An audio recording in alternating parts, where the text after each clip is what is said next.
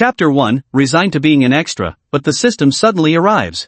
Su Renxian, let out a sigh and finally faced reality. That's right, I'd been transmigrated, and into a novel no less. But not only was I not the protagonist, I'd become a mere background character, not even significant enough to serve as a cannon fodder villain for the main character to defeat. I remember this novel was about an underdog's rise to power. I stopped reading it later because of its problematic elements. If only I'd known I'd transmigrate into this world, I would have finished it no matter what, I muttered with deep regret. Time waits for no one, and this moment marked the beginning of the novel's plot. The male lead, Yi Chen, was being mocked and humiliated by some of his classmates due to his weak abilities. Yi Chen, cultivation level early spirit nurturing stage, Tuliang, little stone monkey. As the testing teacher announced Yi Chen's strength, waves of mocking laughter erupted around him, accompanied by endless humiliating remarks. The protagonist Yi Chen's face flushed crimson. Though he didn't retort, his tightly clenched fists betrayed his emotions. I understood, at this moment, he must be mentally shouting that most famous line of all trash to treasure protagonists, while firmly resolving to make those who mocked him eat their words. A classmate beside me asked in confusion, Su Renxian, you said Yi Chen trains harder than any of us, so why has his strength stagnated? I casually replied, perhaps heaven is testing him after all, when heaven is about to place great responsibility on someone.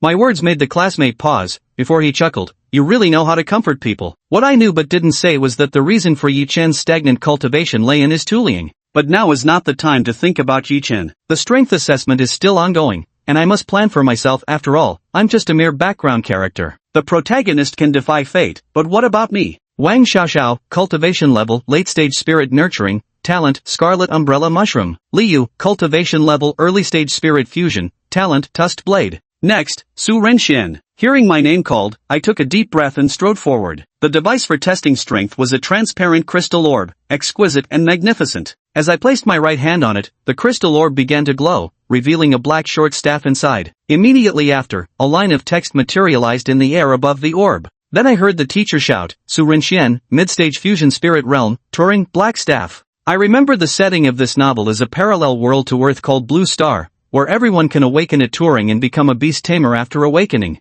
Powerful beastmasters can shatter the heavens and reshape the earth, while the soul matrix serves as the foundation of all, ranging from the lowest F grade to the highest S grade. This was the reason Yi Chen suffered humiliation. He had awakened the lowest grade Turing, making it difficult for him to grow stronger no matter how hard he trained. Those who awakened at Turing became apprentice Tamarians, and to survive in this perilous society, they had to enhance their strength. An apprentice Tamarian progressed through 4 stages: nurturing spirit, merging spirit, refining spirit, and ascending spirit. Only after completing these 4 stages and achieving sublimation of their Turing could they become true Tamarians. I returned to the ranks after the inspection. My mid-stage soul fusion cultivation was utterly mediocre, nothing more than bystander material in school. Moreover, my Turing was a bizarre-looking black staff, devoid of any heaven-defying bloodline or legendary family pedigree. Somehow, this black staff reminds me of a certain dark wizard's elder wand, I mused to myself. Suddenly, a burst of commotion caught my attention. Zhang Shanhua, late-stage soul ascension cultivation, Turing angel's wings. My gaze shifted toward the source of the announcement. Turings were ranked by grade. My black staff was thoroughly ordinary, barely scraping a D-grade rating. Yi Chen had it worse. His Turing, a little stone monkey, was graded at the absolute bottom, F grade.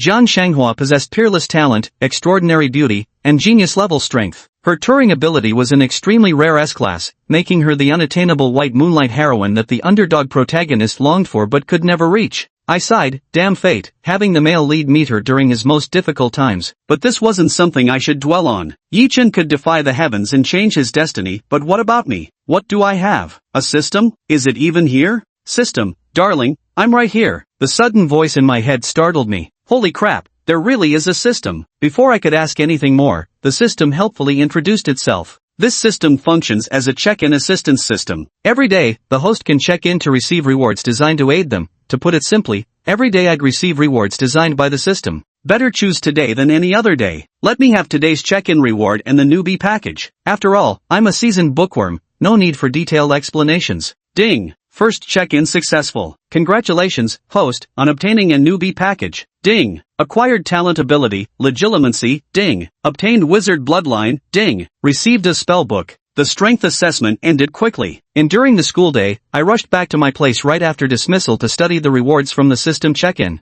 So, have I just inherited a legacy from Hogwarts? The innate legilimency talent was terrifying, equivalent to mind reading. But what's this about? Wizard bloodline. It doesn't seem to match this novel's combat system. Before I could think further, the system prompted again. Host possesses Turing, 100% compatible with wizard bloodline. Fusion evolution available. Proceed? My eyes widened. Of course, why wouldn't I agree? Then I felt Turing in my consciousness suddenly tremble. Fusion initiated, 10% progress. Seeing the fusion wouldn't produce immediate changes, I redirected my attention to the spellbook. System produced, it looked utterly mystical and ancient cover-bearing runes I couldn't decipher, glowing faintly with starlight. Yet the ominous black mist radiating from the book drowned out these luminous symbols. Something about this book feels ill-omened. Opening it revealed no dazzling effects as imagined, just plain yellowish blank pages that startled me with their emptiness. So there's nothing here at all? I thought the book would be recording various spells, but when I opened it, it was completely blank. I felt a bit disheartened. However, soon enough, faint yellowed pages began to reveal traces of writing, and to my surprise,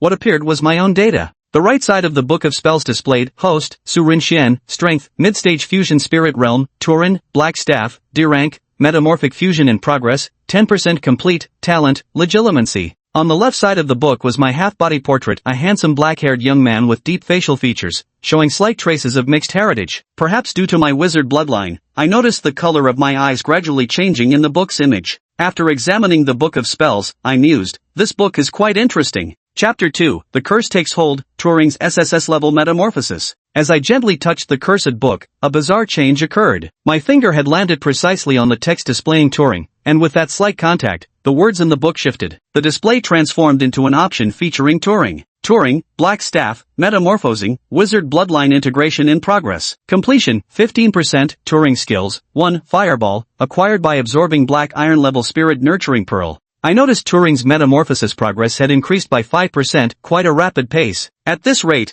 Turing would complete its transformation by tonight. I was genuinely curious to see what Turing would become after merging with a wizard's bloodline. Continuing to look, Turing's skill column only showed one ability, the sole skill the original owner retained upon reaching the fusion spirit stage. In truth, during the novice spirit trainer phase, everyone has 4 skill slots. If I didn't fill them all, it's because the items needed to acquire skills are expensive. Spirit orbs, also called skill orbs, are the only way for spirit trainers to obtain skills. By absorbing spirit orbs, they gain the spiritual techniques stored within. These orbs originate from alternate dimensions teeming with various demonic beasts and monsters. The orbs they produce from their bodies are the spirit orbs, though not every monster will yield one. I only managed to get this spirit orb thanks to school subsidies. Otherwise, as an orphan, I'd never be able to afford such costly spirit orbs. I've noticed that the rarer the spiritual technique stored in a spirit orb, the more valuable the orb itself becomes, and naturally, the higher the price. After browsing the Turing page, the Book of Spells underwent new changes. The yellowed pages began to flip, revealing fresh imagery before my eyes. I stared in astonishment at the Book of Spells' new pages, which recorded various magical incantations. Chapter of Spells, 1, Incendio, ignites the target, causing fiery damage. 2, Protego, forms a transparent shield around the caster, deflecting enemy attacks. 3, Lumos, illuminates dark areas. 4, Reparo, rapidly restores damaged objects to their original state. These 4 spells are what I can currently learn. I wanted to continue flipping to new pages to see the subsequent spells, but found them impossible to open. Apparently these cantrips aren't available for study yet. Still, having these few makes me quite happy. I excitedly examined the spells and discovered each one came with detailed learning procedures and illustrated instructions. After careful exploration, I understood the purpose of the Book of Curses. It could be considered as my attribute panel, allowing me to view my detailed information and learn magic like curses. The sorcerer's bloodline enables me to learn these curses, but due to my current strength, I can only master these few for now. As my power grows, I'll be able to learn those overpowered curses later. So my Turing Blackstaff really is a magic wand. Thinking this, I found it somewhat amusing. Originally, Turing didn't have anything like staffs, and my Blackstaff had always been mocked as a mere fire poker. Now it seems I underestimated it. Finishing my exploration, I lay on the bed, eagerly anticipating the changes that the fusion of Turing and my bloodline would bring. Just the thought made me happy. In this world, I'm just a background character. When the sky falls, the protagonists will hold it up. I can fully enjoy the life in this supernatural world. Now with a system by my side, survival isn't an issue, and without family shackles to worry about either. I began trying hard to recall the contents of the novel I had read, and time passed just like that. As I pondered, Turing completed its transformation. Progress 100%, ding. Turing transformation successful. The message flashed in my mind, and I abruptly sat up, simultaneously sensing the changes brought by the metamorphosis. A mysterious force began reconstructing the cells of my body. At first, it was a warm current flowing within me, but over time, this power grew vast and magnificent.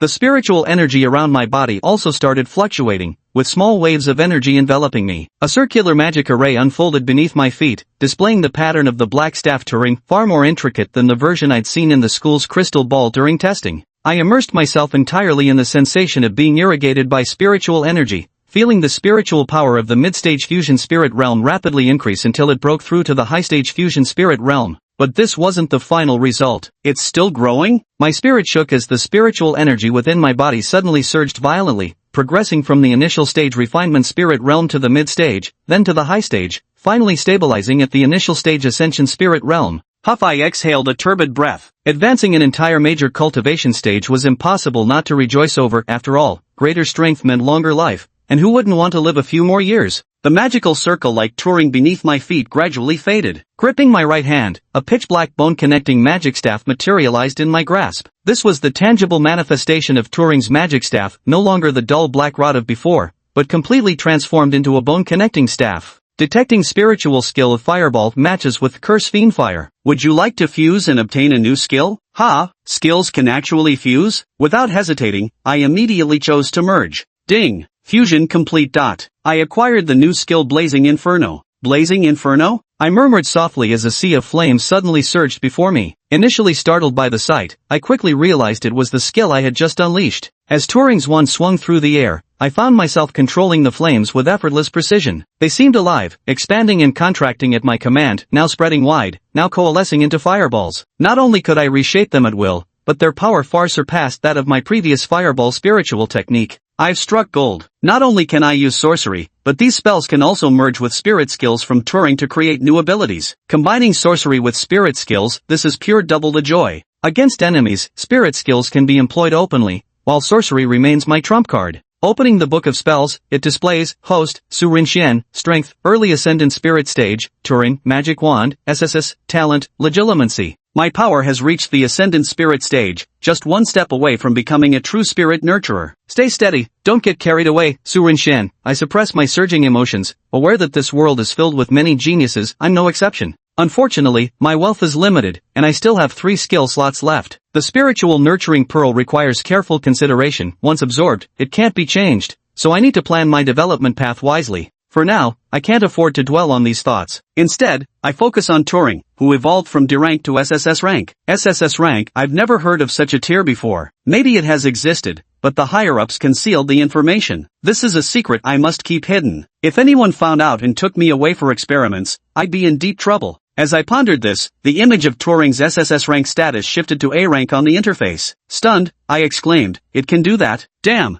that's impressive. Chapter 3, with a wand in hand, I rule the world. Thanks to the breakthrough from Turing's evolution, I've gained access to new spells. 2 more pages appeared in my grimoire, each containing 4 spells, totaling 8 new incantations for me to study. Basic casting, deals minor damage to enemies and objects. Revealio, reveals useful targets or interactive objects in the surrounding environment, including hidden objects, items, targets, etc. Allohamra, unlocking charm helps you open various locked containers or rooms. Accio, summoning charm pulls various objects or enemies toward the caster. Bubblehead charm, creates a bubble that envelopes the head, allowing breathing underwater. Scourgify, cleaning charm removes any stain. Serpensortia, summons a live snake. Expelliarmus, disarming charm disarms most weapons and produces a knockback effect even on unarmed targets. These 8 spells are mostly very practical in daily life. For example, the scouring charm, Scourgify, with it, Mom never has to worry about my room piling up with clutter again. Though, in this world, I don't even have a mom.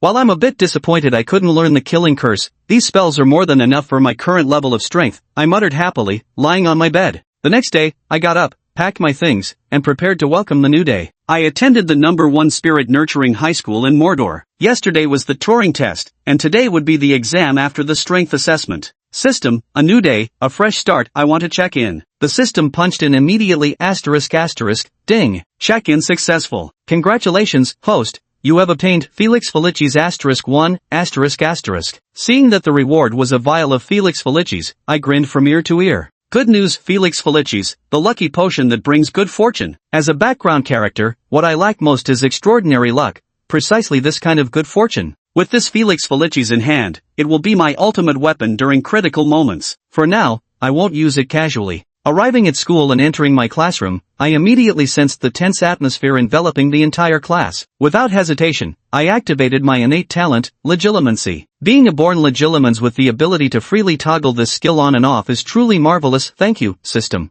However, after just a brief moment of activation, a headache began to set in since I haven't fully mastered legilimency yet. I quickly deactivated the ability. In that fleeting moment of mind reading, I understood why everyone seemed so lifeless. Yesterday, I left in such a hurry that I missed the homeroom teacher's announcement about today's exam, specifically, a combat assessment. I could tell from everyone's miserable expressions just how much they were dreading this exam. Indeed, exams are every student's lifelong enemy. No matter where you go, it's always the same. Classmate Wang Lele said to me, "Bro Su, you don't seem nervous at all. Aren't you afraid of this exam?" For students, exams are like bloodline suppression. Just hearing the word makes their whole bodies uncomfortable. My relationship with Wang Lele was just so. Outside school gates, we'd probably avoid eye contact. I replied it's alright, but truthfully, I wasn't afraid at all. This exam tested practical combat skills. For the current me, it was truly with wand in hand, the world is at my command. Wang Lele always felt there was something different about me, but couldn't quite put his finger on what exactly had changed. When we used to sit together as deskmates, we'd spend our days complaining about everything under the sun. But now, I seemed to possess an indescribable aristocratic elegance that even he found enviable.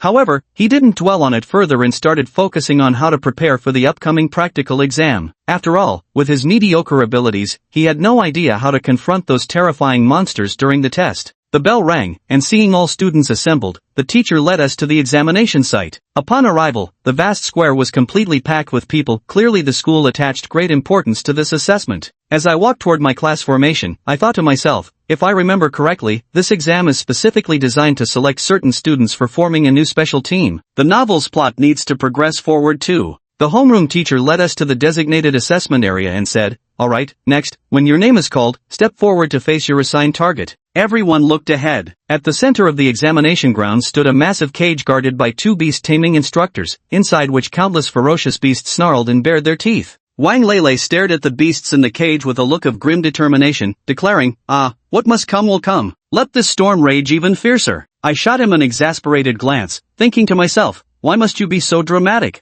The assessment began as students were called one by one to the combat arena. I surveyed my surroundings and noticed instructors stationed all around, observing and recording the examinee's performance. As I thought, I mused, this exam is anything but simple. I also spotted Yi Chen, who still looked sickly at this point. Who could have imagined he would later undergo a complete transformation and become a formidable powerhouse? Right now, he was still being bullied by his classmates. Just then, someone shouted, "Look, it's Jiang Shanghua." Everyone turned their gaze toward her examination arena. The monster she was about to face was astonishing. A black giant lizard, the size of a calf, appeared in the testing grounds. Its dark, flaming scales emitted billowing black smoke, sending waves of scorching heat radiating outward. Wang Lele gasped, "That's a dark flame lizard, with bronze tier 2-star strength." A bronze tier 2-star demonic beast is equivalent to a full-fledged spirit trainer, completely different from us apprentice spirit trainers. Everyone wondered even if Jiang Shanghua had reached the rising spirit stage, she was still just an apprentice. Could she really defeat this dark flame lizard? They all eagerly awaited the next phase of her test. Jiang Shanghai was stunningly beautiful, with long hair cascading like a waterfall. She walked with such momentum that her strands flew wildly, and her expressionless face exuded an icy allure, drawing waves of cheers from adoring fans. The moment she entered the arena, the opposing black flame salamander nearly lost control. If not for the two instructors holding it back, it would have lunged at her instantly. The examining teacher asked, "Are you ready?" She nodded. The teacher said, "Good, the test begins." No sooner had the words left his mouth than the restraints on the black flame salamander were released, sending it charging straight at her. Wang Lele shouted, "Holy crap, that thing's mouth could fit two Jiang Shanghais." I shot Wang Lele a sidelong glance, thinking this guy's thought process was truly something else. Jiang Shanghai's battle had officially begun. The fiery black lizard swiftly climbed to attack Jiang Shanghua, yet she remained unhurried. With a slight flick of her fingers and strands of hair dancing in the air, spiritual energy emanated from her body. Beneath her feet, the touring pattern of angel's wings materialized. The touring pattern flowed from her soles, empowering her like a special effect. The next instant, a streak of radiant light traced behind her as magnificent, enormous wings unfurled, enveloping her in their holy embrace and enhancing her divine aura. With just a gentle flap of her wings, she soared into the sky, effortlessly evading the fiery black lizard's snapping attack. The spectators gasped in admiration, exclaiming, "How beautiful!" "The angel's wings touring pattern truly makes Zhang Shanghua as radiant as an angel," I marveled. Indeed, as expected of the female lead, not a trace of panic crossed her demeanor. The battle raged on. Seeing its prey soaring in the air, the black flame lizard gathered a scorching fireball in its mouth and launched it toward her. Zhang Shenghua's figure flickered as she appeared behind the beast. With a soft scoff, she exclaimed, "Spirit technique, feather arrow." The angelic wings behind her shimmered with flowing light, trembling as countless feather-formed arrows shot toward the black-fire giant lizard. The speed was astonishing, the lizard didn't expect it, and numerous arrows struck its body, inflicting considerable damage. Burning with rage, it gathered flames in its mouth once more, the fire this time darker and more oppressive. The teacher shouted, "Watch out, it's the Black Flame Tyranno's signature move, Raging Inferno. Everyone, retreat." With a deafening roar, the Black Flame Tyranno unleashed a torrent of savage flames that instantly blotted out the sky. The examination grounds were swallowed by scorching heat. Yet Zhang Shenghua emerged from the sea of flames, her entire body enveloped in golden light. However, her brows furrowed, the golden feather protection, spiritual technique consumed a considerable amount of spiritual energy. The scorching heat also affected her slightly, leaving her breath uneven and her face flushed. She thought she must finish this quickly and flew toward higher ground. When she reappeared, all that could be heard was a cry of holy light slash. A golden flash lit up the sky as a beam of light descended from above, slashing straight toward the black flame giant lizard. With a boom, the light blade struck the black flame giant lizard. Zhang Shenghua gripped the golden, condensed longsword, its blade half submerged in the beast's skull. After the light blade dispersed, she retracted her wings. The black flame giant lizard collapsed with a thud, lifeless. Everyone exclaimed in astonishment, "Zhang Shenghua truly lives up to being our goddess, she's just amazing. This is too epic." With just the strength of apprentice spirit cultivator, she actually slayed the black flame giant lizard, whose power rivals that of a true spirit cultivator. The examining teacher also praised her highly. Wang Lele watched with envy as Zhang Shenghua exited the field with effortless grace and muttered, "I'm so jealous. I wish I could become that strong someday." I teased, "Why don't you take a nap?" He looked at me with confusion, so I joked, "Dreams have everything you want." Wang Lele was speechless. The homeroom teacher interjected, "Alright, stop fixating on others' performance, you should focus on how to tackle your own upcoming test." Only then did we realize that the spirit beasts assigned for our assessment were mostly at Black Iron Tier 2. Equivalent to Black Iron level spirit cultivator. But most of us were merely apprentices, making victory nearly impossible. Many examinees ended up getting crushed in the trials. Wang Lele returned to the team bruised and battered, with classmates flocking to offer comfort. After all, this was what they would soon face themselves. The demon beast I was matched against was a Black Iron Tier 1 energized baboon. This baboon was overflowing with relentless energy. Meanwhile, Wang Lele, who fought it, didn't have an aggressive spirit diagram like chain ropes. His offensive power was low, but the energized baboon was agile and highly mobile. If only chain ropes could have restrained the baboon, preventing it from counterattacking, but no such luck. Wang Lele lost the upper hand the moment he stepped onto the field. The baboon seized him and pummeled him ruthlessly. If not for the teacher stepping in at the last moment to stop the fight, this guy would have been beaten for another half hour. Next, Su Rinxian. Hearing my name called, I knew it was my turn for the assessment. I straightened out the wrinkles in my clothes and brushed off non-existent dust, trying to appear more presentable. Wang Lele was still brooding over his own failed match and, assuming I'd suffer the same fate, tried to comfort me in advance. "Su Rinxian, do your best. Try not to get beaten too badly." Little did he know, the person standing before him now was no longer the same person from before. Entering the examination ground, the instructor said, "If you truly can't handle the demon beast, surrender immediately. This test isn't just assessing your strength, how you respond to challenges is also an important grading factor. Surrendering might lower your assessment score, but it's better than being utterly crushed." I agreed with the teacher. Wang Lele was a living example. Not only was he thoroughly beaten, but his score was also rated extremely low, making it completely not worth it. When Wang Lele learns about this later, he'll probably cry himself sick in the bathroom. I looked at the Black Iron Tier monster beast I was about to face, a Black Iron Rank 2 Obsidian Raven. Its crimson eyes fixed on me, thick with malice, making me distinctly uneasy. In the past, people believed that wherever Obsidian Ravens appeared, disaster would follow, earning them the reputation of being calamity beasts. The cage opened, and the black-feathered crow immediately took to the skies to claim its territory, as if it had already locked onto me as its prey and showed no intention of leaving. Of course, it couldn't leave. The black controller on its leg indicated that these demonic beasts were all under control. With a flap of its wings, the black-feathered crow unleashed countless black feather arrows toward me. Zhang Shenghua's flying feather arrows were absorbed from the soul nurturing pearl of this very creature. Instead of immediately activating my sigil, I swiftly dodged the incoming arrows. By now, my strength had reached the early stage ascendant spirit realm. Though I hadn't yet become an iron rank beast trainer, my physical fitness, having undergone the sigil metamorphosis, was far beyond that of an ordinary person. The black-feathered crow watched me from above as I evaded its attacks within the examination grounds, resembling a deadly game of hunter and prey. Whoosh, whoosh, arrow after arrow came flying at me, but with my extraordinary observational skills, I dodged every single one. The black feather crow, unable to land a hit despite its relentless attacks, suddenly let out a piercing cry that made everyone uncomfortable.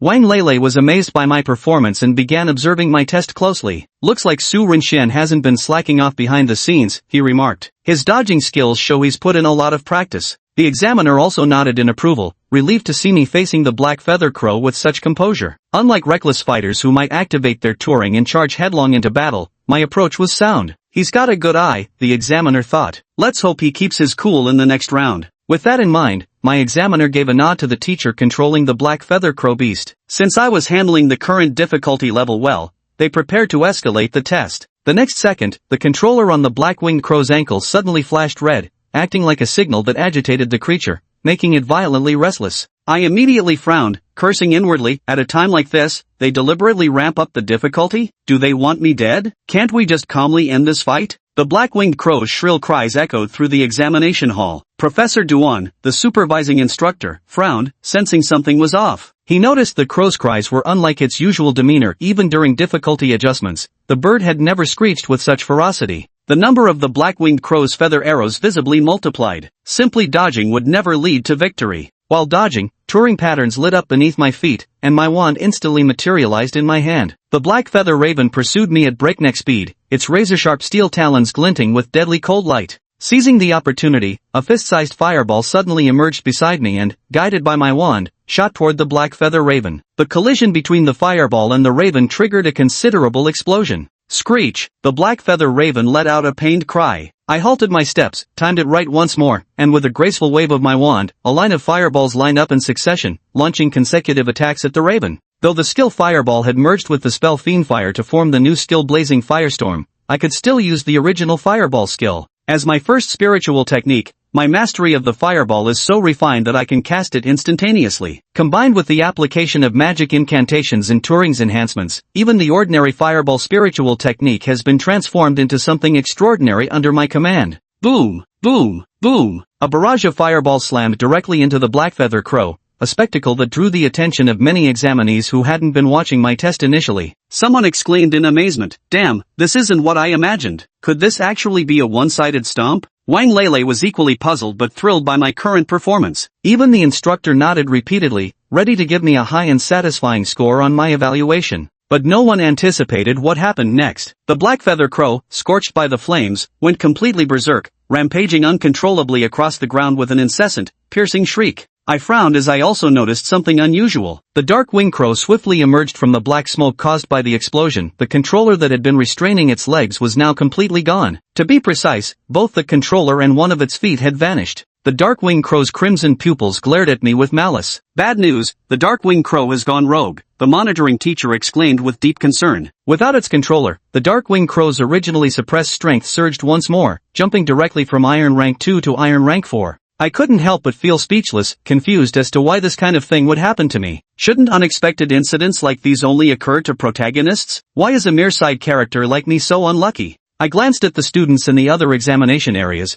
my gaze settling on Yi Chen's testing field. That's right, while I was undergoing my evaluation, Yi Chen had only just begun his. However, due to the black feather crow's loss of control, everyone's gaze fell upon me. Principal Duan Yunnan, who had originally been focused on other examination halls, quickly approached upon noticing the disturbance in this one and inquired, "What happened?" Someone shouted, "It seems a student knocked off the black feather crow's controller during the assessment, triggering its rampage." The principal frowned and said, "I understand. There's no need to panic, just ensure the rogue demon beast doesn't harm any students." His words initially stunned the teachers, but they quickly recovered and responded, "Understood." Though the teachers wanted to swiftly contain the situation, the chaos caused by the black feather crow was already beyond immediate control. With a powerful flap of its black wings, countless feather arrows shot toward me and the waiting students nearby. With a flick of my wand, I shouted fireball, and the incoming feathered arrows were struck by dozens of consecutive fireballs. I adjusted the flame's temperature, amplifying their destructive power, instantly reducing those arrows to ashes. Seeing its attack effortlessly vanquished, the black feather crow wisely avoided reckless aggression and instead flew toward other examination halls. Like a bomber, it unleashed countless arrows,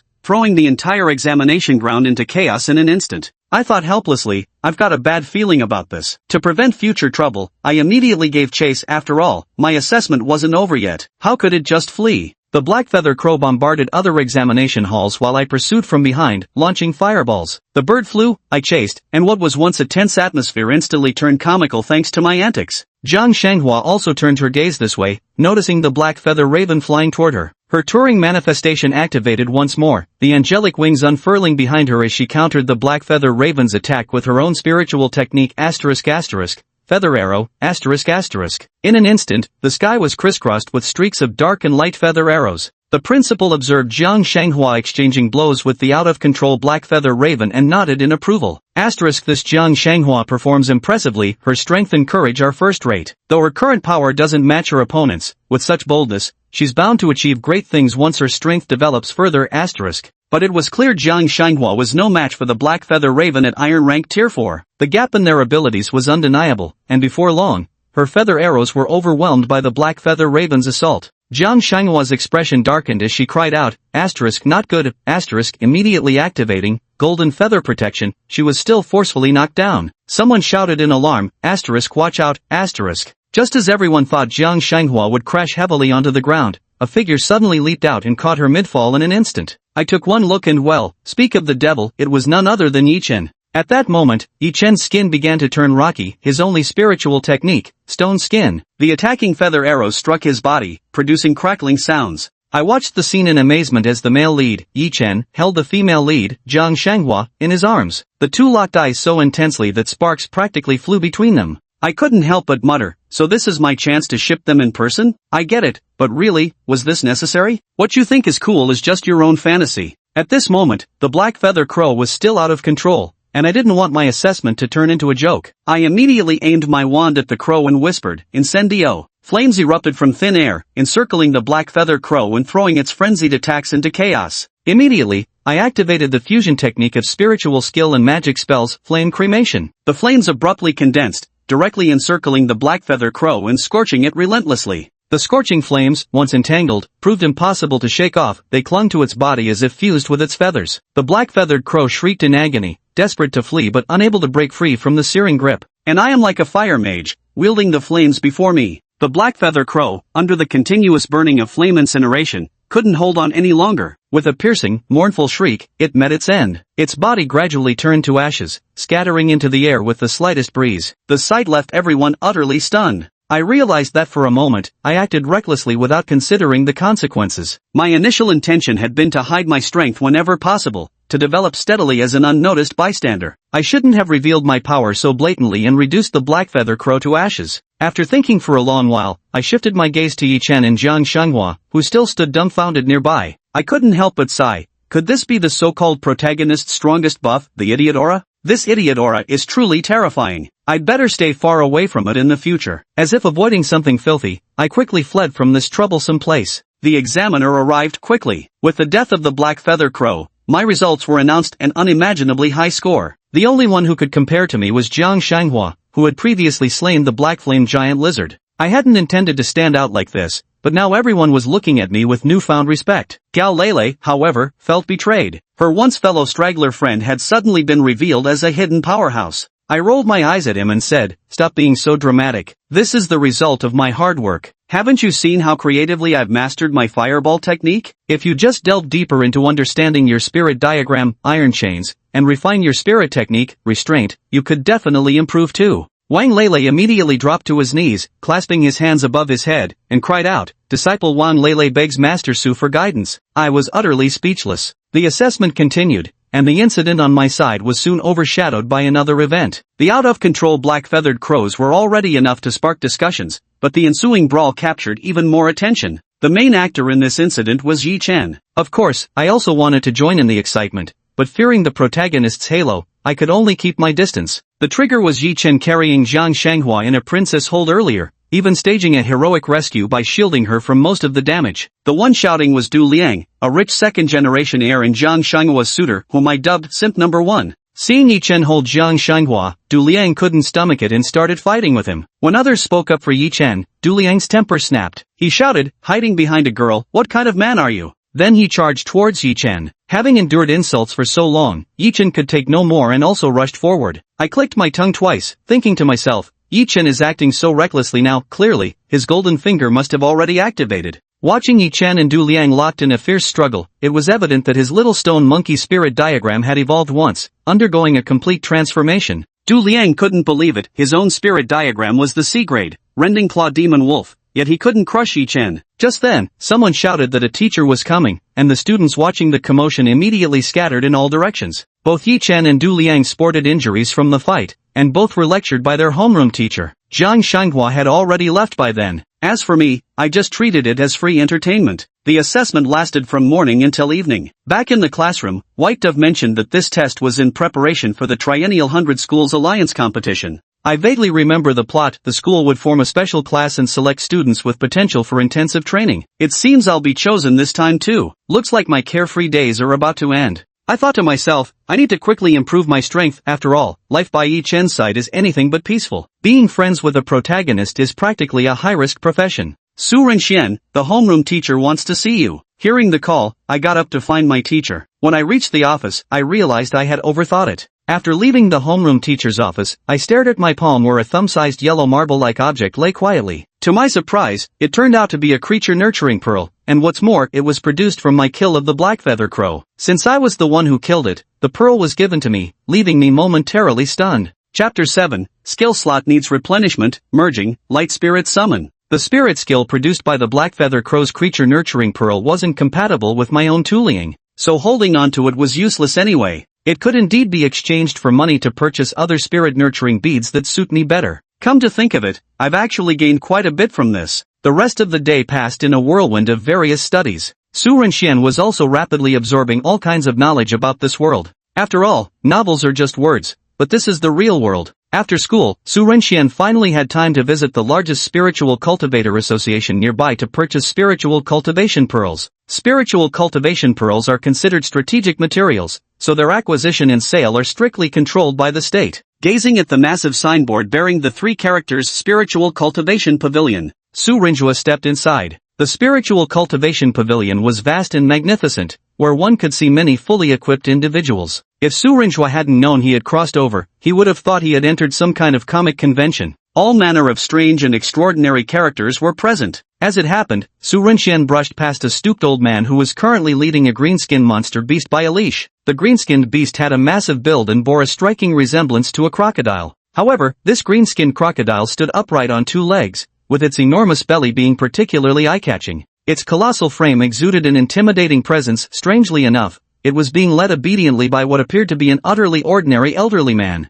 This is quite puzzling, but Su Renxian guessed at once that this type of person was not to be trifled with, so it's best to stay far away. Yet he never expected that the very moment he observed the old man, he happened to lock eyes with that green-skinned crocodile. Legilimency activated. I'm so hungry, I really want to eat something. If I devour this upright baboon in front of me, will my master get angry? Su Renxian? Upright baboon? Ridiculous, what proper beast master walks around the streets with a demonic beast? Without overthinking it, Su Renxian hurried towards his intended destination. Sir, how may I assist you? When approached by the receptionist, Su Renxian took out a spirit nurturing pearl and handed it over. Please appraise the value of this spirit nurturing pearl. I wish to sell it. Certainly, sir. Please wait a moment. The receptionist took the spirit nurturing pearl and without further ado handed it to the appraiser standing behind them. In such places, appraisers are an absolute necessity. The currently quite formidable-looking appraiser, bald plus elderly, merely toyed with it in his hand for a moment. Then his right hand shimmered as a Turing array flashed by. A magnifying glass appeared within. After being examined under the magnifying glass, judging by its energy, this should be a beast cultivation pearl produced by a black iron-level demon beast. The quality is about average. Going by market prices, it's probably worth around 20,000. Seeing the appraiser calculating its value, I didn't haggle too much and soon had 20,000 yuan in my hands. I walked straight toward the stall selling soul-nurturing beads not far away. What kind of soul-nurturing beads do you need, sir? Magic type, weapon type, or defense type? Since there were all kinds of soul-nurturing diagrams, the variety of soul-nurturing beads was also diverse. But the spiritual skills required for Su Rinchuan's wand spirit diagram lean more towards the magical system. So he wasn't inclined to waste effort examining other types of soul-nurturing pearls for no return. Magical system. Okay, just a moment. He didn't have to wait long before the merchant brought out the magic-type spirit-nurturing beads and introduced them. You've come at the perfect time, our shop just received a new batch of magic-type spirit-nurturing beads.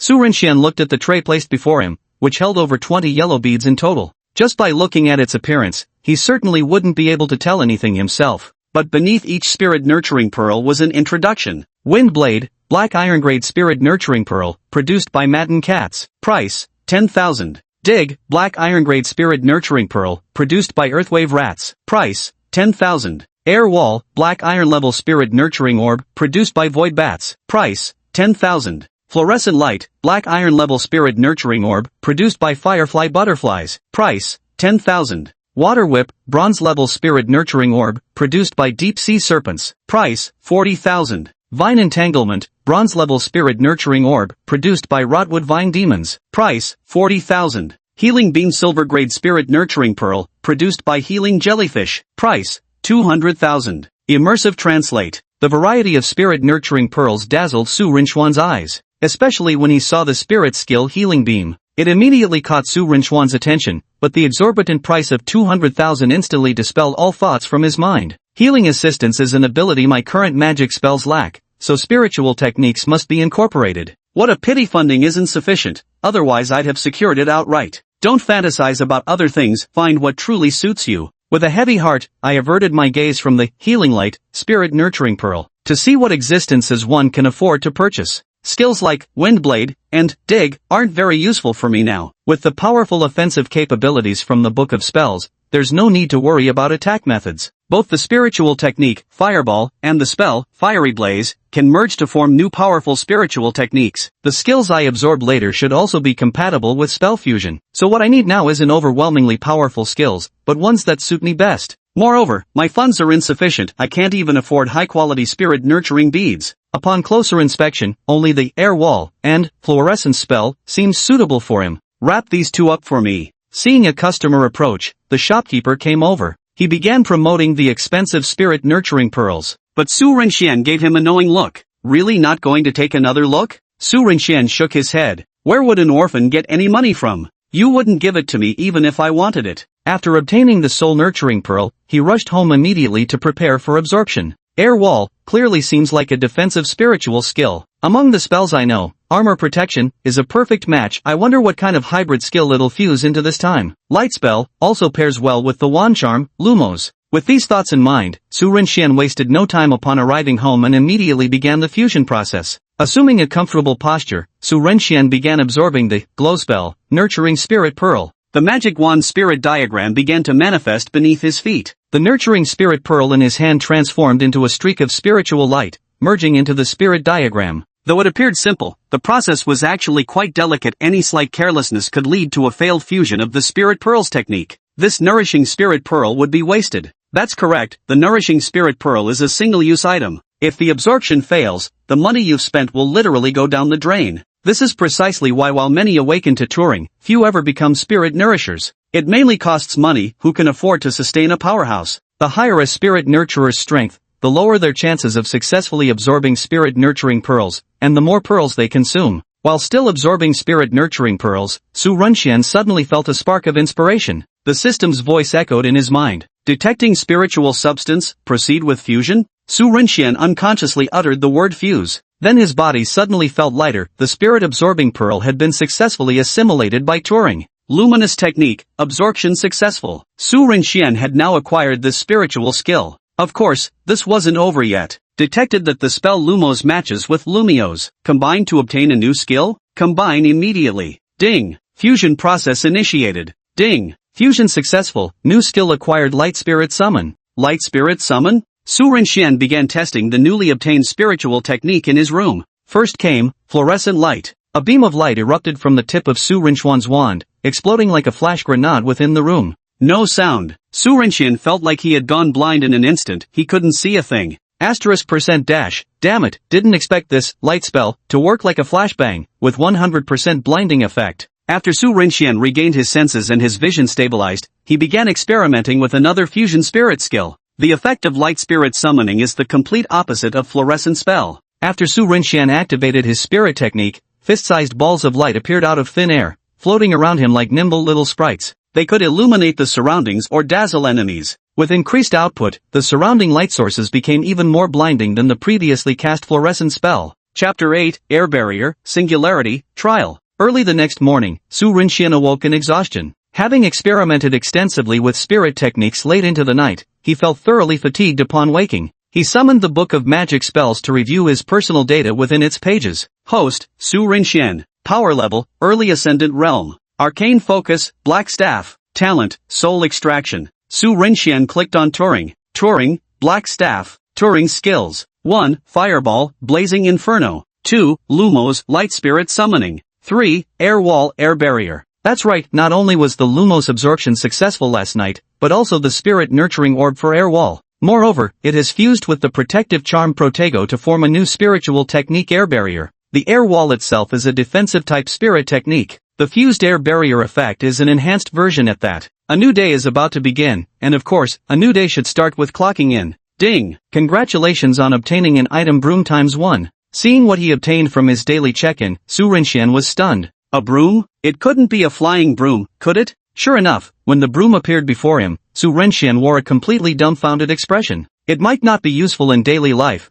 but perhaps there will come a critical moment when it comes in handy. Su Rinxian had no intention of trying it. He felt slightly embarrassed. Compared to riding a broomstick, he'd much rather fly on a sword. Once I learn the transformation spell later, I'll change the broom into a longsword and then fly by stepping on my sword. Just the thought of it made him excited. After preparing breakfast, Su Rinxian browsed today's news on his phone. According to the detection department of the Special Anomaly Bureau, anomaly points will appear in 4 cities: Yunqing, Xincheng, Modu, and Central City. Citizens are advised to take precautions and evacuate. Su Rinxian paused. Anomaly points were a common occurrence in this world and the fundamental cause of monster appearances. What caught Su Rinxian's attention was that the city he lived in, Modu, was among the 4 cities mentioned in the news broadcast. Special occurrences are handled by dedicated departments. In Majin City's vast expanse, there's no chance a spatial rift would directly manifest right beside you. So Su Rinxian didn't give it much thought. Such news reports primarily serve as early warnings. The relevant authorities already prioritize monitoring these situations. The moment any abnormality appears, the specialist units will mobilize immediately. After finishing breakfast, Su Rinxian quickly headed to school. Su Rinxian, Bei shouted while riding his bicycle. He stopped the bike and walked it alongside Su Rinxian as they entered the school together.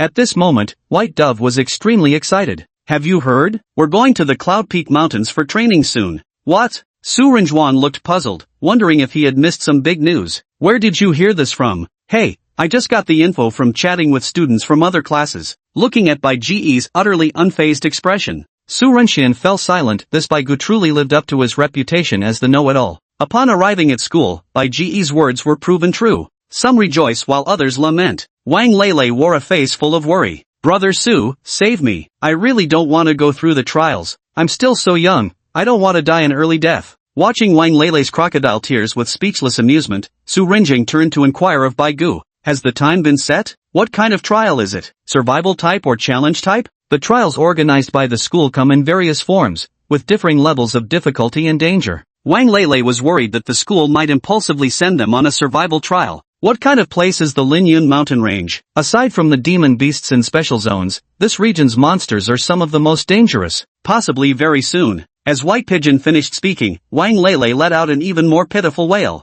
Su Rinxian nodded thoughtfully. It seemed the plot was indeed heading in this direction. While Su Rinxian was still pondering, the homeroom teacher Fu Ming walked into the classroom. He stepped up to the front and tapped the table, signaling everyone to return to their seats. Clearing my throat, I said, seeing everyone's gloomy expressions, I suppose you've all heard the rumors circulating in the school. So the news is true? We're going to Linyun mountain range for training? A student quickly asked. Fu Ming nodded. The news is correct. Upon hearing this, the entire class erupted in groans. Wang Lele's reaction was the most dramatic of all. Though not everyone can go. The homeroom teacher spoke haltingly, visibly uncomfortable. The crowd. Hearing the teacher say this, many people breathed a sigh of relief. The homeroom teacher continued. Yesterday's assessment has not yet concluded. This trial is a continuation of that assessment, and naturally, only those who passed yesterday's evaluation may participate. Those I now call by name should prepare themselves for the trial. Upon hearing these rules, Wang Lele immediately perked up, his previous despondent demeanor vanishing in an instant.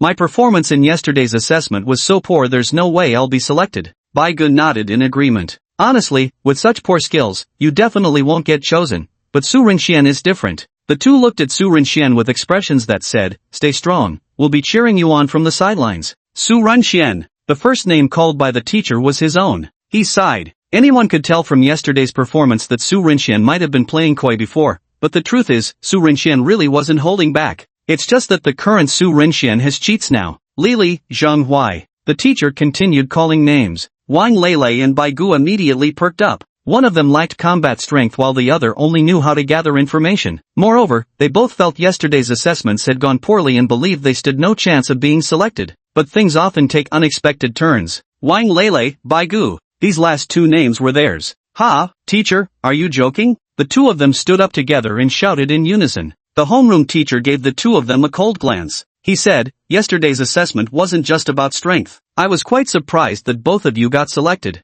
Su Rinxian found it amusing to see their expressions change so quickly. He comforted them, saying, come on, the trial won't require you to risk your lives. Just take it easy and coast through. That's exactly what he thought. There was no way he'd ever go all out. In such a dangerous world, with the chosen ones running around, all he wanted was to die peacefully in his sleep. I suppose you're right. The two of them, comforted by Su Rinxian, instantly reverted to their usual gossiping selves. White Pigeon, as the know-it-all, started sharing some juicy tidbits. Hey, wanna know what happened next between Yi Chan and Du Liang yesterday? Su Rinxian kept scrolling on his phone, but his ears perked up to listen. Du Liang threatened Yi Chen with his family's influence, wanting him to understand the consequences of crossing him. Su Rinxian could only sigh upon hearing this. Consequences? The consequence is you'll become a heap of experience points, directly helping Yi Chen level up and grow stronger. I've never seen minions so eager to feed themselves as XP. Regardless, Su Rinxuan's attention was drawn to a piece of news. Breaking news! At exactly 8:10, a Class C anomaly manifested in downtown Yunqing,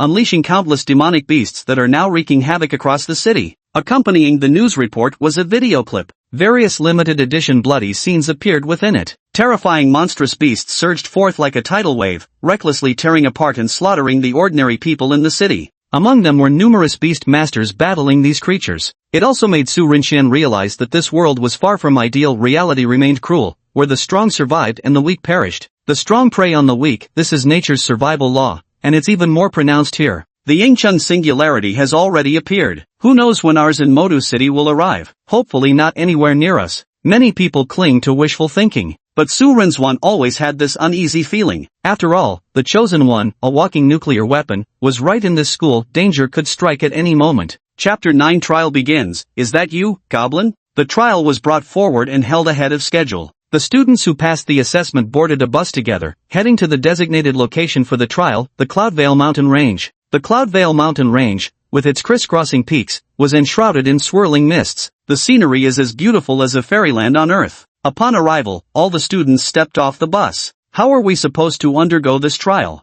Su Rinxian fiddled with the faintly glowing light source in his hand. Light spirits summoning the spiritual technique revealed a new usage to him. Flickers of light danced around Su Rinxuan's fingers like fireflies. He also began surveying his surroundings. Being at the outskirts of the Linyun mountain range, the students could still faintly hear the roars of demonic beasts. Students, the trial is about to begin. Please make your preparations. The principal took the lead, delivering an impassioned pre-trial speech. He then introduced the school's supporting forces at the rear to put everyone at ease. So don't worry about injuries, the school has a dedicated medical team on standby at all times. Wang Lele looked utterly dejected. Isn't forming a team supposed to be simple? Just hold tryouts at school. Why must they torment slackers like us? My only dream is to graduate peacefully and open a little massage shop. The white dove wore a wicked smirk. Is this massage parlor legit? Go on, what are you thinking about? The group was making preparations, having already equipped their weapons and armor. The emergence of soul nurturers gave rise to many miraculous professions. Soul pharmacists, soul artificers, soul beastmasters, and more.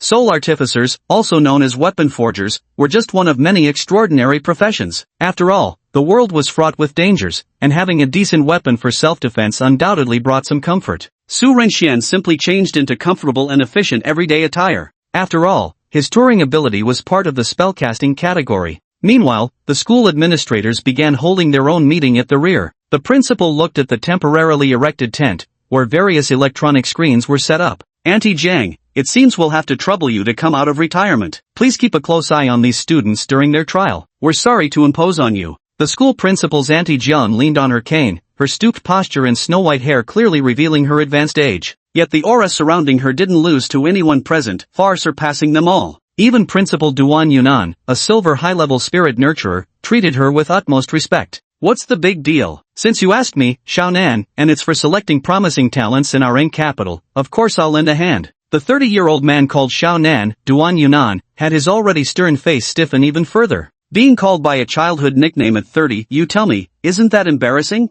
He gave an awkward chuckle. Then I'll have to trouble you. Granny Jiang smiled, and in an instant, spiritual energy surged forth, condensing into countless wasps that scattered into the surrounding forest before vanishing without a trace. Then the previously black electronic screen began to display images, with one student after another appearing on it. The trial begins. This trial does not allow team formation. The requirement is to survive for 3 days on the outskirts of the Cloud Peak Mountains. If you suffer fatal injuries from the demonic beasts within the mountain range, you may press the forfeit button on your wrist, and a teacher will come to rescue you. Listening to the content, Su Rinxin turned his attention to Yi Chen, who stood not far away. Thinking to himself, for my own safety, it's better to stay away from him. Who knows if the protagonist might offend some terrifying existence and then just walk away, leaving us bystanders to bear the brunt of their wrath. The trial began, with Su Rinxian walking toward the mountain range under the resentful gazes of Baigu and Wang Lele. Since teamwork wasn't allowed, the school had students enter the mountains in batches. Once inside the mountains, Su Rinxian immediately drew his magic wand, better safe than sorry, revealing the true form. Shortly after entering the forest, he immediately unleashed this technique. Instantly, a surge of energy radiated from his magic wand, spreading swiftly in all directions like a lightning tower, probing the surrounding environment. In Su Rinxuan's perception, the surroundings promptly shifted into an exploration mode. Various pieces of information flowed directly into his mind. No hidden detail could escape his detection, especially creatures brimming with vitality. Ha! What's this? Su Rinxian seemed to have noticed something as he turned to look behind him at a particular spot, yet found nothing out of the ordinary. Could it have been my imagination? He cast Reveal True Form once more but only detected a few wild animals, failing to spot the fleeting surge of formidable life force from before. Su Rinxian scratched his head in confusion, finding nothing unusual, but he didn't let his guard down because of it. Inside the monitoring tent, several school administrators gathered to observe the students' performances. Sitting in the center, Granny Jiang had her eyes closed but suddenly let out a soft sound of surprise. This sudden noise was immediately noticed by Duan Yunan, who was seated beside her. Did something happen? He hurriedly asked Grandma Jiang, fearing something serious had occurred with the students. Grandma Jiang didn't answer and merely smiled. Nothing much. I've just discovered something quite interesting. Duan Yunan suddenly grew curious. What could possibly have captured this woman's attention? Su Rinxian strolled leisurely, showing no sign of being here for a survival trial. It was more like he'd come for a vacation. But he also understood that this was only possible on the outer edges of the Lin Yun mountain range. If it were a deeper area, he wouldn't dare to wander around so boldly. The outer demonic beasts, he believed he could easily handle. For example, right now, a green-skinned monster appeared before him. Staring at the monster before him, Su Rinxian exclaimed in shock, "Is that you, god of labor goblin?" The goblin was utterly baffled, but upon spotting an enemy, it immediately charged forward, brandishing a wooden club in its hand. The goblin let out a shrill scream as it swung its club with a whoosh of wind, aiming a crushing blow straight at Su Rinxuan's head. But, Expelliarmus! Su Rinxian gracefully flicked out a magic incantation. As the spell hit, the goblin was instantly sent flying backward, its wooden club flung far into the distance. The goblin tried to rise again, but Su Rinxian approached with light, unhurried steps. Suddenly, 2 fireballs materialized and circled around his body,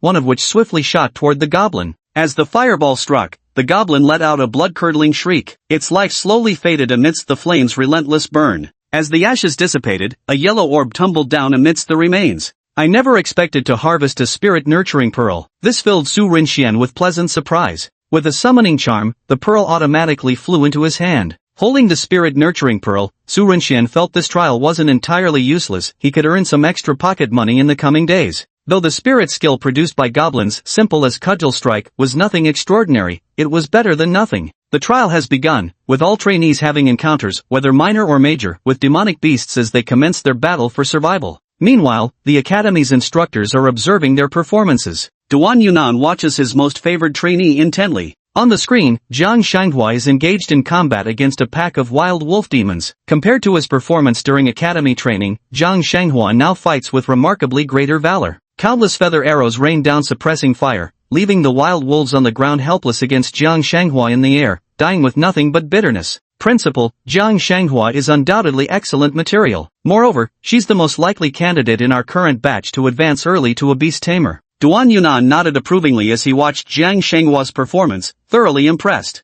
Soon, however, his gaze shifted to another student's screen. The youth was fighting covered in blood, his extraordinary combat skills drawing exclamations of admiration from every teacher watching. If it weren't for the Turing restrictions limiting his potential, this student named Ji Chen would undoubtedly have achieved great things. A certain teacher shook his head repeatedly while watching the student's battle performance. Someone reminded, he's really unlucky. The moment he entered the mountains he encountered a black iron tier 5 black claw terror bear. We'd better prepare for a rescue mission quickly, or he'll be in grave danger. Meanwhile, Yi Chen was facing the most perilous battle of his life thus far. Chapter 10, Singularity opens, danger approaches. Yi Chen's figure darted swiftly, evading the black-clawed bear's pounce and bites. Especially the black claw bear's spiritual skill, Rending Claw. Even if he activated his petrified skin spiritual technique, it wouldn't withstand this terrifying strike. Damn it, why am I so unlucky? Yi Chen's face flushed with embarrassment. His life had just begun, and his Turing had barely undergone rebirth. As long as he continued to gather sufficient resources during this trial, his Turing could undergo further transformations. He never expected to encounter a black-clawed bear right from the start, a ferocious beast typically found only in the inner regions of Linyun mountain range. Roar! The black-clawed bear paid no heed to Yi Chen's thoughts, continuing to roar. Its massive frame didn't hinder its speed. Instead, it moved with surprising agility through the trees, chasing after its fleeing prey. Yi Chen released waves of spiritual energy around himself, shifting his speed in the next moment. Then, 3 identical clones separated from his main body and dashed toward 4 different directions.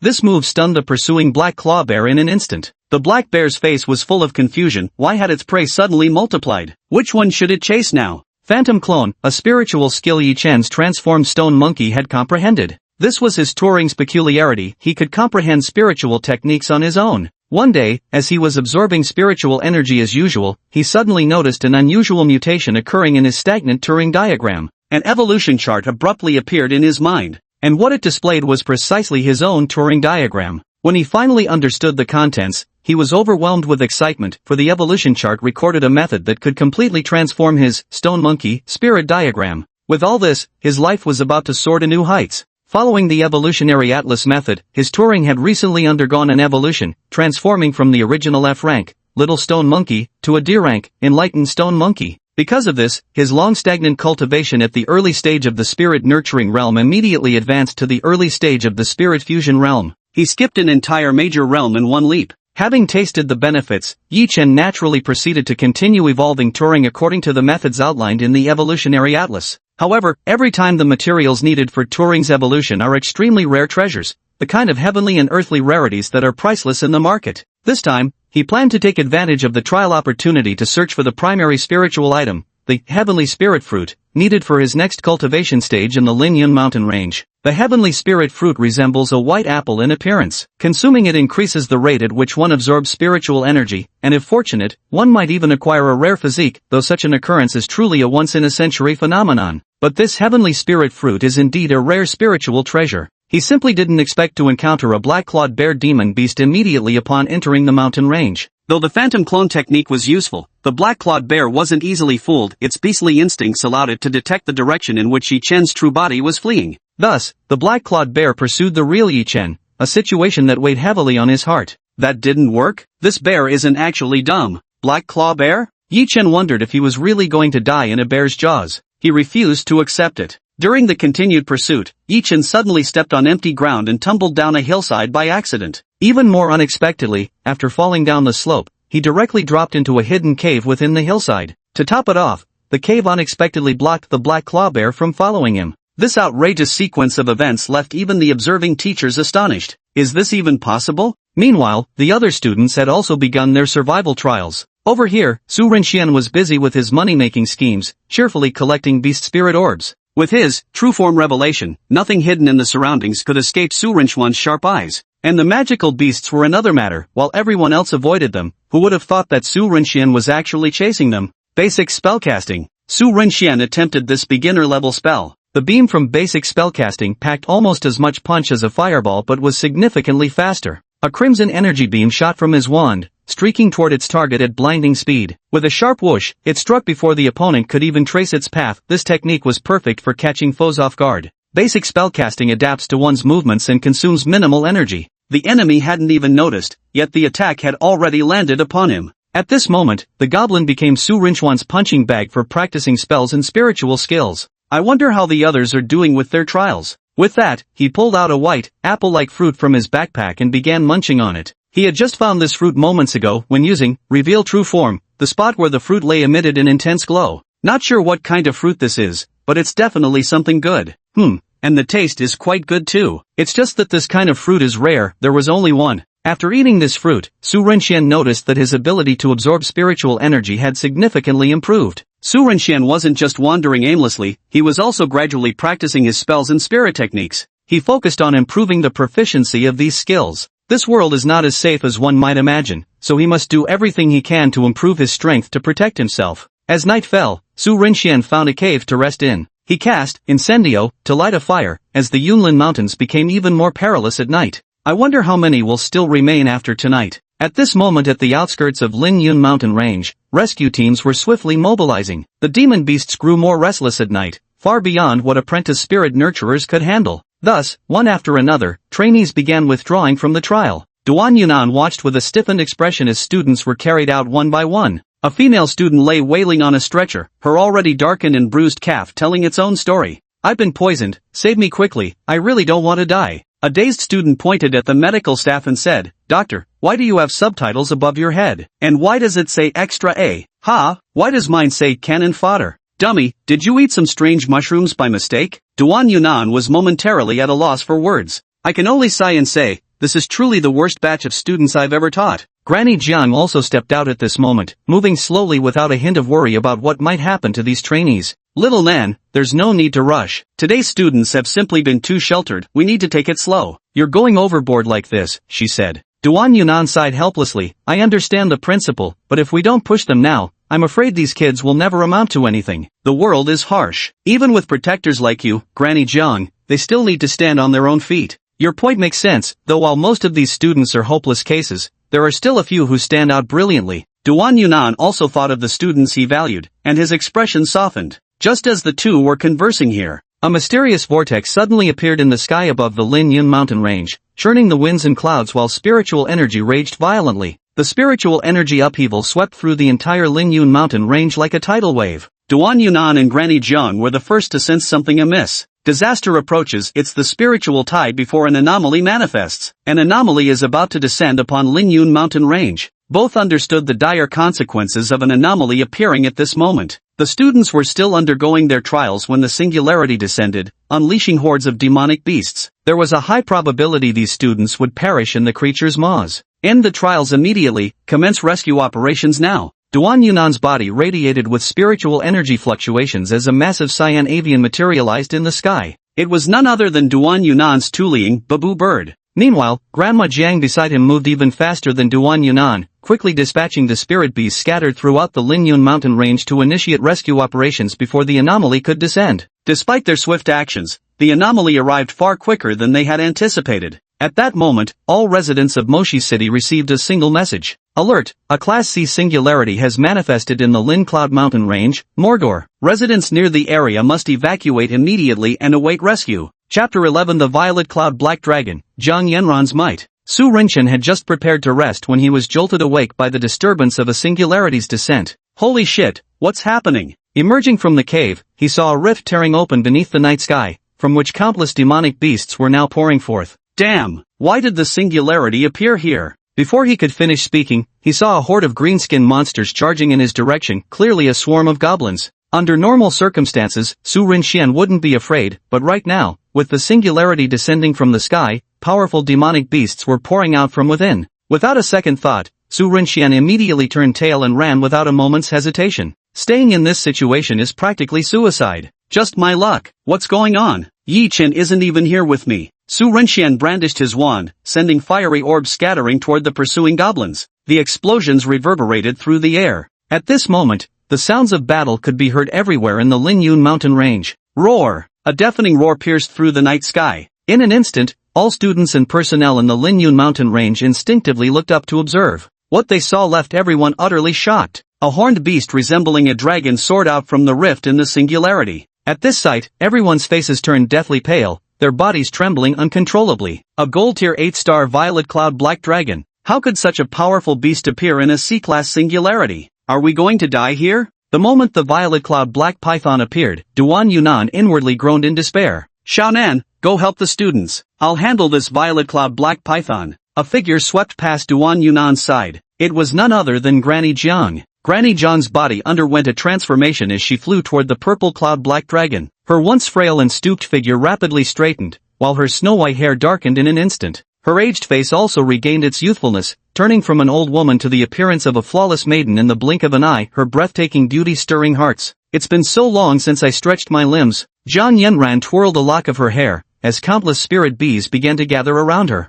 Zhang Yanran unleashed her spiritual power, and behind her, a golden-colored magic circle unfolded. Within the magic circle, a queen became to life, vividly detailed. Zhang Yanran pointed her jade-like hand and calmly uttered, "Swarm execution." As soon as the words fell, the swarm of bees, as if receiving a signal, began to surge toward their target. The swarm of bees buzzed incessantly, their collective hum completely drowning out the roar of the purple cloud black serpent. The purple cloud black serpent also sensed the presence of a threat that could endanger it. The horn on its forehead began gathering thunder, as the spirit technique 10,000 Thunders was unleashed. The two attacks collided midair, triggering a terrifying storm of energy. Yichen gazed at the purple cloud black flood dragon that had suddenly appeared in the sky, and at the young girl locked in combat with it. His fists clenched tightly as he thought to himself that someday, he too would become as powerful as them. Watching the blood spraying from the purple cloud black flood dragon as it was torn apart by the swarm of bees, a thought flashed through Yi Chen's mind. The blood of the purple cloud black flood dragon is an extremely rare material,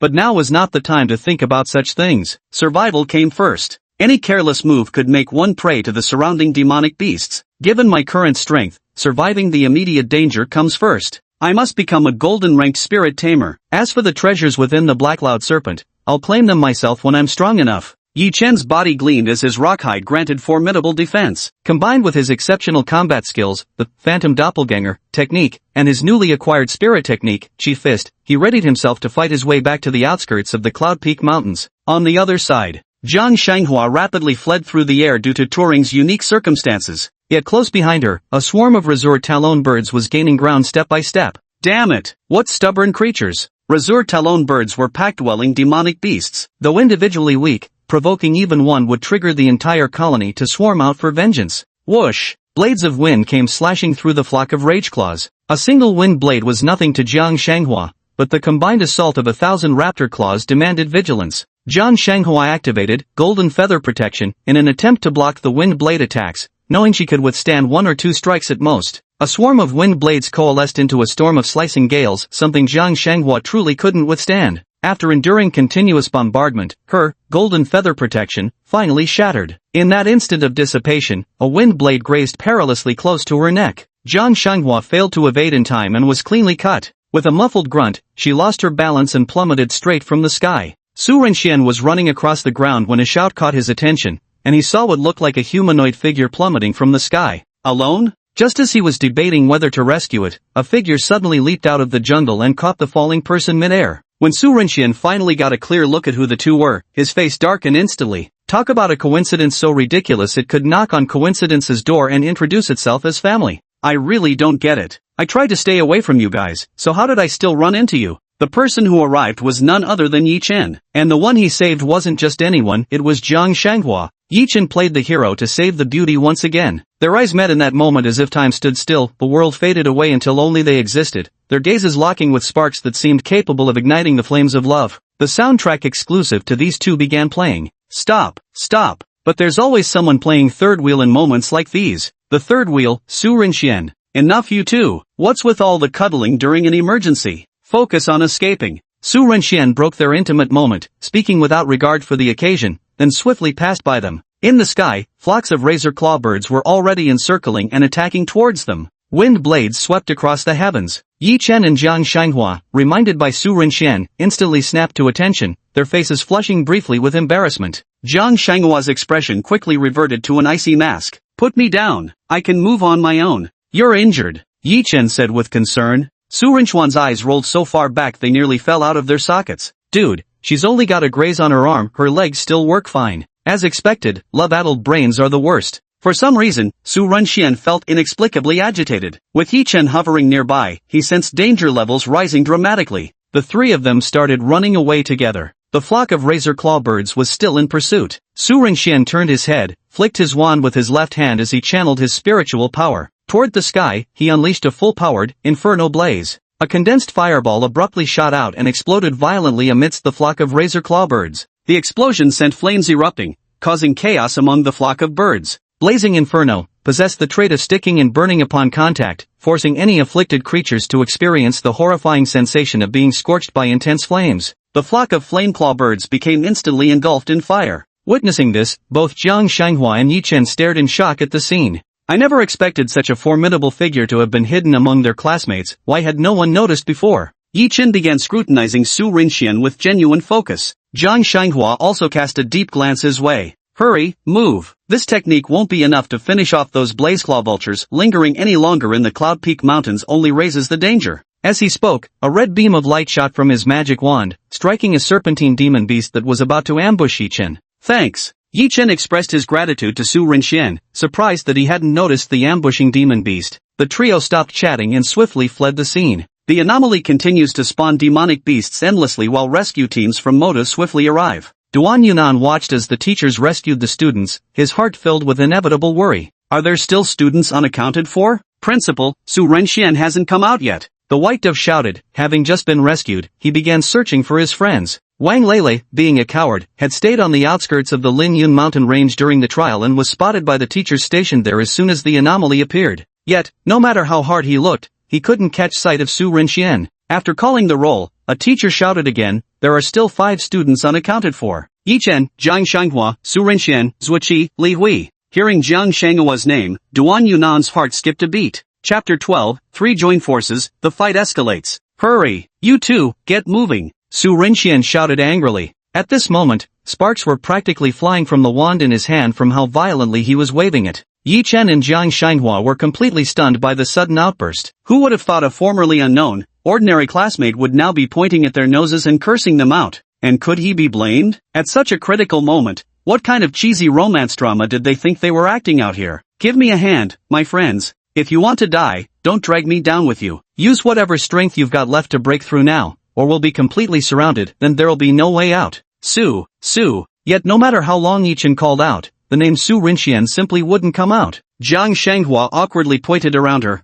Su Renxian, I think you're a bit late with that warning. We're already surrounded. Su Renxian? Turning around, countless pairs of crimson pupils stared at the trio through the dark forest. Wait a minute, why have so many demonic beasts appeared suddenly without me noticing anything? Where has my vigilance gone? I'm always so cautious, how could I have failed to notice the movements around me? Yi Chen and Jiang Shanghua completed their spiritual energy condensation, and in the next instant, unleashed their spiritual techniques in counterattack. Seeing the two of them, Su Renxian clapped his hands. Now it all made sense. So it was all the protagonist's fault. Jiang, I'll hold them off. You take this chance to escape, Yi Chen said resolutely, putting on a look that said he would protect her with his life. Although Jiang Shanghua was genuinely grateful for Yi Chen's willingness to sacrifice himself to protect others in such a critical moment, she still found him oddly unsettling. This was especially true when classmate Su was present. That made it even weirder. Help! Hearing Yi Chen's words, Su Renxian couldn't escape his second-hand embarrassment. He could practically dig out a 2-bedroom apartment with his toes from sheer cringe. Indeed, there's a dimensional wall between fiction and reality. I need to escape this place.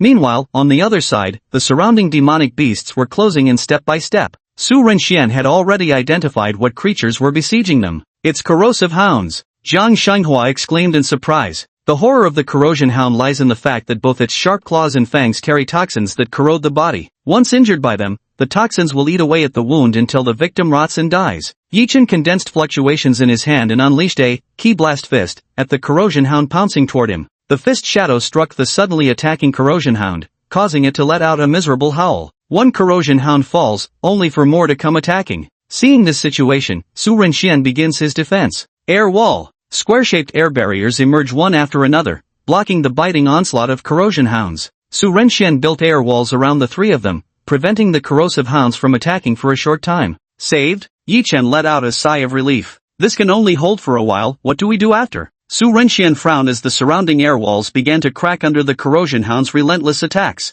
Jiang Shanghua's heart sank as she glanced around. Countless corrosion hounds had them surrounded, trapping them like cornered beasts beneath the defensive barrier Su Renxian had created. How could she possibly escape such a dire predicament? Yi Chen knew panicking wouldn't help. He steadied his breathing, forcing himself to calm down as he contemplated ways to break free from this crisis. Our only way out is slaughter, or we'll perish waiting. Su Renxian calmly expressed his thoughts. Hearing Su Renxian speak like this, both Yi Chen and Jiang Shanghua turned to look. For a moment, neither of them could figure out a way to escape their predicament. Yi Chen inquired, "What do you mean? Explain your plan in detail." Su Renxian said straightforwardly, "The three of us will pick a direction and charge straight through. Yi Chen will lead the frontal assault, Jiang Shanghua will provide aerial support, and I'll handle defense while adapting on the fly and assisting as needed." His idea was simple: each of them would focus on their role. There was truly no better alternative. They had no choice but to fight with everything they had. None of them were yet true spirit masters, and their abilities were limited. If they remained surrounded, their fate would be certain death. After Su Renxian finished speaking, Yi Chen and Jiang Shanghua fell silent for a moment. Then, with resolute determination in their eyes, they both looked at him. "Can we trust you? After all, entrusting your back to an unfamiliar person is a complete gamble." Su Renxian chuckled, "I certainly haven't lived long enough to throw my life away." With just this statement, the three of them fell silent. Everything that needed to be said was contained in those words. All three wanted to survive, so they had no choice but to cooperate. Having made her decision, Jiang Shanghua no longer concealed her intentions. With a flick of her right hand, a golden light flashed from the bracelet on her wrist. A surge of spiritual energy immediately enveloped her body, seamlessly fitting her with combat armor. Spirit armor? The sight of the costume change left Yi Chen and Su Renxian utterly dumbfounded, the reason being none other than the spirit attire. The value of spiritual attire cannot be measured by money. It provides decisive enhancements for a spirit nurturer's combat abilities, the significance of which is self-evident. Moreover, the creation of spiritual equipment is extremely demanding. It's not something that can simply be obtained with money. Su Renxian and Yi Chen watched with eyes full of envy. Damn those rich people. After all, Jiang Shanghua's family background speaks for itself. Someone who could become the female protagonist must have extraordinary backing. Precious spirit equipment just casually taken out like that. By producing the spirit equipment, Jiang Shanghua was indirectly declaring she would go all out. So it would be inexcusable for you to hold back your true abilities. Yi Chen smiled. Since that's the case, I'll also give it my all. With a sweep of his arm, spiritual energy swirled around him, his aura condensing as he prepared to unleash its primordial power in the next moment. Su Renxian, seeing both of them ready, pointed his magic staff toward the fractured spot in the invisible wall. The next moment, the invisible wall shattered, and all the corrosive hounds bared their teeth, their foul-smelling maws lunging forward to bite. Charge! All three of them struck at the same time. Expelliarmus! True Chi Fist! Holy Light Slash! Red, white, and golden beams condensed into a terrifying shockwave that erupted amidst the decaying hounds, ultimately carving a path for the trio to charge through. "Move, now!" Su Renxian shouted. The three seized the chance to flee from the scene. Meanwhile, the corrosion hounds, untouched by the previous joint attack, closed in on them once more. At this moment, Jiang Shanghua had already taken to the skies, dominating the aerial battlefield. Her spiritual attire enhanced her divine presence, making her appear like a sacred angel descending with a single flutter of her angelic wings. A rain of countless arrows blotted out the sky as they rained down upon the ground. The ground echoed with the incessant howls of corrosion hounds. "Take this!" Yi Chen, covered entirely in stone-like skin, engaged the pack of corrosion hounds in close combat, moving forcefully and wildly. Yet for the moment, the hounds couldn't inflict significant damage on him. Su Renxian provided support from the rear, as countless fireballs suddenly rose behind him. Every fireball was locked onto by Su Renxian, then abruptly fired with pinpoint accuracy to hit its target. And after impact, the flames were controlled to directly activate the spirit technique, Blazing Inferno. The raging flames burned, the corrosion hounds howled miserably. This spectacle, resembling hell itself, left Jiang Shanghua in the sky speechless. Truly unfathomably powerful. Her opinion of Su Renxian rose considerably in her mind. The three quickly fled the scene, fighting as they ran, but the situation didn't improve. The sounds of battle only drew more demonic beasts' attention. Suddenly, the shrill cry of a raptor clawbird pierced through the sky. Jiang Shanghua inwardly cursed. This was bad. Su Renxian also saw a dark patch in the distant sky, the flock of raptor clawbirds that had been chasing Jiang Shanghua earlier. No sooner had the shadows of the birds appeared than countless wind blades came slashing down. "Look out! Armor protect!" Yi Chen shouted with heart-wrenching desperation, terrified that Jiang Shanghua might come to harm. "Armor protection!" Su Renxian directly cast an armor charm on Jiang Shanghua. The transparent protective shield kept Jiang Shanghua safe from the wind blades. Yi Chen was also slightly surprised by Su Rinchuan's intervention. He thought to himself, this Su Rinxian has numerous tricks and substantial strength, why have I never heard of him before? Don't just stand there, get away from here quickly. Su Rinxian swiftly cast several armor protegos on both himself and Yi Chen. At this moment, they had to face not only the corrosive hounds attacking from the ground but also the wind blade bombardment from the flocks of raptor clawbirds in the sky. This was going to be troublesome. Chapter 13 Rescue and Level Up. Another area of the Cloudvale Mountains. Zhang Yanran's battle with the Dark Cloud Serpent was nearing its conclusion. Though Zhang Yanran wasn't skilled in combat, her gold tier 9 strength still overpowered the Dark Cloud Serpent. The rescue team from Maching City has now arrived. Principal Duan, are you saying that 5 students are still unaccounted for? The captain of the Special Affairs Bureau rescue team was recording the latest updates. Duan Yunan replied, exactly. We've already provided you with photos of these 5 students. Captain Lin Yi, could you expedite the search for them? Duan Yunlan was extremely anxious. The singularity had already descended for some time now. If they couldn't locate these missing students soon,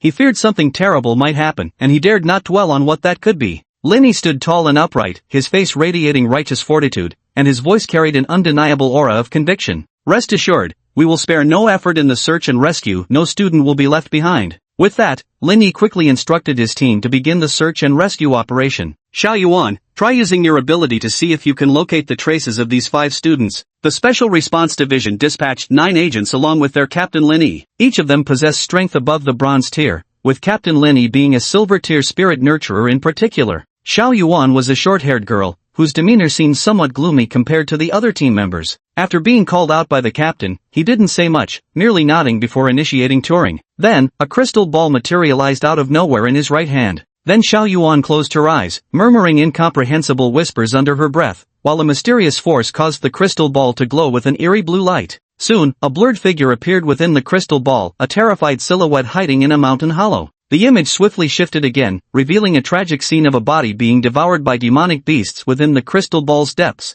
The light flickered once more, and yet another new vision materialized. The entire crystal ball was teeming with hordes of demon beasts, while 3 figures stood surrounded by them. Xiao Yuan's voice was hoarse as she spoke. We've located 5 students. One is hiding in a mountain hollow 3 kilometers due south of us, another shows no signs of life, while the remaining 3 are gathered together, currently under siege by demon beasts. The situation is urgent, but their location lies far to the east, dangerously close to an anomaly point. Hearing this, Lin Yi immediately issued orders for a swift rescue operation. Su Rinxian brandished his magic wand. Fireballs, crimson beams, and various magical spells struck the horde of demonic beasts. Yet for every beast that fell, countless more surged forward relentlessly, the pressure mounting inexorably. But pressure breeds motivation. Though Su Rinchuan's spiritual energy was depleting rapidly, he barely noticed the spirit fruit he'd consumed earlier was beginning to alter his constitution. Even as his energy drained swiftly, he absorbed ambient spiritual power at a staggering rate. Consequently, within mere moments, Su Rinchuan's strength skyrocketed visibly before one's eyes.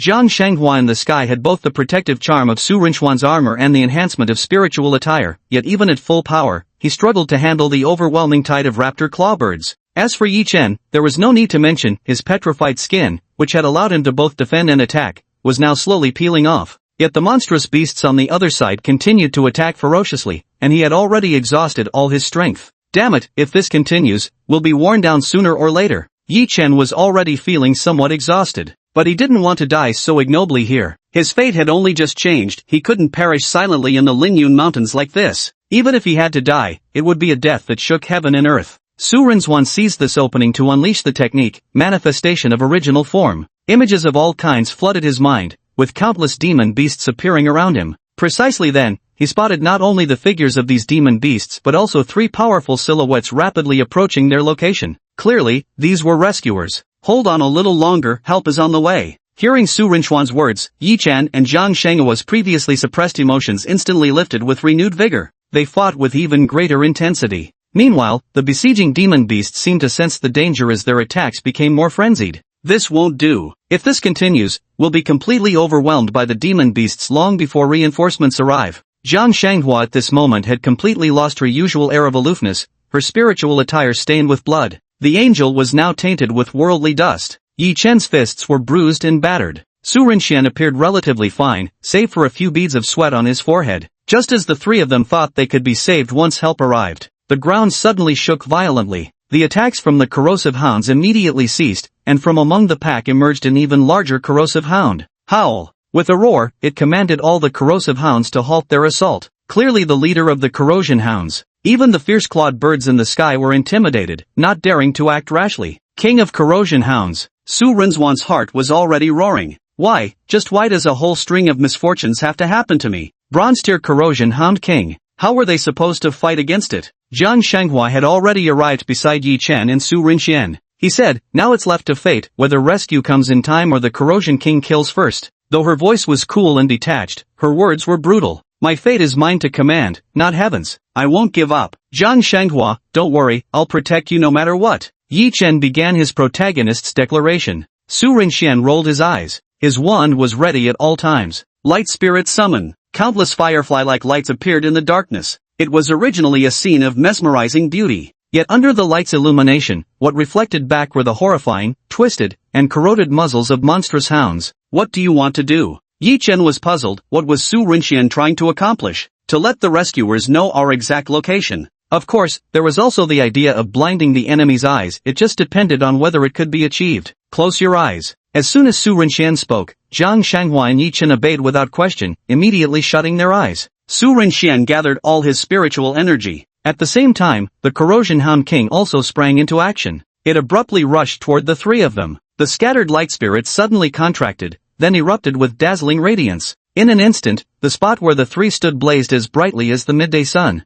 Ow! Howls of agony rose one after another. The rescue team in the distance also noticed what was happening in this direction. Found them. Duan Yunan's winged back spread open, instantly boosting his speed. Linny, moving like a phantom with uncanny agility, vanished in an instant. The one speaking was none other than Xiao Yuan. Su Rinxian went all out after unleashing light spirit summoning. He reinforced himself and his two companions with armor protection, air wall, and the fused spirit technique, atmospheric barrier, creating 3 layers of defense. When the corrosive hound king attacked the barrier, Su Rinxuan's spiritual energy began draining rapidly. Zhang Shanghua's wings stirred into action as well, golden light flickering, golden feather protection, activated. Yi Chen's abilities could only affect himself, leaving him frustrated and powerless. To Su Rinxian, time seemed to stretch endlessly. At precisely the moment when the defense was about to give way, it felt as if he heard the notification sound in his ear. Host's power level up, curse updated. The defense shattered, and Su Rinxian instantly collapsed from exhaustion.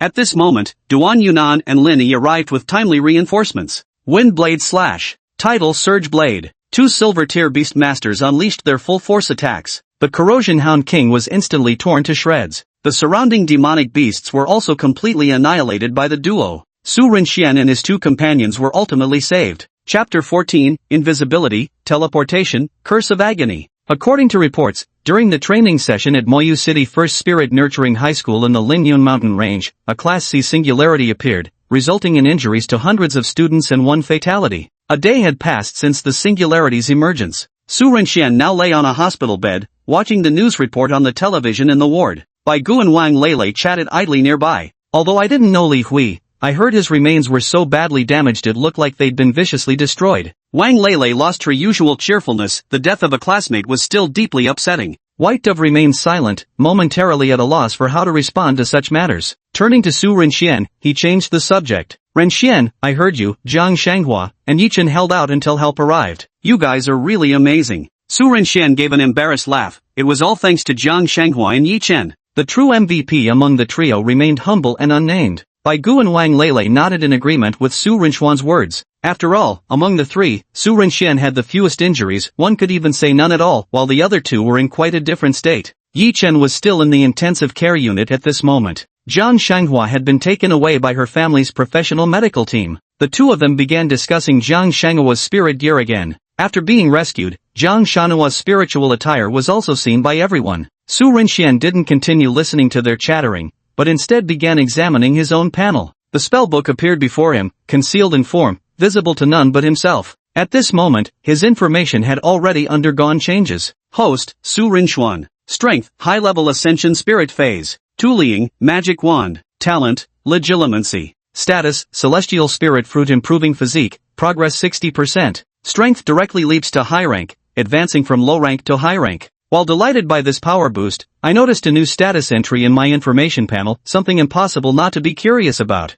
Moreover, it specifically states that my physique is currently being enhanced by the celestial spirit fruit, making this phenomenon even more perplexing. Heavenly spirit fruit? Could it be that white apple-like fruit I ate? Seems it's quite extraordinary, able to make me break through realms directly. Must be some kind of miraculous treasure. Just one step away from becoming an iron rank beast tamer. The path of a beast tamer is still long, and my strength remains somewhat weak. The previous battle proved that having a system doesn't make one invincible, so I shouldn't get cocky. This instantly reminded him of that critical night when Principal Duan and the special rescue team descended from the sky. Their battle scenes left an especially deep impression. Their formidable combat power instantly annihilated the demon beast horde that the three of them had struggled against with all their might. This is just a silver rank spirit trainer. I heard there's even a gold rank beast, the Violet Cloud Black Flood Dragon, appearing in the Lingyun mountain range. Beasts of that caliber possess rudimentary intelligence. Who knows how powerful the spirit trainer who defeated it must be? Su Rinxian shook his head. Instead, he turned his gaze to the Book of Curses. With his improved strength, it meant he could learn new curses now. The 4 curses were as follows. 1. Petrificus totalis, renders the target completely immobile, causing their entire body to stiffen. The affected person will topple over like a wooden board. 2. Disillusionment charm, allows the person or object being disguised to become chameleon-like, with colors and textures blending perfectly with the background and surrounding environment. 3. Wingardium Leviosa, levitation charm enables a target object to float and rise into the air. 4. Apparition, a magical means of instantaneous teleportation. All 4 spells were unexpectedly comprehensive, bringing Su Rinxian immense joy. There was the Petrificus totalis, that could stiffen a target, and the levitation charm, that made objects float. What delighted him even more were the disillusionment charm, that rendered one invisible, and the equivalent of teleportation, apparition. If I'd known apparition earlier, I wouldn't have suffered so miserably amidst the beast horde, desperately waiting for rescue. Isn't teleporting away instantly just perfect? Isn't it great to avoid suffering alongside the protagonist? After all, Master Blameshifter Su pins all the misfortunes on Yi Chen's head anyway. That's what he gets for being the main character. Yi Chen? By the way, I haven't signed in today. After 2 unlucky days, I wonder if I'll get lucky this time and see what good stuff I can get from the sign in. Sign in. Ding. Congratulations, host, you have obtained the cursed talent. Talent? Su Rinxian was puzzled and checked the information in his talent column. Talents, Legilimency, Cruciatus Curse. In addition to the Legilimency talent, another talent called Cruciatus Curse had been added. He observed it closely. Pain Curse, when the curse is activated, any being attacked by the host will be afflicted with a curse, experiencing additional torment beyond the initial injury and unbearable agony that causes physical distress. This is essentially a debuff, quite the underhanded trick. After all, his innate ability could be activated freely at will. Excellent, excellent. Today's daily reward truly satisfies me. The White Pigeon and Wang Lele were still chatting away. Do you remember the last assessment? The results came out. The White Pigeon suddenly brought up this piece of news. After all the crazy events that had transpired, Su Rinxian had nearly forgotten about this matter, though he didn't particularly care about it either. Wang Lele, on the other hand, looked completely indifferent. He knew his own capabilities well, and the outcome was bound to be unremarkable. Seeing that neither of them took it seriously, White Dove spoke up again. Didn't I mention before that those who pass the assessment will be selected for the school's team to prepare for the National 100 Schools Alliance? The White Dove gazed at Su Rinxian, its eyes sparkling with light. What's wrong? Why are you staring at me like that? Xianji, it's because you got selected, of course. Oh, White Dove couldn't understand why Su Rinjuan reacted so calmly. How could he not remain calm? Who would have thought Su Rinjuan never wanted to be selected in the first place? But this accident happened. Immersive Translate. Another group within the school. Duan Yunan sat in the conference room. The several teachers present remained silent. It's my responsibility that the trial turned out this way, but the selection process must continue. As he spoke, photos appeared one by one on the computers before all the teachers. These are the students we've selected based on their assessment results and trial performance. Please review them and share any opinions. Among the seated group, a stern-looking female teacher wearing glasses was the first to speak. Zhang Shanghua's ability is undeniable. She'll unquestionably take one of the spots. No one objected to Zhang Shanghua's selection. Duan Yunan tapped the table lightly with his fingers. Aside from Zhang Shanghua, what are everyone's thoughts on the other students? Among several photographs, Yi Chen and Su Rinxian were both present in them. I have some concerns about this student, Yi Chen. A dissenting voice broke the silence in the conference room. The speaker was an elderly teacher whose pale complexion gave him a somewhat sickly appearance. Oh, Elder Huang, please share your opinion. Elder Huang cleared his throat twice. Although Yi Chen's assessment results are decent, his Tier F Turing restricts his potential ceiling. I believe awarding him a spot this time would be wasteful. We should reserve this opportunity for students with greater potential. Elder Huang's words sparked murmurs among the assembled members. After all, it's the truth. Turing is extremely important to a spiritual mentor. Footage of Yi Chen's examinations and trials began appearing on the computer screen. His performance was indeed outstanding, except for the rather weak showing in the Turing category. Everyone reassessed the situation. They evaluated whether Yi Chen was truly qualified for this nomination. Chapter 15, The Metamorphosing Evolutionary Spirit Diagram, Battle. Humph. Old Huang, do you have some issue with my student? At that moment, yet another differing voice chimed in. Standing beside Old Huang, another teacher looked utterly indignant. Obviously, it's Yi Chen's homeroom teacher. The rules clearly state in black and white that anyone who passes the assessment with excellent results can be selected. Yi Chen's performance has been recognized by everyone, why shouldn't he be selected? Is it simply because his Turing rating is low? Does that mean he has no cultivation value? Li Chang bristled with anger, slamming his fist on the table. Teacher Li, calm down. We're still in the middle of discussions, no final decision has been made yet. Seeing Li Chang so angry, a peacemaker began to mediate. Old Huang completely ignored Li Chang's anger. He continued, what I want to discuss isn't just Yi Chen, there's another person who's also causing quite a controversy. Old Huang clicked on his computer. Another photo appeared in front of everyone. Zhang Yanran had only been invited casually, but upon seeing this photo, she seemed to recall something novel and began listening intently. Su Renxian is a rather controversial student, and I can't easily draw conclusions. So, I'll leave it to everyone to decide carefully. Hearing his student being singled out, Fu Ming narrowed his eyes and looked toward Old Huang. Old Huang was a diligent teacher who had nothing blameworthy in his duties,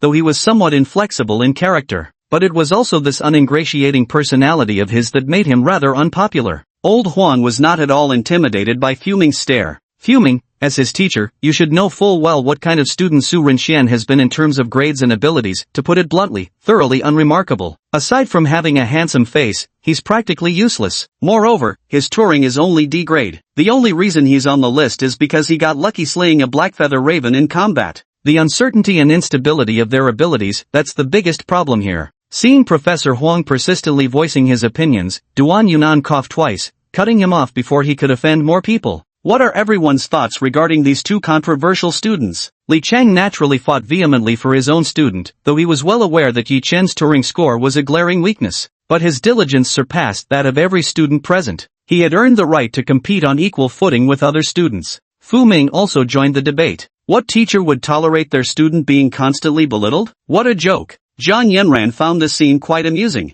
By now, she had already reverted to her usual frail and aged appearance. Watching these people well over 50 argue like elementary school students over such trivial matters was truly ridiculous. Duan Yunan helplessly glanced over, noticing old lady Jiang stifling her laughter nearby. He quickly asked for her opinion. Grandma Jiang, what do you think about this? Zhang Yanran shot a glance at Duan Yunan. She had already finished reviewing the assessment videos of the two students in her hands. She said softly, I do have some small observations. When Granny Jiang spoke up, the previously noisy meeting room instantly fell silent. Granny Jiang glanced around at everyone. Huang Jing, regarding the matter of the Turing grade, you can rest assured. The spiritual diagrams of these two youngsters have undergone a transformation. Transformation? Everyone was shocked. They wore expressions of disbelief. A Turing transformation could also be called Turing evolution. While not impossible, it was extremely rare, occurring only in a few cases where special factors triggered it, with the slightest probability of transformation and evolution. Now you're suddenly saying two students Turing underwent metamorphosis simultaneously? It's like two people hitting the jackpot at the same lottery station. Absolutely unbelievable. Are you certain? Duan Yunan was also quite surprised by this news. Grandma Jiang glanced at the photos of Yi Chen and Su Renxian. As for Yi Chen, this student's Turing spirit is still undergoing metamorphosis. Currently, his Turing spirit has roughly reached D rank, though no one knows when this process will end or what final rank it might achieve. Su Renxuan's case, however, is quite intriguing. Although his metamorphosis is complete, I actually find it rather difficult to discern the exact rank of his Turing spirit. She paused momentarily before waving her right hand, suddenly summoning a spirit bee before everyone's eyes. Two spirit bees transformed into two glowing screens that suddenly appeared. Yi Chen and Su Renxian emerged within them. This shows their trial appearance in the Lingyun mountain range. The crowd looked on. Yi Chen made a striking impression right from the start. An exhilarating battle of wits against the Black Claw Bear whose strength surpassed his own. Compared to the assessment footage from school, Yi Chen's touring had clearly undergone changes subtle, yet glaringly obvious to a powerhouse like Jiang Yanran. He's truly undergoing a transformation, and it's still continuing unabated. Old Huang muttered to himself. Having finished speaking about Yi Chen, Granny Jiang shifted her attention to Su Rinxian. This student's talent spirit showed no changes from the assessment to the trial clearing, indicating it had completed its transformation before the assessment. This could explain the significant fluctuations in his strength. However, what caught my attention wasn't his enhanced abilities, but rather, as she spoke, the image of Su Rinxian on the light screen suddenly changed. It was the moment Su Rinxian closed his eyes to use, true form revealed. When Su Rinxian opened his eyes, his pupils were fixed directly on the screen. Though his gaze carried confusion, everyone understood Su Rinxian had discovered someone was watching him. He's the only student who noticed the surveillance. Everyone was astonished. Granny Jiang's strength was well known to all, so how could anyone not be amazed that a rookie beast tamer had detected the spiritual bees under her control? The subsequent battle scene showed everyone what it truly meant to cast spells with grace. Wherever Su Rinzhou passed, not a single magical beast escaped being incinerated by his fireballs. The footage of Su Rinchuan's battle continued until the singularity event concluded. Both Su Rinxian and Yi Chen's teachers beamed with delight, thoroughly pleased with their students' performances. Both displayed exceptional skills in practical combat and cleared the assessment perfectly. Does anyone have additional suggestions regarding their inclusion in the final roster? Duan Yunan finally inquired. Old Huang remained silent at first, still somewhat unwilling, before finally speaking again. Even if we make the decision, some students more outstanding than these two will still refuse to accept it. Old Huang was merely fighting for the interests of his few students. In his class, there were two individuals with exceptionally high Turing ratings, but mistakes occurred during the assessment process, resulting in very poor grades. That's why he targeted Yi Chen and Su Rinxian, students at the Turing level, specifically. Who could have predicted such a dramatic turn of events? Both students' Turing abilities underwent extremely rare transformative evolutions. That's so absurd it blows absurdity wide open. Absolute peak absurdity reached. After further discussion, the group finally decided to let the four most opinionated students compete in pairs. The winner gets the final 2 spots. Immersive translate. Su Rinxian had just entered the classroom the next day when the homeroom teacher called him away. Fu Ming looked at the most handsome kid in his class and felt a surge of pride. Ran Xian. Su Renxian? Fu Ming coughed twice and informed Su Rinxian of the final selection notice. Su Rinxian also understood the reason behind the matter. So there's going to be a duel later? Fu Ming nodded. Don't feel pressured, just treat it normally. I believe in your capabilities. Okay, I'm fine either way. Su Rinxian didn't feel irritated that the originally confirmed spot still required him to win through combat. He wasn't particularly enthusiastic about this spot to begin with. As he was preparing, word of this duel quickly spread throughout the school. For some unknown reason, news traveled extraordinarily fast. In any case, Su Rinxian directly pinned the blame on Yi Chen. After all, he's the protagonist. Yi Chen, can you please behave like a normal human being? Chapter 16, First Battle, The Power of Agonizing Curse. For some inexplicable reason, all the students in the school were particularly interested in this battle. After all, the final 2 spots on the school team were truly important. 4 students arrived on the sports field. Su Rinxian was shocked by the number of onlookers when he reached the field. So many people? They're all just here to watch the show, must be bored.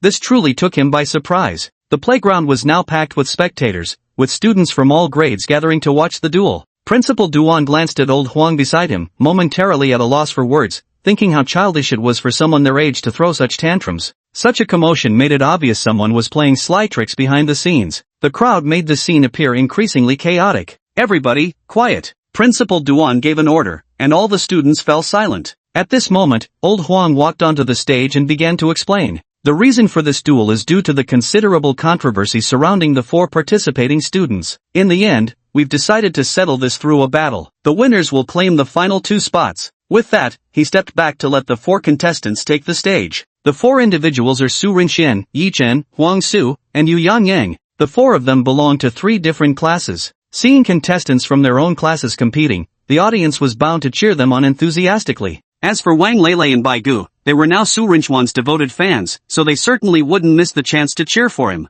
Go Su Rinxian, you can do it. The 2 of them shouted in the crowd, their loud voices only missing a banner proclaiming Su Rinchuan's certain victory. Seeing these 2 cheering so enthusiastically, Su Rinxian immediately covered his face. This really isn't necessary at all. The 4 were divided into 2 teams. Su Rinxian had assumed they would face random opponents, but the matchups had already been predetermined. Huang Su vs Su Rinxian, Yu Yang vs Yi Chen. The first bout would be between Su Rinxian and Huang Su. No flashy introductions. The two stepped directly onto the stage. Su Rinxian just wanted to finish the match quickly. He hadn't signed in yet today and was eager to see what rewards he might get later. Huang Su spotted Su Rinxian daydreaming the moment he stepped onto the stage. He learned from his grandfather's words that his opponent was simply lucky, never expecting Turing would undergo a transformation and evolution. Because of this, he didn't take it too seriously. With his strength, he should undoubtedly win effortlessly. Huang Su chuckled mockingly and said, "Classmate Su really doesn't take me seriously, huh? Here we are about to duel, and he's still spacing out. Lucky this isn't the wilderness. If he were this careless encountering a demon beast, I genuinely worry for classmate Su's safety." Hearing Huang Su's teasing, almost catty remarks, Su Rinxian snapped back to reality, his face full of question marks. "Are you okay? Are you alright? This tone seems a bit, thanks for your concern, Huang Su." Huang Su saw that Su Rinxian remained unfazed and immediately knew he had encountered a tough opponent. With that, both fell into silence. Silence was tonight's Cambridge Bridge. Seeing the awkward tension between the two, the referee didn't say much. He simply walked to the front of the arena and announced, "The duel is about to begin. When the flag falls, the battle commences." After speaking, the referee raised the flag high with his right hand and swiftly brought it down. The instant the flag fell, both simultaneously unleashed their Turings, with magical arrays appearing beneath their feet. Huang Xuxing's mid-stage Ling Fei's strength erupted, his Turing manifesting as a blazing orange tiger. Roar, flame tiger. With Huang Su's roar, a fiery tiger materialized from flames appeared behind him, opening its maws. Scorching flames gathered and shot towards Su Rinxian. Duan Yunan raised an eyebrow upon seeing old Huang beside him wearing a confident, victorious smile. He remarked, "Old Huang, you've truly been keeping secrets. Your grandson has reached the advanced spiritual ascension stage. Why didn't you let him display his full strength during the selection trials? Then this current battle wouldn't have been necessary." Hearing this, old Huang immediately grew visibly embarrassed. Who would have thought things would take so many turns? He was only doing it for his grandson's sake. Originally, he had told his grandson to hide his strength and play dumb to catch others off guard. Yet, who could have expected that Huang Su, this kid, would end up actually becoming the fool after acting like one for too long? During the assessment, something went wrong. He didn't even get the chance to display his true strength and nearly got removed from the selection list. Huang Su looked displeased. Xiao Su just likes to hold back, you see? But now, since he doesn't want to hide anymore, he's letting everyone get to know him again. Old Huang stroked his short beard, still firmly convinced that his grandson would win this battle. Duan Yunan didn't know whether it was possible or not. At this moment, not only were all the spectators interested in this match, but even Yi Chen below the stage was watching Su Rinxian intently. Everything that happened in the Linyan mountain range, when he carefully thought about it during his treatment, he realized that without Su Rinxian's presence, he and Jiang Shanghua definitely wouldn't have been rescued so easily. In other words, he had deliberately hidden his strength before? But why would he hide his strength? Gazing at Su Rinxian's profile, Yi Chen sank deep into thought. The battle was fierce, with Huang Su-Tu's Lingyan tiger unleashing torrents of scorching flames. All witnesses gasped in astonishment. Wang Lele shrieked even louder, "The fire's so huge." The white pigeon stumbled upon hearing this, nearly falling over. Immediately turned around and gave Wang Lele that idiot a good thwack. Ugh! Wang Lele widened his eyes. "Ow, why'd you hit me? I was just moved to speak my mind." Speaking your mind isn't wrong, but you should consider the situation. No sense of awareness. Right now Brother Su is competing with others for a spot, you should be cheering him on. Wang Lele snapped back to reality, realizing she shouldn't boost others' morale while dampening her own. She immediately came to her senses, turning back to the arena and shouting, "Brother Su, go for it." White Dove covered her face in exasperation. This is too embarrassing to watch. On the arena, Su Rinxian showed no trace of panic on his face as he watched the flames shooting toward him. With a light flick of the magic wand held in his right hand before him, the flames spewed by Huang Suyanhu were instantly blocked midair. Air barrier. Su Rinxian used an air barrier to block his opponent's flame attack, intercepting the move effortlessly. The flames had no effect on him whatsoever. What? Huang Su couldn't quite believe it. Su Rinxian had so easily deflected his attack. A red light flashed at the tip of Su Rinxian's wand, instantly shooting toward Huang Su. Seeing Su Rinxian strike, Huang Su was no fool. That brief display had already made it clear that Su Rinxian's strength wasn't just on par with his own, it might even be greater. I never expected someone to be even better at hiding their strength than me. This Su Rinxian is so cautious, seems like quite a scheming fellow. Su Rinxian? Realizing Su Rinxian wouldn't be easy to deal with, Huang Su directly activated his spiritual energy, the blazing tiger behind him swiftly leaping forward to merge with its host. In an instant, flames formed around Huang Su's body, with fiery tiger claws condensed around his feet and hands. With a single leap, he effortlessly dodged Su Rinchuan's basic spellcasting. Such simple attacks are useless against me. Huang Su landed lightly, his flame tiger possession greatly enhancing his mobility. His speed surged instantly as he dashed across the arena at blistering speed, resembling nothing less than a true ferocious tiger. Su Rinxian raised an eyebrow, watching his opponent run so energetically. That vigorous vitality made him a perfect little lab rat, just right for testing his newly acquired curse ability.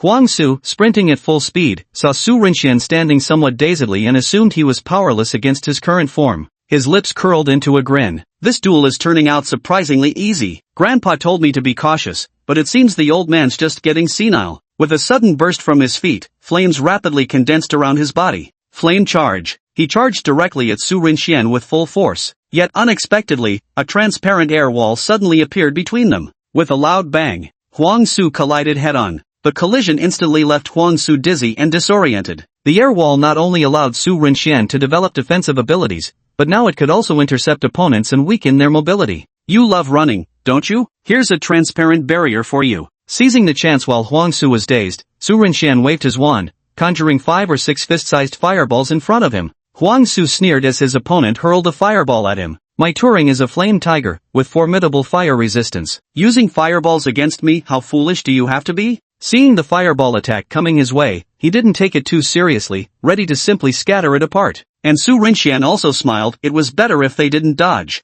The fireball collided with Huang Su, and the audience expected it to scatter, assuming Huang Su would then charge straight at Su Rinxian. But such a scene never occurred. Instead, a piercing howl of agony echoed across the entire training ground from the arena. Chapter 17, Turing Talent Never Misses a Shot. Huang Su's miserable howls continued. At this moment, not only were the audience startled, but even Su Rinxian, the perpetrator, was shocked by the power of the fireball, enhanced by the Curse of Agony talent. So, the Curse of Agony buff is this strong? Huang Su was seen curled up on the ground, trembling uncontrollably, completely devoid of any remaining strength to resist. Su Rinxian instantly deactivated his talent. The next moment, the flood of excruciating pain Huang Su felt while curled on the ground vanished abruptly. The agony had been unbearable. Had he been kicked in the crotch? It felt as if his soul had ascended to the heavens. Now he lay sprawled on the ground in utter disarray. Gasping heavily, large beads of sweat dripped from his forehead. When his eyes met Su Rinxian, terror instantly seized his heart. This pain absolutely can't be from the fireball's power. The fireball shouldn't hurt me this much, and especially not that area. Huang Su thought with horror. Though he didn't want to lose the match, he couldn't help feeling fearful of Su Rinchuan's unfamiliar techniques at this moment. The audience had never seen anything like this before and immediately began discussing it. What's going on? Logically, Huang Su shouldn't be afraid of Su Rinchuan's fireballs. Why does he look like he's in so much pain after being hit? Indeed, it seems this match won't be as one-sided as we thought. Have you all not noticed that Su Rinxian hasn't taken a single step yet? He easily blocked Huang Su's fierce attack while standing perfectly still, and his counterattack left Huang Su wailing in pain. This ability is somewhat bizarre. Since when has the Su Rinchuan become so powerful? I've never even heard of such a character existing in our school. Various comments buzzed across the playground. Old Huang's expression darkened at this moment, annoyed by his grandson's performance, yet suspicious of the abilities Su Rinchuan had just displayed. What kind of ability is this that can inflict pain? It definitely can't be just an ordinary fireball technique. Duan Yunan pondered deeply, unable to figure it out. Meanwhile, their homeroom teacher Fu Ming, who had been quietly observing, suddenly exclaimed excitedly, "It's the Turing talent! It's the Turing talent!" After learning that his student Turing had undergone a mutation in evolution, he researched the detailed information, realizing that a Turing talent was an even rarer phenomenon among such mutations. Compared to ordinary Turing mutations, special variants possess inherently unique abilities not present at birth. Turing talent? The teachers present all found it unbelievable. Their gazes toward Su Rinxian were filled with envy, as this kind of innate talent was possessed by only a select few Tuliings. Now, Su Rinchuan's Tuliing had already undergone a rare metamorphosis and evolution, and on top of that, he had gained an incredibly formidable innate talent. The path ahead for him was simply unimaginable. He was destined to rise rapidly to fame and success. Xiaoshu doesn't stand a chance of winning this battle at all. Old Huang sighed. I was counting on him to crush his opponent effortlessly, but now that he's encountered such a bizarre Turing talent, the outcome of this match is already decided. Duan Yunan turned his gaze to Su Rinzhou, who still hadn't moved on the arena platform. He chuckled inwardly. Even without any Turing talent, your grandson would stand no chance against Su Rinzhou. Impossible. Old Huang instantly retorted. Duan Yunan simply said flatly, Su Rinchuan's strength is actually a whole tier higher than your grandson's mid-level ascendant spirit rank. Old Huan was utterly dumbfounded upon hearing this. Meanwhile, the arena battle had also reached its conclusion. Huang Su simply couldn't withstand Su Rinchuan's pain curse. He initially wanted to counterattack, but the moment any attacking intent arose, Su Rinxian would activate the curse to assault him. Each time his attacks landed, the ensuing relentless agony would shatter Huang Su's will. With no other choice, he had no option but to surrender. Su Rinxian won effortlessly. Throughout the entire duel, he only used two techniques, the defensive, air wall, and fireball, though he had activated his pain curse innate ability. As long as Su Rinchuan's attack hits, the enemy is absolutely bound to suffer excruciating agony. Stepping off the stage, he exchanged glances with Yi Chen and Yu Yang. Their thoughts diverged completely. Yi Chen's eyes held only the desire to surpass Su Rinxian, proving yet again how different he was from ordinary people. Yu Yang, on the other hand, let out a quiet sigh of relief. It was clear she felt much more at ease now that her match against Su Rinxian was over. All the classmates in the audience seats congratulated him, certain that he would secure one of the selection spots. Brother Xian, from now on, you're my big bro, my one and only bro. Wang Lele gazed at Su Rinxian with undisguised admiration. Beige also wore a look of deep respect. Brother Xian is truly extraordinary. I can tell you must possess the aptitude of a great emperor. The two continued to flatter him. Alright, if you keep going, I'm afraid I'll start floating away. After chatting with the students around him, Su Rinxian turned his attention to the next match, which was Yi Chen's turn to fight. His opponent, Yu Yang, was a girl with a very gentle appearance. She wore round-rimmed glasses, with two braids hanging in front of her shoulders. What drew even more attention were the freckles on her cheeks, which made her appear even more lively and adorable. As the two prepared to battle, Su Rinxian could only pray that Yi Chen wouldn't ruthlessly crush the delicate flower. The duel began. Touring initiated. Yi Chen's touring is a transformed spirit stone monkey, while Yu Yang's touring differs from all others. Her touring is a thick, ancient-looking book. At this moment, the book unfolds and levitates before her, releasing a blue luminescence from its pages. Two swift-winged birds dart forth from the book, none other than the monstrous beasts known as raptor claw birds. Summoning-type touring? This peculiar type of touring piqued Su Rinchuan's interest. If one were to rank which toolings were the most resource-intensive, summoning type would undoubtedly be in the top 3. What they fuse together isn't just the spirit-nurturing pearl, but also the young of magical beasts. Only when both the young beast and the spirit pearl are absorbed by the touring does it form a summoning ability. Thus, summoning-type toolings are exceptionally rare, because if anything goes wrong, both the spirit pearl and the magical beast youngling will vanish into thin air, rendering all preparations futile. The battle commenced between the two, with Yi Chen handling Yu Yang's summoned attacks with calm composure,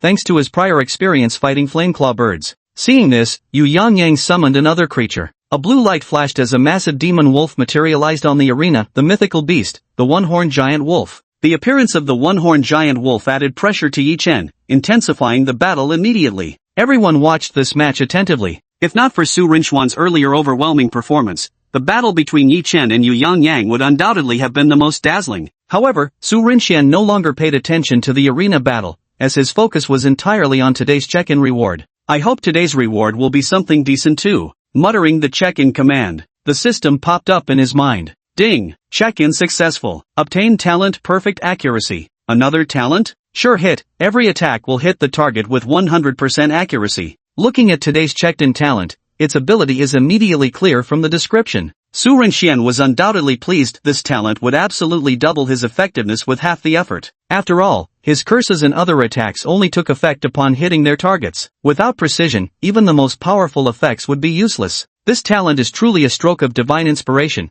making future battles much easier without the need for painstaking aiming. Su Rinxian happily closed the system interface. Meanwhile, the duel between Yi Chen and Yu Yang reached its climax. Yu Yang held a clear advantage in one-on-one combat with her ability to summon creatures for area attacks, but she also had a notable weakness: poor close-quarters combat skills. Yi Chen used his phantom clones as bait. After being attacked by the unicorn wolf and the fireclaw bird, he seized the opportunity to close the distance between himself and Yu Yang, then delivered a decisive strike to end the battle in one move. However, Yi Chen didn't fare too well either. His injuries were extremely severe. This victory came at the cost of his own wounds. Chapter 18, The School Team's Warning Strike. Yi Chen stepped off the stage, and the school nurse began treatment. Due to Yi Chen's mercy, Yu Yang only suffered minor injuries. Ah, it's finally over. Su Rinxian also breathed a sigh of relief. But after the competition, Su Rinxian and Yi Chen were still summoned by the principal. The final selection spots were also confirmed. The last two spots went to none other than the winners, Su Rinxian and Yi Chen.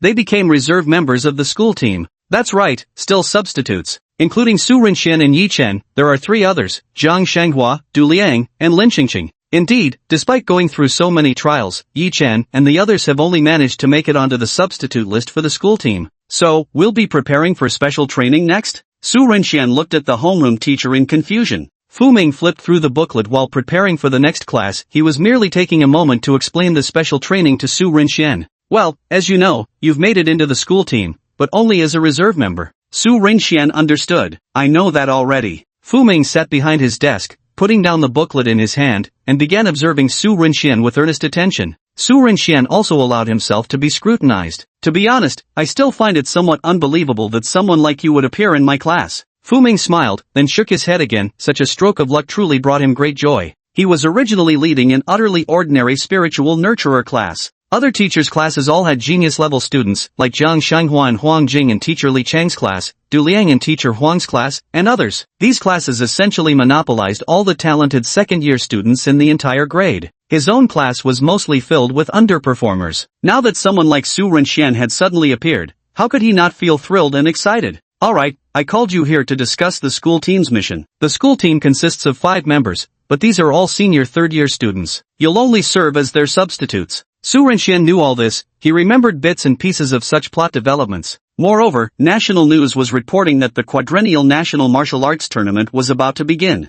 Only the top teams from each city's most prestigious academies could participate in battles among the nation's elite students. Therefore, every city would also hold qualification matches. The city of Mo will also hold its selection process, ultimately choosing teams from 3 schools to participate in the quadrennial martial arts tournament held in the central city, also known as the 100 Schools Alliance Tournament. Therefore, your task is to train with the school team and serve as their reserve members. If any unexpected circumstances arise or if your abilities surpass theirs, you can fully replace them in the competition. Of course, the probability of this happening is extremely slim. The members of the school team were all carefully selected and chosen by the institution. All 5 team members possessed formidable strength, having truly reached the level of Iron Rank Beast Tamers. Fu Ming explained everything in detail to Su Rinxian. Su Rinxian nodded, recalling all of these points clearly. Fu Ming finished speaking and patted Su Rinxian on the shoulder. Don't stress yourself out. Just do your best to the end. There are many geniuses in this world, you just need to compete with yourself. Seeing Su Rinxian's silence, Fu Ming assumed he was shocked by the abilities of their seniors who were a year ahead.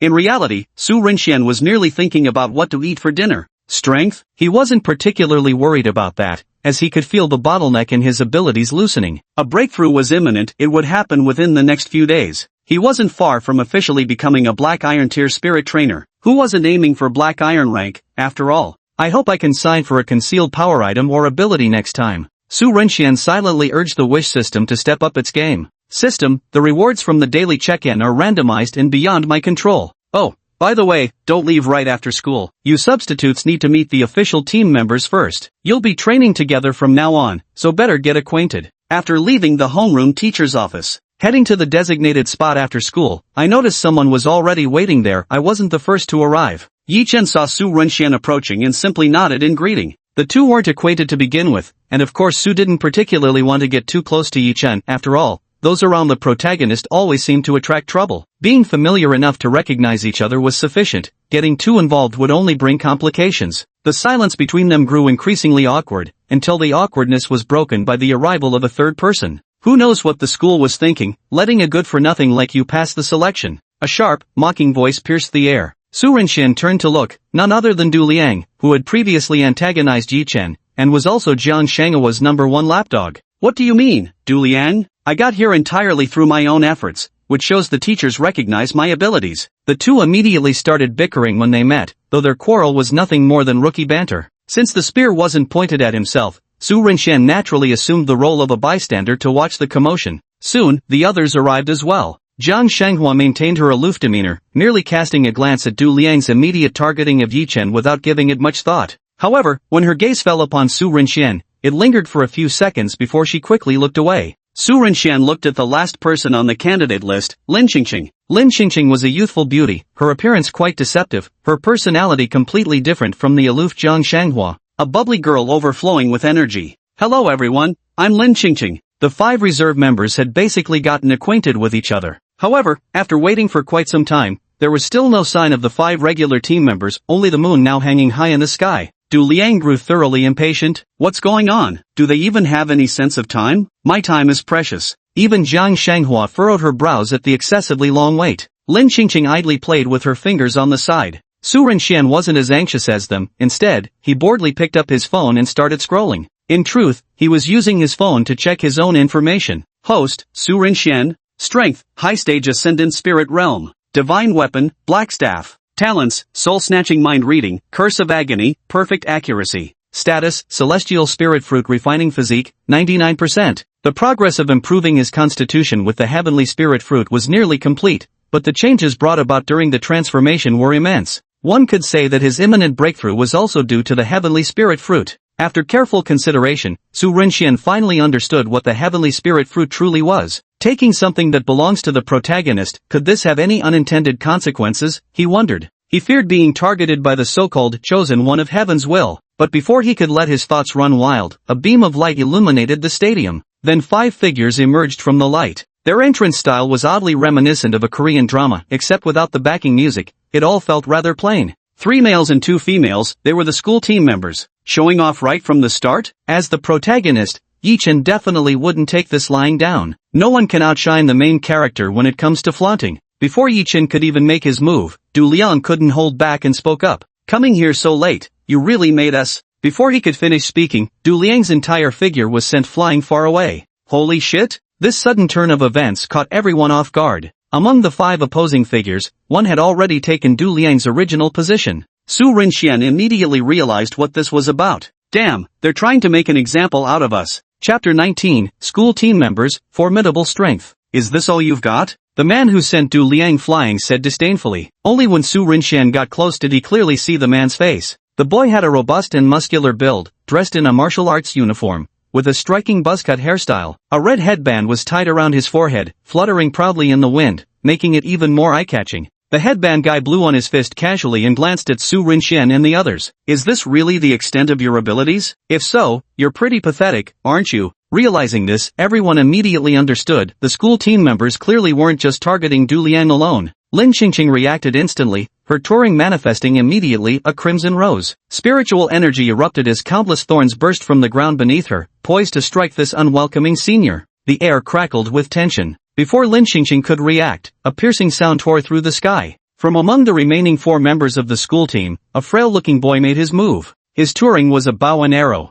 Whoosh, whoosh, several sounds. 5 ice-cold arrows shot towards Su Renxian and his companions. Seeing the attack aimed at him, Su Renxian reacted instantly. His wand appeared in hand with a light flick, summoning an immediate defensive barrier before him. Armor protection arrived just in time. The moment the incoming arrows struck the protective barrier in front of him, frost rapidly spread across its surface. The chilling aura made Su Renxian shiver inside the defensive shield. Standing so close, Su Renxian could almost hear the sound of ice creeping outward. A direct hit would surely have frozen him solid. On the other side, Jiang Shanghua immediately responded by spreading her wings wide and soaring high into the sky, deftly dodging the incoming frost arrows. The attack came in an instant. Besides Su Renxian and Jiang Shanghua, who reacted swiftly, the other 3 were unable to evade in time. Lin Qingqing had been all smiles, poised to strike the bandaged man, when suddenly a frost arrow struck the ground at her feet. The ice spread rapidly, freezing the entire area around her in an instant. In that moment, Lin Qingqing and the brambles beneath her feet were transformed into frozen sculptures, a chilling work of art.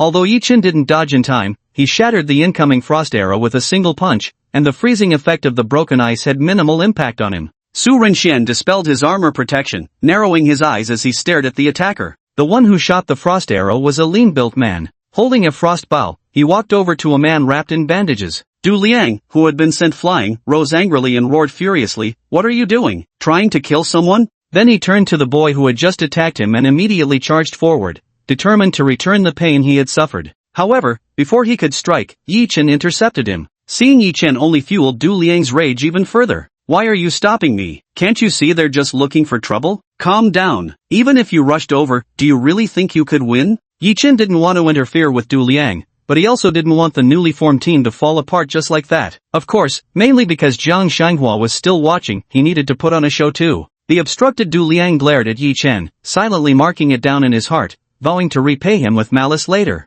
Clap clap. The sudden applause caught everyone's attention. Duan Yunan emerged from behind the scenes at this moment. He first glanced at Su Renshu and the other four without saying anything, merely furrowing his brows. Then he turned to reprimand the boy holding the frost bow and the bandaged man. What's going on? Didn't I tell you to properly introduce yourselves? How come you skipped the introductions? When the principal arrived, the two previously cold-faced individuals instantly changed their expressions. The bandaged man chuckled and said, "Principal, we were just introducing ourselves in our own way. Showing off our abilities a little was meant to make the freshmen understand the gap between us." After speaking, he looked at Su Renxian and the others and introduced himself. "My name is Ming Yujie." His gaze turned to Du Liang, who was still fuming, and he walked up to him. "What's this? Looking for a fight?" With the principal present, Du Liang didn't dare take any extreme actions. He just couldn't swallow his pride after being sent flying moments ago. Ming Yujie chuckled and patted Du Liang on the shoulder. "Wait until you break through to Black Iron Beast Tamer level before challenging me. At your current level, I could knock you out with one punch, and not talk about killing someone, that's too extreme. As Beast Tamers, getting injured comes with the territory. Weren't you prepared for that? You."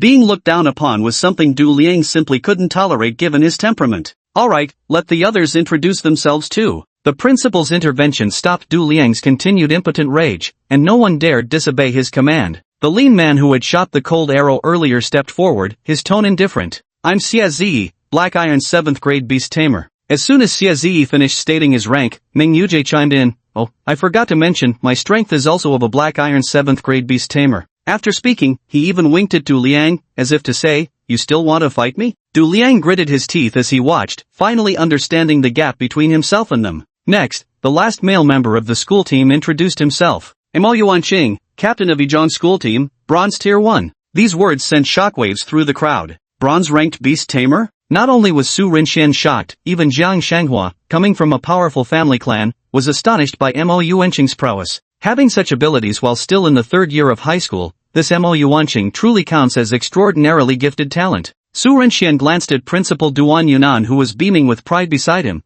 thinking to himself that Yuan Qing must absolutely be a key cultivation target. There are still 2 members left to introduce from the school team, but when Su Renxian looked over, he noticed a tall, short-haired girl staring intently at him with piercing eyes. Their gazes met momentarily before Su Renxian quickly averted his eyes. He felt puzzled, he didn't know her, so why was she staring at him so intensely? At this moment, the girl beside her with softer features took the lead in introducing herself. "Hello everyone, I'm Yan Karen, currently at Black Iron Tier 7. I look forward to learning from you all." After speaking, she gave a shy smile, clearly a rather timid student. When it was the short-haired girl's turn to introduce herself, Su Renxian noticed she was still staring at him, her gaze never once wavering from him. Su Renxian. Now everyone had finished introducing themselves, leaving only her remaining. She walked up to Su Renxian. This action drew everyone's attention. "I'm Huang Ying, Iron Rank Level 9 Strength. Alright, and I'm also Huang Su's older sister." Hearing this, Su Renxian understood immediately. "Ah, so that's why you've been staring at me? So you're planning to get Huang Su's dignity back for him?"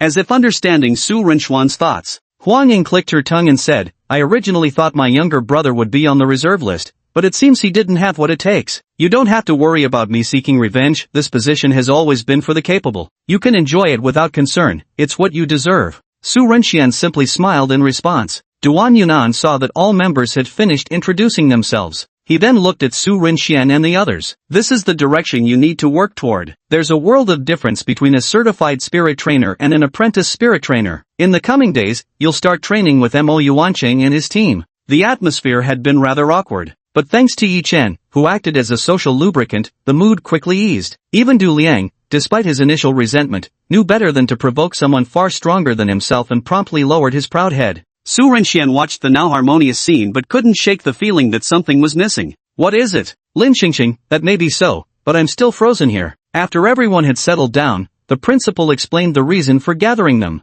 "The regional selection matches for the 100 Schools Alliance are imminent. I hope you'll all work hard to improve yourselves in the coming days." The meeting concluded, and everyone went their separate ways. Chapter 20, The Divine Hidden Demon Ring, The Gap. The next day, Su Renxian woke up exhausted. If you're asking why, of course it was because of his late-night cultivation sessions. "Actually, I stayed up all night observing how the heavenly spirit fruit on my panel was altering my physical state. The transformation had progressed to 99.99%, just one final step away from completion." Su Renxian was eager to see what his constitution would become after the heavenly spirit fruit's alterations, but being stuck at this last hurdle left him feeling like there was a fishbone stuck in his throat, deeply unsettled. so he continued waiting, yet there was still no success. Never mind, I won't dwell on it. It'll be completed one day. For now, I'll take a bath. I have a feeling today's check-in will bring me a huge surprise. Bathing and burning incense. Once fully prepared, he immediately shouted, "Sign in." Ding! Congratulations, host, for obtaining the item, Sovereign's Shadow Ring.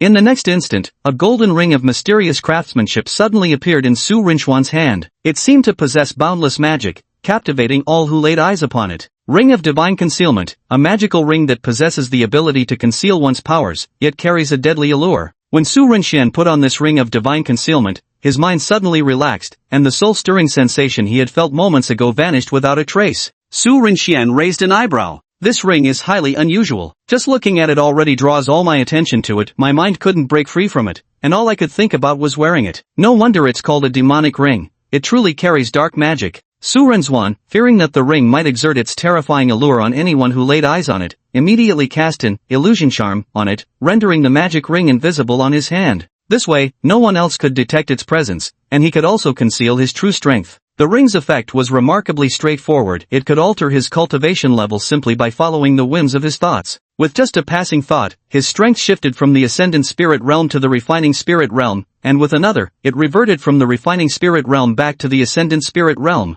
Indeed, today truly is a good day. On Sunday, there were no classes at school. However, because of team training, Su Rinxian still had to go to school. Su Rinxian wasn't in the habit of arriving early. By the time he reached the meeting spot, the agreed-upon time hadn't yet arrived, but he still ended up being the last one to arrive. "Been waiting for you. What took you so long?" Du Liang wore an expression of impatience. Su Rinxian spread his hands. "I'm not late, so why are you in such a hurry?" Su Rinchuan's retort left Du Liang speechless, only fueling his anger further. Noticing the school team members weren't present, only a few substitute members like themselves remained. He wasn't familiar with Yi Chun or Jiang Shanghua, and Su Rinxian also didn't want to get too close to either of them. He walked straight over to Lin Xingqing and asked, "What's wrong with him? Why is he so worked up?" Lin Xingqing wore a helpless expression. "Originally, the principal planned for us to train at the anomaly site with the school team, but Mo Yuanqing said our abilities weren't strong enough and we might hold them back, so he refused. That's why Du Liang ended up like this." Even without Lin Xingqing finishing her sentence, Su Renxian understood perfectly. Du Liang wasn't convinced, and he wasn't alone. Even Yi Chen, who'd always clashed with him before, felt the same way. So the gap between trainee beastmasters and certified beastmasters is really this vast? Yi Chen questioned skeptically. Worlds apart.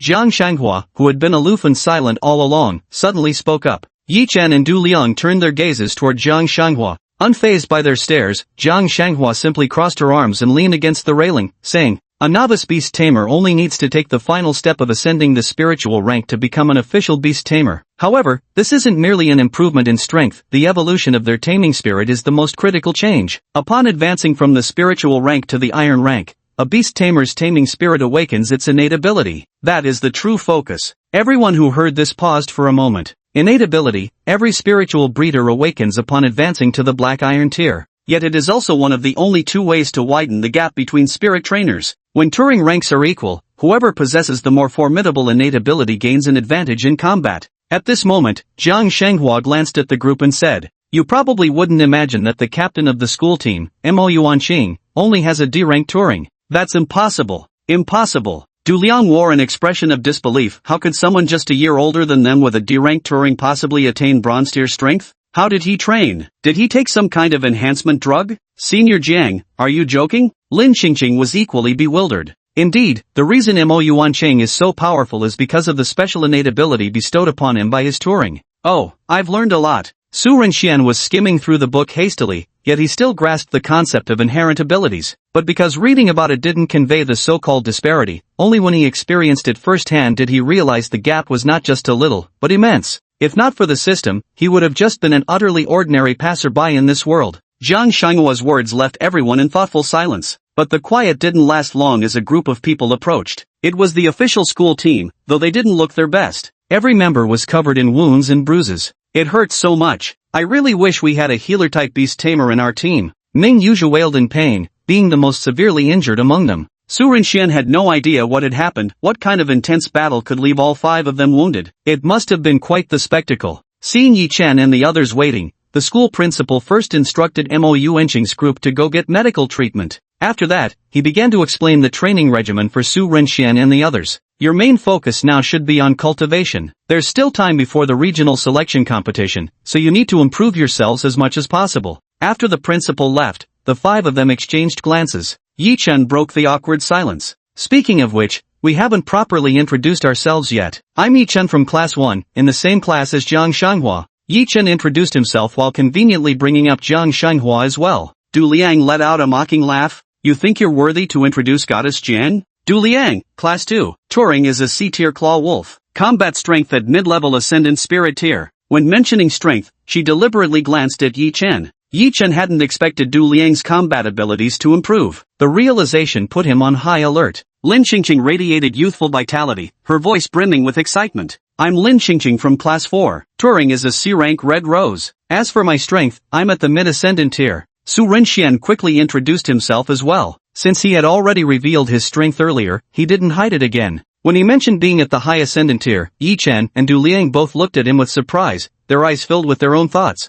Only Jiang Shanghua remained, but she was too famous to need an introduction. Everyone already knew about her. Yet I still heard her self-introduction. Jiang Shanghua, Advanced Ascendant Spirit Stage. Simple and concise. Su Renxian was somewhat surprised by how quickly her strength had improved, but after considering the family backing her, he fell silent. Having access to resources is truly advantageous. Yi Chen, noticing he was the weakest in the team, clenched his fists, more determined than ever to grow stronger quickly. After speaking, Jiang Shanghua turned her gaze to Su Renxian. Thank you for what happened last time. Su Renxian was momentarily stunned but quickly realized she must be referring to the incident in the Lingyun mountain range. I wouldn't say gratitude is necessary, you contributed greatly as well. Chapter 21, Curse Detection, the Daybreak Organization? If thanks are owed, they should go to those who provided rescue assistance at the time. Meanwhile, Su Renxuan's conversation with Jiang Shanghua had drawn displeasure from certain parties. As a simp, Du Liang absolutely wouldn't allow any other male creature to approach his goddess. With fawning flattery, he said, Goddess Jiang, if I had been there, I would have cut open a bloody path for you. You wouldn't have suffered the slightest harm. He spoke with such conviction, putting on the appearance of being ready to sacrifice everything for her. Su Renxuan rolled his eyes upon hearing this. However, Du Liang's interruption also ended the conversation between Su Renxian and Jiang Shanghua, which was exactly what Su Renxian wanted. By the way, the regional competition is about to select a spirit trainer high school in Modu as the venue. Do you think our school stands a chance? Seeing that there was nothing else to discuss, Lin Qingqing shared a piece of hearsay she had picked up from who knows where. This news clearly caught everyone's attention. However, Su Renxian wasn't particularly excited about this news. He vaguely remembered that the selection competition for the Moda region was indeed held in their high school. After all, with the protagonist Yi Chen being here, hasn't the venue got to be their school? The entire morning passed by in idle chatter rather than training. The principal was clearly preoccupied with matters concerning the school team members, while Su himself ended up spectating a petty squabble between a simp and a lovesick fool. The simp was obviously Du Liang, and the lovesick fool was none other than our very own Yi Chen. The moment they see Jiang Shanghua, their IQ collectively plummets in a straight line. It has to be said, this is also proof of Shanghua's formidable influence. The curse of love, truly terrifying, best to stay far away from it. After leaving school, Su Renxian pondered how to earn some money, since advancing required a substantial sum to unlock skill slots after all. The only option is to sell the beast spirit pearls,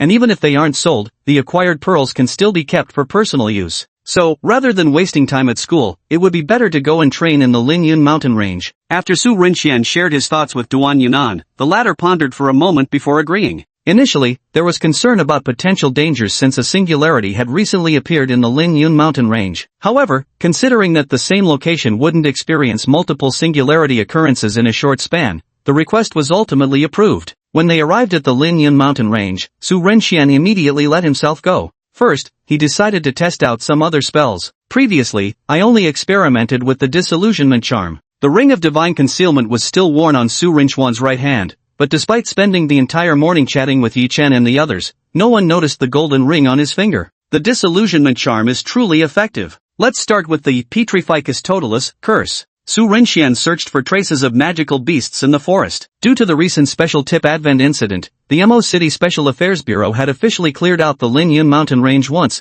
leaving very few magical beasts active in the outer regions now. Thus, Su Renxian set his sights on the inner areas of the Lingyun mountain range. Rustle. The sound of leaves brushing against each other echoed through the forest. Su Renxian held his magic wand, his gaze fixed on a magical beast not far away, a steel-thorn porcupine. A porcupine-like magical beast covered entirely in steel spikes. Its strength was at Black Iron Tier 3. At this moment, the porcupine remained completely unaware that it had become a hunter's prey, as Su Rinxian had cast an illusion charm on himself, rendering him invisible as he hid in the distance. Though the beast couldn't see, its sense of smell was still sharp, so Su Rinxian didn't get too close. With a gentle flick of his wand, he also activated his innate talent, flawless accuracy. Petrificus totalis. The wand shot out a spark, and the spell hit the steel-spine porcupine without fail. Instantly, the porcupine's body stiffened, standing motionless as if frozen by a petrification spell. If I follow up with a bombarda right now, the joy would be beyond imagination. The Petrificus totalis experiment was a complete success. Without delay, Su Rinxian aimed his levitation charm at the now petrified steel-spine porcupine. The gentle flick of the wand was heard, followed by a slight tremble. The petrified steel-spine porcupine's body began to levitate, drifting back and forth through the air as the wand waved. Su Rinxian played gleefully, though he noticed his spiritual power was also rapidly draining. The heavier the target, the greater the consumption.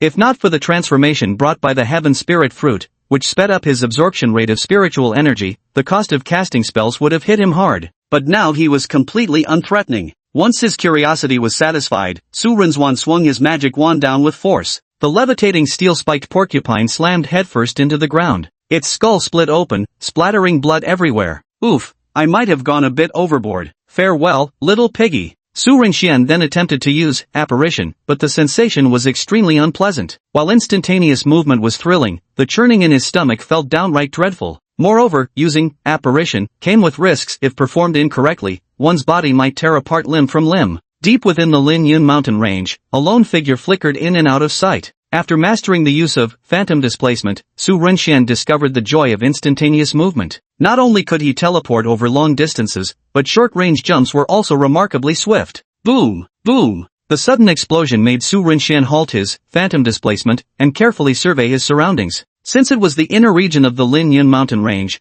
the strength of the demonic beasts here was no longer something Su Rinxian could easily handle. If not for relying on disillusionment charm and apparition, allowing him to instantly teleport away when encountering danger, he wouldn't have been so bold as to wander freely through the Lin Yun mountains. What's going on here? This level of combat is clearly beyond what ordinary demonic beasts could produce. Driven by curiosity, Su Rinxian headed toward the source of the battle. Just in case, I cast the disillusionment charm on myself first, turning invisible to observe discreetly. Elsewhere in the mountains, two figures in black were engaged in fierce combat. The flashing blades and clashing steel dazzled the eyes. One of the black-clad men wielded a massive black blade, its edge aimed straight for the target's vital point. "You Xuanqi, how dare you betray the organization? Hand over the dragon heart marrow, and I might leave your corpse intact, otherwise, I'll make you wish you were dead." The man called Yu Xuanqi coughed up blood, clearly severely injured from the previous battle. Betray the organization? What a joke. The Dawnbreakers are no longer what they once were. I've poured my heart and soul into the Dawnbreakers all these years, if not for merit, then at least for toil. This dragon heart marrow was something I risked my life to obtain in the abyssal realm. Why shouldn't I be allowed to use it myself? Black Eclipse, don't think I don't know you're just saying all this because you want to monopolize the dragon heart marrow for yourself, aren't you?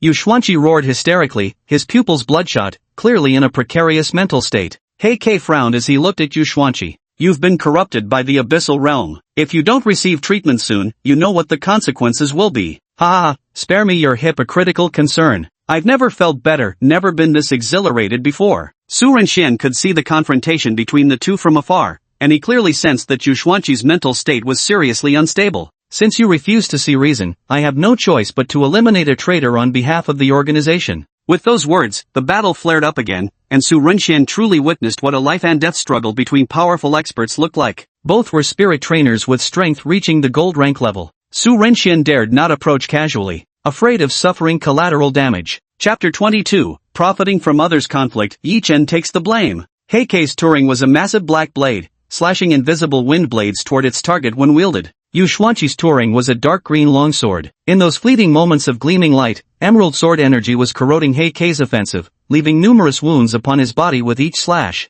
He, if I can't live, neither will you. Ha ha ha ha, Yu Xuanqi laughed maniacally. Seeing Yu Xuanqi's growing delirium, Heike suddenly halted his steps as an overwhelming aura erupted from his entire being. His arm muscles bulged violently as he roared, if that's how it is, then die Deathcleave. He swung his blade, releasing a tremendous slash aimed directly at Yu Xuanqi. The terrifying force split the entire area in two. Su Rinxian, watching from a distance, was relieved he had stayed far away. Under Heike's full power attack, Yu Xuanqi stood no chance of resistance. Turing shattered instantly, his eyes wide with fury as he glared fixedly at Hey Quebec. In his final moments, he left Hey with nothing but an enigmatic smile before his body was cleft in two from the crown of his head, crashing heavily to the ground in a bloody splatter. Hey said nothing, swiftly moving to Yu Xuanqi's side and rummaging through his belongings. Before long, he retrieved the very object he sought from the backpack. "Ha, this treasure is mine at last. The more advanced Turing, I'm coming for you." Su Renxian, standing at a considerable distance,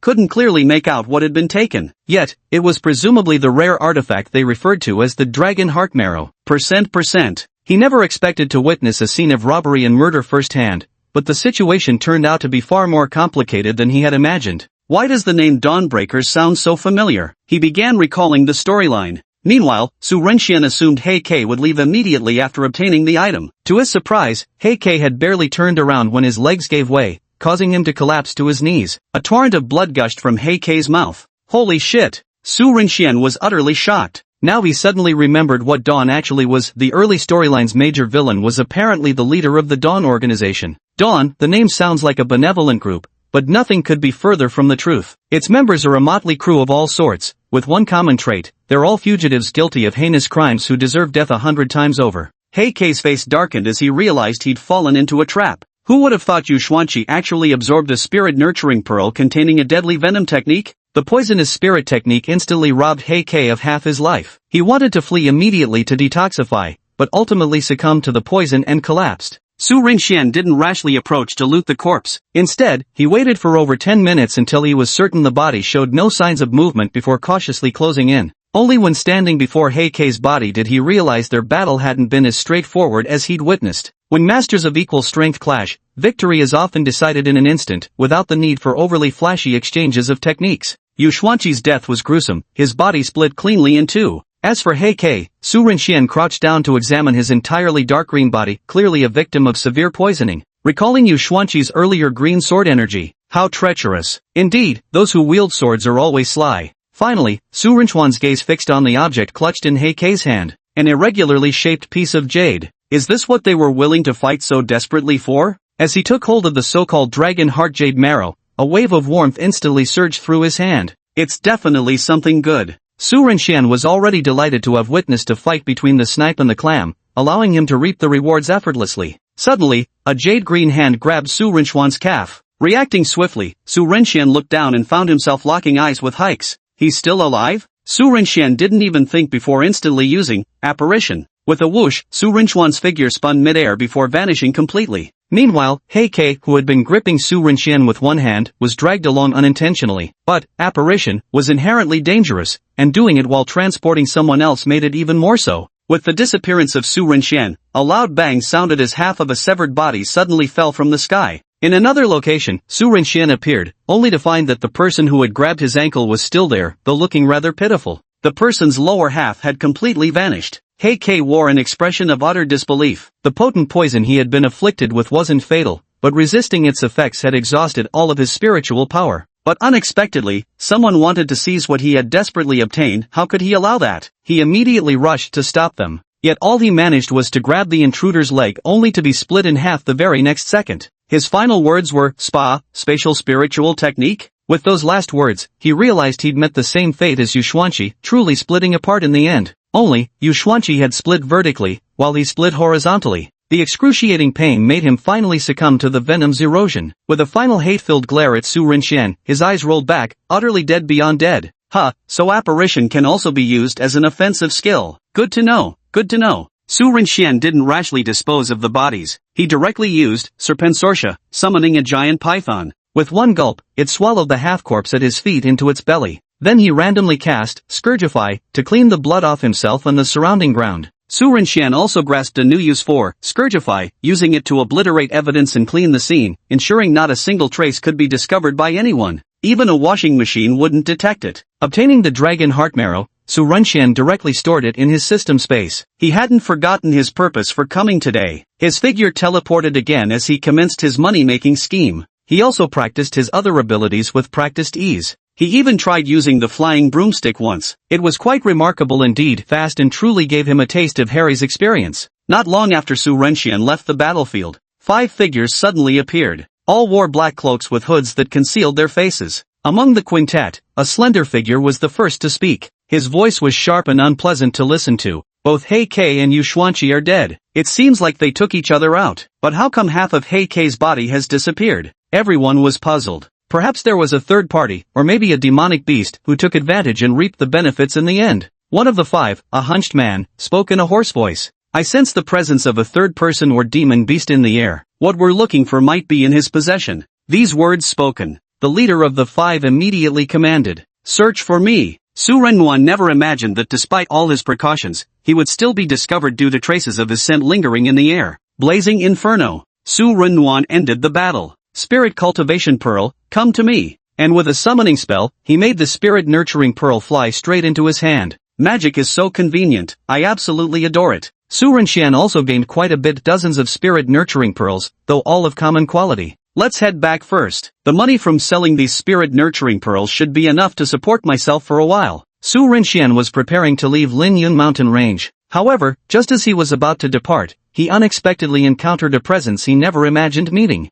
That's right, none other than the protagonist, Yi Chen. The two men came face to face. Su Renxian said, are you planning to train by yourself too? Yes. Are you about to leave? Yi Chen asked. Indeed. It's getting late, and staying overnight in the Linyun mountain range isn't very safe. Finish your training early and head back soon. The mountains are dangerous at night. I know. After a brief exchange, Su Renxian didn't bother Yi Chen any further. Yet this single encounter brought Yi Chen a significant crisis. Chapter 23, Singularity, Mysterious Beach. Returning to the city, Su Renxian first went to exchange the spirit nurturing pearls he obtained in the Linyun mountain range for money. The counter guy was puzzled when he saw him carrying so many low-quality spirit nurturing pearls. A total of 31 spirit nurturing pearls, 1,000 each, that'll be 31,000 in total. Su Renxian left immediately after getting the money, cash on delivery, no funny business. Returning home exhausted after a long day, just as he was about to sleep, he remembered the dragon heart marrow he'd opportunistically obtained. Instantly, curiosity was piqued. As he still didn't know what this thing was, Su Renxian began searching online for information. Not investigating wouldn't have revealed anything, but this search sent shivers down his spine. Dragon Heart Marrow, a legendary treasure among treasures capable of sublimating and transforming equipment. With a chance to even awaken sentience in items, it stands unparalleled among mystical materials. Not only that, but if absorbed by someone, it allows any grade of intelligence to defy the laws of heaven and earth, directly elevating to S grade. Such a divine object, how could it not leave Su Renxian utterly shocked? Damn, this time I've really stumbled upon one hell of a treasure. A creation capable of altering one's innate talents, who wouldn't be tempted by it? No wonder members of the same organization would turn on each other for this. The Dragon Heart Marrow's effects are truly heaven-defying. If it weren't for the fact that his own Turing rank had already surpassed S-class, even he would be tempted? Right now I can't use the Dragon Heart Marrow myself, and keeping it is just asking for trouble. His Turing rank had already exceeded S-class, making this item useless to him. Wait, if I can't use it myself, couldn't I still apply it to equipment? Su Renxuan's gaze fell upon the ring on his right hand. The documents weren't fully reviewed yet. Dragon Heart Marrow is extremely rare, and such items are born only in the perilous depths of the Abyss Realm. The Abyss Realm, one of the most dangerous places on Blue Star apart from the demonic beasts that randomly emerge from anomaly points, the corrupted creatures within the Abyss Realm are far more terrifying. The fallen, entities more terrifying than demonic beasts, corrode the soul, seduce humans or demons toward corruption, and unleash the darkness within. Thus, whenever an abyssal realm manifests, all factions mobilize to destroy it with full force. The only remaining abyssal realm today lies deep in the ocean, guarded by the military forces of various nations. But none of this concerned him now. After all, when the sky falls, the protagonist will be there to hold it up. Take out the Dragon Heart Marrow and the Divine Concealment Demon Ring. How can I make my equipment transcend? Before Su Renxian could ponder further, the system reacted as soon as the Dragon Heart Marrow and the Divine Concealment Demon Ring came into contact. After all, the Demon Ring was a product of the system. Ding! Detected that the Divine Concealment Demon Ring is influenced by external force, undergoing transformation. Confirmed to proceed with the transformation? Accept. The golden ring began to emit a faint glow, and the Dragon Heart Jade Marrow started melting into liquid, gradually enveloping the Divine Concealment Demon Ring. Evolution isn't something that happens in an instant, so he decided to set the ring aside and get some rest. Another happy day today. Misfortune, misfortune. Yi Chen felt plagued by misfortune. Despite finally mustering the determination to improve himself and preparing for rigorous night training in the Linyun mountain range, who could have imagined it would attract pursuit from some unknown entity? What's going on? I haven't provoked anyone, so why am I being targeted? If I'd known this would happen, I should have listened to Su Renxian and returned early instead of getting into this predicament. The thought filled Yi Chen with deep regret. What a dreadful day. If Su Renxian heard from others that Yi Chen was being hunted down, he would calmly reply, "No worries, that guy's too tough to die." Yi Chen? The next morning when Su Renxian woke up, the magic ring was still undergoing its transformation. Without giving it much thought, he stored the ring in his spatial storage. After all, his current strength wasn't sufficient to conceal it properly anyway, so there was no hurry. Because of what happened yesterday, he didn't feel like continuing his journey through the Lin Yun mountain range at the moment. Then he found himself at a loss about what to do next. Wait, I should ask Huang Ying where they usually train, he thought. After the official team meetup, everyone had created a group chat together. Just the perfect time for a consultation. Su Renxian, seniors, I'd like to ask where you all train. Is there any place where someone at my skill level can quickly improve? Mo Yuanqing? As the team leader, Mo Yuanqing was the first to answer Su Renxian's question in the group. Su Renxian, I thought keeping to myself wouldn't improve much, so I came to ask for your advice, seniors. Ming Yujie, but as for our training ground, even if you wanted to come, your skills wouldn't allow it. Huang Ying, at Su Renxian, Ming Yujie isn't entirely wrong, but I can recommend a place for you to check out first, see if it suits your needs. Then Huang Ying mentioned a place name, Moda's Special Phenomenon Association. It is common knowledge that the arrival of special phenomena is uncontrollable, yet once they manifest, each becomes a potential resource to be developed. Particularly those permanent anomalies, some vanish shortly after appearing, while others persist indefinitely. These enduring anomalies are regulated by authorities, exploited and transformed into training grounds for spirit cultivators. Like a dungeon in a game, waiting for everyone's challenge. Su Renxian patted his head. How could I forget about this place? Today I can go here to improve myself. Getting prepared, Su Renxian also checked in for the day. Ding! Obtained a pet owl. Seeing this check-in, Su Renxian was very curious. Then Su Renxian found a snow-white and chubby owl appearing in front of him. Now I can count myself among those who have an owl. All that's left is an acceptance letter, and my life would be complete. Su Renxian shook his head, dismissing this unrealistic thought. He quickly headed to the Moto Singularity Association after leaving home. Since the Singularity Association was located far from the city center, Su Renxian took a car to get there. Once seated in the car, he had nothing to do but watch the stream of pedestrians outside. A surreal, dreamlike feeling crept over him. The existence of spirit trainers had indeed brought significant changes to modern society. Have you heard? There have been a lot of brutal murders in the city recently. The victims died in horrifying ways. Be extra careful when you go out. The conversation between two elderly women sitting behind Su Renxian reached his ears loud and clear. Do you think someone might be using beasts to commit these crimes? Otherwise, the victims' bodies wouldn't have been gnawed beyond recognition like that. Who knows? This is already the, what number case is this now? And the perpetrator still hasn't been caught. Listening to this, Su Renxian pondered whether the city was no longer safe. Could this be an omen of something major about to happen? Upon arriving at the Singularity Association, locate a designated staff member to explain your requirements. So you wish to train in the lowest level Singularity? Correct. Very well, I've understood your situation. You may review these options. Here are several singularities available for your selection. Su Renxian looked at each one carefully. The young man was also earnestly introducing them. First is the Goblin Tribe, an E-grade singularity. Its unique feature is the endless hordes of goblins inside. They come in great numbers but are weak in strength. However, this singularity is not recommended for female beast masters to train in. The second is Black Rock Volcano, a D-grade singularity. Its characteristic is the abundance of fire-attributed demon beasts. These creatures are powerful and extremely aggressive, making it an excellent location for combat improvement. The third one is Mysterious Beach, a Class D singularity known for its variety of marine magical beasts. The upside is, if you're lucky enough, you might encounter a once-in-a-century fantastical creature, the Dream Mermaid. Each of these singularities was given a name reflecting their distinctive features. After some deliberation, Su Renxian ultimately chose the Mysterious Beach singularity. The Goblin Tribe lacked any real challenge and wouldn't suit his specialized training. The environment at Black Rock Volcano isn't very good, and I probably can't handle it. That's right, I'm a shallow person who loves indulgence. In the end, Su Renxian chose the anomaly at Mystic Beach. Since I'm already here, I simply have to enter one and check it out. What if I encounter some fantastical demon beasts and gain extraordinary knowledge? Please proceed to the designated area after payment. Su Renxian was guided to the designated location, preparing to enter the singularity for special training. Chapter 24, Advancement, System Upgrade, A Strange Encounter. The moment he entered the Mysterious Beach singularity, Su Renxian deeply understood why this place was called the Mysterious Beach. The endless beach was truly bewildering. At this moment, he stood on the sandy shore, listening to the sound of waves crashing against the beach. The scent of the sea filled his nostrils, the azure ocean, beautiful yet deadly in its scenery. This singularity is just like a game dungeon. I wonder if the monsters here drop any equipment. They'll never drop equipment, but materials are a definite possibility. Upon entering the mysterious beach, Su Rinchuan's expression changed. A Class D anomaly was no laughing matter.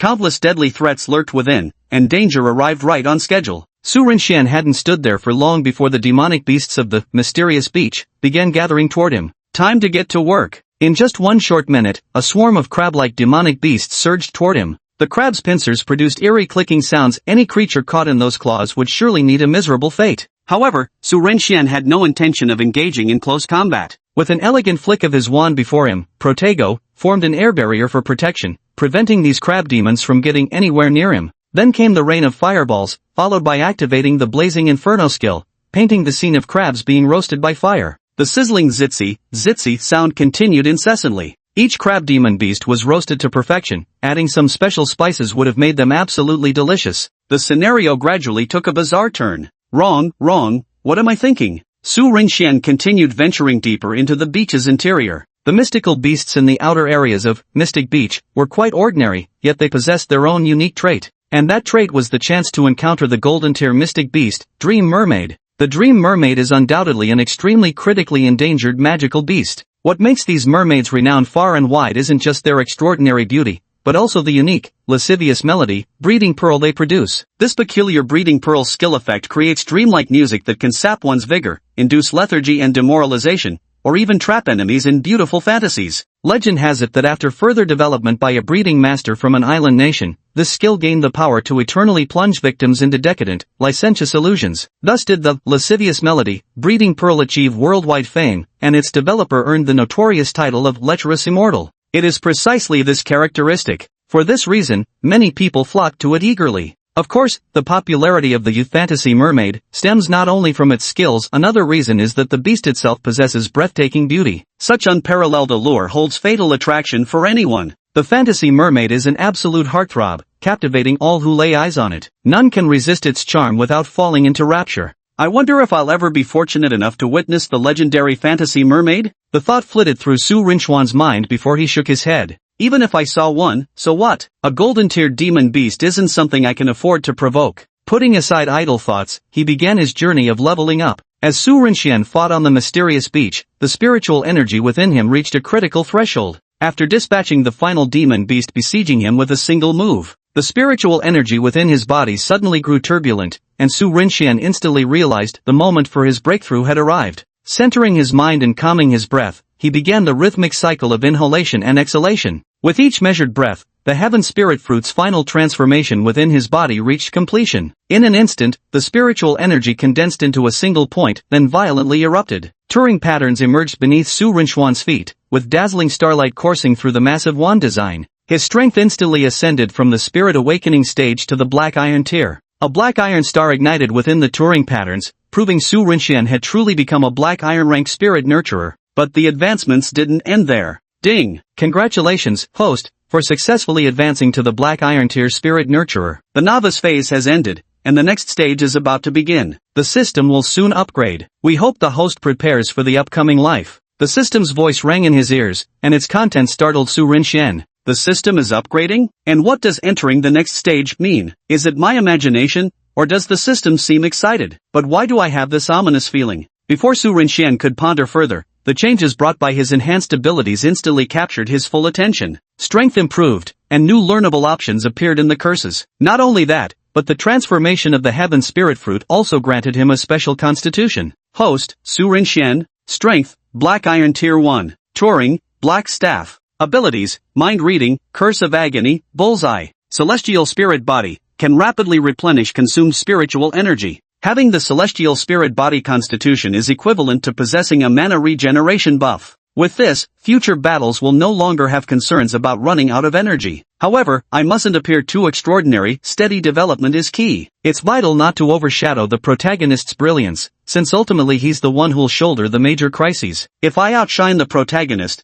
the ensuing troubles will inevitably land on me. The good news doesn't stop there. With the improvement in strength, the God Shroud Demon Ring fused with the Dragon Heart Marrow was completed last night. God Shroud Demon Ring. Owner, Su Rinxian. Ability 1, Divine Concealment, Spiritual Power Concealment, capable of masking the host's true strength. Unless the host reveals it, no one can see through it. Ability 2, Demon Ring. Apart from the host, anyone who sees the ring will be drawn to it, triggering the target's innermost desires, with the strongest desire being to possess the ring for themselves. The evolution of the Divine Hidden Demon Ring instantly granted the ring 2 abilities named after itself. Divine Hidden and Demon Ring? How fitting. The ring's evolution has amplified its inherent abilities infinitely. The ring's appearance hasn't changed much, it remains a golden ring as always, but its outer edge now bears mysterious, unknown runes, making it seem even more enigmatic. This trip out has been quite fruitful, my strength has improved, and the ring has successfully upgraded. Everything is progressing in a good direction. Just as Su Rinxian was about to leave the mysterious beach, a faint, indistinct song suddenly reached his ears. Almost immediately, a mist began to rise over the mysterious beach. What happened? The mist was accompanied not only by faint, ethereal singing, but also by piercing, agonized screams. The mysterious beach was an anomalous zone open to outsiders. It wasn't just Su Rinxian who could come here, clearly, someone else had encountered a dangerous situation. This singing? No way, no way. It can't be what I think it is, right? Wang Jiala never expected that his simple trip to the anomalous zone with his school team to test his newly acquired skills would turn out like this. Never imagined I'd encounter the rare demon beast, Fantasy Mermaid. And it's actually a juvenile fantasy mermaid at that. Otherwise, relying solely on herself, she would absolutely not survive against a fantasy mermaid. Senior sister, must we really flee? A buzzcut boy's eyes revealed regretful emotions, though he clearly understood their strength was simply no match for a fantasy mermaid. Even at its juvenile stage, this creature possessed silver tier power, far beyond what they could contend with. When Su Rinxian arrived at the scene, he saw a group of students fleeing in disarray. The girl at the front was the strongest among them, but even she was no match for the sea monster pursuing them. In the sea at that moment, there was a beautiful figure, half human from the waist up and half fish below, her form flickering in and out of view, yet possessing peerless beauty that could topple cities and kingdoms. Only now, the mermaid's face was ice cold, traces of blood trickling from the corner of her mouth, and in her hand she clutched a severed human arm. Indeed, though fair she may be, this mermaid was also a monster, one that feasted on human flesh. Chapter 25, The Enchanting Mermaid, Transfiguration Spell. Su Rinxian realized he wasn't the only one drawn by the alluring song of the enchanting mermaid. Soon, numerous beast masters gathered around, including some formidable figures among them. Clearly, among them were those who specialized in hunting enchanting mermaids, as well as others who had rushed over promptly after receiving word from friends. Ha ha ha, I've been waiting so long for this. The enchanting mermaid is mine now, I'm finally going to experience the blissful days of Master Lecherous. Hee hee, it's actually a juvenile with silver tier strength. Heaven is helping me. Just hearing him speak, you could tell this guy wasn't serious at all. Su Rinxian's gaze fell upon the sea, where the existence everyone coveted was surfacing. The enchanting mermaid before them hadn't reached gold tier in strength yet, but even with her silver 9th rank power, the ensuing battle wasn't something Su Rinxian could interfere with. The sea was raging with towering waves, hosting not just dreamlike mermaids but also 2 formidable demon beasts. One was a ghost claw demon fish, commonly called an octopus, of colossal size with strength at silver tier 5. The white fog shrouding the area spewed from its maw. The other took the form of a giant sea serpent named the Emerald-Eyed Drake, though ironically a serpent dubbed a dragon, its power ranked at silver tier 4. The ghost claw demon fish's fog wasn't directly harmful, but it could block Beastmaster's sensory perception. This was why students attempting to flee earlier couldn't immediately escape these waters, forced instead to circle helplessly in place. Wang Jiala unleashed his Turing Wind Spirit Treasure Fan, conjuring an enormous folding fan in his hand. With a sweeping motion towards the mist, countless wind blades surged forth, slashing towards the 2 monstrous beasts blocking their path. Senior, are we going to die here? Other students training on the mysterious beach saw the situation unfold but could only feel utterly helpless. These students never had any intention of coveting the dream fantasy mermaid to begin with. Wang Jiala's attacks were like tickling the 2 demon beasts, utterly ineffective. How despicable. Her beautiful brows furrowed as she surveyed the surroundings, realizing more and more beast masters were gathering around them, including many high-ranking ones. If we stay here any longer, we'll definitely get caught up in the chaos. The surrounding beast masters, eager to obtain the spirit-nurturing pearl within the Mermaid King, launched their attacks directly. Instantly, various skills erupted all around, creating a dazzling spectacle. Hidden in the shadows, Su Rinxian observed the scene under the effects of his illusionary body charm. He was quite familiar with such situations. Wasn't this just like the snipe and clam fighting while the fisherman profits? He'd benefited from others' conflicts before. The first time was unfamiliar, but the second time was easy. However, the surrounding spirit trainers clearly underestimated the strength of the 3 silver-ranked magical beasts, especially considering one of them was that special creature, the Dream Mermaid. A mesmerizing melody flowed from the Dream Mermaid's throat. The battling spirit masters suddenly froze mid-attack. Many among them began wearing eerie smiles, with unidentified glistening liquid dripping from the corners of their mouths. Wang Jiala shot an exasperated glance at his useless junior beside him. In anger, he delivered a slap to snap his illusion-entranced junior out of it. Ouch! Senior, you're so big. No, I mean, why are you hitting me, senior? Wang Jiala laughed in frustration. If she ever volunteered again to lead drills for these juniors, she might as well call herself a dog. Stay focused. Do you still want to escape? Got it. I'll listen to senior properly. Su Renxian, who had stealthily approached the area, was utterly speechless. Although the girl before him wasn't particularly strong in terms of ability, her tulpa possessed an extraordinary effect. With a flick of her enormous folding fan, she swiftly dispersed the white mist emanating from the silver-tier rank 5A tentacled devilfish. Even the 2 silver-rank spiritual trainers who had just arrived from the outskirts couldn't dispel this white mist. Could this be Turing's innate ability as a student? Because of Turing's innate ability, the skills displayed will vary. There's no need for a soul nurturer to absorb identical skills, as due to Turing's influence and the differences in innate abilities after awakening,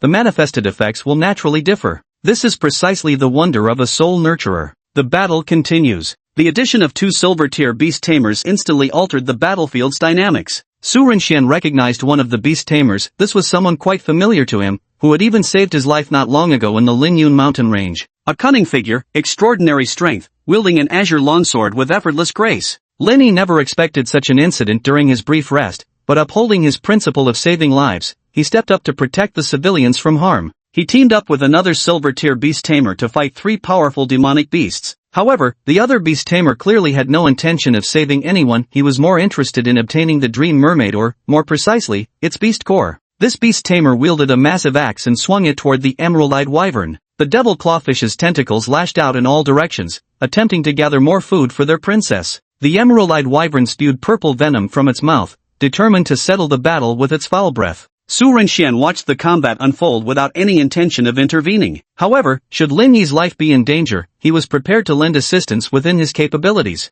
After all, the latter had once helped him. With Lin Yi and another beastmaster on their side, they swiftly gained the upper hand in the battle. Wang Jiala also seized the opportunity to flee the battlefield with her junior in tow. The junior cast one last longing glance at the distant Dream Mermaid. What a rare chance to encounter a Dream Mermaid, but my strength just isn't enough to claim it. What a ouch. Senior, why'd you hit me? The junior covered his head again. Wang Jiala gave the junior an exasperated knock on the head. What era is this, and you're still fantasizing about dreamy mermaids? Do you boys have nothing but frivolous thoughts in your heads? If it weren't for those 2 beastmasters, you'd already be inside the belly of your beloved dreamy mermaid by now. Junior, hurry up and leave this place. I feel like if this news gets out, more people will gather here and cause chaos. The 2 quickly escaped the anomaly of the mysterious beach. And just as Wang Jiala had predicted, upon hearing rumors of a dreamlike mermaid appearing on the mystical shore, countless beastmasters poured into this anomaly. Su Renxian watched as even more people rushed to the scene, joining the assault against the 3 magical beasts.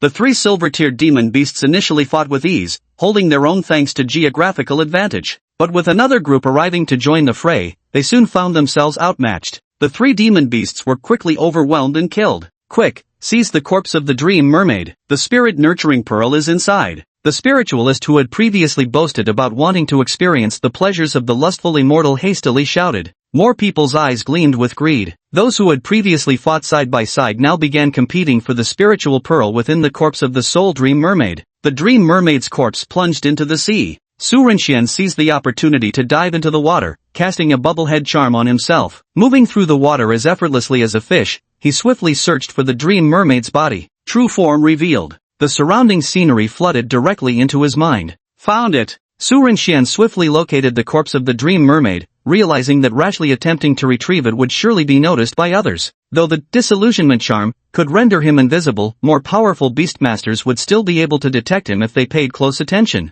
Perfect timing to try out this newly acquired ability. While everyone was still searching, Su Renxian pointed his wand at the Dream Mermaid's corpse. A surge of energy shot forth. The Dream Mermaid's body rapidly transformed from an exquisitely beautiful corpse to an ordinary dead fish, as if killed incidentally in some random skirmish. No one would pay attention to an insignificant dead fish. Su Renxian quickly recalled the transformed mermaid under the effect of the transfiguration spell. then, apparat, away in an instant, leaving this troubled place behind. Chapter 26, Team Battle, Episki. Unknown to Su Rinxian after fleeing the mysterious beach, a fierce battle broke out among the beastmasters who failed to find the mermaid's remains, because every beastmaster present suspected the others of secretly hiding the mermaid's body. But these weren't things he should be thinking about right now. He needed to rush home as fast as possible. He was extremely excited because today had been another very fruitful day. The praying mantis stalks the cicada, unaware of the oriole behind. Another good find for me. The disillusionment charm really is a sneaky bastard's favorite spell. Though calling himself a sneaky bastard didn't seem quite right, he was just being cautious, that's all. My strength has not only improved, but I also have new spells to cast. Today is truly a joyful day. His power advanced to Black Iron Tier 1, and Su Rinxian gained 4 new spells to wield. Transfiguration spell allows the caster to alter the form of a target according to their will, with varying effects depending on the object. Expecto Patronum, Patronus charm summons one's guardian spirit to defend against attacks from spectral beasts. Shock absorption, deceleration spell can slow down enemy movements. Episki, healing spell used to treat relatively minor injuries. These are excellent spells. We've already seen how useful the transfiguration spell is. After returning home, Su Rinxian took out the dream mermaid that had been transfigured into a dead fish. After lifting the transformation charm, an instantly breathtaking mermaid appeared before Su Rinxian. Even in death, she remains this beautiful. No wonder she captivated countless youths. Su Rinxian gazed deeply at the mermaid before reaching his magic-infused hand toward her chest. With a plop sound, the mermaid's chest was opened, and a spirit-nurturing pearl was extracted. The decadent melody skill. I wonder if it'll suit me. Due to system upgrades, complete absorption of spirit-nurturing pearls isn't currently possible, so he chose not to absorb it immediately. The day's harvest had been plentiful enough, there was no need to rush things. The corpse of the dreamlike mermaid was ultimately reduced to ashes by a fire. Having such an incredibly beautiful corpse by my side that tempts the imagination, burning it to ashes really lifts my spirits. Truly, such things are obstacles hindering my path to becoming stronger. Lying on the bed, preparing to sleep. Ding! The notification from the phone dragged Su Rinxian, who was just about to drift into dreams, back to reality. Mo Yuanqing, all personnel assemble tomorrow. The regional selection competition for the 100 Schools Alliance is about to begin. Tomorrow will be a full team strength assessment. The school team group chat was flooded with a series of acknowledgements. Su Rinxian also replied with a +1. The next day, Su Rinxian got ready and attempted to sign in, but the system showed no response. Just remembered the system is currently upgrading. After arriving at school, headed straight to the school team. Ha, Yichen, what happened to your arm? Upon entering the sports arena, I immediately saw Yichen with one arm bandaged. His complexion didn't look good either, as if he'd suffered quite some injuries. TSK, as expected of a man destined to be the protagonist. No matter how severe the injuries, he can still stand here.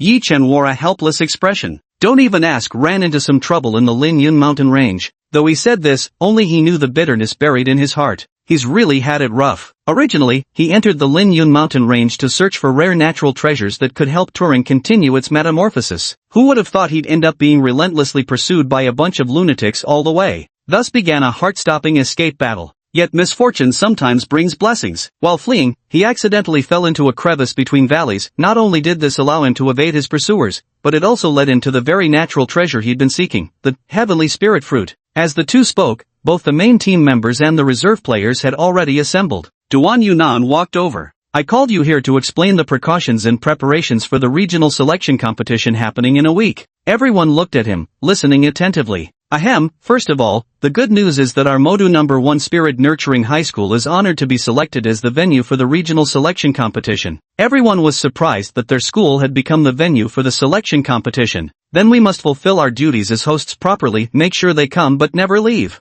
Buzzcut Ming Yujie shouted at the top of his lungs. Every member's eyes gleamed with an inscrutable light. The competition is almost here. The reason I called you all today is also to test your abilities. At these words, everyone exchanged glances. Even Yi Chen felt exhilarated. His skills had improved at an astonishingly rapid pace, and now was the perfect time to prove his capabilities. However, when he glanced at his fractured arm, frustration welled up within him at being injured at this crucial moment. Are you planning to test your skills against demon beasts, or have a one-on-one duel? Duan Yunan asked for everyone's opinion. Of course, sparring between teammates is the real test of strength. Du Liang was eager to try. He'd been wanting to fight Ming Yujie for a while now, to settle their previous humiliation. Su Rinxian noticed that everyone grew visibly excited at the mention of combat sparring. Even the normally composed Zhang Shanghua seemed eager to make a move. Who wants to go first? At the same time, both Yi Chen and Du Liang immediately raised their hands. Du Liang found this puzzling. You're injured and still fighting, are you really up for it or just putting on a show? Yi Chen unwrapped the bandage from his right arm. A little scratch like this won't slow me down. Actually, this kind of injury could be treated by a spirit nurturer with healing abilities. But Yi Chen was too poor, the cost of treatment was exorbitant, so he had no choice but to endure the pain and let time heal his wounds. Are you choosing to spar with the reserve team members or compete against the official school team? Of course it's the school team members. Yi Chen and Du Liang spoke in unison once again, causing the two of them to exchange glances. When they weren't bickering, they actually had great chemistry. Duan Yunan didn't stop them either, intending to let them choose teammates themselves. This would also help strengthen relationships within the team. Of course, Yi Chen wanted to challenge the strongest fighter around. His gaze turned toward their captain, Mo Yuanqing. No way, you're challenging our captain? Should I say you're bold, or just overestimating yourself? Ming Yujie noticed Yi Chen's glance and couldn't help but lace his words with a hint of sarcasm, slightly baffled. Yi Chen's eyes were resolute as he nodded firmly and said, that's right. I want to challenge Mo Qing Yuan. Seeing that he wasn't joking, no one mocked him. Instead, they admired his decision. Well said. Young people should have a fearless spirit. Huang Ying, acting like the leader she was, greatly approved of Yi Chen's courage. In that case, I also accept your challenge. Mo Yuanqing spoke up at this moment. Seeing that Mo Yuanqing had agreed, Duan Yunan didn't say anything more. Since this was called a team assessment anyway, it would be good for everyone to practice working together in preparation for future team battles. The two prepared themselves and were about to begin their fight. Su Renxian suddenly spoke up at this moment. Wait a minute. All eyes turned toward him, their gazes filled with puzzlement, thinking it somewhat improper for him to intervene just as the two were about to engage in battle. He walked to Yi Chen's side. Su Renxian just happened to want to test his new abilities, and here was the perfect subject for experimentation. Yi Chen also wanted to know what Su Renxian was up to, so he didn't say much more. The wand was wielded, lightly touching Yi Chen's fractured right arm as he murmured, Episki. As he spoke, a flash of spiritual energy passed from the tip of the wand and quickly vanished into the other's arm. Yi Chen immediately felt an icy, tingling numbness in the broken bones of his right arm. It lasted only a moment before all sensation disappeared. He waved his shoulders and arms. The previous stabbing pain now felt like an illusion, completely gone. He was astonished to find that the injury on his right arm had actually been healed. Chapter 27, Mystical Ink, Instant Kill. A healing type skill? Seeing Su Renxian heal Yi Chen's fractured arm left everyone astonished. After all, Su Renxian's Turing didn't seem like a healing type ability. While healing type spirit orbs are common in the market, Turing with healing abilities are extremely rare, making spirit masters with such skills scarce as well. The importance of a healer in a team goes without saying. What's more, their school team just happened to lack a spirit master with healing skills. With Su Renxian revealing this unexpected capability, you can imagine everyone's surprise. Wouldn't you say it's both shocking and delightful? That's not right, Su Renxian. Your Turing isn't an auxiliary type, so how can you absorb the healing effects of the spirit nurturing pearl? Everyone assumed Su Renxian's magic spell was absorbing the spirit nurturing pearl's ability. Su Renxian simply smiled without offering further explanation. They were merely curious and didn't press the matter further. After all, everyone has their own secrets.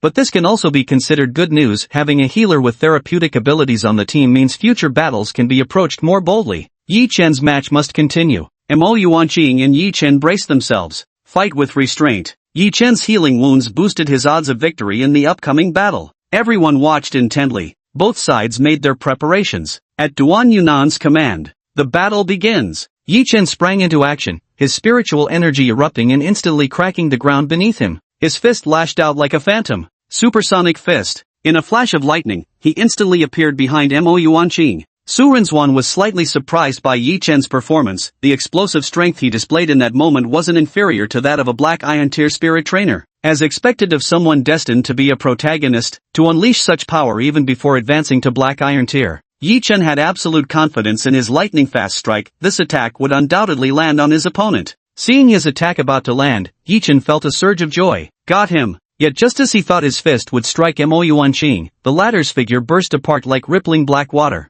Yi Chen's blow met only air. How is that possible? Halting his momentum, Yi Chen turned his gaze to where Mo Yuanqing had stood moments before. The place was deserted at this moment, with only ink-like black water stains remaining. What's this? Su Renxian observed carefully, wanting to thoroughly understand Mo Yuanqing's abilities. Yet these black water stains moved swiftly as if alive, reaching Yi Chen's feet in an instant. The next moment, countless tentacles stretched out from the stains, attempting to restrain Yi Chen. Damn, a tentacle monster. That's right, they were tentacles, but these tentacles didn't seem real at all. They looked less like actual appendages and more like oil paintings sketched in ink. Yi Chen dodged nimbly, his figure instantly splitting into 5 or 6 identical silhouettes. Spiritual technique, phantom doppelgangers. After considerable effort, Yi Chen finally managed to evade the tentacles' dexterous attempts at bondage play. In the next moment, the figure of Mo Yuanqing swiftly emerged from the inky waters behind Yi Chen. At that moment, he held a radiant spiritual brush in his hand. It was his tuli, the miraculous painter's brush. The ink-like puddles beneath his feet were none other than his innate ability, enchanted ink, capable of materializing written words or painted images, or in other words, a mystical ink that could turn reality into decay. Draw the ground as a prison. He swiftly wrote 4 large characters in midair. The 4 characters instantly transformed, rushing rapidly toward Yi Chen. Yi Chen wasn't foolish either. Multiple shadowy figures began evading as the drawn prison struck the ground, immediately morphing into countless black chains that sought to bind each of his shadowy duplicates. Yet the brush in Mo Yuanqing's hand continued its strokes. Marvelous ink falcon pierces the firmament. In an instant, a fierce ink-painted falcon shot forth, swiftly swooping toward Yi Chen. Still struggling against the drawn prison binding him, how could Yi Chen possibly evade the falcon's attack? Instantly struck by blazing claws, Yi Chen fell heavily to the ground. The drawing ground as prison technique seized the brief opening to bind him completely, leaving him immobile. The battle had transpired in just a blink. Yi Chen was restrained. Mo Yuanqing adjusted his glasses and walked over to the still struggling Yi Chen, speaking casually, "Your footwork isn't bad, but there's still room for improvement." Yi Chen. The reserve members were astonished by Mo Yuanqing's peculiar artistic skills and miraculous abilities. Lin Qingqing exclaimed, "Is this the strength of the school team captain? So powerful, and this ability is so cool."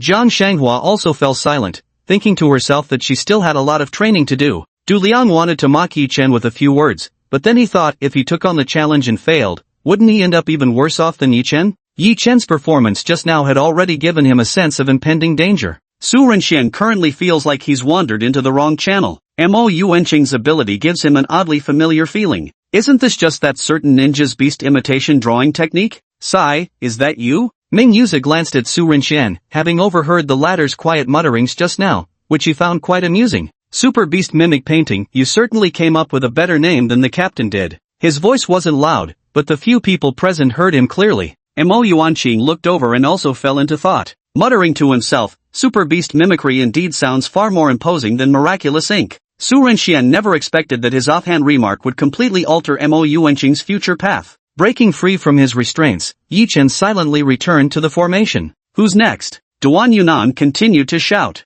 However, taking a lesson from Yi Chen's previous experience, the several of them exchanged glances. Lin Qingqing signaled to Du Liang beside her with her eyes. Weren't you the one clamoring for a fight earlier? What are you waiting for? Go on. Du Liang. Jiang Shanghua still wore an expression of frost, showing no intention of stepping forward to endure the ordeal. Su Renxian sighed. He walked straight ahead. If no one else is willing, then I'll do it. He also wanted to see how big the gap was between his own abilities and those of the school team members. Oh, you're planning to choose. I'll face him in battle. Before Duan Yuannan could finish speaking, Huang Ying eagerly raised her hand. However, Duan Yunan left the choice to Su Renxian. He glanced at Huang Ying, thinking only a fool would choose her. Huang Ying blinked her big eyes as if saying, pick me, I want to fight. Her fighting spirit couldn't have been more obvious. Yet Su Renxian opened his mouth and shouted, I choose Xie Zi. Xie Zi? He never expected to be called out by name. Originally looking completely out of it, his expression instantly turned astonished.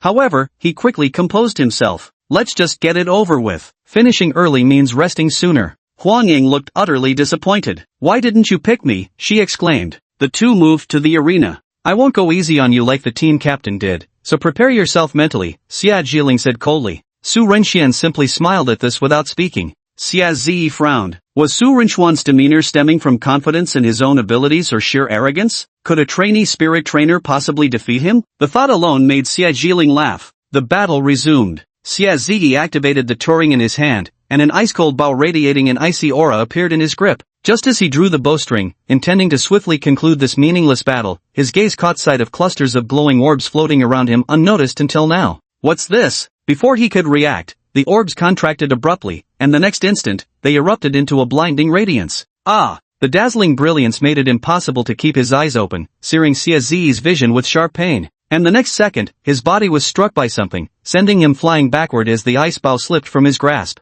Heavy impact as he hit the ground. The light faded, and Xiaozi was flung into the distance, his mind in disarray, as if lost in thought, like someone struck by a mental blow. Meanwhile, Su Rinxian cast an incredulous gaze toward the other members of the school team, as if to say, "That's it? Team members, Duan Yunan, did I approach this the wrong way? How could a regular team member be instantly defeated by a reserve member?" Chapter 28, The Unbearable Pain of Gazing, Such Agony, Too Much Agony. The battle ended so swiftly that no one had time to process what had happened. Witnessing this scene, Du Liang swallowed hard and questioned uncertainly, "Did any of you see clearly? So, Su Rinxian won just now?" Everyone shook their heads, not knowing what to say. Everything happened too fast, and the radiance emanating from Su Rinchuan's light spirit summon was far too dazzling, making it impossible to see the battle clearly. "What the hell, Xiaozi? What kind of joke are you playing?" Ming Yujie shouted in astonishment. Xiaozi's face flushed red instantly as he hurriedly stood up and shouted at Su Rinxian, "It was my fault, I stumbled just now. Let's go again." Mo Yuanqing frowned at Xiaozi's words. If this were the battlefield, Xiaozi would already be dead beyond recognition. "Xiaozi, a loss is a loss. Carelessness was your fatal mistake, and underestimating your opponent is a sign of disrespect," Duan Yunan shouted sternly. Xiaozi's face grew even redder as he bowed his head in shame. He had no intention of arguing because the principal was absolutely right. Still, he wanted to have another battle. This time, he definitely wouldn't underestimate the opponent before him. Turning to Su Rinxian with a solemn expression, he earnestly pleaded, "Classmate Su Rinxian, please allow me to apologize. I was arrogant earlier, and I beg your forgiveness. I hope you'll give me another chance to battle you once more." "Of course," Su Rinxian casually agreed. A smiling face is hard to strike. Since the other party had sincerely apologized, one ought to give them a way out. Yan Karen leaned close to Huang Ying and whispered, "Huang Ying, if you were in Su Rinchuan's position, would you have been able to counter that move?" Huang Ying fixed her gaze on the two, readying for another bout, her mind racing for a solution. "As long as I'm faster than Su Rinxian." Yan Karen remained silent. "Exactly. As long as you attack or interrupt Su Rinchuan's spellcasting before he does, you can avoid being blinded." Xiaozi thought the same way. The two stood facing each other once more, but this time Xiaozi's earlier casual demeanor had vanished, replaced by a firmer resolve in his eyes. Meanwhile, Su Rinxian on the opposite side was contemplating which combination of abilities he should deploy next. "Once I perfectly fuse the light spirit summoning, it'll undoubtedly become another divine skill." But now wasn't the time for such thoughts, as Duan Yunan spoke up again. "Both sides ready, battle begins." And as soon as the words fell, Xiaozi launched the first attack, an icy bomb materializing instantly as frost-tipped arrows formed in midair, shooting rapidly towards Su Rinxian. Yet Su Rinxian characteristically summoned spiritual light orbs again. The luminous spheres had barely begun forming around him when Xiaozi's assault was already upon him. However, in midair, the frost arrow struck an invisible object with a bang, revealing transparent walls frozen solid one after another. This was the official defensive spiritual technique, air wall. Despite having his attack blocked, Xiaozi showed no trace of regret. His gaze remained fixed on the glowing orbs floating nearby once more. "The same move will work on me, I won't trip over the same stone twice." Clearly, he had prepared a countermeasure against Su Rinchuan's blinding flash. But sometimes, one shouldn't speak too confidently. Just as Xiaozi closed his eyes to resist Su Rinchuan's blinding light technique, the moment the radiance struck his body, an excruciating pain seared through his entire being. The bone-deep agony forced an involuntary scream from his throat. "Ah!" Xiaozi collapsed to his knees in agony. However, Su Rinxian never anticipated that when using light spirit summoning, while activating his pain curse talent, Xiaozi wasn't the only one bathed in that radiant light. Every person present fell within the illumination range of the light spirit summoning. Due to the nature of the pain curse talent, even the non-aggressive spirit skill light spirit summoning gained terrifying offensive capabilities. Apart from Su Rinxian, the user, everyone within the range of the light triggered the damage from the pain curse. After all, the condition for this talent to activate was to land an attack on an opponent. Well, being exposed to light could be considered a form of damage, right? The screams were still continuing when Su Rinxian instantly deactivated his talent. The howling ceased. Su Rinxian gave his companion an awkward glance.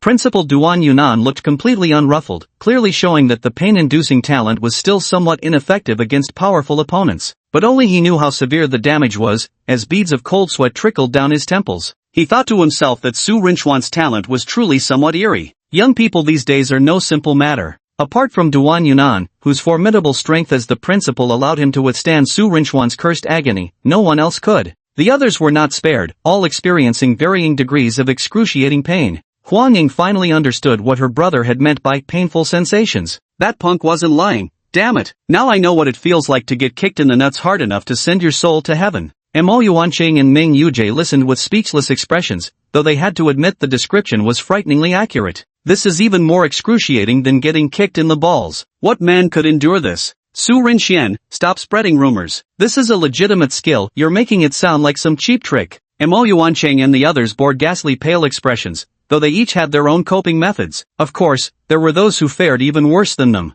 Yi Chen and Du Liang were in so much pain they began foaming at the mouth. It was also Su Rinxuan's fault that his enhanced abilities made his talent even more formidable than before. No matter how much the two tried to use Turing to resist the pain-inducing talent, it clearly had no effect. Combined with Su Rinxuan's boosted strength, the impact now was far from the minor discomfort Huang Su had endured in the past. Yet, Jiang Shanghua stood there effortlessly, appearing completely unfazed, unexpected by anyone. The reason, of course, was the divine glow emanating from the angelic wings behind her, which slightly offset the effects of Su Rinxuan's curse. Still, the initial agony made the corners of her mouth twitch, proving she had indeed experienced firsthand what true suffering felt like. She sighed inwardly, grateful for her heightened abilities and the new powers she had gained, otherwise, she too would have ended up as miserable as the others. Meanwhile, Lin Qingqing beside her, bathed in the radiant light, was in a much better state than the two foaming at the mouth on the ground.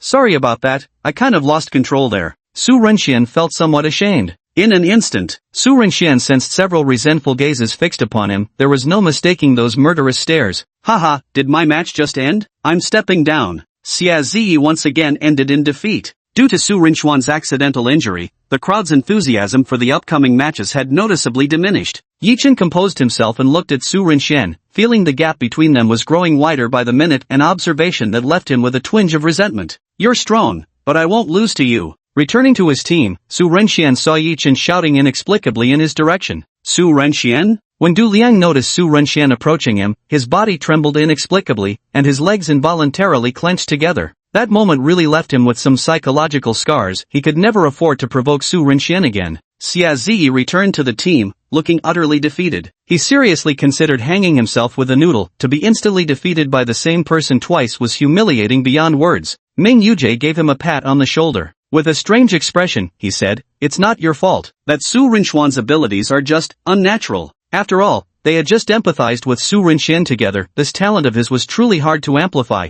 and even if they had faced him themselves, they wouldn't have had a solution. Ming Yujie's words of comfort barely registered with Xia Ziyi. Right now, his mind was filled with nothing but the dazed state of having been defeated by a mere reserve squad member. Chapter 29, Sacred Guardian and Ogre? The battle would continue. With Su Rinxuan's performance setting the example, Huang Ying and the others brought out their full strength to take on the remaining challengers, resulting in a one-sided situation. To everyone's surprise, Jiang Shanghua's strength had unexpectedly risen to the Black Iron tier, granting her an innate ability, the fundamental reason she could counteract the effects of the pain curse. And this innate ability was precisely her family's heritage. The Archangel Wings Turing's innate ability, Holy Protection, has the power to dispel negative effects. Next to face Jiang Shanghua was Huang Ying, the second strongest member of the school team. Huang Ying's combat style was truly eye-opening, excellent in both close and ranged combat, with her terrifying explosive strength being particularly noteworthy. A fire attribute Turing combined with formidable explosive power, the outcome was predictable. Su Renxian also overheard Du Liang, standing beside him, muttering under his breath that she was a real tigress. A fire-type Tu-Liang flame tiger? Huh? Well, why not call her a tigress then? The subsequent battles between Du Liang and Lin Qingqing ended without any suspense, both concluded in defeat. Yet Lin Qingqing's performance was still eye-catching, her movements as graceful as a dance. Wherever her crimson rose petals fluttered, they sliced through the air like razor-sharp blades. Ming Yujie and Yan Karen, who were fighting against the two, displayed combat styles that were distinctly characteristic of their personalities. Ming Yujie was reckless, while Yan Karen was as gentle as water. After several battles ended, Duan Yunan cast an overwhelmingly oppressive gaze at everyone, having seen their strengths and weaknesses through their performances. Thus, his words carried a chilling tone. What did you gain from these battles? After speaking, he turned his gaze towards Xia Ziyi from the school team. Have you forgotten the most fundamental rule of combat? Thinking your opponent is weaker and arrogantly assuming the stronger side will always win? What? Are you that strong? Xia Ziyi lowered his head in silence. After reprimanding Xia Ziyi, Duan Yunan then looked at Yi Chen. Improving your strength is indeed exciting, but don't get carried away. Confidence is good, but too much of it becomes recklessness. Yi Chen guiltily averted his gaze, regretting his impulse to challenge Mo Yuanqing. Why did I have to show off in front of Jiang Shanghua? After losing so miserably, I wonder what Miss Jiang must think of me now. Duan Yunan launched into lecture mode. He proceeded to point out everyone's shortcomings one by one. He didn't fail to give praise where it was due. Both Jiang Shanghua's improvement in strength and Lin Qingqing's dazzling combat techniques were highlighted. Su Rinchuan's unexpected victory particularly delighted Duan Yunan. Joy was inevitable. People of excellence never lack for compliments. Although your fighting style is difficult to comprehend, today's performance was truly admirable. However, I've noticed that all your abilities are long-range attacks. If the enemy closes the distance and engages you in close combat, I hope you can remain as composed as you are now. Su Renxian thought to himself that Duan Yunan was indeed an experienced spirit trainer. Although he possessed defensive abilities like armor protection and air wall, his weak point was still close combat. However, the appearance of apparition also gave him a chance to escape instantly if worse came to worst. I've observed everyone's strength, and there's significant progress, but don't slack off in the coming week.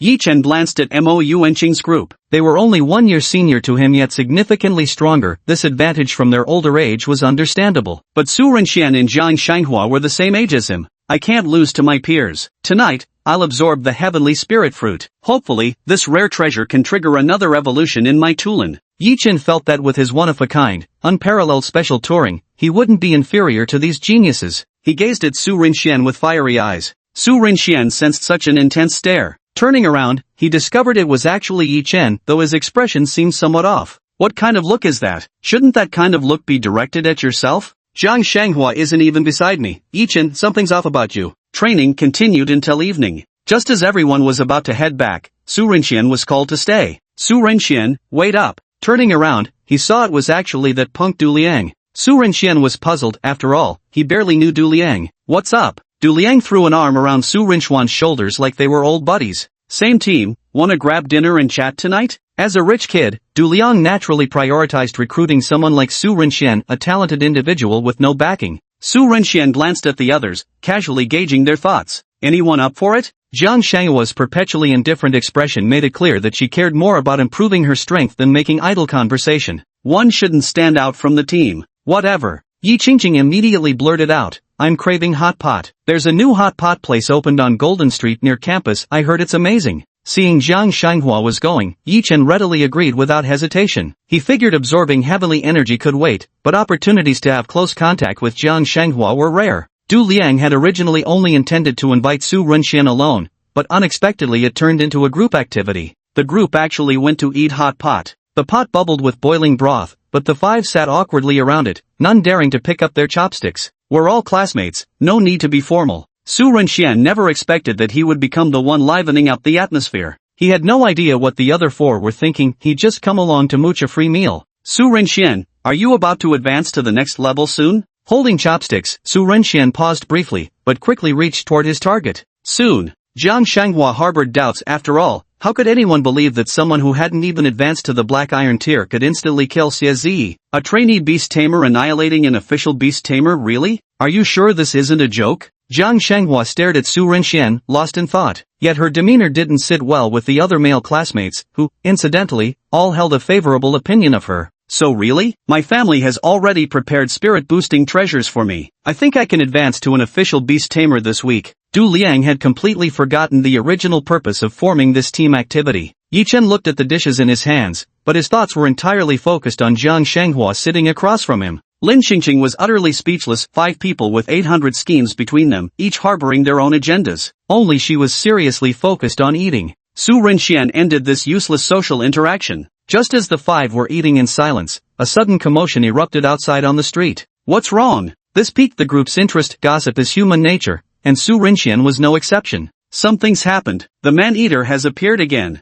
At that moment, a staff member rushed in shouting loudly, relaying the news he had just heard from outside. A man-eater? Have demonic beasts entered the city? That shouldn't be possible. With the Special Abilities Bureau keeping watch, no demonic beast should be able to evade their detection. So what exactly is this man-eater then? Su Renxian and the other 4 also lost their appetite to continue eating and headed toward the crowd gathered outside. Chapter 30, Chance Encounter. System upgrade complete. Su Renxian squeezed through the crowd and arrived in a secluded alley. The gruesome scene causing the commotion now came into view. The scent of blood erupted in the narrow alley. Flesh and blood lay in messy disarray, corpses scattered everywhere. Such a scene vividly illustrated the brutality and evil of the murderer. Though the bodies were strewn about, not a single head remained. My God, who could have done this? We were so close, why didn't we hear any sound at all? That's right, my house is right at the entrance of this alley, and I didn't hear any screams. Everyone was talking at once. Lin Qingqing's little face turned pale at the sight. When Yi Chen finished surveying the scene, his pupils contracted at the sight of wild animal bite marks on the corpse, but he quickly concealed his reaction. The world of spirit trainers was dangerous, but society still offered some protection to students. Soon, specialists from the Special Abilities Bureau arrived and swiftly cordoned off the area. Seeing this, Su Renxian and his group quickly left the troubled spot. Lin Yi led the team, but when he noticed Su Renxuan's party departing, his brow furrowed. Having witnessed the bloody scene moments earlier, none of them had any appetite left. After settling the bill, they quickly headed back to their respective homes. Yi Chen moved particularly fast. His mind was in chaos, and witnessing what had just happened left him utterly disoriented. This wasn't the first time he'd encountered a murder scene. Since returning from the Linyan mountain range, this was the third time he'd come across such a scene. Once or twice could be written off as coincidence, but 3 times was far too unusual. Could it have been those people who were chasing me in the Linyan mountains? He didn't dare to dwell on it, terror gripping his heart. He had only escaped their pursuit last time by sheer luck. If they targeted him again, his life would truly be in danger. Maybe I should stay at the school for a few days? With the headmaster around, they wouldn't dare cause trouble on school grounds. Elsewhere, Lin Yi arrived at the scene of the incident. Seeing the gruesome sight before him, his expression remained largely unchanged. He quickly instructed his subordinates to thoroughly investigate the scene. Xiao Yuan, use your ability to see if you can find any important clues. Xiao Yuan summoned her Turing, a translucent sphere shrouded in mist. Moments later, an alleyway appeared within the sphere. The night was dim, and a middle-aged woman carrying groceries walked toward the end of the alley. But inside the crystal ball, it was as though she had encountered a ghost wall. She kept circling the alley, unable to find her way out. But the next second, a shadow-wreathed figure flashed by. The middle-aged woman was snatched away instantly, not even having time to scream before blood engulfed the crystal ball in an instant. Xiao Yuan frowned. She tried to see the murderer's true form, but the dark mist obscured her vision. Even after amplifying her spiritual energy and skills, she still couldn't uncover the killer's appearance. All she could vaguely make out were the murderer's piercing emerald-green pupils. Turning to the captain, she shook her head. Impossible, still can't see this person's real face. Xiao Yuan wanted to say something, but recalling how the figures uncovered in these recent cases were all different,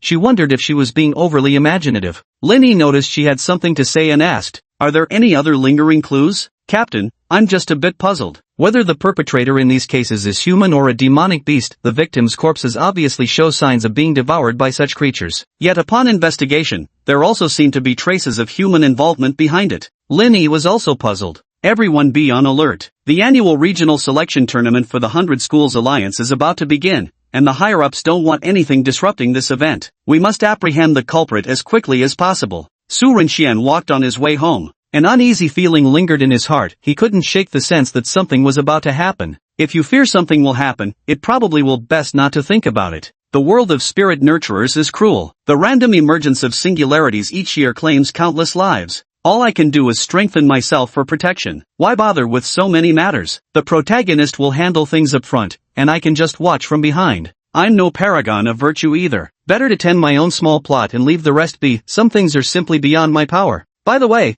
I originally planned to test Turing's innate abilities during this competition, but who would have thought I'd face Ye twice in a row and defeat him instantly both times? Turing's innate abilities never even had a chance to manifest. Host, Su Renxian. Strength, Black Iron Tier 1. Turing, Black Staff. Abilities, Soul Absorption, Pain Curse, Perfect Accuracy. Celestial Spirit Body, Rapid Spiritual Energy Replenishment. Turing's innate ability, Ultimate Magic. Su Renxian tapped on the column for Turing's innate ability, revealing a detailed description before him. Ultimate Magic comprehensively enhances the effects of a certain spiritual skill, talent, or spell, producing earth-shaking transformations. Note, can be used 3 times per day. This talent feels like storing power to unleash a super move in the end, but I haven't used it today. I'll experiment when I find the right opportunity later. Su Renxian walked on, pausing mid-step as the surrounding paths left him somewhat disoriented. Although he had taken a shortcut, it shouldn't have been completely devoid of people. Does the way home feel this long? And why is it so quiet around here? As I looked around, I heard faint rustling noises not far away. The air carried a fishy stench mixed with the smell of rusted iron.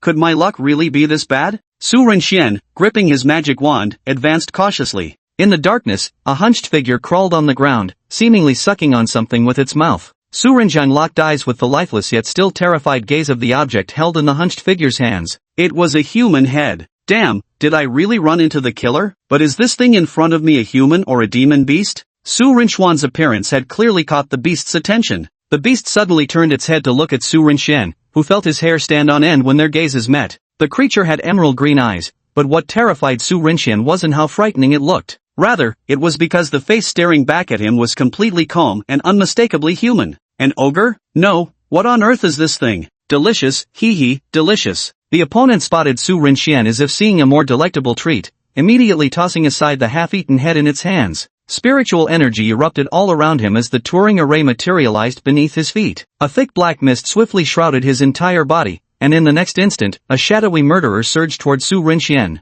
Petrificus totalis. The spell shot towards the opponent. Yet the creature with beast-like instincts swiftly dodged Shirangsu's attack, vanishing into the shadows in the next instant. The surrounding darkness made it even easier for him to conceal himself. Su Rinxian wasn't in a hurry. He directly used the revealing charm to spot the figure cautiously appearing behind him. Turning around, he cast a spell that hit the beast lunging at him mid-air. The enemy was hit with the petrification spell, its body stiffening instantly. Fearing an absolute counterattack, Su Rinxian immediately set it ablaze with fire. The flames swept across, leaving no screams behind as the enemies turned directly to ashes in the fire. Not only that, but it also conveniently cremated the victims' heads. To prevent anyone from discovering any clues, Scouring Charm was cast repeatedly, fearing even the slightest lingering scent in the air. Ding! System upgrade complete. Host, will you activate the system? After completing these tasks, a lively voice suddenly popped into Su Rinchuan's mind, giving him quite a fright. However, he had no intention of staying to watch. With a swift apparition, he returned directly to his home. Chapter 31, Make Me the Dark Lord? Has my system gone haywire? Shortly after Su Rinxian departed, several shadowy figures emerged from the darkness where he had been standing moments before. Lin Yi led the team to catch up here. Is this the place you sensed?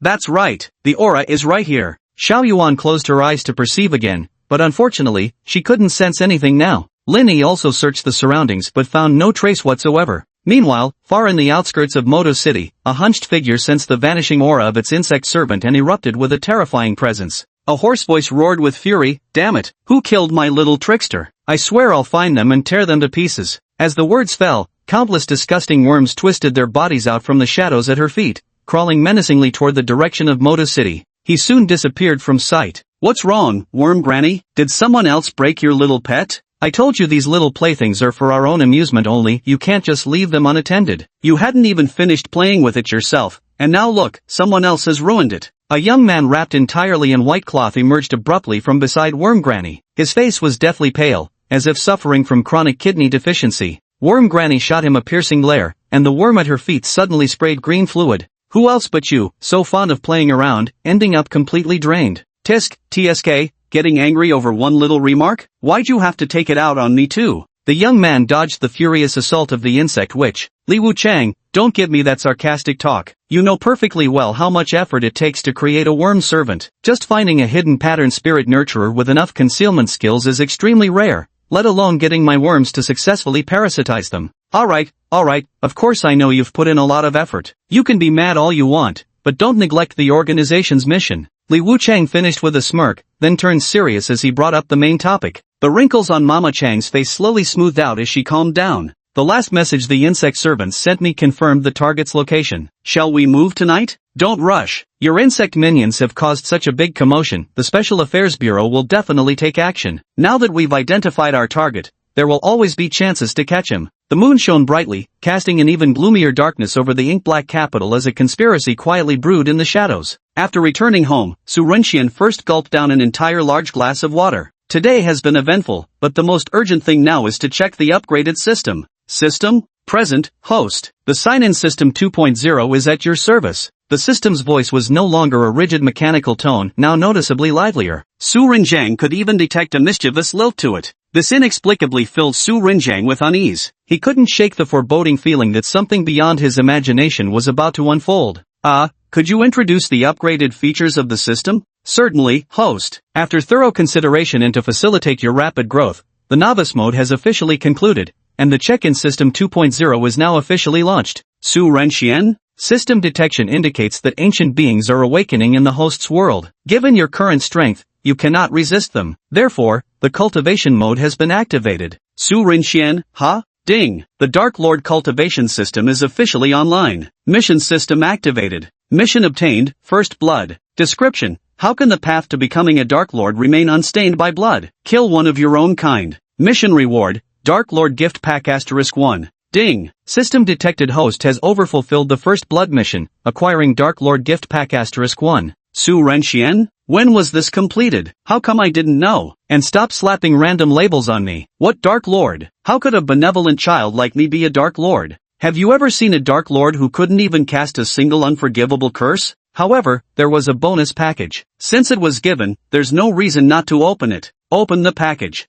Ding! Congratulations, host has obtained, Killing Curse, Imperious Curse, Cruciatus Curse. Su Renxian. Congratulations, host, for taking a small step forward on the path of the Dark Lord. You have obtained the 3 great dark magics. Let us fire a salute of loyalty to the birth of the Dark Lord. I didn't, I'm not, you're lying. I never agreed to become the Dark Lord. Su Renxian truly believed the system had lost its mind, if systems even had minds to begin with. Don't think about anything else for now, hee. Obtaining 3 powerful spells definitely has me feeling a bit excited. Su Renshua's mouth unconsciously curled into a smirk, though under the moonlight, his smile appeared sinister and malevolent. System, and you say you won't become the Dark Lord? Look at how fiendish your expression has become. I always knew my chosen host couldn't possibly not be the Dark Lord. Clearly, you're just a wolf in sheep's clothing. Avada Kedavra, Killing Curse causes instant death upon hitting the target. Cruciatus Curse inflicts unbearable pain that makes victims wish for death. Prolonged exposure can drive a person mad, and continuous use leads to fatal spasms. Soul Departure, Imperious Curse causes the target to feel overwhelming happiness, enabling the caster to command them to do anything. With these 3 spells, I'll have a solid footing in this world, especially the Killing Curse. Who dares mess with me? I'll hit him with an Avada Kedavra. Su Renxian smiled once more. Since the system upgrade is complete, can I continue with the check-in? Ding! Today's check-in completed. Congratulations, host. You have obtained Truth Serum *1. Truth Serum forces the consumer to tell the truth. Not bad. I actually got a magical potion. Combined with the Felix Felicis I obtained last time, I now have 2 magical potions. Su Renxian was very satisfied with today's harvest. Suddenly, a plump white owl landed on Su Renxian's shoulder. What's wrong, fatty? Hungry? The fat bird was none other than the owl he had obtained from his check-in reward. The fat chicken, since Su Renxian didn't need it to deliver letters, spent all its time eating at home and gained several pounds in just a few days. So it was given the name Fat Chicken. After preparing food for Fat Chicken, the phone suddenly rang. The caller ID showed it was that Wang Lele fellow. What's up, little Wang? What's going on? On the other end, little Wang shouted excitedly, Brother Su, something huge happened. There's been a terrifying incident near our residential area. Have you heard about the recent cannibalism cases? An entire family of 4 in our neighborhood was wiped out.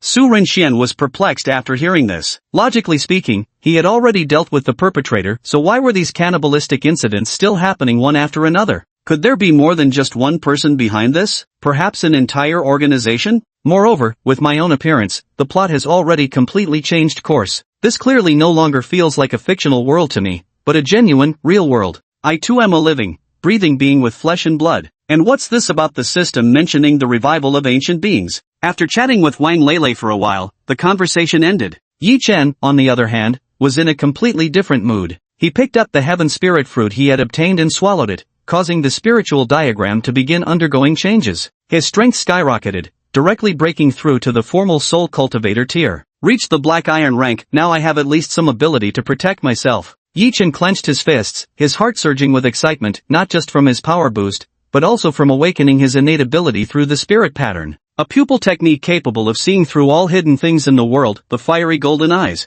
Chapter 32 Shock. The female lead's unknown secret. These past few days, Su Renxian came to school as usual. Since the Moda regional qualifiers were set to take place at their school, a large group of people were currently working on constructing the battle arena and spectator stands. Brother Su, the ogre incident really gave me a fright. I never expected you guys encountered the same thing that night. The scene was just too gruesome. I've hardly been able to eat properly these past few days. My appetite's completely gone. Wang Lele stuffed a large meat bun into his mouth as he spoke. Su Renxian was speechless. He hadn't noticed any decline in his appetite at all. Passing by the playground, they saw many beastmasters setting up battle arenas. By the way, Brother Su, do you have a chance to participate in the regional qualifiers? If so, I'll go cheer for you in person. Su Renxian gazed at the sports stadium under construction. For a beast tamer, building a combat-ready sports stadium was a piece of cake. We're just substitutes, basically backups. Unless something unexpectedly happens to the main members, we probably won't get a chance to compete. Wang Lele joked.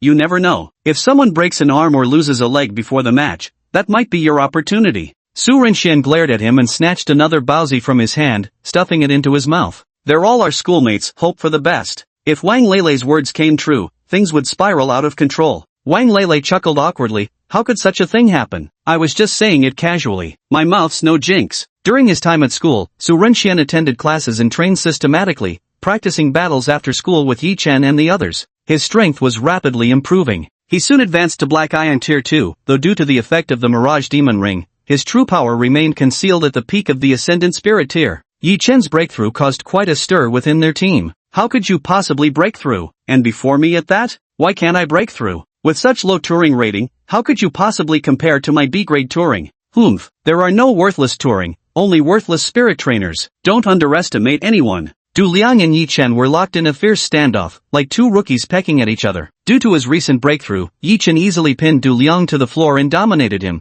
which sparked Du Liang's resentment. If you want to fight, then fight. Why are you pressing me down like this? Yi Chen was feeling rather smug at the moment. Not only had he taught Du Liang, that pretentious fellow, a lesson, but he had also surpassed Su Renxian in strength. As for Su Renxian, whether it was psychological or some other reason, Yi Chen just wanted to outdo him. Now, he had finally gotten his wish. The most important thing was that in the entire reserve team, only he and Jiang Shenghua were at the Black Iron rank. Could this be the so-called made for each other? Right now, in the whole team, only Jiang and I are at the Black Iron rank. It's such a fateful coincidence. Indeed, the heavens themselves are bringing us together, Yi Chen mused. Yi Chen fell deep into his own romantic delusions. Meanwhile, Jiang Shenghua sat aloof, engrossed in a book, clearly captivated by its contents. However, when Yi Chen pinned Du Liang to the ground, his eyes only gave a quick glance. Then he fell deep into his own world again. She had no idea about Yi Chen's little thoughts. Meanwhile, Su Renxian, who had accidentally activated legitimacy, detected what was on Yi Chen's mind and speechlessly looked up at the sky with exasperation. Love-struck minds are truly terrifying. Here, Jiang Shenghua stood alone in her beauty. Lin Xingqing didn't want to disturb this atmosphere-enhancing beauty. Spotting Su Renxian's gloomy expression and having nothing better to do, she decided to go strike up a conversation.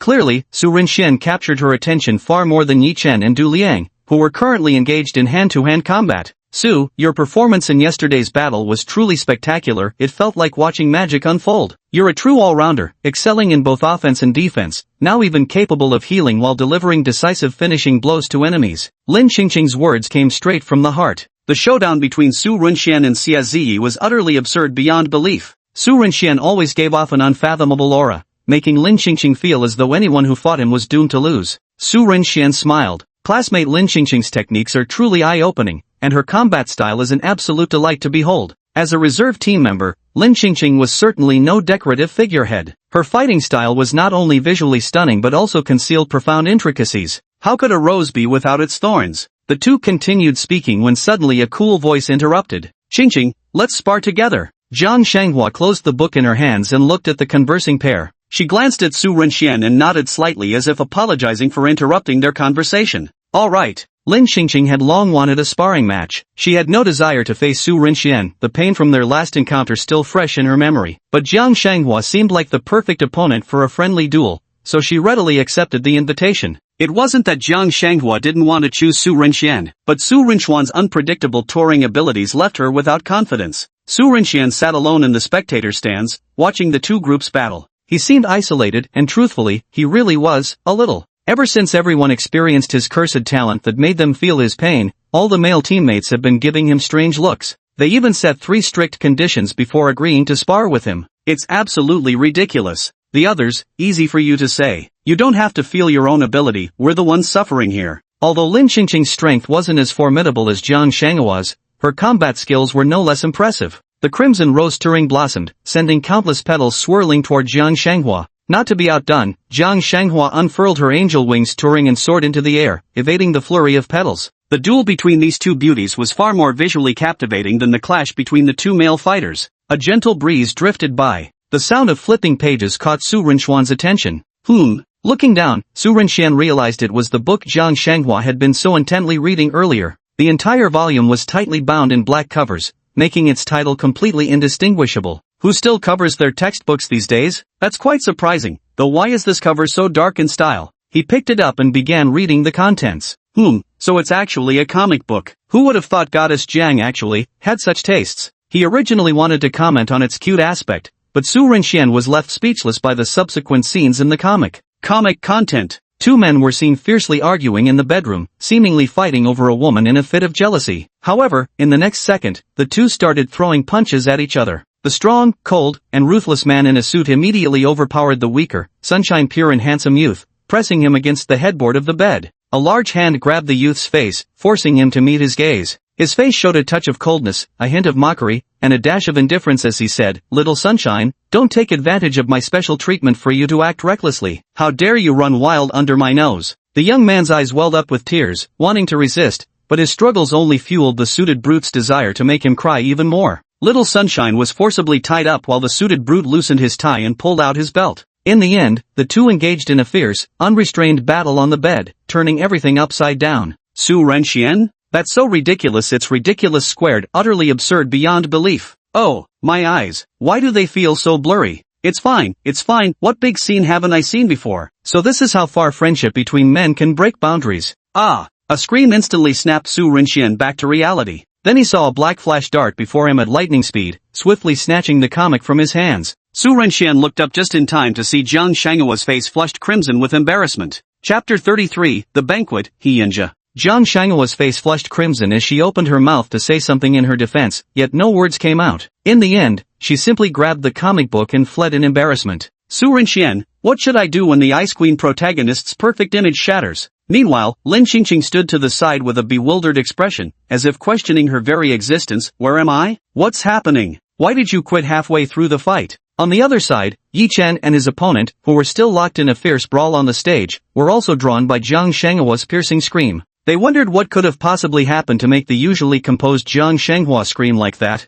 Su Renxian's jaw dropped as well, utterly stunned and momentarily at a loss for words to describe his shock. What happened here? Why did Jiang Shanghua leave? And she fled in panic too. How could he not be concerned? Yi Chen was particularly curious about what had happened to Jiang Shanghua. He approached Su Renxian and promptly inquired. Even Du Liang came over. After all, the title of the #1 bootlicker wasn't earned for nothing. Su Renxian, did you somehow offend my goddess? If that's really the case, I might have to give you some trouble, you know? Though his words sounded threatening, Su Renxian couldn't see any real intent to cause trouble. It felt more like a joke. At this point, Su Renxian had no idea how to respond. Most importantly, having just finished reading the manga moments ago, when his gaze shifted to Yi Chen and Du Liang again, Su Renxian couldn't shake off a strangely familiar feeling, or rather, a sense of immersion. No way, no way. It all started because of a woman they both fancied, making them despise each other at first sight, leading to a violent fight, but ultimately ending up tangled together. Oh my eyes, no, my brain. Now all I can picture is Yi Chen and Du Liang wrestling in bed. Oh, my damnable imagination. I'm filthy, I'm unclean now. Under the shock of all three, Su Renxian also screamed before quickly fleeing from this troublesome scene. Lin Qingqing looked at the two confused faces. Why are both of them acting so weird? Yi Chen, no idea. Du Liang, beats me. However, both of them noticed that Su Renxian had been giving them strange looks earlier, which made them feel extremely uncomfortable. With their two main players absent, the trio saw no reason to continue practicing. Let's call it a day. We'll battle again tomorrow. Next time, I swear I'll grind you into the ground. Du Liang waves dismissively, throwing one last threat at Yi Chen before leaving. Yi Chen, what kind of nonsense is this? How strangely odd. Lin Qingqing also shrugged and walked away from the place. The training ground was left with only Yi Chen. Fearing someone might secretly harm him, he had already applied for on-campus accommodation. Seeing no one was training, he prepared to return to his dorm to rest. Nightfall, with hidden undercurrents. In the deserted alley, eerie chewing sounds echoed. Hee, eat, find the target and devour him, the master's command. The regional selection competition is approaching. However, the school has prepared to hold a grand banquet, where all participating schools from Modu will attend the evening event. Su Renxian only learned from his homeroom teacher in class that he also had the opportunity to attend this banquet. Your task is to gather information about the official members from other schools. The event is tonight, don't be late. Gathering information about competitors didn't particularly bother Su Renxian. As the ultimate information hub, White Dove was the perfect candidate for scouting intel, so Su Renxian went straight to him. What's this? As a substitute team member, you don't even know who's participating from other schools? Responding to White Dove's question, Su Rinxian said shamelessly, I've been busy cultivating all this time and never gave it any thought. It's only because I trust you that I came to ask, show me what you've got. White pigeon. You came to the right person. When it comes to gathering information, I call myself second, and no one dares claim first. Not to brag, but I might as well make a tidy profit while I'm at it. As he spoke, he pulled out a booklet from the desk. Here, let me show you what I've prepared these past few days. This contains the roster and information of every school team member. Su Rinxian looked at Baigu in astonishment. You're really something, how did you even manage to get this? Of course, I've got friends in every high school in Modu. It was a piece of cake. With that, he opened it and started reading. Complete with pictures and information, every member from each school was clearly labeled. Their strength levels were mostly similar, with negligible differences. However, a few individuals particularly caught Su Rinxian's attention. The white dove also noticed the page Su Rinxian was looking at and began to explain. Modu Noble High's captain, Hyinja, has bronze rank 2 strength. His Tolarin is the death scythe mantis, and its innate ability is extremely gruesome. Wounds inflicted by it won't stop bleeding unless healed, continuing until the victim dies. Bronze rank 2? That's seriously strong. Mo Yuanqing, with only bronze rank 1 strength, was already hailed as a genius by the school. How formidable, then, must Hyinja be at bronze rank 2? But the name Hyinja sounds vaguely familiar. Su Rinxian thought for a moment before realizing, this guy is one of Yi Chen's competitors. Another one of the female lead suitors, and an extremely extreme character at that. Noticing Su Rinxian lost in thought, Baigu kindly reminded him. Brother Su, don't worry about it anyway, it's not like you're the one fighting. We can just watch from the sidelines. That's right, why should I care so much? After all, I'm just a substitute member, why worry myself with all this? In the evening, the school-organized banquet officially began. Su Rinxian got dressed and headed there. Here, Lin Qingqing was dressed in a pale yellow mini-skirt, the outfit accentuating her fair skin. The yellow rose hair accessory on her head made her look even more youthful and radiant. Su Rinxian was about to approach when he spotted Jiang Shanghua standing beside Lin Qingqing. His footsteps halted, uncertain whether to proceed or not. The previous incident had indeed been rather awkward. Hurry up and get inside, everyone's waiting for you. The group entered the banquet hall, where bright lights and vibrant colors filled the space as numerous students mingled and chatted. Several television crews were also filming the event. After all, it was a major occasion that certainly warranted live coverage. Su Rinxian saw many students from other schools, all participants in the competition. He was just thinking of finding a place to freeload some food and drinks when Jiang Shanghua suddenly approached him. Speaking softly, she asked, You haven't told anyone, have you? What are you referring to? Su Rinxian pretended to know nothing. Jiang Shanghua, seeing Su Rinxian's expression, grew somewhat irritated. Gritting her teeth, she said, about the comic. Oh, what comic? I don't know, I'm not aware, I haven't seen it. Help me, I really don't want to talk about this manga stuff. Someone save me. Just as Su Rinxian was thinking this, a teasing voice suddenly rang out. Well, if it isn't Sister Jiang, long time no see. Su Rinxian turned towards the voice and saw that the speaker was none other than Hyinja, the team captain of the elite Mordor Noble Spiritual Academy. Jiang Shanghua frowned upon seeing the newcomer and simply said to Su Rinxian, I hope this remains just between the two of us. With those words, she departed directly, paying no attention to the approaching Hyinja. Hyinja's face darkened instantly, feeling his pride had been bruised and his dignity slighted. Only 2 people remained in the room when he suddenly glanced at Su Rinxian, his gaze turning slightly cold. Young man, I advise you not to covet what doesn't belong to you, people included, he said.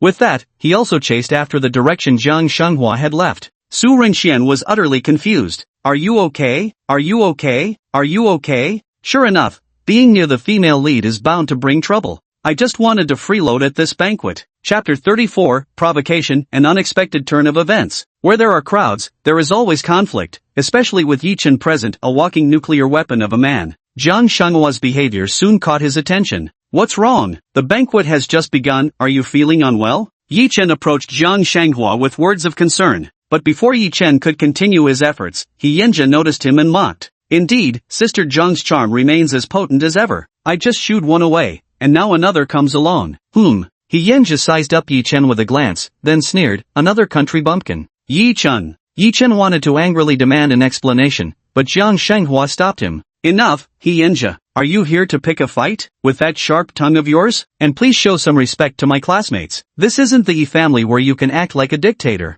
Jiang Shanghua reprimanded coldly. Hyinja laughed. I'm just telling the truth. Respect? Those scoundrels aren't worthy of my respect. But you're different, beautiful Miss Jiang from the esteemed Jiang family. Not only do you have my respect, but you can have me as well. Words cannot express what I feel, Hyunja whispered as he moved closer to Jiang Shanghua, gently entwining her silky hair around his fingers before boldly bringing the strands to his nose for a deep, lingering inhalation. Hyunja's behavior instantly disgusted Jiang Shanghua, who was about to stop him from getting any more out of hand. Yi Chen was the first to lose his temper. Insulting him was one thing, but now they had the audacity to flirt with the goddess he adored right in front of him. "Take your filthy hands off me," he growled sharply. With that, he grabbed Hyunja by the collar, clenching his right fist ready to teach him a lesson. Seeing this, veins bulged on Hyunja's forehead. How dare this trash lay hands on him? Spiritual energy erupted violently around him as he unleashed the full might of his bronze tier 2 cultivation. The explosive surge of spiritual energy sent Yi Chen flying. Yi Chen, caught completely off guard, crashed directly into a towering pyramid of wine glasses. Su Renxian couldn't help but click his tongue at this spectacle. Is the plot finally beginning? Their altercation instantly drew the attention of nearby onlookers. The leadership had also noticed the friction among the students. Duan Yunan was about to go over and ask what had happened when one of the school principals stopped him. "Principal Duan, surely you're not thinking of interfering in student affairs? Let the younger generation resolve their own minor disputes. As principals, it's best we don't intervene, just observe from the sidelines." The speaker was none other than Shang Wenji, principal of Hyunja Academy. Duan Yunan didn't want any problems arising with his students before the competition and was inclined to go check on them. Shang Wenji noticed Duan Yunan's reaction and exchanged meaningful glances with the other principals nearby. Honestly, it's not a big deal. Beast tamers must learn to face all sorts of challenges. Having conflicts now can apply appropriate pressure, otherwise, if they're coddled their whole lives, they'll just grow up useless. Enough. Let them work it out themselves. We should continue discussing tournament arrangements. Su Renxian watched several officials intimidating his principal with an expression of utter speechlessness. He walked toward Yi Chen's side. Even if he really didn't want to get involved in the conflicts between protagonists, he couldn't let the school lose face now. If Yi Chen were humiliated by Hyunja's beating, the shame wouldn't be his alone. As the captain of number 1 high school team, Mo Yuanqing directly blocked Hyunja's path. "Do you want to start a fight right now, Hyunja?" Ming Yujie and the others stood behind Mo Yuanqing as if to pressure their opponents. Yet Hyunja wasn't the least bit intimidated. With a laugh, he said, "Just kidding, don't take it seriously. I merely wanted to test the strength of your school's students. Seems rather unimpressive. If you want to test the students of our school, you've got to come through me. Bullying juniors doesn't make you a hero," Mo Yuanqing said coldly. Both sides were at daggers drawn. The surrounding spiritual energy rapidly contracted, ready to burst forth in the next second. Hyunja's teammates also came to cheer him on. The 3 men and 1 woman who arrived all looked at them with disdain, clearly not taking them seriously. Other schools were more than happy to watch fights between rival teams. Wang Jiala ate his delicious food while leisurely observing the farce. A junior student nearby helped by passing the fruit. "Senior, who do you think is more impressive, Hyunja or Mo Yuanqing?" Wang Jiala paused mid-bite of a grape and immediately threw it at the boy next to her. "Fool, of course it's your senior, me, who's the most impressive." Right, senior sister is absolutely correct.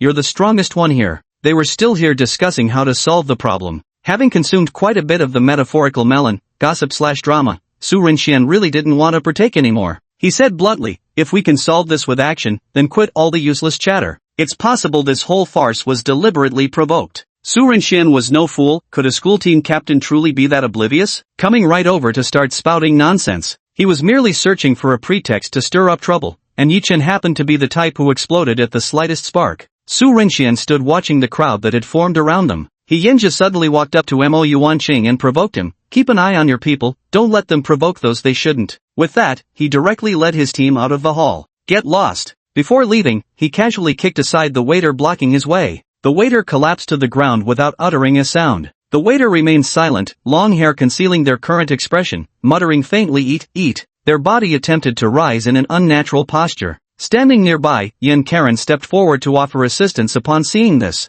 "Are you okay?" Yet the unexpected happened. The waiter suddenly raised his head and roared, "Eat!" His mouth gaped open, instantly revealing countless eerie writhing worms. Yin Karen was directly attacked by worms at close range. She let out a piercing scream. Everyone was stunned by this sudden turn of events. Just moments ago it was a petty campus dispute. How did it suddenly escalate to an attack? Suddenly, a beam of light shot directly towards Yin Karen, who was entangled with worms. The red light struck, instantly dispersing the eerie worms that were corroding Yin Karen. Su Renxian used a levitation charm to rescue Yin Karen. However, Su Renxian didn't notice a cyan worm had already entered Yin Karen's nose. Enemy attack! Someone shouted, and only then did everyone snap back to reality. Who could have imagined an enemy attack at such a banquet? At that moment, everyone sprang into action. The waitress attacked toward her target, countless poisonous bees surging forth from her mouth. The swarm of poisonous bees was flying straight in Yi Chen's direction. Chaos erupted in an instant. Meanwhile, in an unnoticed corner beyond everyone's attention,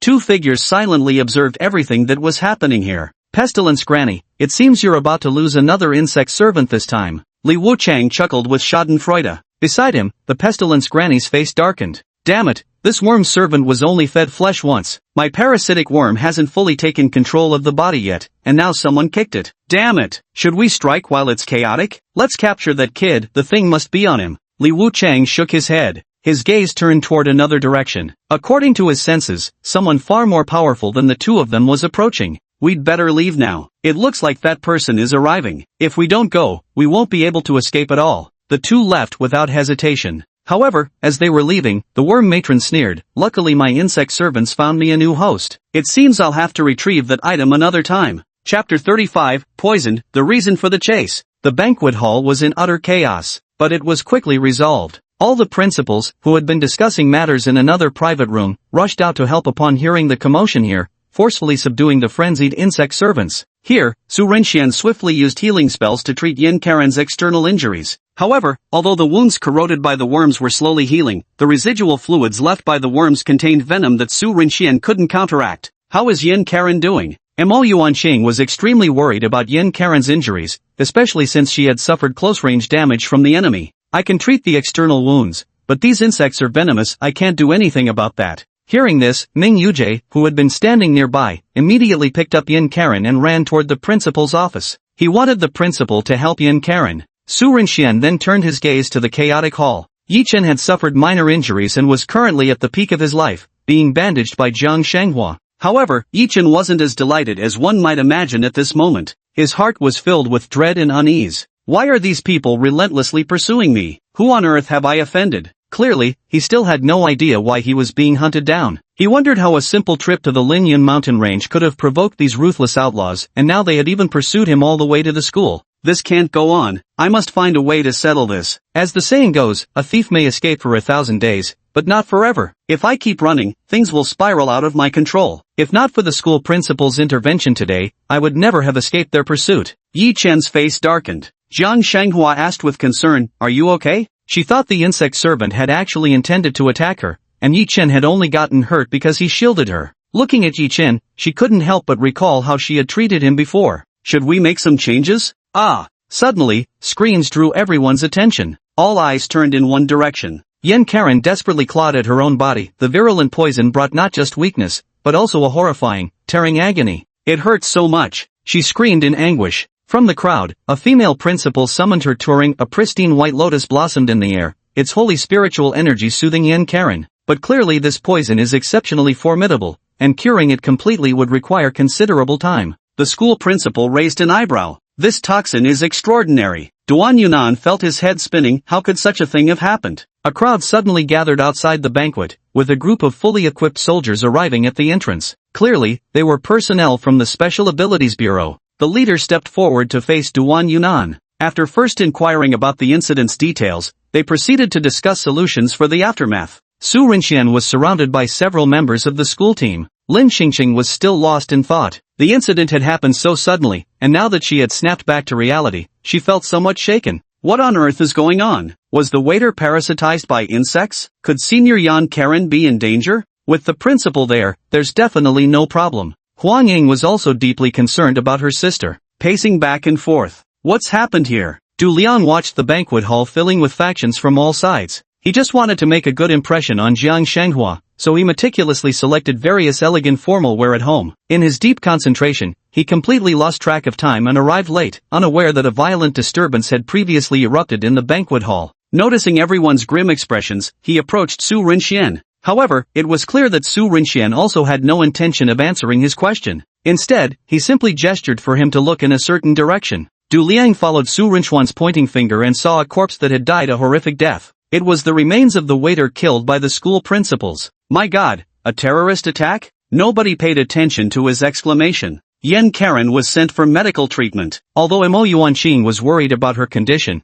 there was a more urgent matter at hand. whether tomorrow's selection competition could still proceed. However, he soon felt relieved. Due to this attack, the selection competition originally scheduled to begin tomorrow was postponed by 2 days. Before leaving, Su Renxian and Yi Chen were kept behind to recount what had happened. Duan Yunan's expression remained grim. He called Su Renxian and Yi Chen to approach him. Su Renxian, without your timely intervention, Yan Karen's situation would have been far more dangerous than it is now. Not at all, it's what I should do. Don't be nervous, you two. I called you here because I have some questions to ask. Su Renxian looked at the people around Principal Duan. 2 were fellow school principals. The one on the left, dressed in elegant luxury with a large purple top hat that exuded wealth, had just intervened to suppress the lethal poison on Yan Karen's body. Seeing Su Renxian glance her way, she smiled warmly. Not bad healing spiritual skill, he praised. Su Renzhou responded politely with a smile. However, another person wasn't so amiable. Tan Qingho, the principal of number 2 high school, looked sternly at Yi Chen. Based on my investigation, if there's no mistake, the attacker's target was probably you. Do you have anything to say about this? Yi Chen's heart skipped a beat. Originally, he had planned to handle this trouble himself, but now that he was being questioned, should he speak up or not? Why overthink it? Enjoy the shade under a big tree, such matters are best left to those more capable. Yi Chen then proceeded to recount his recent encounters. Su Renxian had initially maintained an indifferent attitude, but upon hearing Yi Chen mention being pursued by a mysterious organization in the Linyan mountain range for unknown reasons, his demeanor changed. It can't be such a coincidence, right? Could it be the day I obtained the dragon heart marrow? Did the Dawnbreakers fail to find me and decided to target Yi Chen instead? The 3 principals were utterly confused. Tan Qingho speculated, such a deranged organization wouldn't attack you without purpose. Do you have something they want on you? Yi Chen's heart trembled upon hearing this. Had the secret of his Turing's ability to evolve been discovered? But it's impossible. How could I possibly reveal such a secret to anyone else? In this world, if I don't know, who else possibly could? Su Renxian, sorry to disappoint, but I'm just an ordinary passerby. Activating his mind-reading ability, Yi Chen's innermost thoughts were completely laid bare. With a thought from Yi Chen, the special secrets of the spiritual diagram must not be disclosed to anyone. Speaking of which, I did obtain a rare treasure in the Lingyun mountain range, but the heaven spirit fruit had already been consumed by me. Hearing that Yi Chen had obtained the heaven spirit fruit, the 3 headmasters nodded with expressions of realization. We've got the situation clear now. Be careful in the future. With that, he let the 2 leave. Yi Chen breathed a sigh of relief at this. Good thing I'm smart. About to leave, he noticed Su Renxian across from him staring at him with a strange expression. Is there something on my face? No, but you should be careful from now on. This organization keeps targeting you repeatedly, they clearly won't give up. For now, stay at school. With several headmasters around, those people probably won't come again. You're right about that. Yi Chen was truly grateful to Su Renxian for thinking of his interests. Su Renxian really was a good person. Unlike Du Liang, who only knew how to compete with him for Jiang Shanghua's attention. Chapter 36, 6 consecutive breakthroughs, selected for the school team. After returning home, Su Renxian also realized that his strength was still weak. System, check-in. It had been several days since his last check-in. Ever since the system upgraded, the frequency of check-ins had decreased accordingly, but the chances of obtaining good items had significantly improved. Ding! Weekly check-in officially begins. Ding! Congratulations, host, for obtaining 6th tier strength. The spiritual power that had been lingering at the 1st tier black iron level suddenly surged and broke through, instantly reaching the 7th tier black iron. Su Renxian's strength now matched Xie Ziyi's in an instant. Today's check-in reward directly sent Su Renxian into ecstatic joy. Cheating is fun for a moment, but perpetual cheating is perpetual bliss. Jumping straight to black iron 7th tier, if Xie Ziyi found out, he'd probably be scared to death. Su Renxian was pleasantly surprised. Just as I was thinking my abilities were a bit weak, the system helped me level up. This system really delivers. System. Now that my power has improved, let's see what new spells I can learn. However, upon opening the book of spells, Su Renxian was dumbfounded. In the past, whenever his strength improved, the book of spells would offer 4 new spells to learn. Now that I've suddenly advanced 6 minor realms, there should be 24 curses waiting for me, but what exactly is going on right now? The cursed book held no spells waiting to be learned. System, what's going on here? Ding! The strength rewarded by the system won't allow you to learn new spells. New spells will only appear when the host upgrades the book of spells independently. Su Renxian, just when I praised you, now you drag me down. Forget it. The spells I have now are enough. With Avada Kedavra in hand, any enemy is nothing but a younger brother to me. Su Renxian quickly adapted to the spiritual energy obtained from checking in. The hidden power of the Divine Concealment Demon Ring also revealed a hint, making everyone perceive Su Renxian's strength as someone who had just broken through to the Black Iron first stage. The attack incident that occurred that night had also spread. The next day, Wang Lele ran straight to Su Rinxian to inquire about the truth of the matter. The white dove looked displeased.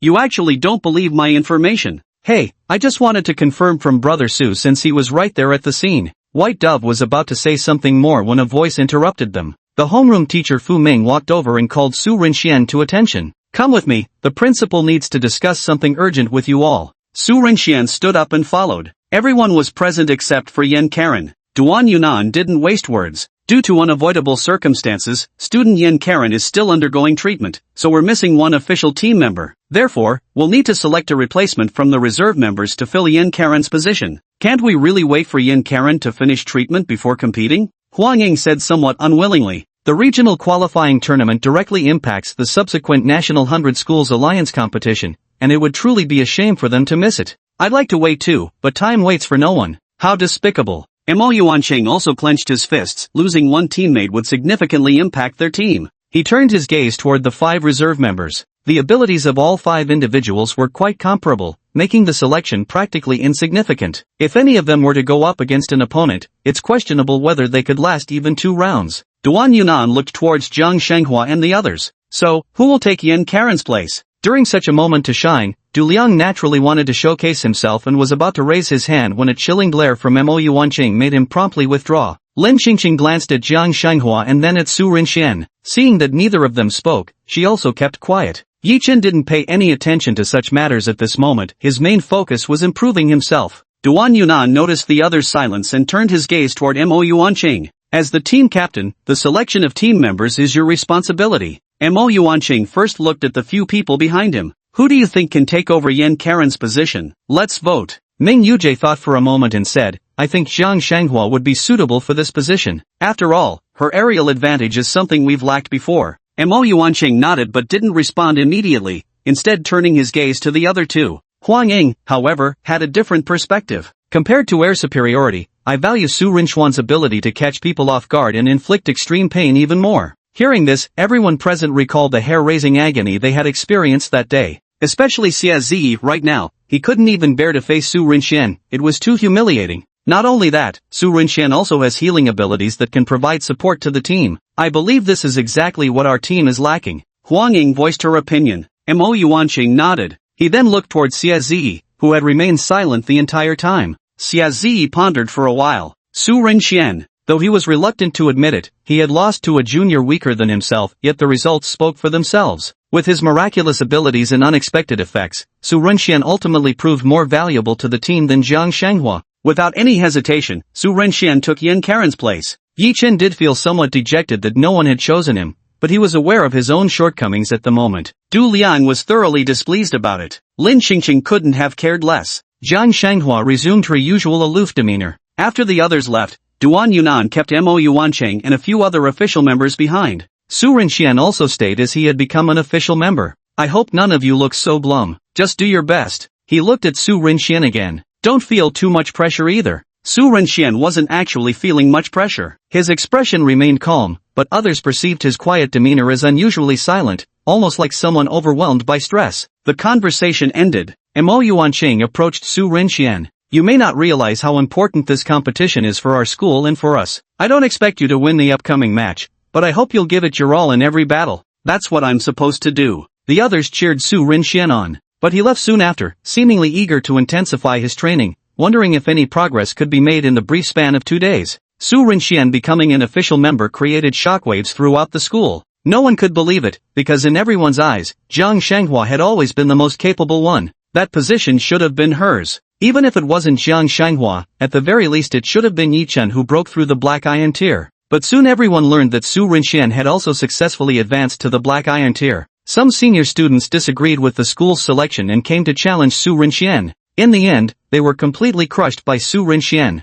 This also made everyone realize Su Rinxuan's true strength. Brother Su is simply amazing, effortlessly defeating a Beastmaster 2 ranks higher than himself. Wang Lele's eyes sparkled with admiration. Currently still stuck at the refinement spirit stage, he couldn't progress further, the biggest obstacle being his fear of pain. The white pigeon rolled its eyes. Do you think Brother Su is like you? Running far away as soon as combat class starts, still dreaming about getting stronger? The two began their daily bickering. But Su Renjuang's attention wasn't on this, his mind was focused on the system's notification that had just sounded in his head. Chapter 37, The Black Demon King's offensive mission begins, selection competition starts. The system voice sounded directly. Ding! The path to fame of the Black Demon King is now open. Mission 1, The Cruelty of the Black Demon King. Details, how could the Dark Lord ever be merciful? Cruelly slaughter 3 enemies before the eyes of the world. Mission progress, 0 of 3. Reward, summoning curse. Mission 2, The Dark Lord's Terror. Details, the Dark Lord is the embodiment of fear. Make 10 Beastmasters experience extreme pain and terror, inspiring boundless dread of you.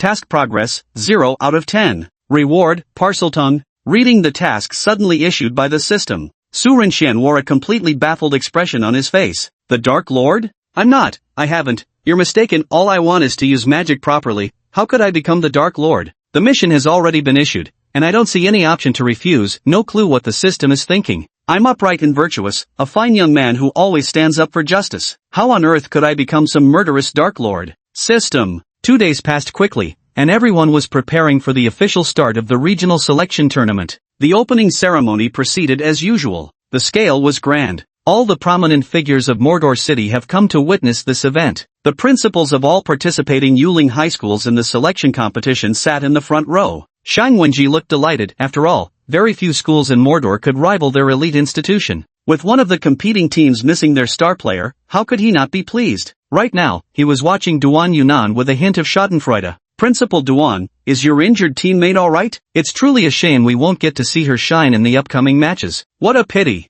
His tone was dripping with smugness. Though furious, Duan Yunan didn't show it, choosing to ignore Shang Wenji's gloating entirely. Seeing that Duan Yunan ignored him, he curled his lips and glanced at all the school teams entering the field. Amid the audience's applause, all participating teams lined up, totaling 16 squads marching onto the field. Standing at the front of each team was their respective school's captain. Meanwhile, Su Renshu currently stood at the very end of his own lineup. The surrounding cheers filled my mind, the clamor of voices growing so loud it couldn't help but ignite one's fighting spirit. White Pigeon, look, it's Brother Su! Wang Lele shouted excitedly. My eyes aren't blind. The White Dove was actually quite excited too. Although Su Renxian became an official team member due to special circumstances, this was still a unique case among all schools. The youngest competition contestant. Go Su, you can do it! Of course, the cheering from these two couldn't make much of a stir in the packed stadium. The host announced the start of the selection tournament amidst everyone's eager anticipation. In a specially reserved VIP box within the stadium,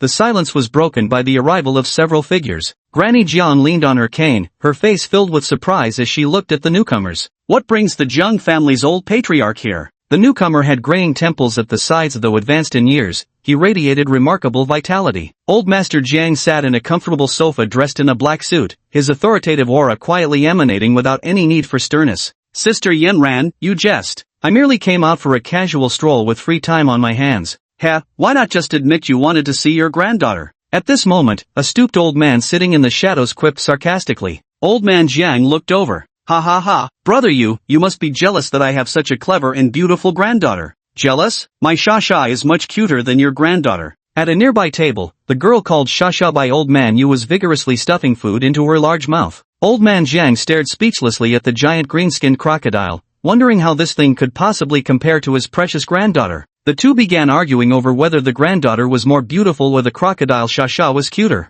Granny Jiang wore an exasperated expression, refusing to engage with their debate as she turned her attention to the arena. At that moment, the announcer declared the start of the competition and began explaining the match rules. 16 teams, 80 people in total, each with 1 point, equivalent to 5 points per team. The system randomly selects individuals for battle. Once the team's score falls below 3 points, they are immediately eliminated. The rules are simple and brutal. This rule is very unfavorable for us. Ming Yujie was frustrated and somewhat worried about the upcoming duel, his gaze involuntarily turning to Su Renxian. Su Renxian didn't take offense, since he hadn't revealed his true strength. Their concern was only natural. From their perspective, his presence was like a ticking time bomb. Don't worry, we must trust Su Renxian. I've personally experienced his abilities firsthand. Xia Ziyi spoke up to defend Su Renxuan's reputation. Xia Ziyi is right. We can't show cowardice before the battle even begins. Su Renxian won't let us down either. Mo Yuanqing tried comforting everyone on his side. Su Renxian also joked, I definitely won't let everyone down. Making opponents feel pain is what I'm best at.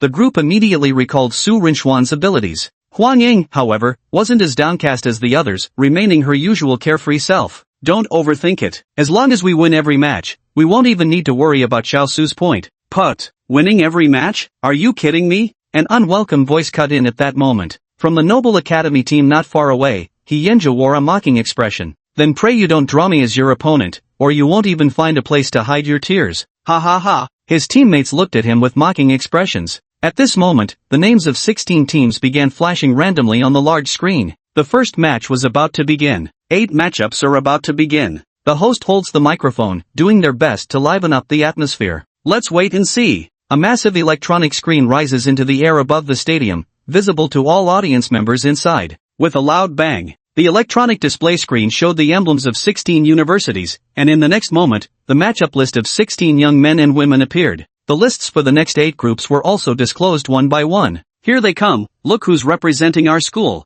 Great! Our captain is only up against a minor team member, looks like there's nothing to worry about. No way! Oh my god, Huiguang is actually fighting Nan High School. Look, guys, the first high school is actually challenging the nobles. Oh my god, this is going to be exciting. 2 seeded schools facing off right from the start. Fantastic. Mo Yuanqing's expression turned grim at the sight. The very thing he dreaded most had come to pass. The worst possible scenario they could have encountered had now befallen them. Ijiang Su Renxian versus Noble Zhou Zik. Ha, Principal Duan, thank you for delivering this precious point to our school. Even before the battle with Shang Wenji began, the outcome seemed already decided. The winner is yet to be determined. Duan Yunan said coldly. Shang Wenji ignored Duan Yunan, dismissing it as mere bravado. He had checked Su Rinchuan's profile, though Su had replaced the original Yan Karen. His strength had only recently broken through to the Black Iron tier. With such meager power, what kind of threat could he possibly pose? Even if he had just broken through, he was merely a Black Iron first-rank spirit nurturer. How could he compare to Zhou Zik from their academy,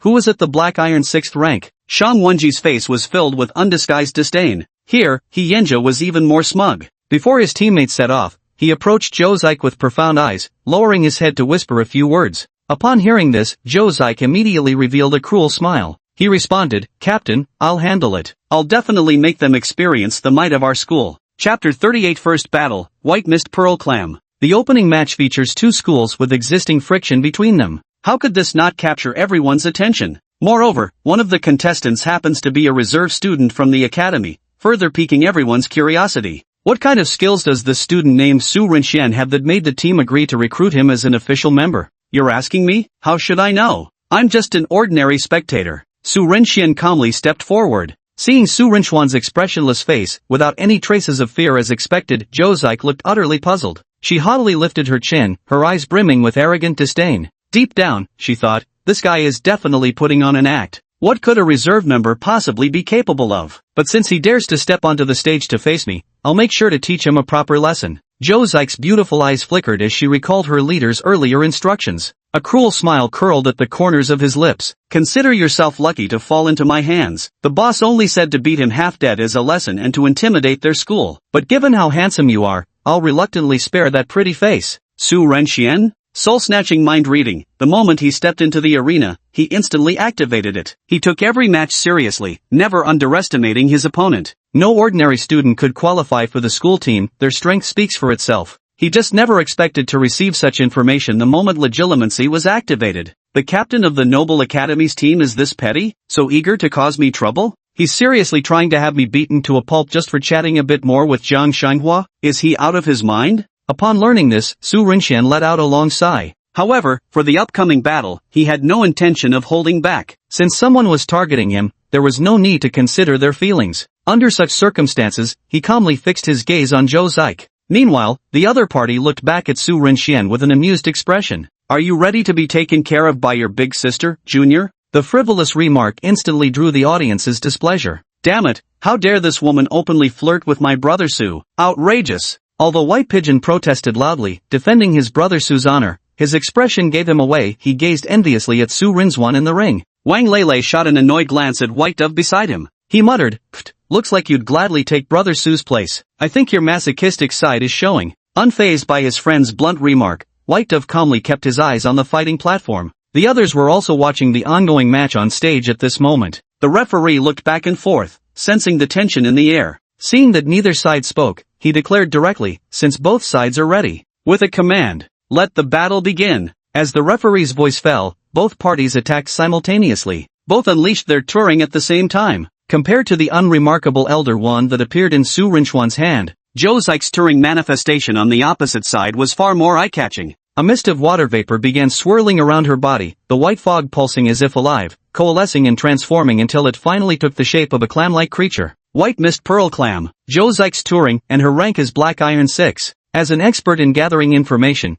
Bai Gu immediately identified the opponent's strength in Turing. Wang Lele paled upon hearing Zhou Zix's Black Iron 6 rank, hands trembling as she stammered, Black Iron 6 5 levels higher than Brother Su. He won't be in danger, right? The white-haired boy raised an eyebrow. There were things he knew more about than the scatterbrained Wang Lele. As someone known as the know-it-all, how could he not be aware of certain juicy secrets circulating around the school? For instance, that time when two lovebirds were caught by the passing dean while sneakily making out in the grove. For instance, there was a student who practiced fire-based Turing alone but went berserk, setting himself on fire on the spot. Fortunately, he was rescued in time and avoided serious consequences, though he ended up with an utterly humiliating moment. Not only was he seen naked, but the girl he liked even commented on how small he was. Then there was the time Brother Su effortlessly obliterated a fellow school team member during one of their matches. Besides, this member's strength was even a notch higher than Zhou Zix's current opponent, so there was absolutely nothing to fear. Just go for it. Indeed, being well-informed is advantageous, that's why I need to gather more information from all sources. As White Dove pondered this, a plump, snow-white pigeon landed on his shoulder. The little bird tilted its head, curiously surveying its surroundings, before swiftly taking flight again. Those who knew about this weren't the least bit worried about Su Rinchuan's upcoming battle. As long as he didn't act pretentious, the outcome was a foregone conclusion. Even those unaware of these details found the match's outcome obvious.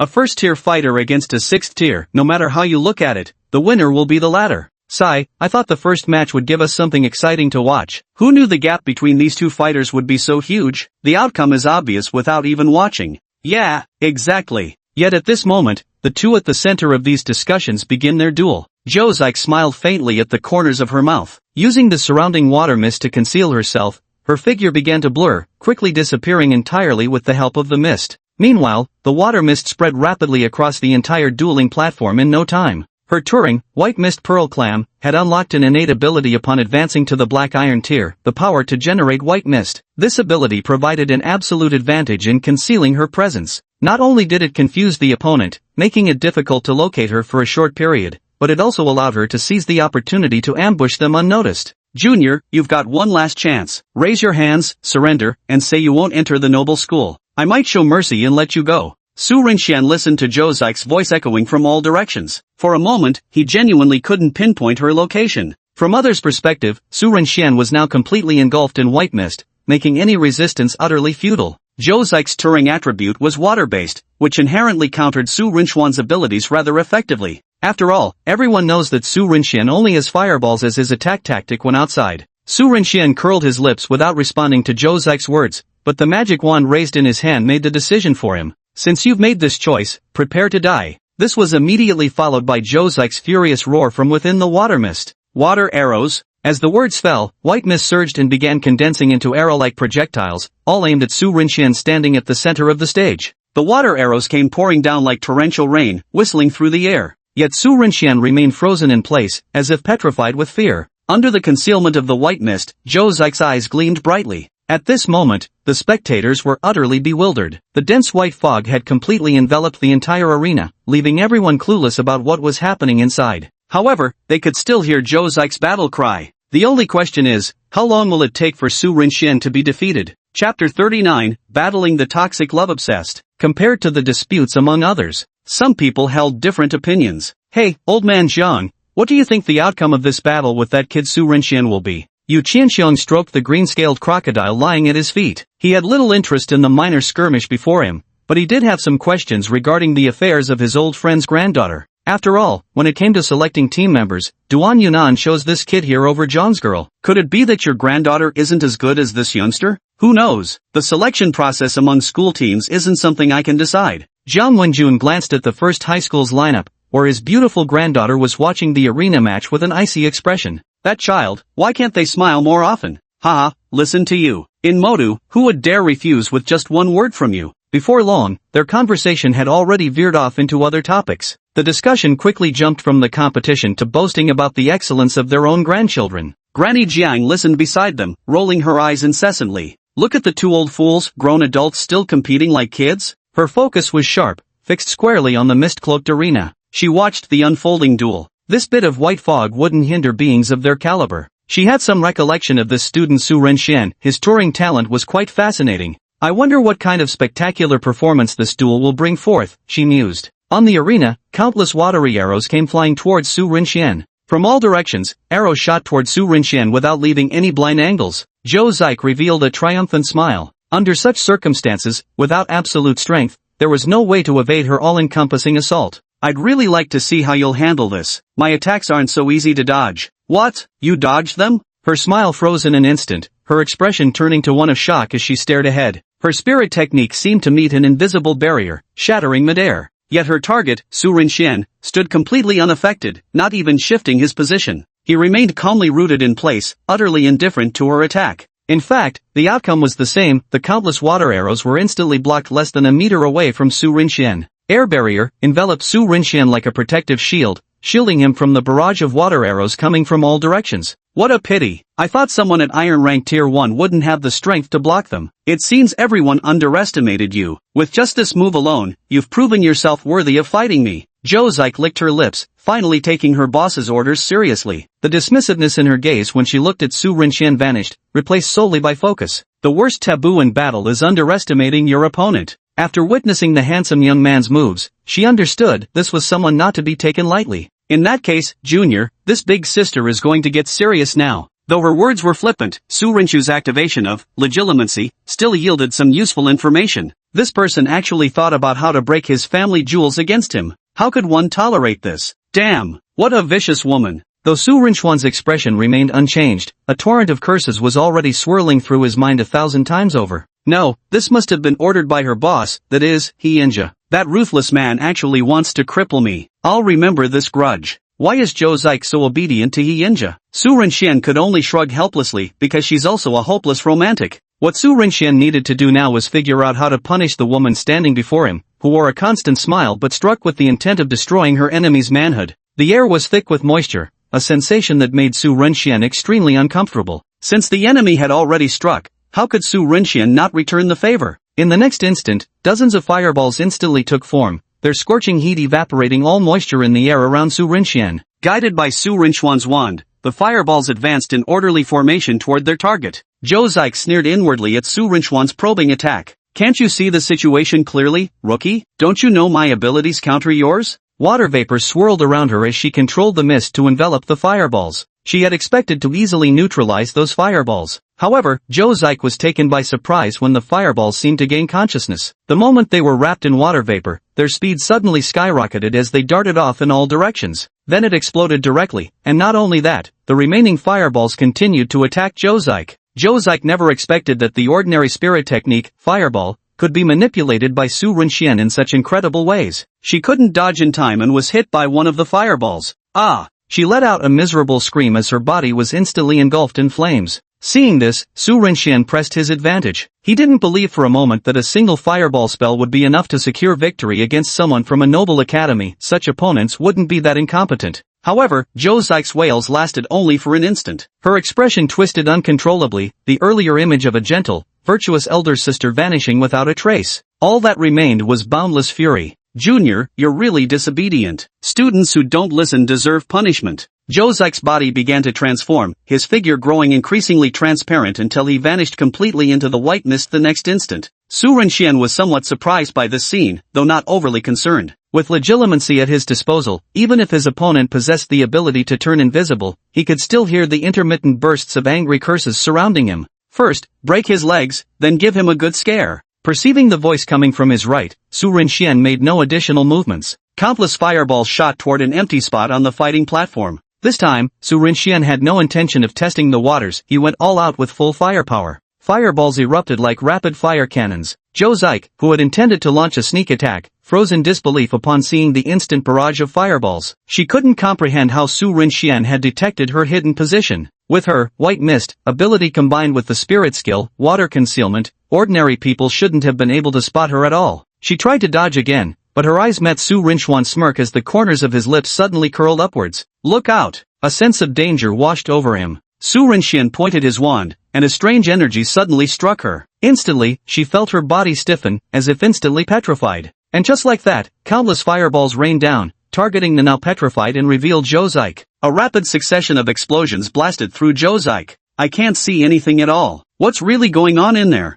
Lin Qingqing couldn't sit still. She was quite curious about the situation of their fight. But with the white mist blocking the view, ordinary people truly couldn't tell what was happening inside. Of course, it wasn't just her, most spectators were quite curious. Chapter 40. Do you believe in light? Victory! Boom! Boom! Several consecutive explosions erupted within the white mist. This sudden turn of events sparked heated discussions among the spectators. There's movement, looks like they've engaged. From the sound of those explosions, it must be Su Rinxian making his move. Huang Ying spoke up, her teammates beside her also showing some concern for Su Rinxian. Though they knew Su Rinxian had some peculiar special abilities that gave him unparalleled advantages in surprise attacks, up to now they hadn't seen him use them, which left them somewhat worried. After all, the level of strength Su Rinxian had displayed so far was still far too weak. It's understandable that everyone is worried. Du Liang's inability to see the battle scene made him extremely irritable, and his tone became somewhat aggressive. Why hasn't Su Rinxian used that damn annoying light beam? Hearing this, Yi Chen, who was standing beside him, stiffened, immediately recalling the terror of being dominated by agony on that particular day. Lin Qingqing's body trembled slightly, while Jiang Shenghua's attention was drawn to a peculiar room. She always felt someone's gaze intently watching her. Yi Chen was quickly drawn to a series of explosion sounds amidst the white mist. I think Su Rinxian isn't using his special abilities because he wants to conceal his true strength. After all, revealing too much would definitely affect his future battles. You're absolutely right. However, while everyone else was worrying about Su Rinxian's match, an inexplicable glint flashed through Yi Chen's pupils. He gazed at the arena where the two figures originally obscured by white mist slowly came into view within his vision. As expected, my fiery golden eyes can indeed dispel concealment effects. Heart racing with excitement, Yi Chen didn't show it outwardly, instead focusing more intently on the two combatants in the arena. At that moment on the platform, Josike happened to be hit by Petrificus Totalis, his body frozen immobile as it was exposed to a barrage of fireballs. The next instant, explosions rocked the air. Ah! Josike's agonized screams echoed throughout the entire arena. Yi Chen gasped in shock upon seeing this scene. My god, Su Rinxian actually dared to strike her. Doesn't he know how to cherish jade and pity flowers? The opponent is a woman after all. TSK.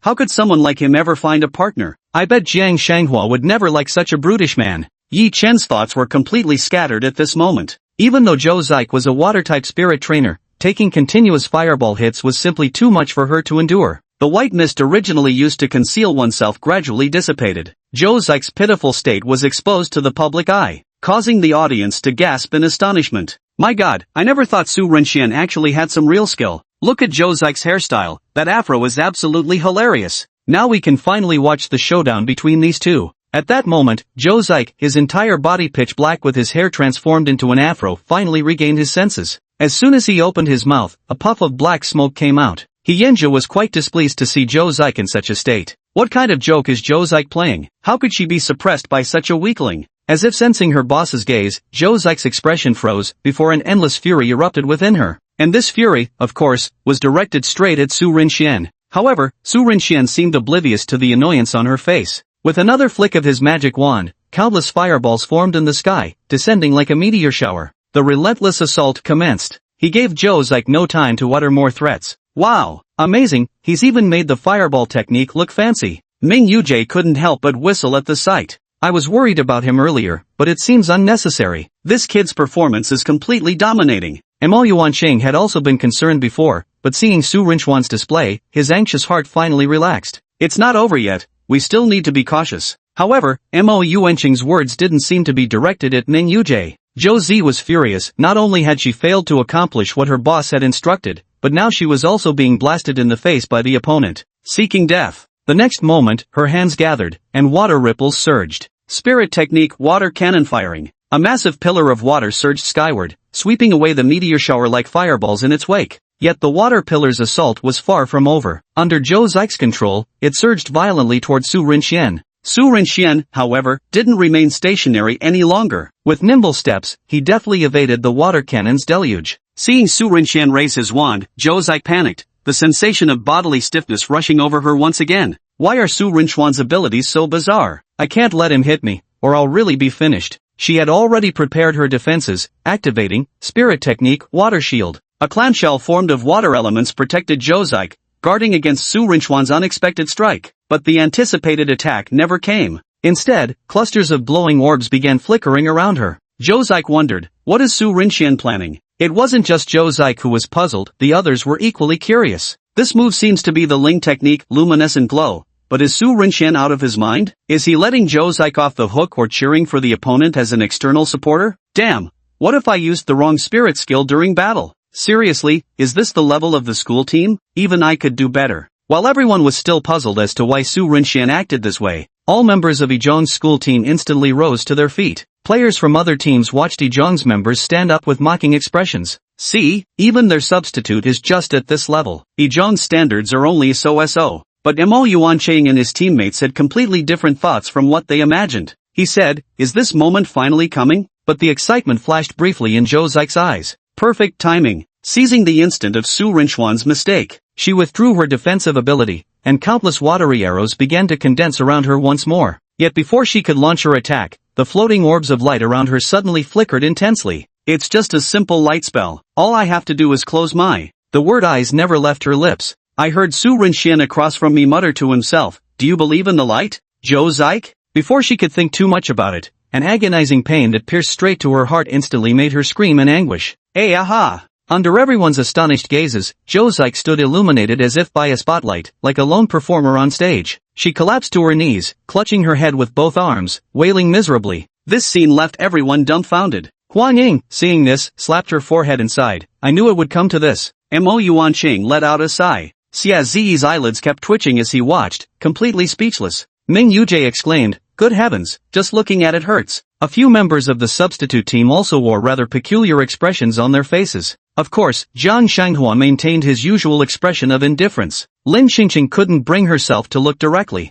Du Liang and Yi Chen glanced at Su Rinchuan's impassive face on the stage. Both shivered simultaneously, wondering if they had ever inadvertently offended student Su in daily life. Yi Chen felt a competitive mentality growing within him. No way, if you can do it, why can't I? I'll make my opponents scream in agony too. When some future nobody learned the reason behind his brutal defeat, he could only think one thing, seriously, is this guy mental? Zhou Zi continued to wail helplessly, wanting to resist but completely powerless. His body trembled incessantly from pain. In the end, the referee couldn't bear to watch any longer and called the match to a halt. Under the astonished gazes of the spectators, Su Renxian calmly stepped down from the fighting platform. Chapter 41, The Peering Dawn. The outcome of the match was clear. Su Renxian emerged victorious. Josike was carried off the stage by his teammates in a wretched state. Needless to say, the sight was utterly pitiful. Damn, this outcome is completely unexpected. I can hardly believe it. Who was it that said they could do the same just now? Show me a black iron first tier defeating a sixth tier and coming out on top. If you can pull that off, I'll call you dad.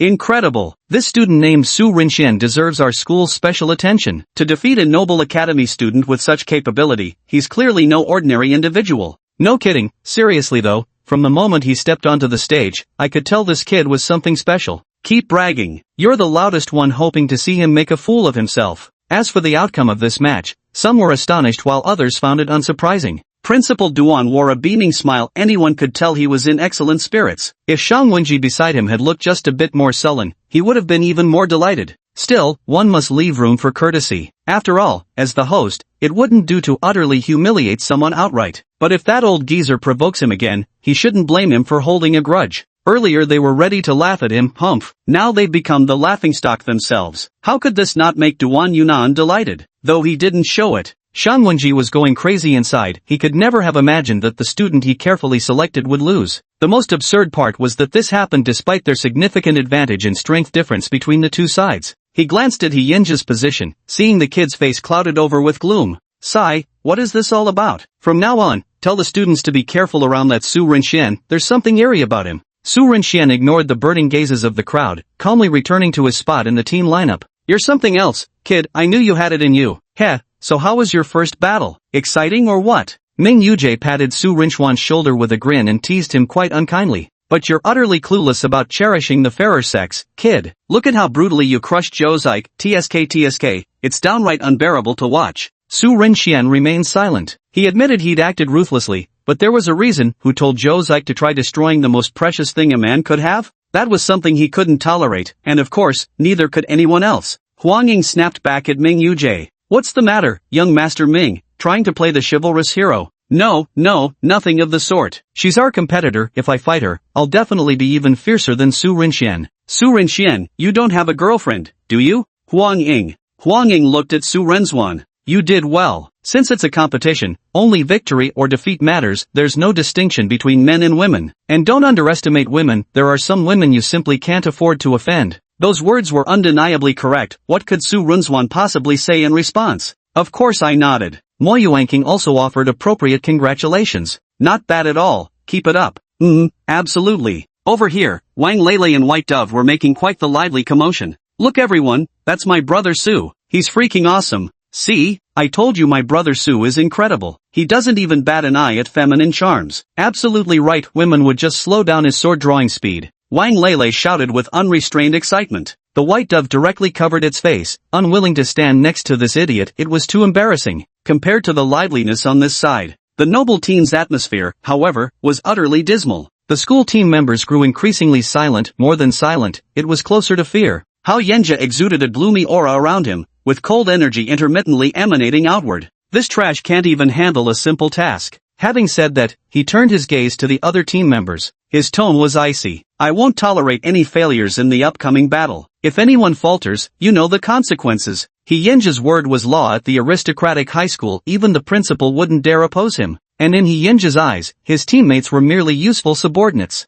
At their captain's icy words, the group's hearts skipped a beat. We understand, they responded in unison. After giving his orders, He Yenjia's gaze shifted back to Su Rinxian. Su Rinchuan's perception had recently improved. How could he not detect He Yenjia's intense, hostile stare? The moment he turned his head, he sensed He Yenjia's piercing gaze fixed upon him. How to put it? Malicious? Ice cold? Countless grass mud horses galloped through Su Rinchuan's mind. Wait, is this guy crazy? Why is he fixated on me? Did I provoke you? No, right? You seem to have the wrong person. Still, Su Renxian knew it ultimately stemmed from Jiang Shanghua's influence. Basically, any male creature getting close to her would inevitably incur the jealousy of her suitors. I kept my distance from her. How did I still end up attracting these love-struck admirers? This is just too much. Su Renxian felt like crying but had no tears. Though Yenjia's family background was quite respectable in Mo City, it couldn't compare to the Jiang family. Anyone could guess his intentions for trying to get close to Jiang Shanhua without much thought. Since we're already enemies, I'll have to return the favor for ordering his teammates to take a cheap shot at me.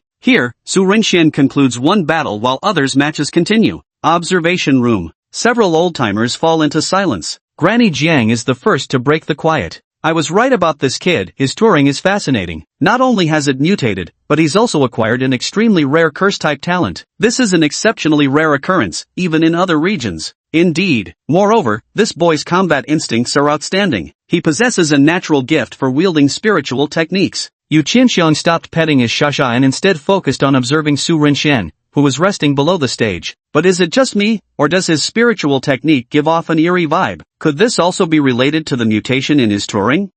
Touring is the most elusive existence in this world. Even with our current abilities, we haven't managed to fully comprehend touring. Jiang Wenjun said with a mysterious expression. When discussing Turing's mysteries, your Jiang family has more authority on the subject. Its nature seems to change probabilistically with each advancement in cultivation level. Granny Jiang spoke with visible envy in her tone. But at this point, Jiang Wenjun's expression grew visibly uncomfortable, as if recalling something unpleasant, and the atmosphere suddenly fell into silence. Granny Jiang also realized she had spoken out of turn. Everything has two sides. Why the Jiang family, as a great clan, has such sparse numbers with only 2 in the younger generation is also due to the Angel's Wing touring. Touring can make people stronger, but it can also drag them into hell. The battle continued in full swing. Unnoticed among the numerous spectators, a figure had slipped into the crowd. Expressionless, he observed the students fighting on the platform under the cover of the surrounding audience. However, his primary focus wasn't on the platform itself, but rather on the school team's substitute student area. His gaze was fixed intently on Jiang Shanhua, who stood with arms crossed.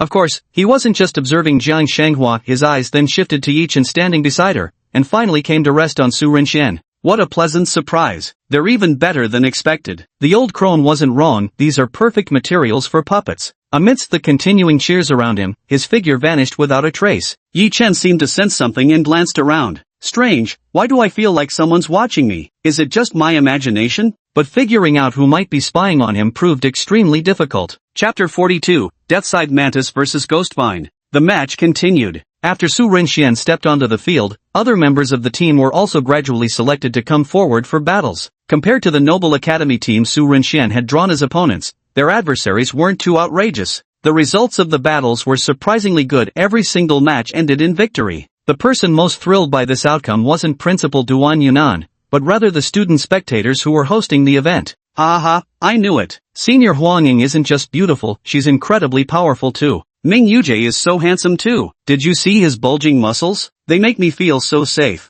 Some younger students began cheering excitedly. Of course, there were also students from other schools who came over to make sarcastic remarks. Just average, really. He hasn't met a strong opponent yet. If he ran into our school's team captain, the ending would be downright miserable. Hearing this person spout nonsense, the surrounding students began to scrutinize him carefully and noticed he was wearing the uniform of an elite private high school. Someone said with malicious intent, "So what if it's a prestigious school? Your first match was still lost to our school's Su Renxian. Doesn't seem like you're all that strong." The remark left the prestigious school's students at a loss for a rebuttal, as it was undeniably true. They could only respond with impotent rage. "Just wait until you face our captain, your fate will be sealed." After delivering his harsh words, he no longer paid attention to the mocking students around him. The prestigious school never expected that a single lost competition would start to tarnish their reputation. And it was only at this moment that they finally got to witness He Yinja's match. Prestigious Academy vs. Huiwen High School. He Yinja vs. Bai Shanglong.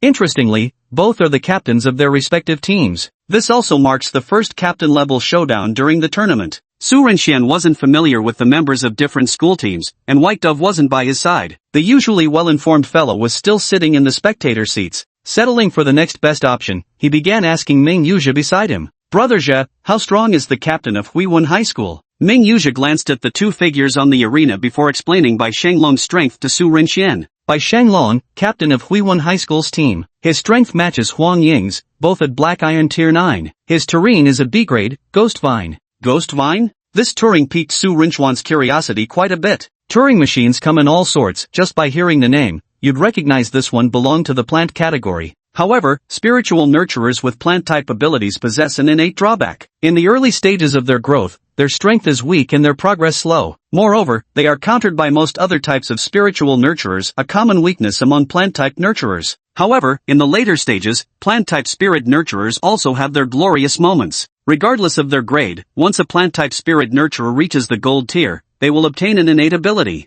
Photosynthesis. Photosynthesis is a healing and recovery type innate ability that can heal both the user and others, and also has a chance to resist the corruption of the abyssal realm. Exploring and conquering the abyssal realm, golden tier botanical beast trainers serve as the main force. Su Renxian turned his gaze towards Bai Shanglong. This captain of Huiwen School differs somewhat from what people typically imagine a botanical beast trainer to be. One might envision a jade tree standing proud in the wind, a frail willow gently swaying, essentially an ethereal, poetic youth. The truth is he was tall and burly, a brawny muscleman with explosive physique. He Yinja standing before him appeared as small as a younger brother by contrast. Yet stature doesn't determine everything. True capability is the measure of one's worth. And the disparity between them was beyond vast. At this moment, He Yinja's face remained expressionless, but the fury in his heart was on the verge of eruption as he struggled to suppress his violent emotions. Zhou Zix's defeat had subjected Noble Academy to mockery from others, all of which stemmed from one person, a debt he would surely settle. But before that, he would use his overwhelming strength to win back Noble Academy's honor and show everyone that certain heights were forever beyond the reach of those losers. He spoke coldly to Bai Shanglong. "If you know what's good for you, I advise you to surrender now. Otherwise, you won't be able to handle the consequences." Hearing He Yinja's words, Bai Shanglong raised an eyebrow. "Surrender is out of the question. Even if there's a huge gap in our strength, I'll face this battle seriously." Refusing a toast only to drink a forfeit. The tense standoff on the arena electrified the entire competition venue. Bai Shanglong defeats the Noble Academy. "Hey Yinja, you're the strongest." The referee remained impassive amidst the surrounding clamor. "Raise the flag as usual." As the flag falls, the battle begins. Bai Shanglong understood that he absolutely couldn't confront He Yinja head-on in battle, nor could he possibly overpower him. However, he possessed many advantages in other aspects. Plant-type beastmasters follow a standardized pattern when selecting spirit techniques. Parasitic, entangling, absorbing. These three spiritual techniques are almost universally acquired by owners of plant-type Turing. With a furious roar from Bai Shanglong, Black vines swiftly emerged from beneath his feet, each covered with tiny thorny roots. Bishinglong's strategy was to use spirit techniques to trap Hyinja, because simply being attacked by the thorns on the vines would activate his innate ability. His innate ability, linked to his ghost vine touring, was called paralyzing venom. Through the venomous thorns, he could inject paralyzing toxins into his target, stiffening their body and making them easier to attack. I might not be able to defeat you head-on, but when it comes to strategy, I won't lose to anyone. Because of the Yi parasite spirit technique, ghost vines bloomed with clusters of white spore-like objects that swiftly burst open. The dispersed pollen drifted everywhere, followed immediately by countless ghost vines breaking through the earth. In the blink of an eye, the entire arena fell under the dominion of ghost vines. This spectacle showcased the strength of the Huiwen High School team captain, leaving the surrounding student spectators in awe. Even if his strength falls short, his strategic responses and flexible application of touring are exceptionally outstanding. Ghost vines surged toward Hyinja like tidal waves. Just as everyone thought the ghost vines would entrap Hyinja the next second, a razor-sharp blade sliced through the vegetative waves. Everyone's ears caught the chilling sound of wind as, in an instant, the tidal wave of vines was cleanly split in two from top to bottom. Standing triumphantly on the arena amidst the encircling ghost vines was Hyinja, his demeanor brimming with arrogance. At this moment, his arms appeared as if they had transformed into two curved blades. The slashing attacks had originated precisely from those crescent-shaped edges. Bishinglong stared in shock at the scene before him. The meticulously constructed vine prison he had prepared was effortlessly broken through. Not good, now's not the time to freeze. Keep attacking. Thinking this, Bishinglong activated his spiritual technique once more. Two vines appeared in his hands as he lashed out towards Hyinja. Spell technique Vine Whip. Enough, let's end these insignificant fights here. Hyinja crossed his arms, the sickle-like blades on his forearms emitting a chilling aura. He muttered softly, Death Harvest. Hands swung continuously in rapid slashes. Black slashes flew out swiftly, cleaving through Bishinglong's vine whips with lightning speed, striking the target directly. Instantly, blood splattered. Bishinglong's eyes widened as his knees crashed heavily onto the arena floor. He opened his mouth to speak, but the egg-shaped wound across his chest gushed blood uncontrollably. The cause of this situation was precisely Turing's innate ability, Death Sickle Mantis, Unstoppable Hemorrhage. Chapter 43, Love Potion, Preparing to Merge, Lascivious Melody. Bishinglong collapsed heavily onto the arena floor, blood continuously gushing from his wounds. Without immediate treatment, the consequences would undoubtedly be severe. As for the outcome of this battle, it goes without saying.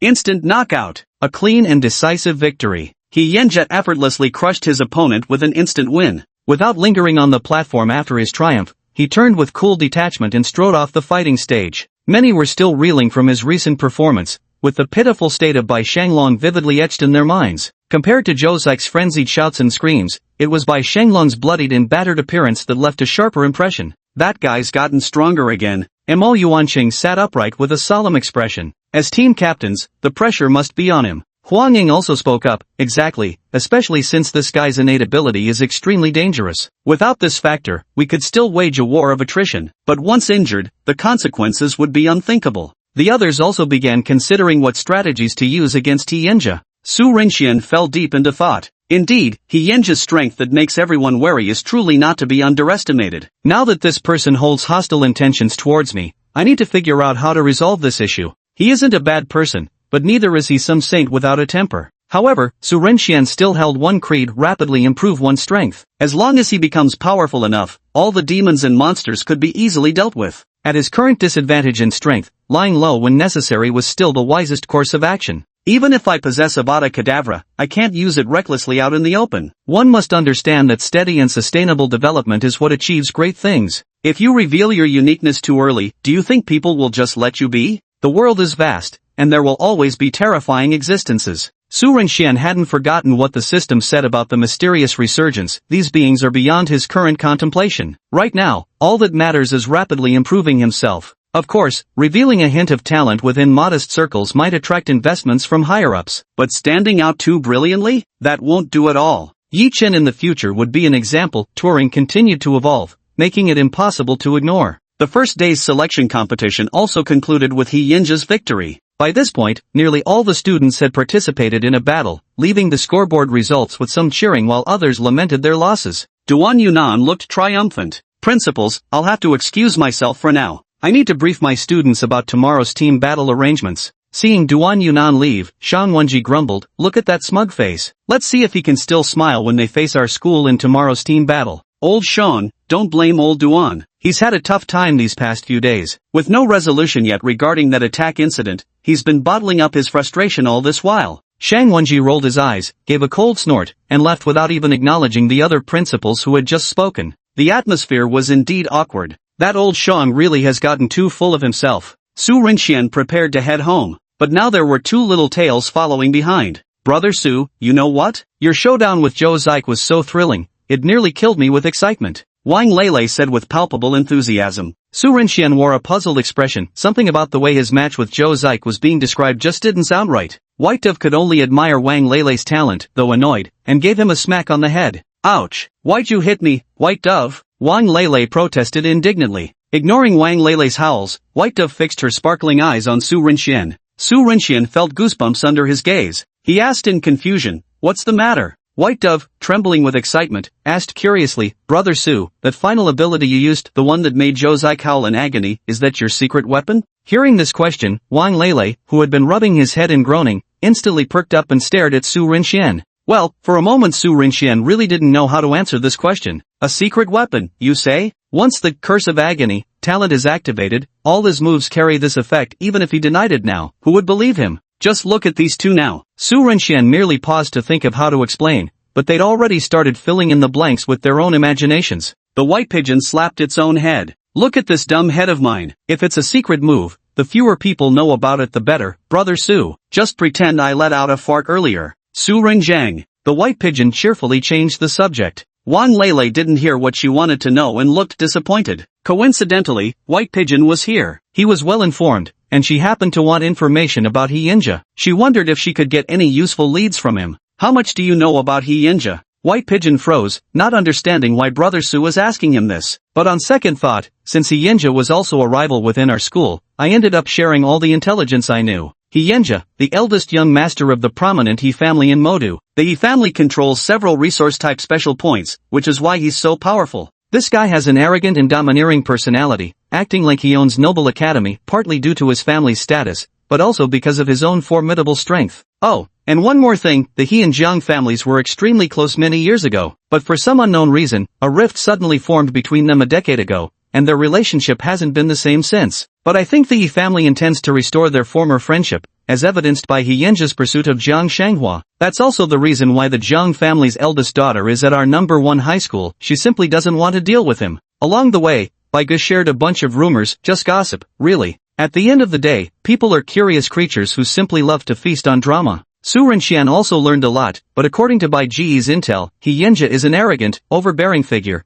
the epitome of a spoiled young master from a wealthy family. But from Zhou Zik's brief mind reading, this person excels at deception with malicious intentions, a thoroughly sinister villain. TSK Tisk, truly a master of concealment. Based on the narrative setup, this character is undoubtedly a minor boss in the protagonist's journey. Anyway, this drama has nothing to do with me. I never liked Campus Belgiang in the first place. Chatting all the way, I arrived home. I still haven't checked in today, wonder what surprise awaits me. Ding! Congratulations on obtaining 1 bottle of Amortentia. Su Renxian? Love potion? Amortentia? Why did I get this item from sign-in rewards? It's not like I can use it anyway. Su Renxian firmly adhered to the principle, with no woman in your heart, your blade becomes godlike. But now that I have this love potion in hand, what if I accidentally slip it to 2 people? Wouldn't that be playing matchmaker without discretion? The effects of love potions rarely change. However, upon further reflection, Su Renxian began considering alternative possibilities. A wicked scheme flashed through his mind. I wonder if love potions only work on humans. What if used on 2 animals, or a human and a beast? At this thought, Su Renxian froze momentarily,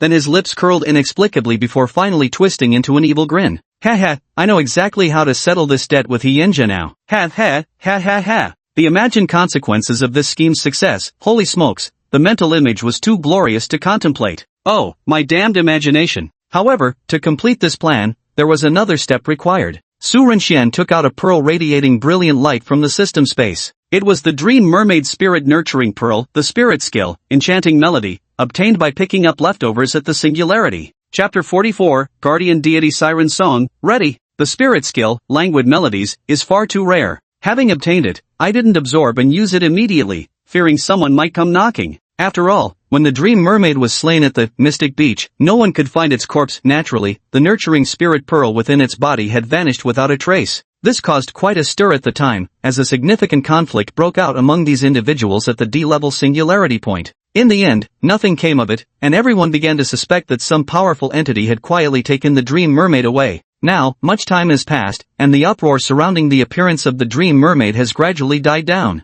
Even if you were to use this nurturing spirit pearl now, no one would notice, nor would they suspect that it is the very same nurturing spirit pearl linked to the dream mermaid from Mystery Beach. Lascivious tune nurturing spirit pearls aren't completely unavailable on the market, but they're either exorbitantly priced or exceedingly rare. Today, the love potion obtained from check-in rewards gave Su Rinxian an idea to deal with Hyinja, otherwise, he wouldn't have even considered this nurturing spirit pearl. But honestly, this guy's strength is no joke. I'm not entirely confident I can pull it off, which is why the lascivious tune spirit skill is the key. Staring at the nurturing spirit pearl in his hand, Su Rengshua didn't hesitate and absorbed it immediately. Detected spiritual substance. Absorb and fuse? Yes. The enchanting melody, the nurturing spirit pearl was rapidly absorbed. When Su Rinxian sensed that he had mastered the spiritual skill, miasmic murmurs. The system's voice once again echoed in his mind. Ding! Detected that the spell Expecto Patronum resonates with miasmic murmurs. Would you like to merge them to obtain a new skill? Su Rinxian knew that the spiritual skills he absorbed could fuse with magical spells to gain new abilities,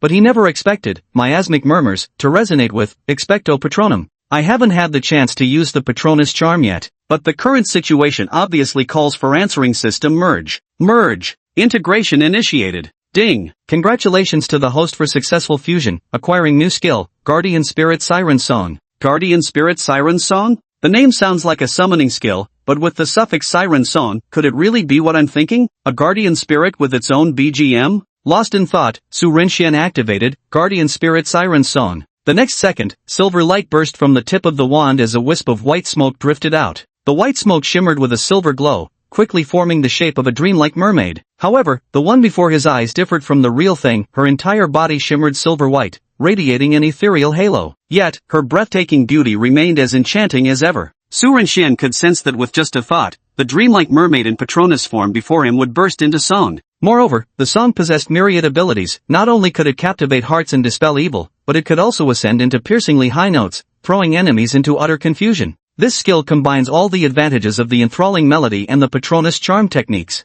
Gazing at the ethereal mermaid floating beside him, Su Rinxian commanded her to begin singing. The guardian spirit opened its mouth, la la la. An otherworldly, dreamlike voice reverberated in his ears, instantly pulling Su Rinxian's consciousness into a phantom realm. Countless captivating illusions flashed before his eyes, making it impossible to tear himself away. Su Rinxian was stunned for a moment, but quickly snapped out of it. Damn! Just humming a couple notes was this powerful? Even when I was on guard, it instantly pulled me into that illusion. Imagine if she actually prepared herself and performed 2 complete songs, wouldn't that blow the roof off? That's right, Su Rinxian's mind was filled with numerous melodious tunes. The Siren's Guardian song was entirely born to be sung. The moment Xian and I starts playing, pure love makes its entrance. Wrong. When my battle anthem plays, let's see who can defeat me under my own BGM. Of course, now that I have this enchanting melody, singing is no problem at all. Since I've already unleashed Guardian Spirit Siren Song, I might as well test out both enchanting melody and Expecto Patronum while I'm at it. Perhaps it was due to the dreaming mermaid, but the animal that emerged from Su Rinxian's Expecto Patronum turned out to be a fish.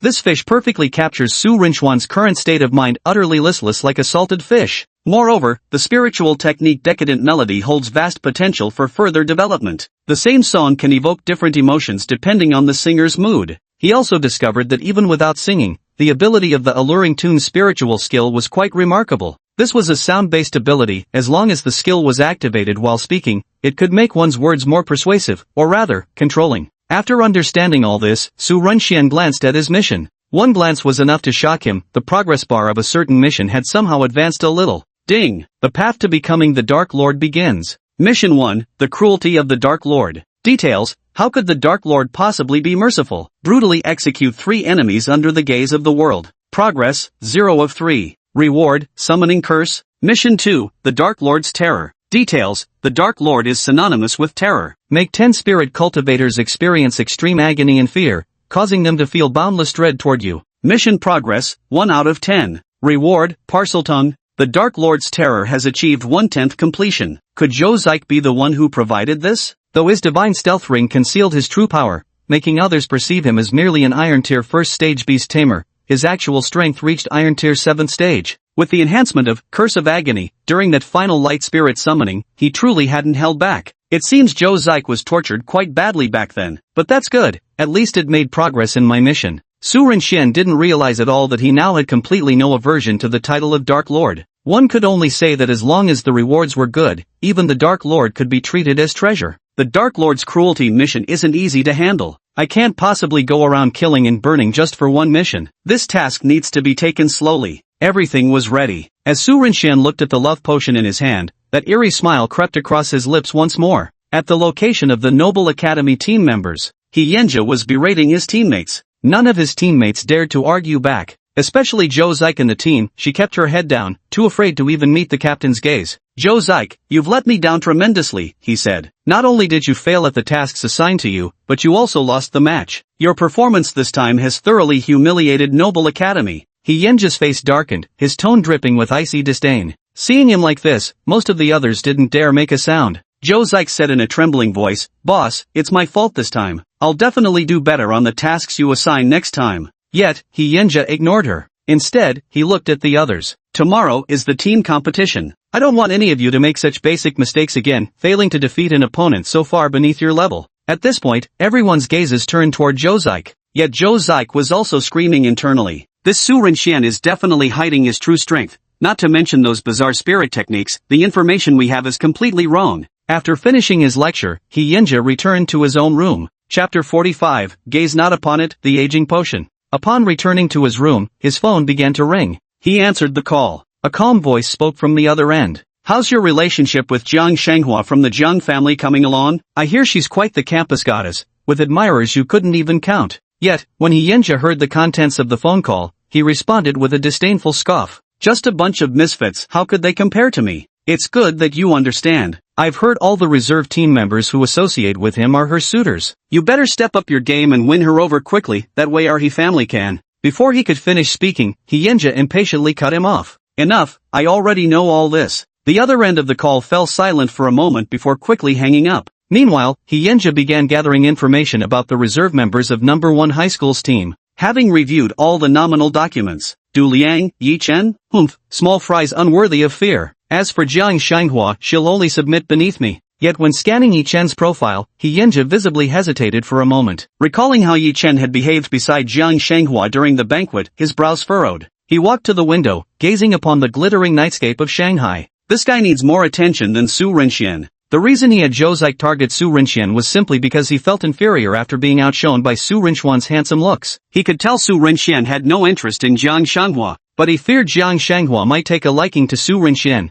which was why he sent someone to target him. Su Rinxian, hidden outside the window with the disillusionment charm, wore an utterly speechless expression. Legitimacy on He Yenja yielded nothing but meaningless scraps. "I admit I'm handsome, but targeting me just for that, are you out of your damn mind? You're afraid Jiang Shanghua might take a liking to me, but you really don't have to worry about that. The current Jiang Shanghua, before she gets pursued by Yi Chen, might actually prefer watching two boys crossing swords instead." Unpleasant memories resurfaced, making Su Rinxian feel his mind was sullied once more. Damn this imagination of mine. But now wasn't the time to dwell on such thoughts. Su Rinxian waited for He Yenja to rest as the cool night breeze whispered through the room, bathed in moonlight. "Alohomora." He cautiously cast the spell. The tightly locked window suddenly swung open. Pushing the window aside, Su Rinxian carefully entered the room, even casting a levitation charm on himself to reduce gravity, afraid of making any noise that might catch He Yenja's attention. Entering the room where He Yenja was resting, he became even more cautious and saw that the guy was already sound asleep.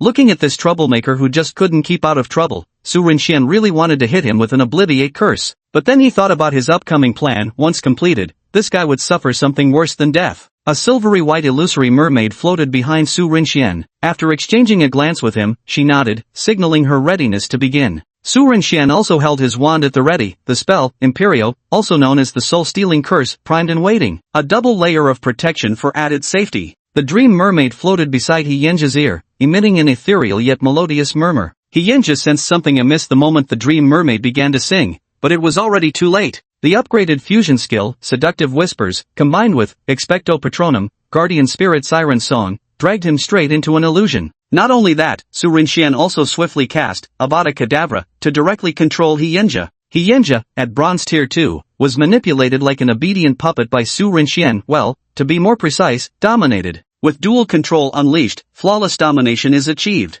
To avoid complications, Su Rinxian acted swiftly. He took out a love potion and poured it into Hyinja, then tapped a doll-like model in his hand with his wand. The transfiguration was lifted. In an instant, the doll reverted to its original form, a small canine demon beast, a wolfhound. Su Rinxian also poured the love potion into the unconscious wolfhound. Then clean up all traces of your presence and leave quickly. A faint smile curved Su Rinchuan's lips. The show is about to begin. The illusion created by Guardian Spirit Siren's song filled the dreams of both the man and the dog. Not long after I left, the curse was lifted. Hyinja opened his eyes, a fleeting flush of unnatural redness crossing his face. His hands unconsciously slid downward, followed by a momentary flicker of embarrassment. Suddenly, a whimper sounded in his ears, just as the wolfhound beast awakened. A man and a dog suddenly locked eyes. The atmosphere had shifted slightly. Hyinja's heartbeat suddenly quickened. Dopamine rapidly surged through his brain. The moonlight was thick, and eerie sounds came from the room. Such thoughts were not for Su Rinxian. Fearing he might witness unspeakable scenes, he had long since left the trouble behind. His imagination was simply too vivid. He didn't dare stick around, or he'd definitely capture Hyinja's social suicide on camera. By the way, what gender were those wolfhounds I summoned? Never mind, it doesn't matter, the effect would be the same anyway. Preparing this whole act took so long today, time to call it a night. Su Rinxian yawned and immediately activated Apparition to teleport home for some well-earned sleep. The next day, the Aristocratic Academy's accommodation area. Hyinja, who was supposed to lead everyone in training, surprisingly arrived late. Thus, team members went to his room intending to wake up their captain. Yet when he pushed open the door, the shocking sight instantly robbed him of his ability to speak. The scene was too beautiful to describe here, use your imagination. Yet Joe Zyke, who came right after, saw the person he liked acting so recklessly. A scream of disbelief immediately echoed throughout the student dormitories of the competing schools. Ah! Immersive translate. Su Rinxian woke up feeling refreshed and invigorated. System, I want to check in. He felt exceptionally good today. Ding! Check-in successful. Congratulations, host, for obtaining a bottle of aging potion. Aging potion? Su Rinxian recalled a scene from the movie where the twins drank an age-increasing potion to participate in the Tri-Wizard tournament. Unfortunately, it didn't help them get selected for the competition as they had hoped. This potion serves a certain degree of disguise function. Su Rinxian pondered how to make use of the potion before him, but before he could think further, the notification sound from his phone nearly exploded his entire device. Su Rinxian tapped to open it. Mutual Aid Student Group. This was precisely Su Rinchuan's high school group chat. Lu Boer, shocking. Something big just happened. Wang Lele, young Master Boer, what shocking news could you possibly have from boarding school? Lu Boer, you might not believe this, but today we heard a horrific scream coming from the Noble Academy's residence. It sounded like Joe Zyke's agonized cry, way worse than during his battle with Brother Su. Su Rinxian? Su Rinxian snickered, realizing that the matter had already been uncovered. Chapter 46, The Witch Cult, Potion Witch, a conspiracy theory. Wang Lele screams? What's going on here? Lu Boer, that's exactly why I said something big happened. Zhang Quan, cut the crap. Spit it out. In the dormitory, Lu Boer was typing rapidly on his phone while observing the crowd pouring into the opposite building, meticulously narrating the scene. Lu Boer, it seems someone from the Noble Academy team got injured. Now a huge crowd is pouring in, and I can see medical personnel entering too. Their principal looks absolutely furious. Zhang Tao, so? This is what you call a big deal? You might as well have said nothing. Who exactly got injured? How did it happen? Why was Joe Zyke screaming so horrifically? Was it her who got hurt? Zhang Tao's rapid-fire questions left Lu Boer completely bewildered. He wasn't sure exactly what had happened either, but as someone who'd spent years spectating drama, he could tell this situation definitely hid some juicy gossip. Su Rinxian watched the lively discussions in the group chat with amusement. Right now, everyone was busy speculating about what might have occurred. Hey, why hasn't our well-informed White Dove said anything about this yet? What Su Rinxian didn't know was that the moment news broke about the incident at the elite school, White Dove had immediately sent out his spirit Tulu rushing to gather information. The Aristocratic Academy immediately sealed off the news after the incident. If this information were to leak out, it would be nothing short of catastrophe. Shang Wenji's face darkened. The moment the incident occurred, students contacted him. When he saw the unspeakable scene involving Hyinja, he felt as if the sky were about to cave in. How could his most outstanding student commit such an outrageous act? Doubt, confusion, bewilderment, his mind completely blank. Once he calmed down, he quickly noticed Hyinja's abnormal state. No matter how desperately he called out, Hyunja remained in that dazed, foolish state. Instantly, Shang Wenji understood this was a case of obsessive infatuation. I've absolutely been set up. Shang Wenji roared in anger. Who on earth could do something so vicious? Upon hearing about this situation, several other school principals rushed over. What happened? Asked Tan Xingho, the principal of number 2 high school. Though well-intentioned,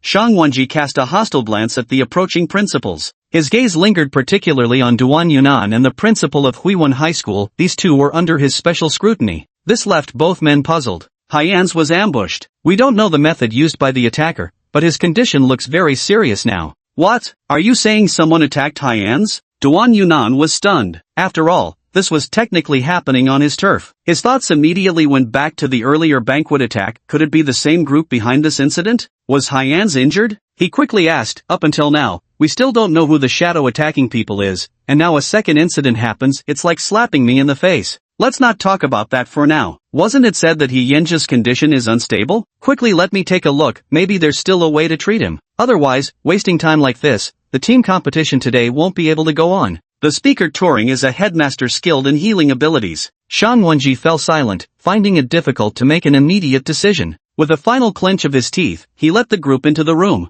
At this moment, Hyunja had already been restrained, and the canine beast in the room seemed to have vanished to who knows where. As soon as the principals entered the room, they caught sight of Hyunja, bound and helpless. Everyone was taken aback. They had expected to find Hyunja severely injured after the attack. Instead, they saw his abnormally flushed face, dazed expression, and the nonsensical words spilling from his lips. Hee, I love it so much.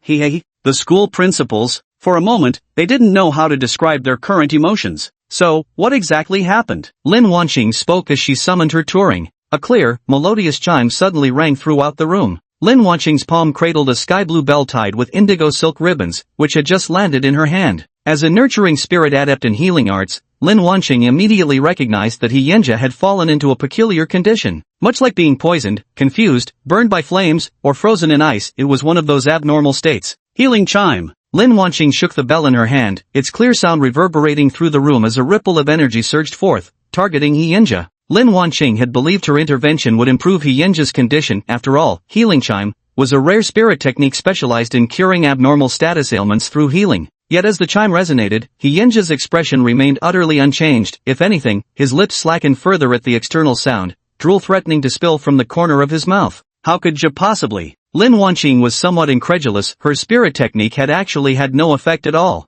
The others who witnessed this situation were also extremely astonished. If even Wanqing can't handle it, what exactly has happened to our classmate Hyunja? Everyone turned their gaze to Shang Wenji. Shang Wenji's expression darkened as he reluctantly recounted what had happened.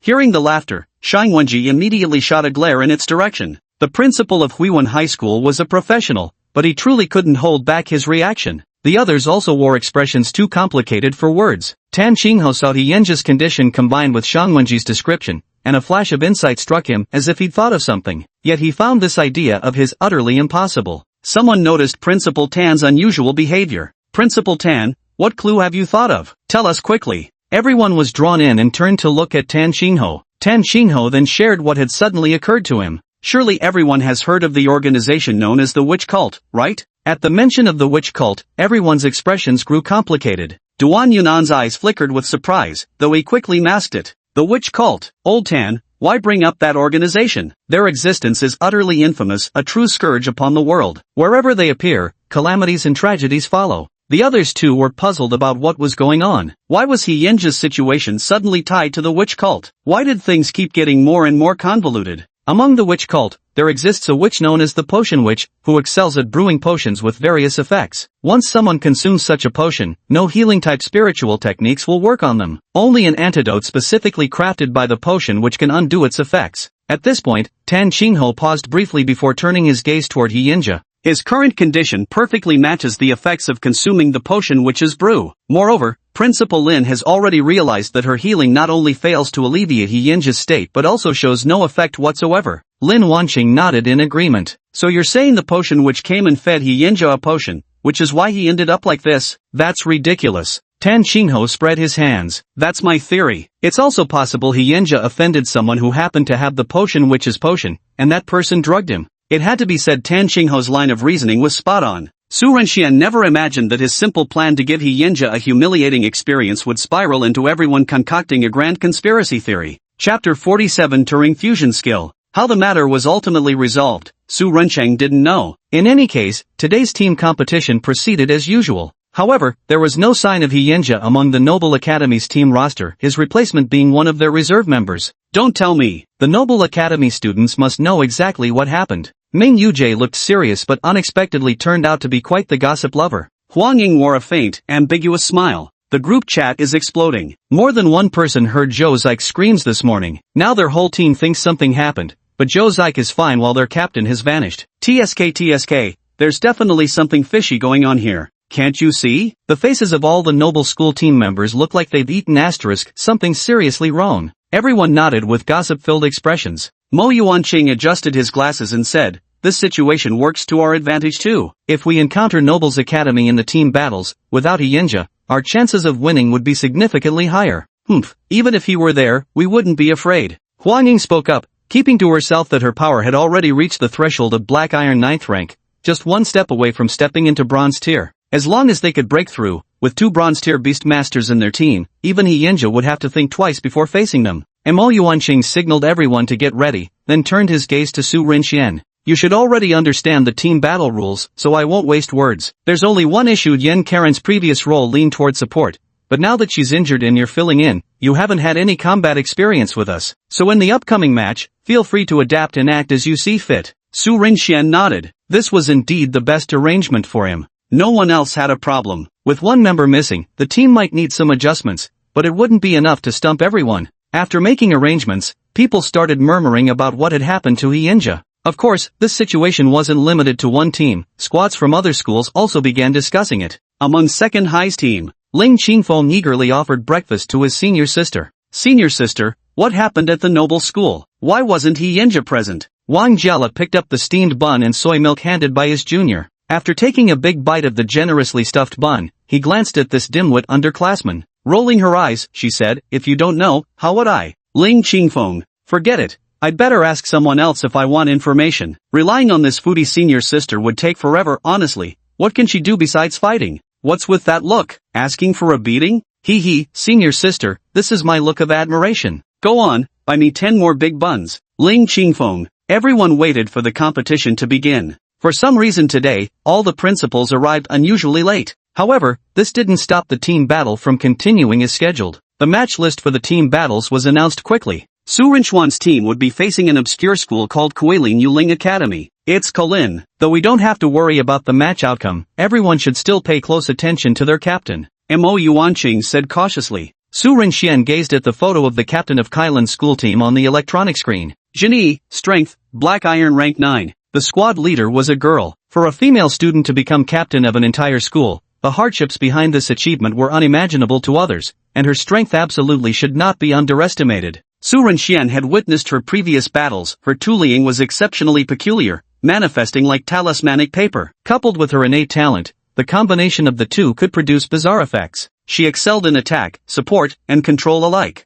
When facing her in battle, prioritize targeting Zheni, the captain. Got it. No problem. It was just when Su Renxian and their team were preparing to battle the Kulin school squad that the principals finally arrived, albeit belatedly. However, their expressions weren't any better either, and among them, neither Principal Duan nor Principal Shangwenji could be seen. At this moment, these two had sought out Granny Jiang. They shared their speculation about the witch cult using poisonous potions to harm Hyinja with her. Granny Jiang wore a look as if she thought they were joking. Though she knew the mad alchemist was no good person, she wouldn't be idle enough to poison some complete stranger unrelated to her. But without saying anything, Granny Jiang was invited by the two to observe Hyinja's current condition. Meanwhile, back at the school, the lively atmosphere once again erupted with the commencement of battles. The National Martial Arts Tournament's regional selections for the 100 Schools Alliance were being held simultaneously across the nation. That's why the selection tournament held at Mo City No. 1 High School also attracted attention from television stations. They hoped to witness the exceptional students' performances and wanted to showcase the vigorous spirit of Mo City's younger generation to the public. Yet unexpectedly, upon arriving they received breaking news about a major scandal at Mo City Aristocratic Academy.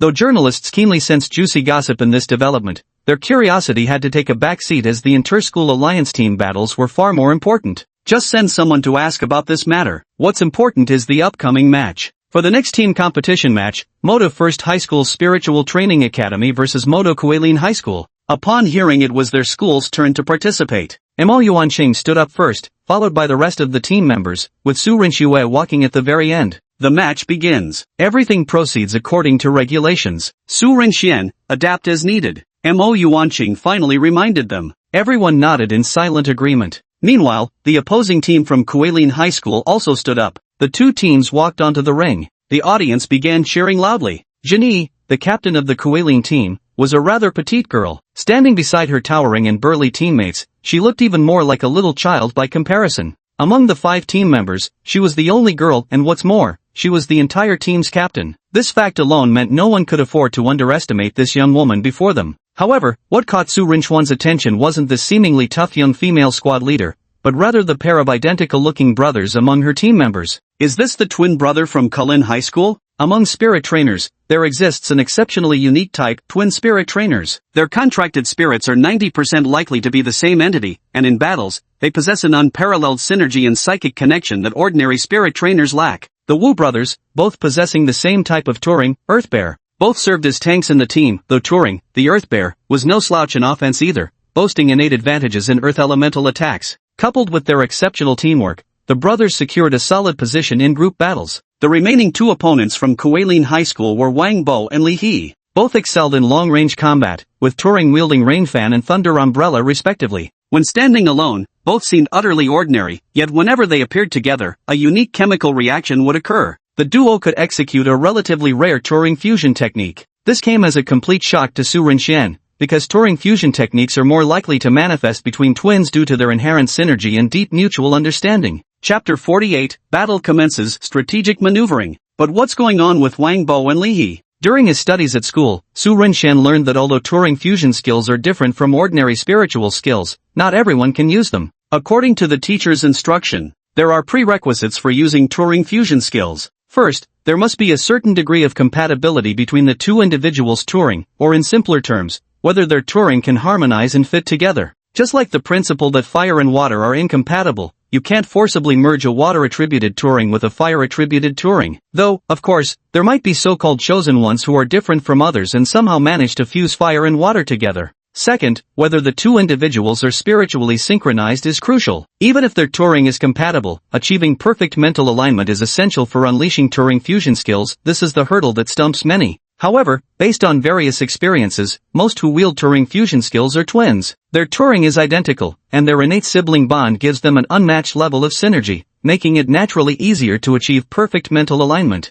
A small portion are couples or married pairs. This is why Wang Bo and Li He's use of the Turing fusion technique genuinely shocked Su Rinxian. Suddenly struck by a thought, Su Rinxian turned to look at the two of them. Don't jump to conclusions, maybe they're just really close friends, great buddies. Of course, it could also just be a socialist brotherhood. Su Rinxian glanced at Jiang Shanghua in the substitute area below the arena. It's all because of this guy that he's wandered into such a bizarre train of thought.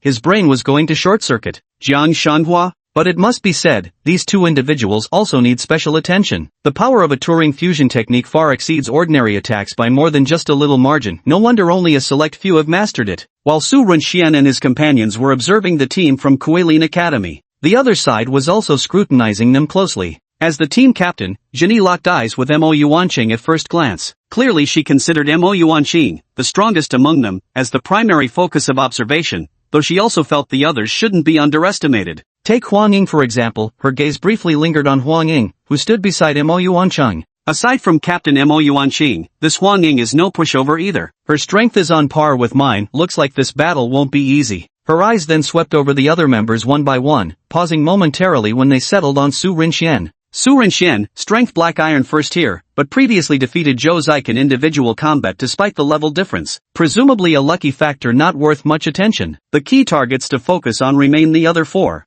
Upon learning that their next opponent in the team competition was First High School, Jenny immediately began preparing counter-strategies. Moreover, she considered First High substitute member Su Rinxian to be weak. Even with his special abilities, he wasn't worth fearing. She believed Zhou Zik's defeat was simply due to underestimating his opponent and giving Su Rinxian an opening, but encountering their team would be a different story. Little did Jenny know that Zhou Zik had been prepared to fight Su Rinxian to the death, yet still ended up defeated. The team members unanimously agreed on their opinion of Su Rinxian. Zhou Zike felt nothing about this. The more others underestimated Su Rinxian, the happier she was. That way, she wouldn't be the only one suffering. She had developed a complete psychological shadow when it came to Su Rinxian. Those who underestimate Su Rinxian will eventually get the punishment they deserve. Jinyi glanced at her teammates. If we stick to our plan, there's still a chance to win this match. We understand. You have to trust us. If First High's team underestimates us, they'll definitely crash and burn. Observation concluded. The two teams stood in opposite corners of the arena.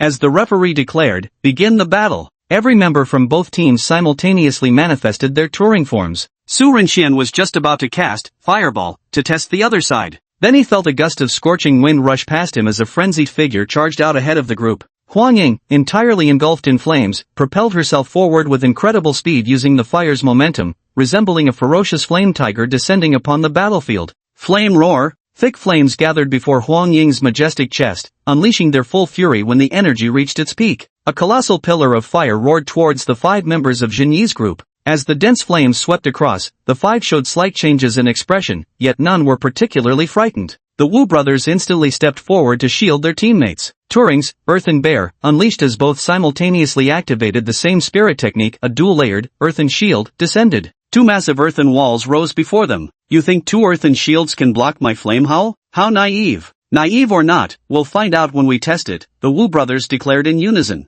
However, with both of them only at Black Iron Tier 6, they normally wouldn't be able to withstand Huang Ying's full power strike. But the two possessed the innate ability, Barrier, which granted a 100% enhancement to defensive spirit techniques. Moreover, since both were using it simultaneously, their defensive capabilities were beyond question. The earthen shield, further reinforced by Barrier, grew darker in color, its defensive strength increasing yet again. The clash of flame and shield produced a dense explosion. The Wu brothers were forced back by the shockwave, their bodies shimmering with an ochre energy surge. The earthen shield before them had already shattered into fragments, but they themselves didn't deal much damage. The two brothers were astonished once again, deeply shocked by Huang Ying's violence. That tigress is really ferocious. Huang Ying raised an eyebrow, yet far from being frustrated that her attack was blocked, she grew even more excited. She licked her lips. How interesting. You're really tough. Looks like I can finally let loose. Wu brothers? Were they being treated as punching bags now? Neither side gained an advantage in this first probing exchange, though Jinyi's expression remained somewhat grim. Who would have thought Huang Ying's strength was this terrifying? This energy fluctuation is practically on par with bronze tier power. Thinking this, she didn't forget to release her own Turing construct either. Countless talismans floated around her as she traced bizarre glyphs in the air with her fingertips. The paper charms swiftly scattered across the arena before vanishing without a trace. Meanwhile, the other members of her team weren't idle either. Wang Bo waved his azure blue fan twice towards the sky, causing dark clouds to gather before raindrops soon began to fall. Meanwhile, Li He opened his thunder umbrella in the rain, crackling currents dancing within it. Su Rinxian wasted no time either, conjuring dozens of fireballs, though the light drizzle had noticeably weakened his fiery technique. This rain suppresses fire-based energy. Su Rinxian wasn't specifically skilled in fire-based spiritual arts, but Huang Ying was different. She could distinctly feel her power weakening the moment the rain fell. Tisk, weakening type spiritual arts. Seems they've come well prepared. Meanwhile, Xia Zhiling summoned his ice bow and notched an arrow. The rain's arrival actually served to enhance his attacks instead. The condensation speed of ice arrows increases. Countless ice arrows shot towards Xinyi's group of 5, while during this time Meng Yuji's skin directly steelized as he and Huang Ying charged at their opponents. The Wu brothers prepared to continue using earth shields to block the ice arrows raining from the sky. Li He grasped his thunder umbrella, concentrating lightning at its tip to shoot towards the approaching Meng Yuji. Raindrops fell on Meng Yuji before he was struck by lightning, inflicting substantial damage. They had a good grasp of type advantages, but at this moment, Su Rinxian made his move. Air wall. A transparent wall materialized directly in the lightning's path, and the orange-yellow thunderbolt energy collided with it. The air barrier shattered within moments. Though the air wall failed to completely block the attack, its brief resistance bought Meng Yuji enough time to swiftly evade Li He's lightning strike. Nice one, Ren Xian. Chapter 49, Talisman Trap, Blades, and Shadows. Though they failed to block the opponent's attack, Meng Yuji and Huang Ying seized the moment to charge forward. With Turing's enhancements swirling around her, Huang Ying's arms became wreathed in flames as she locked onto her targets, the Wu brothers.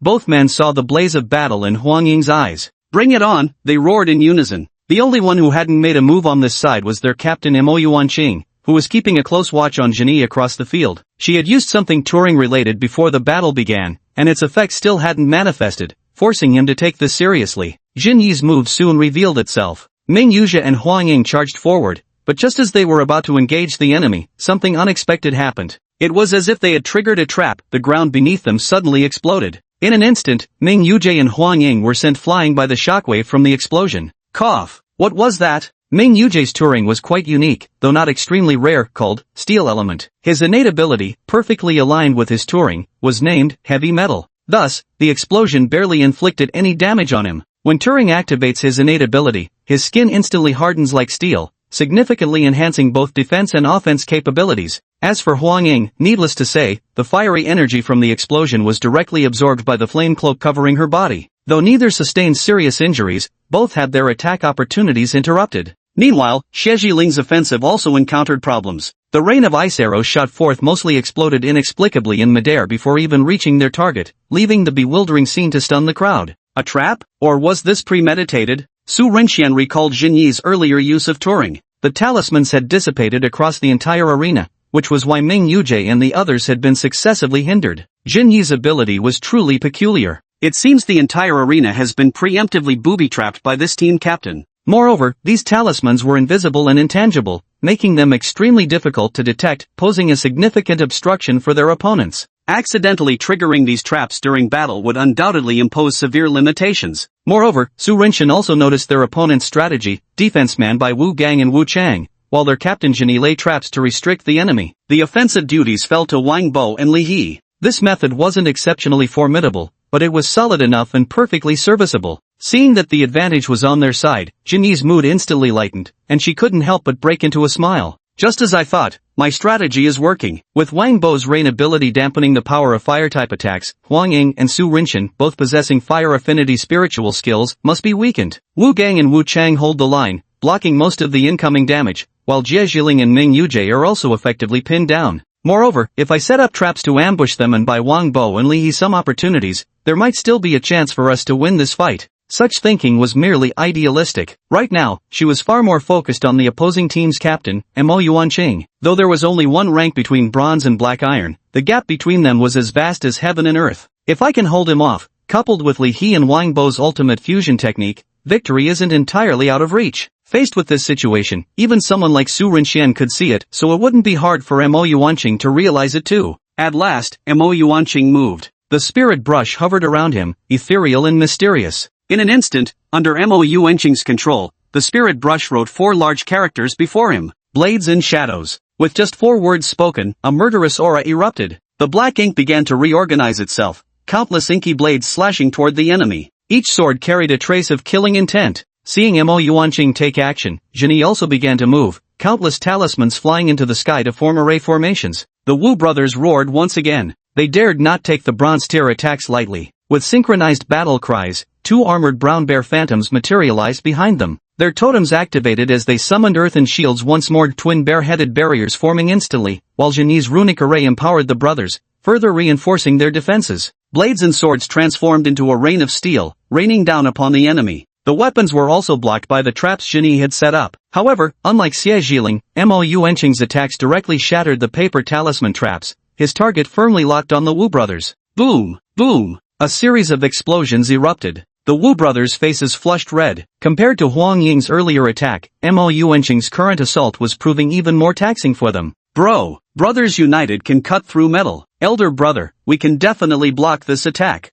Wu Chang clenched his jaws tightly as the bombardment of blades and swords continued unabated. Not only that, seeing such a situation, the others didn't remain idle either. Xia Jiling continued his arrow bombardment. Although most of his arrows triggered Jinyi's traps mid-air, a small portion managed to avoid the traps and shoot toward their opponent. Huang Ying realized not only were their ranged attacks weakened, but close combat was also severely hindered, instantly putting them in a foul mood. Ming Yuzhe believed he could defend against the trap attacks and charged forward like a cannonball. Yet their opponent had long been prepared for this. Li Horiai's thunder umbrella fired another electric bolt. Of course, Su Renxian wouldn't fall behind, intercepting again mid-air. For a moment, neither gained the upper hand. The two teams remained locked in a stalemate. Seeing this scene, everyone watched with bated breath. Jinyi kept observing Mo Yuanqing, fully aware that he hadn't yet exerted his full strength. The previous attacks were merely probes. On this side, Su Renxian had largely discerned their opponent's strategy. They intended to drag out the match for a stalemate. According to team battle rules, if both sides ended in a draw, the team points would be equally divided. But this won't stump me. Since the captain told me to improvise, now's the time to act and resolve this situation. Su Rinxian pointed his magic wand toward the sky. No one noticed Su Rinxuan's movements after all, his abilities were far too weak, and the audience was too engrossed in watching the clashes of others. Reveal your true form. The curse was cast, sending out an unknown ripple emanating from Su Rinxian as its origin. When he probed the magical energy, an entirely different scene unfolded directly within Su Rinxuan's mind. On the arena, Jin Yi's invisible talismans were revealed everywhere, covering the sky, the ground, densely packed without a single gap missed. Now that I can see these talismans, things will be easier. Su Rinxian continued to take action. Some in the audience also noticed Su Rinxuan's movements. Look quickly, Su Rinxian is making his move. What is he trying to do? What use can his strength be? It'd be impressive enough if he doesn't cause more trouble. How can you say that? At the very least, in the solo match, Su Rinxian defeated Zhou Zik. Pfft, I bet Zhou Zik must have drank counterfeit alcohol before the match. How else could he lose so badly?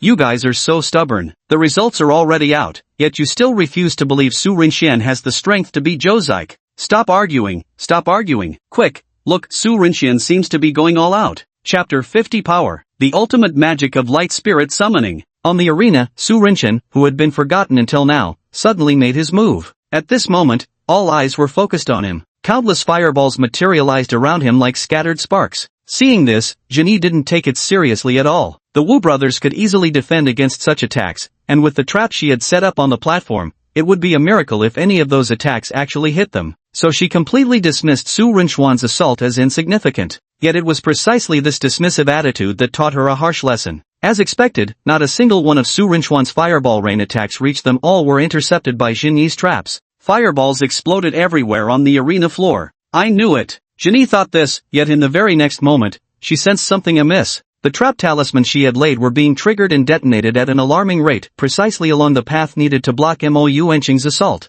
Thanks to Su Rinxuan's interference, not only Mo Yuanqing but also Huang Ying and Ming Yujie found their battles significantly easier. No way? How is this possible? How did he discover the locations of all my trap talismans? Could it just be dumb luck? Trap after trap was being triggered. Jin Yi's mind was in turmoil. She wanted to believe Su Rinxua had merely stumbled upon her traps by chance, but she knew that couldn't be true. His attacks had precisely struck every single one without fail. Ming Yujie turned back and gave Su Rinxua a thumbs up. Nicely done. Jin Yi gritted her teeth and set up traps once more. But with true form revealed, these traps were completely ineffective as Su Rinxian triggered and dismantled them one by one with fireballs. The audience finally understood how Su Rinxian was countering the traps Jin Yi had laid. Damn, how does Su Rinxian even spot them? I can't understand him anymore, he's just too incredible. Is this fire poker really that powerful? With no traps to hinder them, the first high school team's assault became even more ferocious. No matter how hard the Wu brothers defended, they couldn't withstand the combined assault of 4 opponents. Wang Bo, Li He can't wait any longer. Quickly use your ultimate Turing fusion technique. Jin Yi let out a loud roar as she resisted Mo Yuanqing's attacks with all her might. Wang Bo and Li He exchanged a glance before quickly standing back to back. Both closed their eyes simultaneously as an ancient formation materialized beneath their feet. The scene Su Rinxian had imagined, one of intimate embraces, failed to materialize. The two summoned their Turing spirits, simultaneously tossing out the rain fan and thunder umbrella. In the sky, the weapons summoned by the two Turing spirits began to merge. A violent burst of energy erupted. Wang Bo's rain-generating spiritual technique grew even more ferocious, while the thunder began to roar unrestrained. Witnessing this scene, Mo Yuanqing and the others realized they had been backed into a corner and had unleashed their final trump card. He calmly instructed, "Fall back, everyone prepare defenses." As team captain, he had thoroughly researched all the opponents' information the moment he learned their identity. He also understood that the Turing fusion between Wang Bo and Li He from Kuilin High School was exceptionally powerful. However, it's not without flaws. The Turing fusion skill consumes an enormous amount of spiritual energy and requires a prolonged charging time. If someone were to launch a surprise attack during this period, the unprepared duo would undoubtedly be crushed. Jin Yi was well aware of these weaknesses, which was why she had made preparations in advance. The Wu brothers' stalwart defense and her trap barriers were all meant to buy time for the duo's lethal strike. Thunderclouds gathered ominously in the sky. Golden energy crackled at the verge of eruption. Mo Yuanqing held the spirit brush in his hand. He swiftly drew countless characters in the air. He murmured, "Copper walls and iron barriers, firm as rocks, impregnable, secure as a fortified city." As the 4 phrases were spoken, a massive defensive barrier formed instantly in the air, completely enveloping Su Rinxian and his companions. At this very moment, Wang Bo and Li He successfully executed their Turing fusion technique in combat. The two roared loudly, unleashing their ultimate move, Thunderstorm Burst. Dark clouds suddenly gathered in the sky, which then erupted with a dazzling flash of light so intense that the spectators couldn't keep their eyes open. Damn it, I'm blinded. Then came terrifying flashes of lightning and claps of thunder. The lightning fell like a thunderstorm, striking the defenses erected by Mo Yuanqing. Su Rinxian watched, but he noticed Mo Yuanqing's utterly calm expression, as if he didn't care at all about Wang Bo and Li He's Turing fusion. The result was just as expected. Despite the terrifying spectacle of thunderstorm flash, Wang Bo and Li He were still far too weak to pose any real threat to Mo Yuanqing. After flashes of lightning and peals of thunder, Wang Bo and Li He were left panting heavily. Yet what shocked them even more was that their combined Turing attack failed to even breach Mo Yuanqing's defenses. How is that possible? Even the normally unflappable Genie had her composure shattered in that moment. But the battle was far from over. At this moment, Su Rinxian took the initiative to strike, and countless glowing orbs once again materialized above the arena. Seeing this, Mo Yuanqing and the others froze in unison, their previously intended steps faltering with hesitation. Su Rinxian offered a faint smile to his teammates. To the onlookers, it was akin to witnessing a demon's grin, prompting them all to retreat another step. Even the usually composed Mo Yuanqing was no exception. Su Rinxian was speechless. Was this move really so terrifying? The crowd, why don't you give it a try? Standing below the stage, Zhou Zik saw the familiar glow and couldn't stop his body from trembling. Her behavior was making her teammates frown. What's wrong with you? Why are you shaking all over? It's coming, it's coming, it's coming. What's coming? I think you're not in your right mind right now. Do you need to rest? He was worried about Zhou Zik. If she hadn't screamed so loudly outside He Yinja's door, things wouldn't have escalated to this point. Yet Zhou Zik paid him no mind, her mind completely filled with memories of Su Rinxian smiling at her before cruelly torturing her. Ah, the devil is coming. This time, Su Rinxian still planned to use Pain Curse plus Light Spirit Summon. But this time, he planned to go even bigger. Ever since acquiring his innate ability, he hasn't used it even once. Today, he'll witness the ultimate magic, capable of revolutionizing both curses and spiritual techniques. He didn't just want to test this innate ability of ultimate magic, he also aimed to complete his mission. By attacking all 5 opponents with the Curse of Agony, he was certain this would significantly advance his mission progress. Last time, the Dark Lord Sphere triggered mission progress when Zhou Zik used this move. This time, success was inevitable. With a single thought, his ability activated instantly. Ultimate Magic plus Light Spirit Summon plus Curse of Agony. 1 ability plus 1 spirit technique plus 1 talent. As the skills activated, the commotion caused by his moves dwarfed even that created by Li He and Wang Bo's Turing fusion technique moments earlier. The summoned light spirits shattered like eggshells, with little fairy-like creatures abruptly flying out from the spheres. Mystical and ethereal, they formed a circle in the sky, beginning to pray as their bodies twirled and leaped. Furthermore, all spectators noticed the arena growing increasingly bright, as the spherical fairy creatures began to shine like miniature suns. Genie felt an ominous premonition. The same feeling wasn't hers alone. Even Mo Yuanqing's eyelids began twitching uncontrollably. They heard him say, "We'd better be prepared. This move somehow feels more dangerous than Wang Bo and Li He's Turing fusion technique." Hearing this, everyone felt a chill run through them. Simultaneously, they began their defense. The audience wondered, why would Su Rinxian defend himself against his own teammates when attacking? Yet in the next moment, Su Rinxian finally used his innate ability to complete the evolution of his technique. Ultimate Magic, Light Spirit Summoning. The next instant, holy light descended, and a radiant pillar reaching the heavens crashed down. Chapter 51, This light is poisonous, mission accomplished. Sacred light descends. A pillar of light crashed down from the heavens, enveloping the team battle arena and the entire spectator area. The scope was so vast that even Su Rinxian hadn't anticipated it, and this was after he deliberately limited the range. Otherwise, the entire school would have been bathed in the radiant column. What's happening? Why is it so bright? The audience hadn't yet recovered from the blinding light beam when a piercing scream erupted from the arena. Hearing the sounds coming from the arena, this scene seemed somehow familiar. Where had they seen it before? That familiar scream, that déjà vu scenario, how could they not recognize it? Zhou Zik's face turned pale. This moment brought back memories of being dominated by agony. Demon! He's a demon! She's a witch who wields agony! The child was already petrified with fear, babbling nonsense. Her teammates stared at her with looks reserved for the mentally deranged. A companion remarked, "So what if you lost to Su Rinxian? Is it really that unbelievable? I know your pride's wounded, but must you elevate him so highly? What threat could this light pillar possibly pose? I refuse to believe it could actually harm me." This person sneered at Su Rinxian with utter disdain. However, Zhou Zik's body slowly retreated because she saw the glowing sphere's radiance beginning to scatter in all directions. This left the man thoroughly puzzled. I just said one thing, was that really worth backing away for? Yet he didn't notice that the spot where he stood was within the scattering range of the light pillar's radiant points. On the arena, Su Rinxian also felt he'd played too far. The range of the light pillar kept expanding, and even he was struggling to control this technique now. Ultimate magic is indeed formidable. Inside the light pillar, the 5 members of Jinyi's group experienced unprecedented agony, a pain they couldn't resist, like a bone-gnawing curse that made them tremble with terror. He couldn't help but let out an involuntary scream. With great difficulty, she turned her gaze towards Mo Yuanqing, thinking, if this was the weakest member of the team that supposedly hid their true strength at first high school, then what were the others capable of? Who are you trying to fool? At this moment, Mo Yuanqing and the others appeared to be facing a formidable enemy. However, they clearly knew that as long as they weren't exposed to the light, they wouldn't suffer from the curse of pain. Mo Yuanqing had long since used his spirit brush to paint 4 massive black umbrellas, and it was precisely this that allowed them to evade the ultimate magic summoned by Su Rinchuan's light spirit. But the audience wasn't so fortunate. A spectator, curious about the scattering light source, reached out to touch the glowing dots flying toward him. His finger made contact. There was no warm sensation, just the sharp pain of a brutal blow to his groin that drained the color from his face. Holy shit! Holy crap! Bloody hell! But he wasn't the only one. As the light beam grew larger and its scattering range expanded, nearly the entire audience found themselves caught in the fallout. And thus, the screaming squad was officially formed. Su Rinjiang. At that moment, everyone finally understood Zhozik's previous suffering. Only one phrase came to mind to describe it. This light is poisonous. Duan Yunan, who had finally resolved the Yinjit incident and hurried over, took in the scene with a look of utter bewilderment. Who am I? Where am I?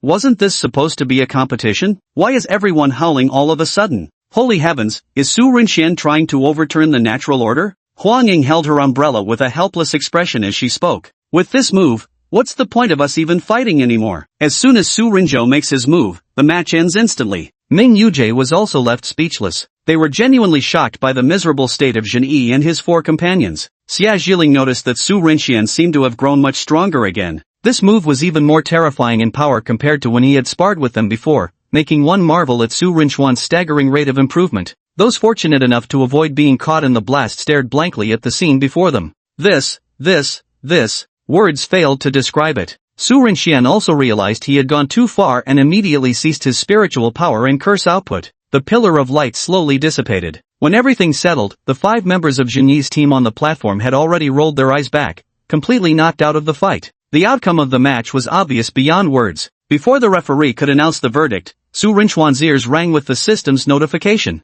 Ding! Congratulations to the host for completing the Dread of the Dark Lord. Ability acquired, Parseltongue. Mission completed? I've only defeated 5 people, how could the mission be finished? With this thought, he opened the mission details to check. Mission 2, the Dark Overlord Sphere, completed. Details, the Dark Overlord is the embodiment of terror. Make 10 soul cultivators experience extreme pain and fear, causing them to develop boundless dread towards you. Task progress, 1584 of 10. Seeing the excess number in the task progress, then noticing the audience below the stage who hadn't regained their composure. Su Rinxian was left speechless. He seemed to have accidentally hurt many people. Having harmed them both physically and mentally, Su Rinxian sincerely apologized to those he had unintentionally injured. Thank you for helping me complete the mission. Parseltongue ability get. Stepping off the arena, everyone's gaze towards Su Rinxian had completely changed. Su Rinxian wasn't unaware of it, but right now he was more focused on understanding his new abilities and paid little attention to the stares. On the substitutes bench, Yi Chen and Du Liang both gulped simultaneously. Why does Su Rinxian feel more and more terrifying? Yi Chen felt a growing sense of crisis in his heart. Su Rinxian is so outstanding, could Zhang be attracted to him? No, I need to work twice as hard. If Su Rinxian knew Yi Chen's thoughts at this moment, he would undoubtedly scold him for being love-struck. Su Rinchuan's excellent performance finally made everyone understand that his low-level strength didn't equate to weak combat ability. It was also today that Su Rinxian acquired a few nicknames. The Mage of Suffering, the Cursed Sorcerer, the White Demon, the Scholar of Holy Light Pollution. Su Rinxian? These nicknames aren't even as cool as Dark Lord. Wait, why do I so readily assume myself to be a Dark Lord? Something's not right with me. Everyone was discussing this battle, for where there is light, darkness surely follows. A man in the crowd watched this scene with renewed astonishment. Never expected such an extraordinary ability. If it could become my puppet, tisk tsk. Xiao Gaoyang once again appeared at Modu's selection tournament. His purpose wasn't to watch these students compete. His target had always been one particular student who stole the organization's items. I wonder if the boss will be angry when he finds out. According to my investigation, the Dragon Heart Jade Marrow has clearly been used, and this Turing named Yi Chen has already undergone mutation and evolution. Whatever, this isn't something I should worry about. My only goal is to take this person away, that's all. However, he took away the person his boss wanted, and now he also had his own desired target. Jiang Shanghua, the eldest daughter of the Jiang family. Her Turing mechanism had long been his goal. Today, he also unexpectedly discovered that Su Rinchuan's Turing mechanism was quite intriguing. Only children would choose, adults take them all. With this thought, his figure gradually faded away, yet no one around noticed. Su Rinxian returned to the locker room after the match. He was greeted by cheers from all the school staff. As the team captain, Mo Yuanqing felt he hadn't contributed much from breaking through the traps to the final decisive blow. Everything had been accomplished by Su Rinxian alone. It almost felt like with Su Rinchuan's current strength, he could hand over the captain's position to him. Su Rinxian went about his own business after finishing his commotion. Due to their victory, First High School earned enough points to skip subsequent matches and successfully secured their ticket to the 100 Schools Alliance Tournament. Chapter 52, The Jaw-Dropping Scandal, Follow-Up Treatment. With the match concluded, there was nothing else to attend to here. Mo Yuanqing had originally wanted to invite Su Rinxian to celebrate, but Su Rinxian dashed off too quickly, and the matter was simply dropped. Here, Su Rinxian was still reflecting on his insights from casting the supreme grade magic. The effects of grand magic are overwhelmingly powerful, capable of transforming spiritual techniques, spells, or innate abilities to an earth-shattering degree. This has now been confirmed. Light spirit summoning is inherently an auxiliary magic skill for illumination, but through the transformation of supreme magic, it directly gives birth to beings of light. Tiny light sprites emerge one after another, enhancing far more than just the range of illumination. Another thing is energy splashback. These aren't produced by ordinary skills. That's correct. Empowered by grand magic, light spirit summoning has gained offensive capabilities. Although its attack power itself is negligible, with the misery curse, talent enhancement, the destructive potential goes without saying. Originally, the light spirit summoning move could be considered a righteous light-based skill, but with the misery curse enhancement, the light no longer dispels darkness, instead it drags people into the abyss of agony and terror. Ah, my heart yearns for the light, yet the system won't permit me to walk the righteous path. Seems I'm destined to shoulder this reputation as the Dark Lord. Su Rinxian wore a helpless expression. System. Being limited to using ultimate magic only 3 times a day was indeed quite restrictive. He wished his innate ability could be activated as freely as his innate talents. Alas, everything has pros and cons. Using this ability was like unleashing an ultimate skill in a game. The post-casting recovery time was extremely long, restricting him to just 3 uses per day. Not only does the reply time take long, but the spiritual power consumed is also immense. Nor is it something Su Rinxian can use whenever he wishes. This is really frustrating, but this move is indeed overpowered. With this technique enhancing me, even a silver-ranked beast tamer like myself could probably go all out recklessly. Su Rinxian walked alone when suddenly, the sound of panting reached his ears. Turning back, I saw a familiar face. It was Bai Gu, who had been missing all morning.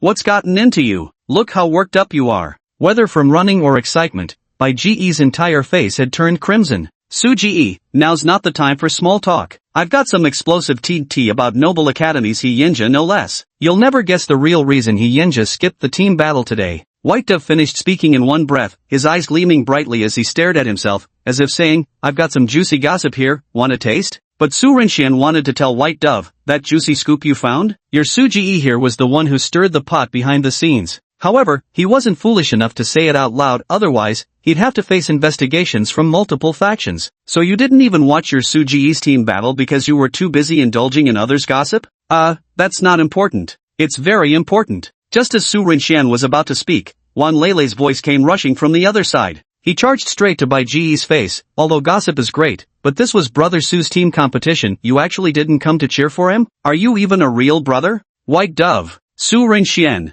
However, when White Pigeon shared the melon with Wang Leilei. But this scoop is seriously explosive. He Yinja fell in love with a demon beast, and the two of them were getting down and dirty. Can news get any more explosive than, huh? What did you say? Say it again. He Yinja had an affair with a demon beast? Damn! Is this demon beast a 1,000-year-old white serpent, a peerless Medusa, or perhaps a fox spirit that's attained enlightenment? What's the whole story? Give me all the details. Wan Leilei completely changed her previous demeanor, pulling Bai Gu over to squat beneath the tree shade as she began questioning in detail, practically itching to have a handful of sunflower seeds to munch on while listening. Su Rinxian, tossed aside. News of He Yinja's scandalous affair spread like wildfire, quickly reaching the ears of teens from other schools. Everyone was stunned by such eye-popping rumors. Holy crap, really? I don't believe it unless there's photo evidence. Damn, no wonder we haven't seen him all morning. The mall at the Noble Academy is being staffed by substitute members. City folks sure know how to have fun. We'd never get this wild back in our village. So what kind of mystical beast is this that makes the outstanding Hyena so desperate for it? Could it be the legendary mermaid? I heard that not long ago, a legendary mermaid appeared at the Mystic Beach, Singularity Point, and many fought over it. In the end, it was quietly taken away by a mysterious beast whisperer. Could it be? Oh my gosh, so envious.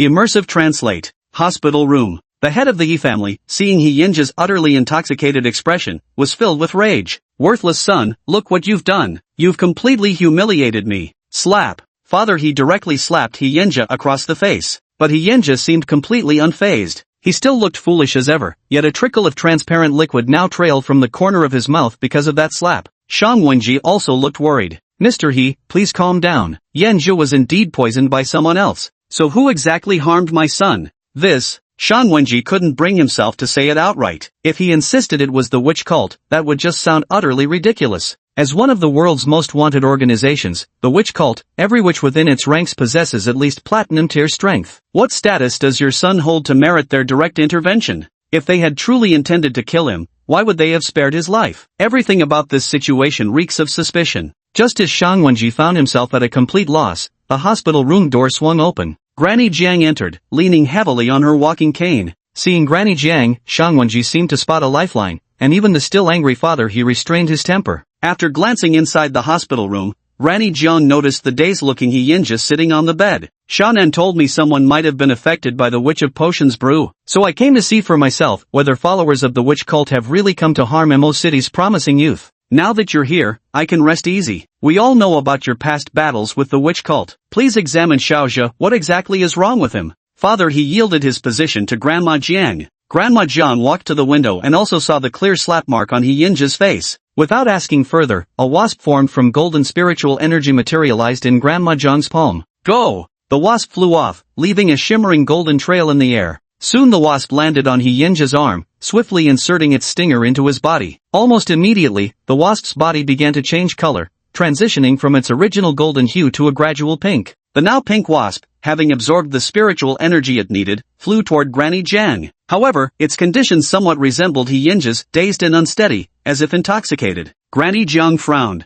She stared at the now pink spiritual wasp resting in her palm. So, have you noticed anything? Shang Wenji asked eagerly. Grandma Jiang sensed the unknown spiritual energy within the spirit bees. After a moment of silence, she spoke. This is indeed a demonic potion, but the one Hyena ingested is different from all the potions the demon potion which has used before. Then does my son still have any hope? If Hyena continues to be in this state forever, he might as well cut his losses early and start a new account. Hyena. Chapter 53, Parselton, A New Mission. Granny Jiang pondered. Not only witch doctors can brew potions in this world, it's just that the potions made by witch doctors have gained a particularly bad reputation. But I can't be certain whether Hyena's current condition is due to potions made by a witch doctor. That's not what matters. What's important is whether his condition can be treated. No matter how furious Mr. He was, the young man before him was still his son. Although his actions had damaged the He family's reputation, what's done was done. There was nothing he could do to undo it. All he could do now was to try his best to salvage their reputation and cure Hyena's condition.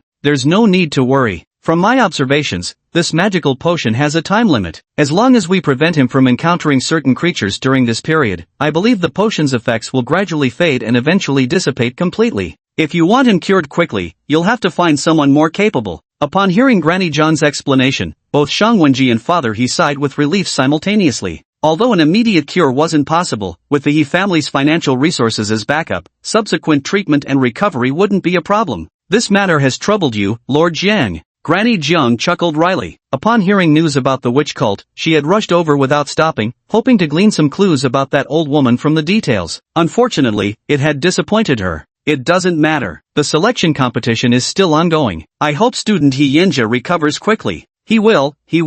Shang Wenji was also extremely anxious, wishing Hyena would immediately go out and fight. Unfortunately, it was just a thought. Otherwise, it wouldn't just be Hyena who'd be humiliated, the reputation of his noble academy would also be trampled underfoot by other schools. Meanwhile, the treatment continued without pause. On the other side, gossip was flying everywhere. When Hyena came to and heard all the scandalous rumors about himself, humiliation was just the beginning. It was only natural for him to rage helplessly, but what he probably wanted most was to delete his account and start over just to escape this utterly despairing day. Su Renxian looked at his unscrupulous friend with some admiration. He was truly impressed by White Pigeon's investigative skills and gave a double thumbs up for the information gathered. Being able to obtain so much information in such a short time showed real capability. With skills like these, it's a shame you're not working as a paparazzo. I had considered it, but dropped the idea for fear of retaliation, White Dove explained while walking. Su Renxian broke into a sweat. Spreading such rumors, aren't you afraid of the Yi family's revenge? White Dove put on a shocked expression. Brother Su, don't make wild accusations. Who told you I was the one spreading this? I heard it from a friend myself, don't go slandering me. Su Renjua, I haven't even congratulated you on winning the team battle yet. I heard Brother Su made quite a scene, what a shame I missed it. Would have been headline news for sure. He wore an expression of genuine disappointment, looking like he'd lost out on a major payday. No need to regret missing it, you could have just asked me. I was right there when Brother Su made his move. Despair, agony, weeping, anguished wails rose one after another, the scene was practically a human tragedy. It was Wang Leilei's turn to perform, and he vividly described Su Renchuan's glorious moments. Listening to you talk like this, how come Brother Su sounds like some kind of demon king? Human tragedy, are you even using the right words? How could someone as upright as Brother Su possibly be a demon king? Wang Leilei reflected. You're right. Then what do you say Brother Su is? Demons and monsters. Wang Leilei, that phrase isn't even as good as mine. Su Renxian narrowed his eyes with a smile, his magic wand somehow already in hand, his target long since locked on.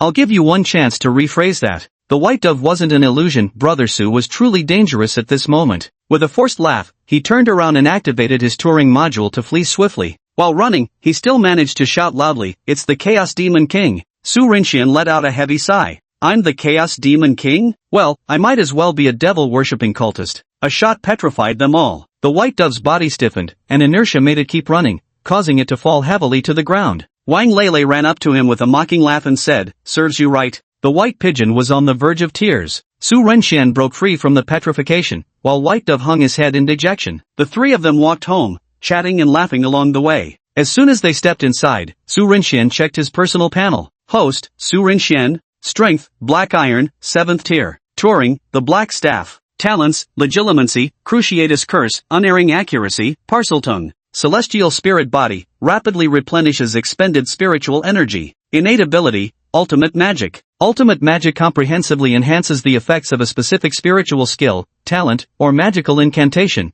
causing an earth-shattering transformation. Note, can be used 3 times per day. Su Renxian activated his new ability, Parseltongue. Parseltongue possesses all serpent languages, enabling communication with snakes and the ability to control all serpentine monsters, known as the Lord of all Serpents. With this ability, I can't help but feel I'm increasingly aligning with a certain someone's template. I wonder how effective this Parseltongue will be in practice. He immediately used Black Dragon emerges from its cave, summoning a massive python. Su Renxian followed his instincts and activated the Parseltongue ability. Come closer to me. Yes, Master. The python spoke, which immediately caught Su Renchuan's attention. However, if a third person had been present, they would have witnessed a man and a snake, locking eyes, both emitting hissing sounds from their mouths. This was the peculiarity of Parseltongue, seemingly conversing while actually communicating through a special ability, making those without this gift hear only meaningless hissing. I guess I've got my own way of encrypted chatting now. This talent is immensely powerful, it allows control over serpentine creatures,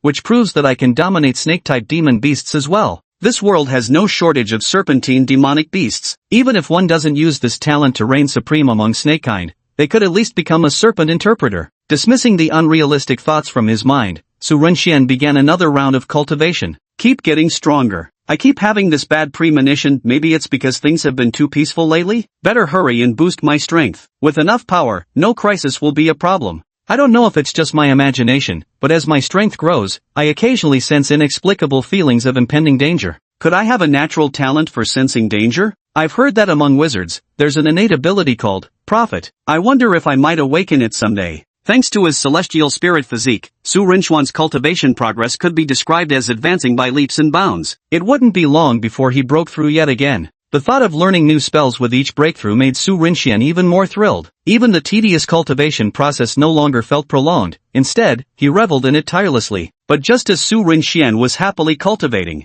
the system's voice suddenly rang in his ears. Perceiving the host's desire to grow stronger, a new mission has been issued. Please accept and complete it. Su Renchuan? A new mission? The new mission gave him a bad feeling somehow. After all, the first two tasks were either about the Dark Lord's terror or his cruelty. They obviously weren't very wholesome. Now another assignment has been issued. I hope this mission will be more normal. Open the mission. Mission 3, Worship of the Dark Lord. Details: the name of the Dark Lord is gaining renown. As the Dark Lord, how can one be without servants? Subjugate a loyal subordinate. Mission progress, 0 of 1. Mission reward, Shadowless Divine Blade. Chapter 54, Dawn's Assault, the Potion Master's Notes. Subduing a personal servant, that's quite the challenging demand. Though the Imperious Curse can temporarily bend others to one's will, magic eventually fades. Controlled targets regain their senses, and such thralls can hardly be considered true servants. The system won't let me exploit loopholes. The rewards may be good, but the tasks aren't this easy to complete. Staring at the cursed magic spell awarded by the system,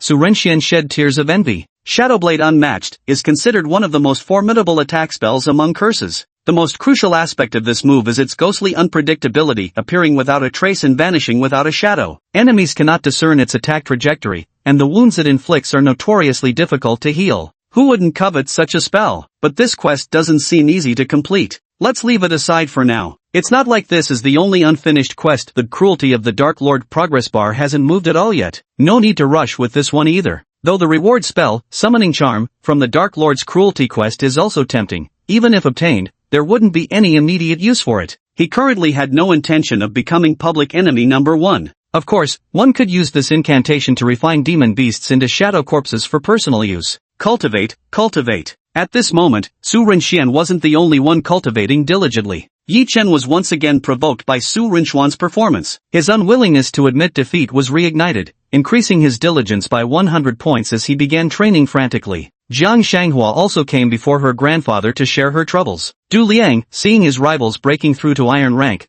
took a painful lesson and resolved to change his usual lax attitude. Starting today, he decided to train harder, striving to reach iron rank himself so he could push his romantic rival Yi Chen down a peg. Lin Xingqing, witnessing everyone else pushing themselves so hard, realized that as part of the group, she couldn't afford to slack either. With tears practically in her eyes, she began her own training. Of course, it wasn't just the substitute members of number 1 high school's team who were spurred into action by Su Renxuan's provocation. Mo Yuancheng and the others also felt a sense of urgency, determined not to be outdone by their junior. They immediately threw themselves into improving without pause. The night fell, dark and treacherous. Under the bustling night market, inside a certain room, 3 figures were engaged in conversation. I say, Granny Insect, aren't you getting too old? Several operations have failed. This is truly embarrassing for Daybreak. The boss is already furious. If we also tell him the Dragon Heart Marrow has already been used, just imagine how he'll punish you all. Qiu Gaoyang slumped lazily on the couch. Both Granny Chong and Li Wuchang wore expressions like they were constipated.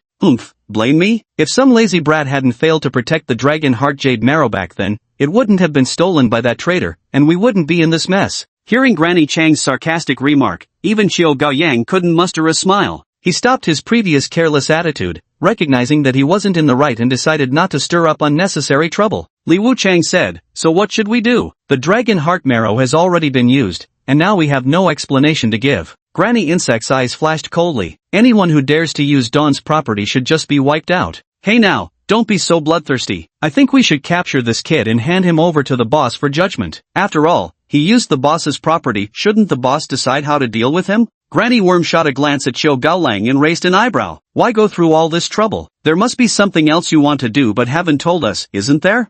You've really seen right through me, Granny Worm. You're so clever. Granny Worm, did you think I wouldn't recognize what kind of person you are? Whoever can deal with people would never go through such hassle. Kidnapping? Isn't that even harder than just disposing of a corpse? Knowing this person's temperament, her tone couldn't help but carry emotion. Speak. What crooked ideas have you come up with this time? Hearing Granny Worm's impatient voice, Zhou Jianan gave her a pitiful look before blinking his large, sparkling eyes at Li Wuchang. Uncle Li, Granny Worm is being mean to me. I just found several toys. Can't I even keep them? No one could resist Zhou Jianan in his whining, clingy mode. Li Wuchang was speechless. The insect granny fell silent. In this state of yours, how many more toys can you possibly whip up? Hearing these words, Zhou Jiayan, who had moments ago been theatrically sobbing like an attention-seeking drama queen, instantly switched attitudes. His face turned piercingly cold, then remained serious for less than a second before transforming again, his expression growing maniacal as he spoke. I can still control one more, though I've got my eyes on 2. Both of them are quite promising.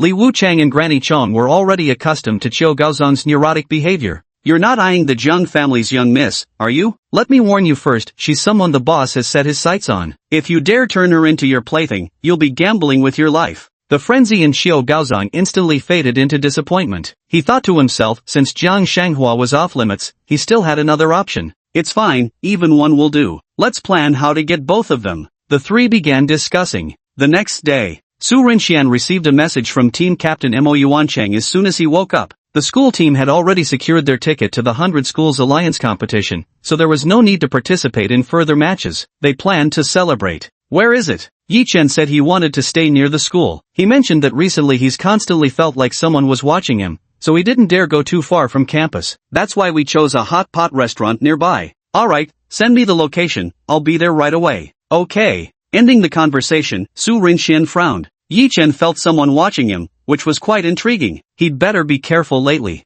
"System, check in." Ding. "Congratulations on obtaining the pharmaceutical experience notes of a certain obsessed potion master. Su Rinxian?" Feeling all sorts of potion recipes and brewing techniques flood his mind, Su Rinxian didn't know how to describe his current emotions. "With these memories, I can personally brew potions now, no more worrying about certain potions running out. But this knowledge somehow has a whiff of love-struck energy. Enough overthinking. If I keep going, my brain might actually start growing." Su Rinxian had searched for materials to make magical potions when he first checked in the Felix Felicis. Surprisingly, there indeed were some, though some names differed slightly. Of course, there was also a specific type of beast tamer specialized in crafting potions, collectively referred to as spirit medicines. These beast tamers were also called spirit apothecaries. Spirit apothecaries were rare, and the effects of spirit medicines were even more bizarre and varied. I remember many years ago, there was a spirit apothecary who, for certain reasons, wanted to revive her lover. She became so obsessed with concocting potions that she descended into madness. Not only did she fail to create a potion to resurrect her beloved, but she also harmed many people. After joining an organization called the Witch's Coven, people began calling the potions she made witch potions, abbreviated as demon potions.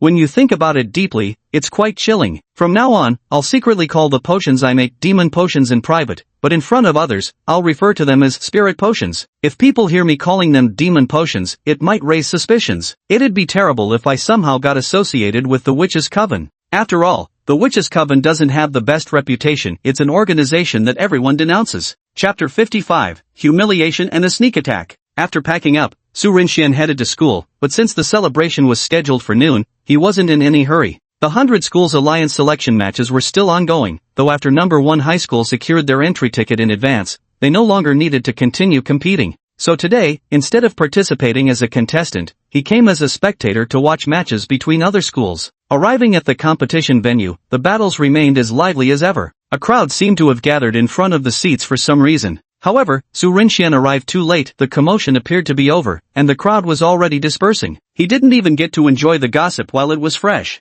As the crowd dissipated, Su Rinxian heard someone calling his name. "Su Rinxian, over here, here." Lin Qingqing called out loudly to Su Rinxian, signaling him to come sit with them. Yi Chen and the others were already in place, but as Su approached, he noticed each wore a different expression. Sitting down beside them, he could even more keenly sense the unusual atmosphere surrounding the group. Unsure of the reason, Su Rinxian thought back to the crowd he had just seen, wondering if this had something to do with them. "So, what happened before I arrived?" Though he thought this way, he didn't voice the question. Jiang Shanghua maintained her expressionless face, her cold demeanor as if nothing had occurred. But the other person was quite different. Yi Chen currently wore a humiliated expression, making it obvious without much thought that something must have happened to him. But this was only to be expected. As the protagonist, Yi Chen had to endure plenty of humiliation and belittlement to drive the plot forward. After all, it was common knowledge that his touring was of the most ruthless rank. Even after evolving now, he still faced disdain, which was precisely the kind of adversity that would spur him to fight back and rise against all odds. Last time, it was He Yinjet at the banquet. That guy had dragged him into it, trying to scheme against him with teammates during the match, but failed. Now, he'd been sidelined by Yi Chen's doing, and who knew when he'd return to continue the storyline. The question was, who would provoke Yi Chen today? As the protagonist, he held grudges, especially when he wasn't yet strong. There's an old saying, fortune ebbs and flows like rivers east and west. Never scorn a youth's poverty. You may look down on Yi Chen now, but one day when he reaches the pinnacle, he'll become someone you can't even aspire to match. But the more I think about it, the more absurd it seems. Yi Chen wasn't part of any broken engagement trope. Why am I imagining nonsense? If that were the case, who knows how twisted this plot would have become. Yi Chen flies bravely, but shoulders his own misfortunes, a truly tragic male lead of Xuanhuan fiction. Su Renxian glanced at his other teammates. After several days without observation, Su Renxian noticed significant changes in his former teammates. Lin Qingqing remained as youthful and beautiful as ever. Du Liang still acted as arrogant as ever, maintaining his bootlicking demeanor around Jiang Shanghai. However, the frequency of his fawning had noticeably decreased. In the past, this guy would have gone out of his way to perform whenever he noticed Jiang Shanghai was in low spirits, just to win a smile from the beauty. Who knows what had provoked him, but he now seemed slightly more composed. Moreover, Su Renxian clearly sensed that the spiritual energy around him was somewhat disordered, as if his strength was on the verge of a breakthrough. Well, so even this guy is starting to improve his strength. It probably has something to do with Yi Chen breaking through first. He must have felt embarrassed and doubled his efforts, even putting aside his pursuit of Jiang Shanghai for the time being. Sorry I'm late, went to bed too early and couldn't sleep. Everyone? Can't you honestly think of a better excuse? Went to bed too early? Couldn't sleep? What happened here? Su Renxian sat down and immediately asked Lin Qingqing. Don't even mention it. Some retard just came over picking a fight, not only insulting Yi Chen but also trying to harass Jiang. Su Renxian's eyes widened in disbelief. Such a cannon fodder character dared to spout such arrogant nonsense. Offending both main protagonists at once, that's like lighting a lamp in the toilet, asking for death. So, how was this matter handled in the end? Su Renxian looked towards Yi Chen, but before Yi Chen could respond, Du Liang interjected with visible excitement. What else can we do? Just challenge him to a fight. Yi Chen is going to have a man-to-man showdown with that guy in a bit. Su Renxian turned to look at Yi Chen, utterly bewildered. A fight challenge? Are you kidding me? But Yi Chen, clearly provoked, agreed to the duel. Su Renxian was speechless. He glanced at the others. So who is this guy anyway? So cocky? Coming here to pick a fight now? I don't know. Probably some student from another school. Never seen him before. Lin Qingqing and Du Liang both shook their heads. Su Renxian felt something was subtly wrong about the situation. Jiang Shanghua spoke up at this moment. The troublemaker's goal was clearly to provoke Yi Chen. This is quite puzzling, and the reason behind challenging him to a fight is even more incomprehensible. Could there be some scheme behind all this? After hearing Jiang Shanghua say that, the matter revealed even more eeriness behind it.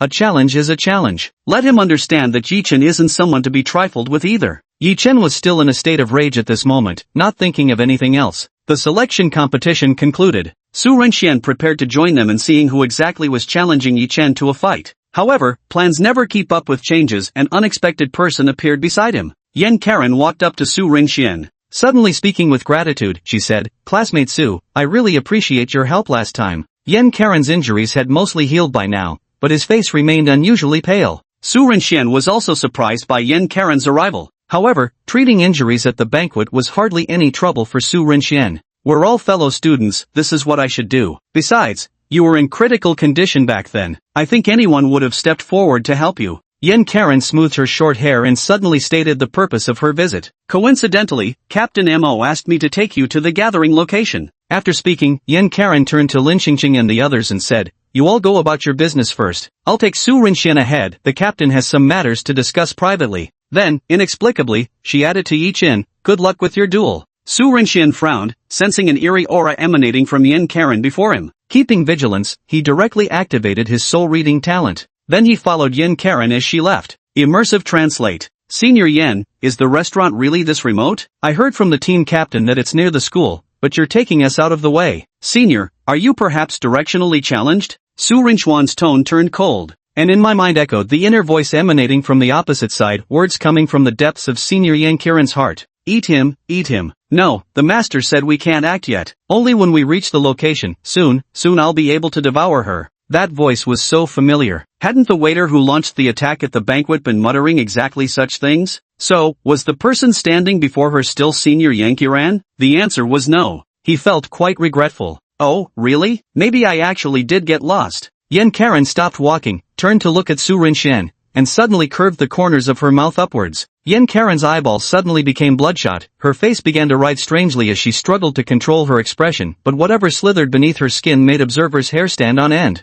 So, what exactly did you bring me here for? Just as Su Renxian finished speaking, a massive explosion erupted in the distance. The terrifying shockwaves from the blast horrified Su Renxian even though he was far from the epicenter. That direction? The school? Are we under attack? Before Su Renxian could react, Yan Karen's cold voice also rang in his ears. Hydro pump. Chapter 56, targeted from the start, the madman. Su Renxian had long been on guard against Yin Karen. The information he'd obtained through legilimency was all useless nonsense like eat them all up, which made him realize this guy harbored ill intentions. But he hadn't expected the attack to come so suddenly. Su Renxian, who was hit, only felt his body enveloped by flowing water. The massive water ball trapped him like an aquatic prison, cutting off his breath as suffocation swiftly overcame him. Seeing Su Renxian in this state, Yin Karen curled the corners of his lips upward, his bloodshot eyes now streaming crimson tears. The mission is complete. My master will surely reward me with delicious food. Just as Yin Karen assumed Su Renxian would lose consciousness from suffocation,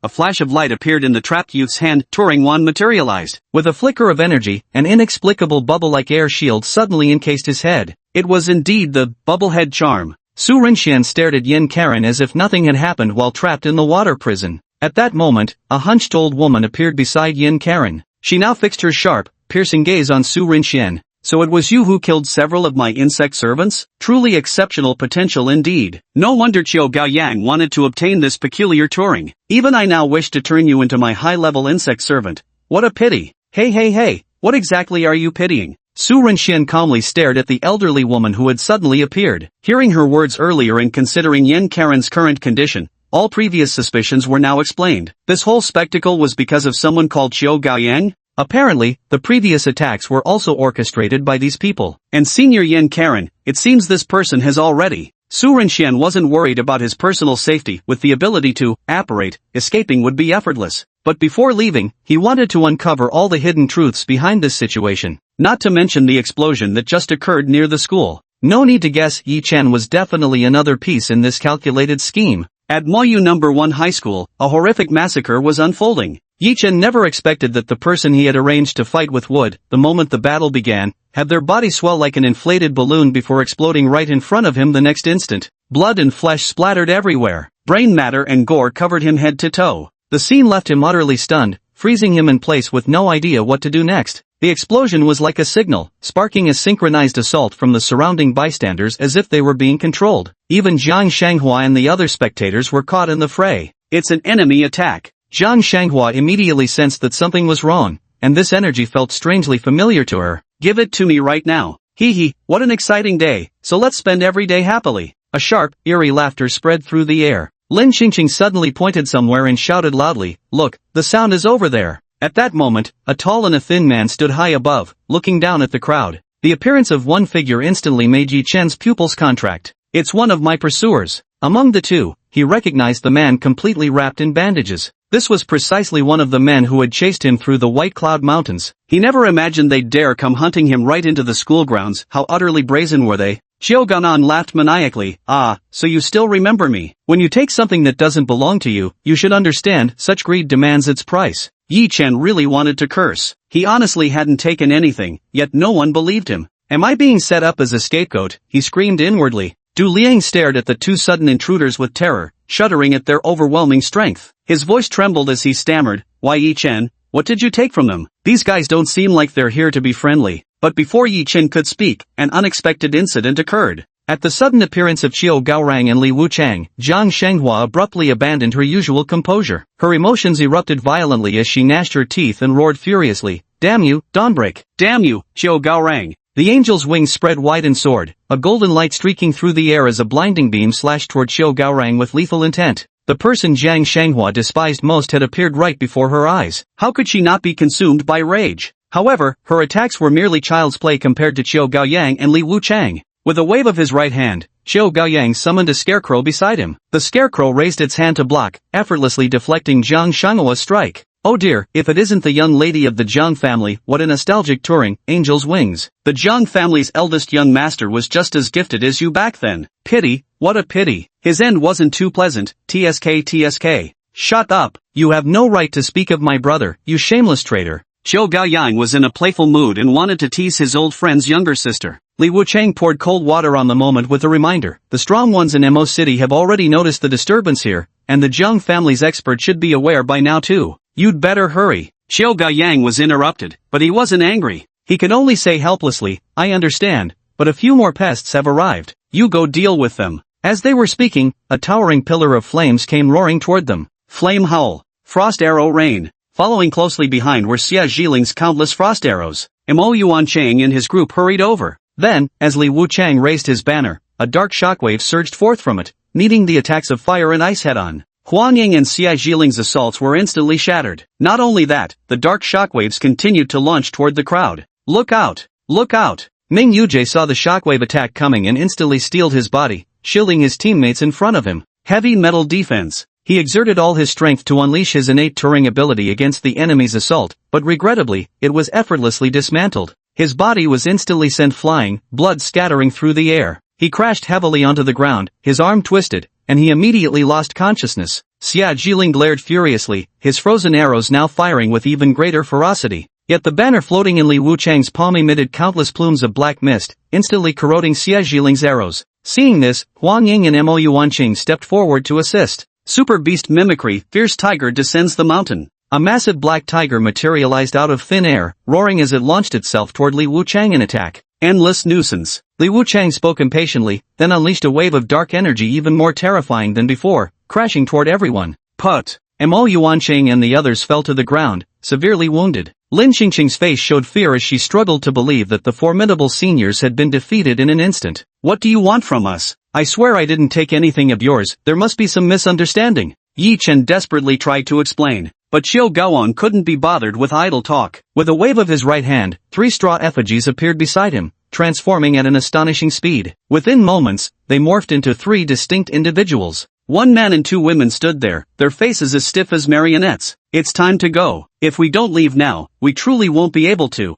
he declared before swiftly closing the distance toward Yi Chen. Yi Chen wanted to fight back, but the disparity in strength was too great, and he was subdued instantly. Xiao Gaoyang placed his right hand on Yi Chen's shoulder, causing Yi Chen's body to stiffen abruptly, his expression turning blank like a puppet. With him in tow, Xiao Gaoyang and Li Wuchang prepared to leave. Do you dare cause chaos in Mordor and think you can just walk away? The 2 preparing to leave heard furious roars coming from the distant sky. Yikes! Hurry up and leave, some old fogies are rushing over. Li Wuchang grabbed Xiao Gaosheng, and their figures vanished in a flash, while the 3 puppets left behind suddenly came to life. They began moving, pouncing toward Jiang Wenjun's group, who were hastening their approach. Their bodies abruptly started swelling as terrifying energy rapidly condensed. The next instant, a blinding, scorching brilliance erupted outward. The explosion strikes again. Chapter 57, The Six-Winged Angel? The Killing Green Light. A terrifying explosion reverberates throughout the entire area. Damn it, they got away. Yet at the blast's epicenter, Jiang Wenjun spread enormous angelic wings behind him, a golden barrier shielding everyone present. What astonished onlookers wasn't merely his terrifying power, but the 6-winged seraph wings unfurled from his back. The feathers displayed magnificent patterns, causing Jiang Wenjun to radiate an aura of divinity in this moment. He stood transformed, a living guardian deity incarnate. At the critical moment, Jiang Wenjun activated his innate ability Saint's Protection through seraphic wings to shield everyone present from the blast damage. This also allowed Xiao Gaoang and his gang to escape. He looked at his granddaughter, Jiang Shanghua, who was scrambling up from the ground with disheveled appearance,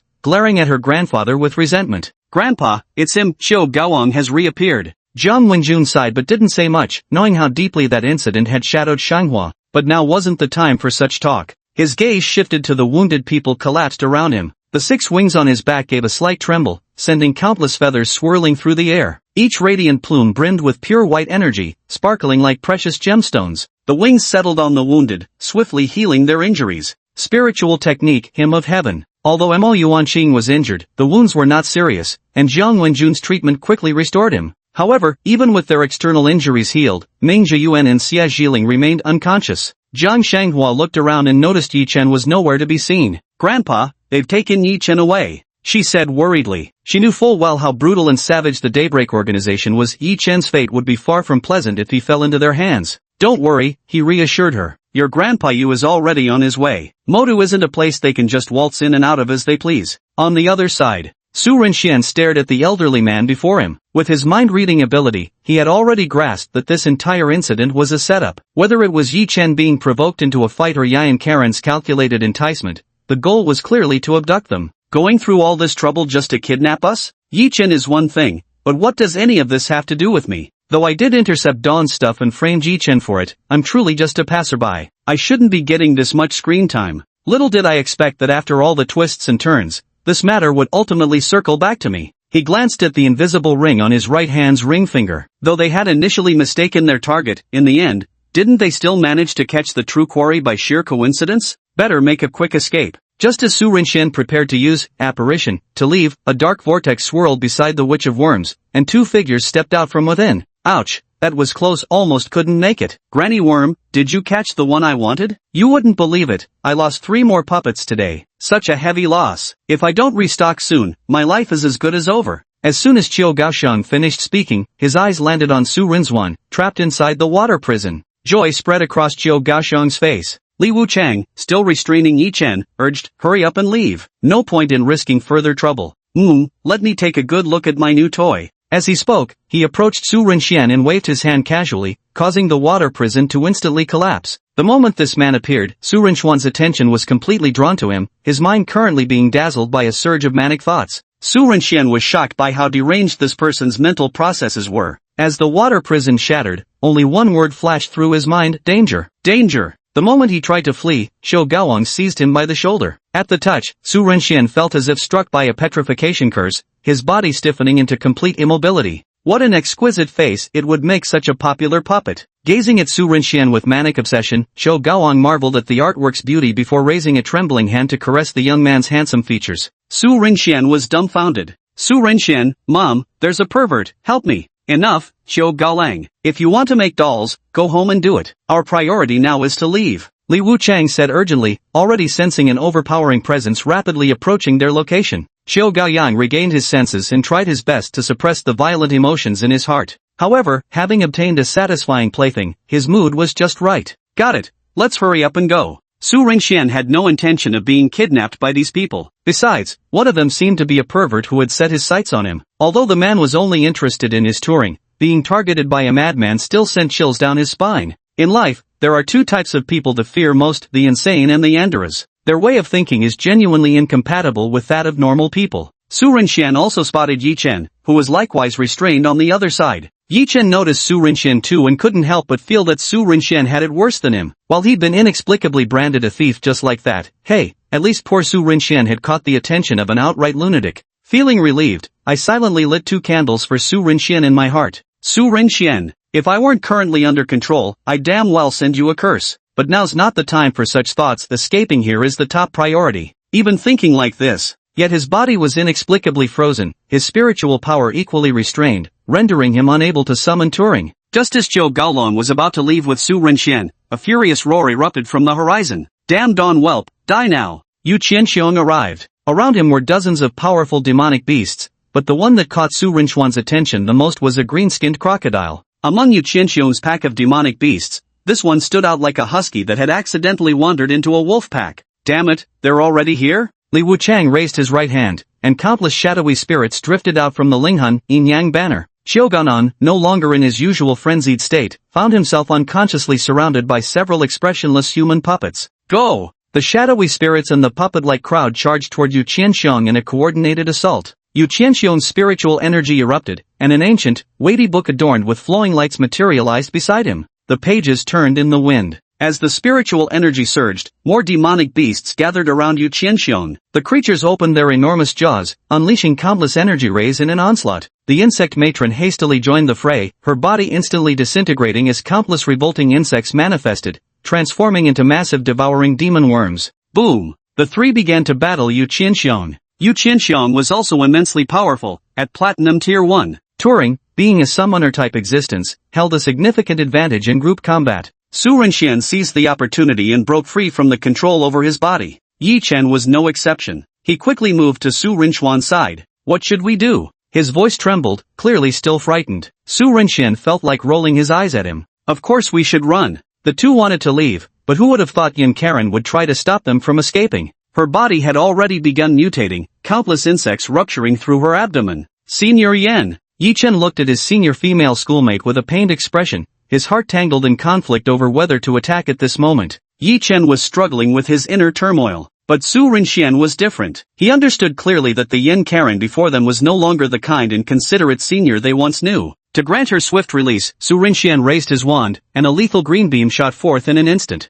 Chapter 58 Scarecrow and the Scarecrow Substitute. The blinding emerald beam struck its mark directly. Yin Karen's body stiffened abruptly, the light in his eyes fading swiftly as his form collapsed heavily to the ground, all signs of life extinguished. Yi Chen stood frozen at the sight. Su Renxian paid him no mind, instead turning his gaze skyward where four figures clashed in furious combat. 3 against 1, the trio from Dawn fought jointly against Yu Qianxiong. However, the demonic beasts summoned by Yu Qianxiong were no pushovers, with the main combatant being a green-skinned crocodile. With a single snap of its jaws, it effortlessly swallowed the nether spirits summoned by Li Wuchang's yin-yang banners. Nether spirits were products of Li Wuchang's innate abilities and his primary means of combat, capable of draining the life force of his enemies. Seeing the yin souls he had painstakingly created being devoured by the green-skinned crocodile across from him, it would be a lie to say Li Wuchang wasn't heartbroken. The cost of crafting each yin soul was tremendous, making every single one of them invaluable. And yet, his opponent had effortlessly swallowed an entire group of them. How could he not feel the sting of loss?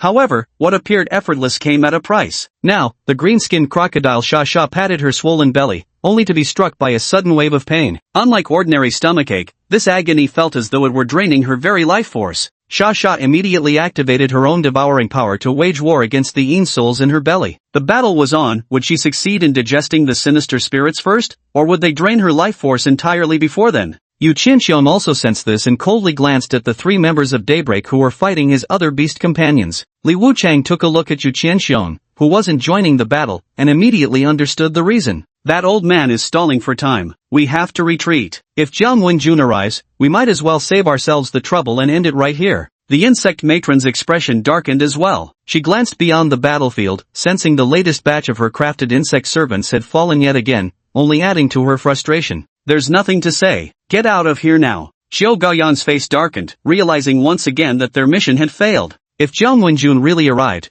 bearing in mind the animosity between Broken Dawn and the Jiang family, the fate awaiting the 3 of them would be worse than death. Let's go. Without hesitation, the 3 immediately disengaged and fled the battlefield. Yu Qianxiong could clearly see their intentions. Thinking of leaving? Did I give you permission? As he spoke, Turing's brilliance shone forth, and a massive book materialized behind him. Countless chains erupted from the book, seeking to drag the trio inside to seal them away. The insect crone opened her gaping maw, releasing swarms of utterly disgusting flying insects to block the chain's advance. Qiao Gaobang also sprang into action. 2 straw effigies leapt from his chest, transforming into a man and woman the moment they touched the ground. To everyone's astonishment, the phantom man and woman manifested their Turing patterns, conjuring 2 colossal portal gates before the insect crone's trio. Go now! The 3 of them hurriedly stepped through the spatial gate. The insect granny and Li Wuchang were the first to leap into the void gate. Su Renxian joined the battle among these people with his full strength, but this was actually the perfect moment for his ambush. Moreover, since someone had already set their sights on him, if he didn't resolve this quickly, the situation would only grow more troublesome. With a flick of the wand, a blinding green light flashed once more. Avada Kedavra. The deadly beam shot forth again, its target precisely Zhou Gang, who was about to step through the teleportation gate. Blessed with unfailing accuracy, Su Renxian harbored no fear that this strike would miss its mark. The killing curse didn't disappoint Su Renxian, hitting Qiao Jian directly. Yes, this pervert is finally going to die. Being targeted by him was seriously creepy. Now we're... Before Su Renxian could finish his thought, his eyes widened in disbelief as he stared at Qiao Jian. After being hit by the killing curse, Qiao Jian's body visibly stiffened momentarily before quickly recovering. Then a straw doll fell from his chest, turning to ashes the moment it touched the ground. Xiao Beonyang's neck stiffly turned as he cast one last deep look at Su Renxian, leaving behind only an eerie smile before vanishing instantly through the spatial portal. Su Renxian was momentarily dazed. The killing curse's one-hit kill effect didn't trigger? That's not how magic should work. Could the spell have failed? There's absolutely no way. Xiao Gaoming must have some ability to counteract the killing curse's lethal effects. However, this time he failed to kill Qiao Gaoming. Su Renxian understood that he had undoubtedly landed on Dawn's death list and worse, had attracted the attention of a madman. Just thinking about it made his head throb. A madman? Seriously? Yu Qianxiong finished the battle and came before Yi Chen and Su Renxian. The old man didn't say much, instead turning his gaze to the nearby Yin Karen, whose body was already broken and no longer breathing. He couldn't help but sigh. Come back with me. This area won't be safe for much longer. Yi Chen stood beside Yin Karen, his expression complex. His fists clenched involuntarily. All of this was his fault. Provoking these extremists led to Senior Yin Karen's death, and even Su Renxian ended up being targeted by a deranged madman. If I had been stronger, none of this would have happened. Sensing Yi Chan's inner turmoil, Su Renxian's mind was in turmoil. Tracing back to the root, all of this was caused by the dragon heart jade marrow he had opportunistically picked up, while Yi Chen was merely unfortunate enough to be dragged into it by him. It really was CNEI Masan. The two were quickly taken away from the place by Yu Qianxiong. Immersive translate. The gloomy and terrifying forest, the dark training facility. A spatial gate suddenly burst open. The insect matriarch and Li Wuchang were the first to leap out. Damn it! Damn it! The insect matriarch howled with resentment. Neither of them expected the plan to collapse at the final moment. Xiao Gaoyan's lips curled upwards, showing not a trace of disappointment. This left Granny Worm and Li Wuchang utterly bewildered. After being struck by Su Runzhuan's killing curse, Xiao Gaoyan's innate ability, analytical engine, activated. His Turing is Scarecrow, with his innate ability being a Scarecrow substitute. It can transfer all fatal injuries. It's been a long time since I've had to activate this ability. Su Rinsu, that's your name, isn't it? What should I do? The more surprises you give me, the more I like you. What should I do? I must definitely make you mine, turn you into my most perfect toy, hee hee, ha. After his laughter, his expression suddenly twisted into one of ferocity. Gritting his teeth with hatred, he roared hoarsely, Su Rinxian, Su Runxian. His innate ability wasn't something to be used lightly. The Strawman transfer was one of his life-saving techniques, and he could only use it once a year. Now that this precious chance had been wasted on some bronze-rank brat, how could he not be furious? Seeing the rapidly shifting expressions on Xiao Gaoyang's face, the insect granny and Li Wuchang exchanged a glance before falling into silence. If we stay with this madman any longer, we'll both go insane sooner or later. Immersive translate. City of Ink. The sudden explosion caused quite a stir. Although Jiang Wenjun arrived promptly, his solitary efforts protected the crowd, yet some civilians still suffered injuries from the blast's aftermath, especially the competing students. Duan Yunan felt his heart tighten upon learning that his students had been attacked. He rushed to the hospital with all haste. Upon arriving, he immediately spotted Su Renxian and Yi Chen standing outside. What exactly happened? Yi Chen looked utterly ashamed. It's all because of me. He then recounted everything that had just occurred in detail. Upon hearing this, Duan Yunan's legs went weak. The news that Yen Karen had already been murdered struck him like a bolt from the blue. Meanwhile, Mo Yuancheng and the others were currently receiving medical treatment at the hospital. At this very moment, Su Renxian was contemplating the information he had extracted from Yu Qianxiong using legilimency. Because of the earlier explosion, detecting fluctuations from a singularity? Chapter 59, The Aftermath, and Troubles Arise. The sudden explosion in Ink City was caused by a sudden attack from the Dark Organization Dawn, resulting in multiple casualties. Su Renxian glanced at his phone. After the incident, Su Renxian was questioned by Duan Yunan about Yen Karen's affairs. However, Dawn's primary target was Yi Chen, so everyone didn't waste much effort on him. Yi Chen himself was taken away by Principal Duan and Mo City's higher-ups to be questioned about his connections with the Dawn organization, how he managed to catch Dawn's attention and repeatedly escape death at their hands. Only Yi Chen had such capabilities. No organization labeled as Dark Forces could possibly be any good. Yet Yi Chen was an anomaly. Adding to that was Su Runzhuan, who now found himself targeted by a psychopath. Recalling Qiu Gaoang's eerie grin in the end, Su Rinzhuan felt goosebumps crawling all over his body. I'm just a bystander, why do so many abnormal incidents keep happening around me? Now with a hidden psycho watching my every move, you just won't let me live in peace, will you? Are you forcing my hand to eliminate you all? He originally just wanted to enjoy life peacefully, but the current situation forced him to fight back against the overwhelming malice behind him. He thought that with the killing curse, even if his strength was lacking, self-preservation shouldn't be an issue, but reality gave him a harsh slap in the face. Xiao Gaoang's appearance made him realize that nothing was absolute. The supposedly unstoppable, killing curse, could also be resisted in this world. Evidently, he couldn't underestimate any existence. This gave Su Renxian a profound lesson, making him realize that having a cheat ability doesn't mean he can act lawlessly. Seems I underestimated the spirit nurturer system after all. With such a vast world, the awakened talents among spirit nurturers are wildly diverse, and many possess miraculous abilities. I got carried away and need a wake-up call. It was also because he'd recently been brainwashed by the system's constant references to Dark Lord here, Archdemon there, that he actually started thinking of himself as somebody important. At this thought, Su Renxian felt like slapping himself. Ultimately, it's still because my strength is too weak. The appearance of the three unforgivable curses made me overconfident. Su Renxuan's determination to grow stronger was once again ignited. His phone continued playing recent news from Modu, but one particular piece of information made Su Renxian grow cautious. The Special Affairs Bureau has announced significant spatial fluctuations in the western district of Modu, indicating an imminent singularity event. The public is urged to evacuate as soon as possible.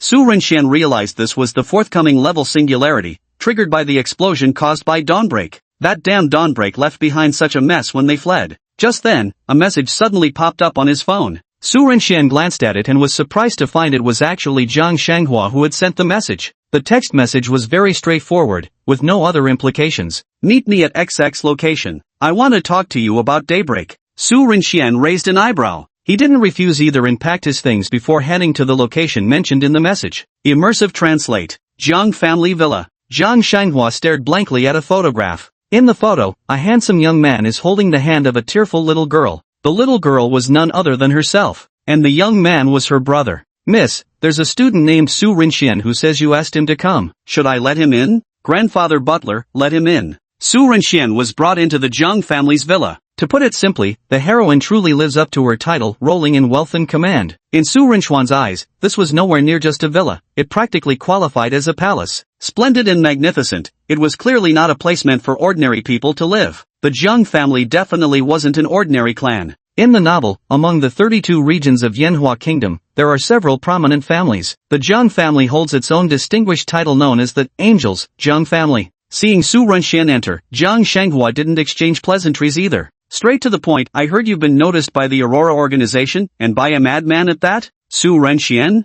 Heard from whom? When Yi Chen was providing the information, my grandfather was also among these people. Oh, so it was Yi Chen who said that. That's not the point. Seeing Su Rinxuan's indifferent expression, Jiang Shanghua frowned. You may not realize how serious this situation is. The Dawnbreaker organization is both evil and terrifying, but the most dangerous part is that you've now attracted the attention of their madman Qiu Gaoyang. When the name Qiu Gaoyang was mentioned, Su Rinxian could clearly see the frustration etched on Jiang Shanghua's face. Clearly, they harbored utmost hatred for this person. Jiang Shanghua took out a photo. Receiving the photo, Su Rinxian examined it closely. It depicted two men and a woman. One of the men looked strikingly familiar to him, Qiu Gaoyang of Daybreak. In the photo, Qiu Gaoyang smiled with the warmth of a spring breeze, appearing every bit the refined scholarly gentleman utterly unlike the deranged madman from his memories. It was as though they were two entirely different people. Noticing Su Rinxuan's suspicion, Jiang Xuanhua let out a light laugh. In the past, he wasn't as deranged as he is now. He's always been good at hiding himself. But the more scarecrows he creates,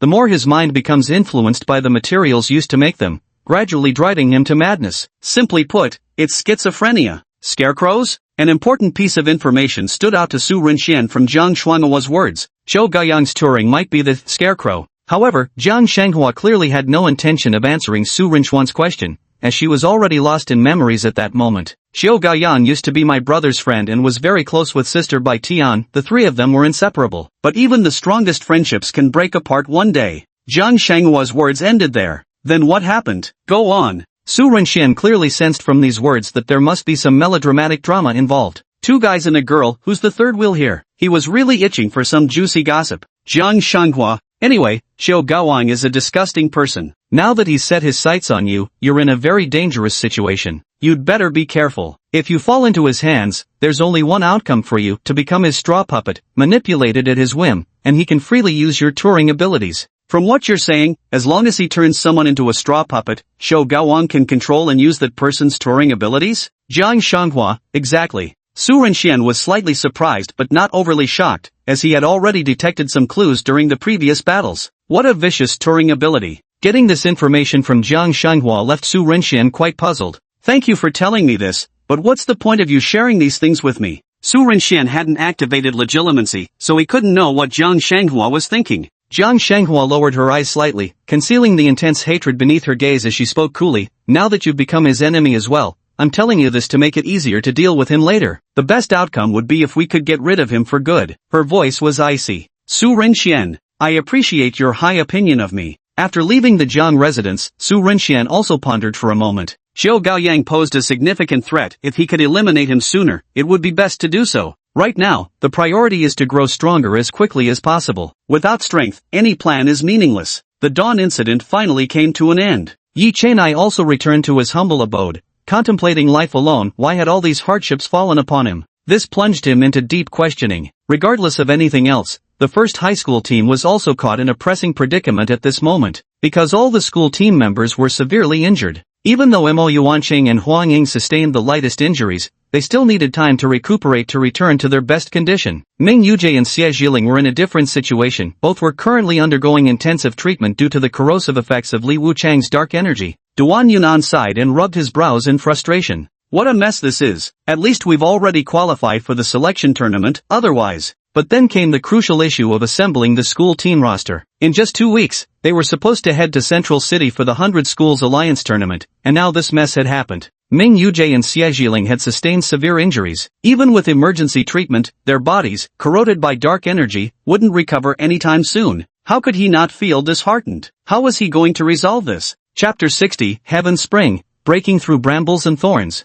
Late at night, after careful consideration, Jiang Shanghua made up her mind she needed to become stronger, for she was still too weak in her current state. Jiang Wenjun looked at his granddaughter standing before him. His thoughts were still occupied by the Dawnbreaker organization. They were a thorn in his heart. If not for them, his exceptionally talented eldest grandson would never have fallen into ruin. With unwavering determination, Jiang Shanghua declared, "Grandfather, after much deliberation, I've decided to undergo our family's angelic metamorphosis trial." Jiang Wenjun's hand clenched. He couldn't help thinking, Huar had reached the time for Angel's Feather Bloom. He wasn't particularly surprised in the Jiang family, as long as one's Turing was Angel's Wings, Angel's Metamorphosis was an inevitable path. He just hadn't expected Jiang Shanghua to make this decision so early. Angel's Metamorphosis was a unique trial of the Jiang family, conducted within their exclusive singularity. Any Angel's Wings Turing who passed the trial would receive the clearance reward of that singularity. Have you decided? Although you've now reached the minimum requirement of the Iron rank for the Angel Metamorphosis trial,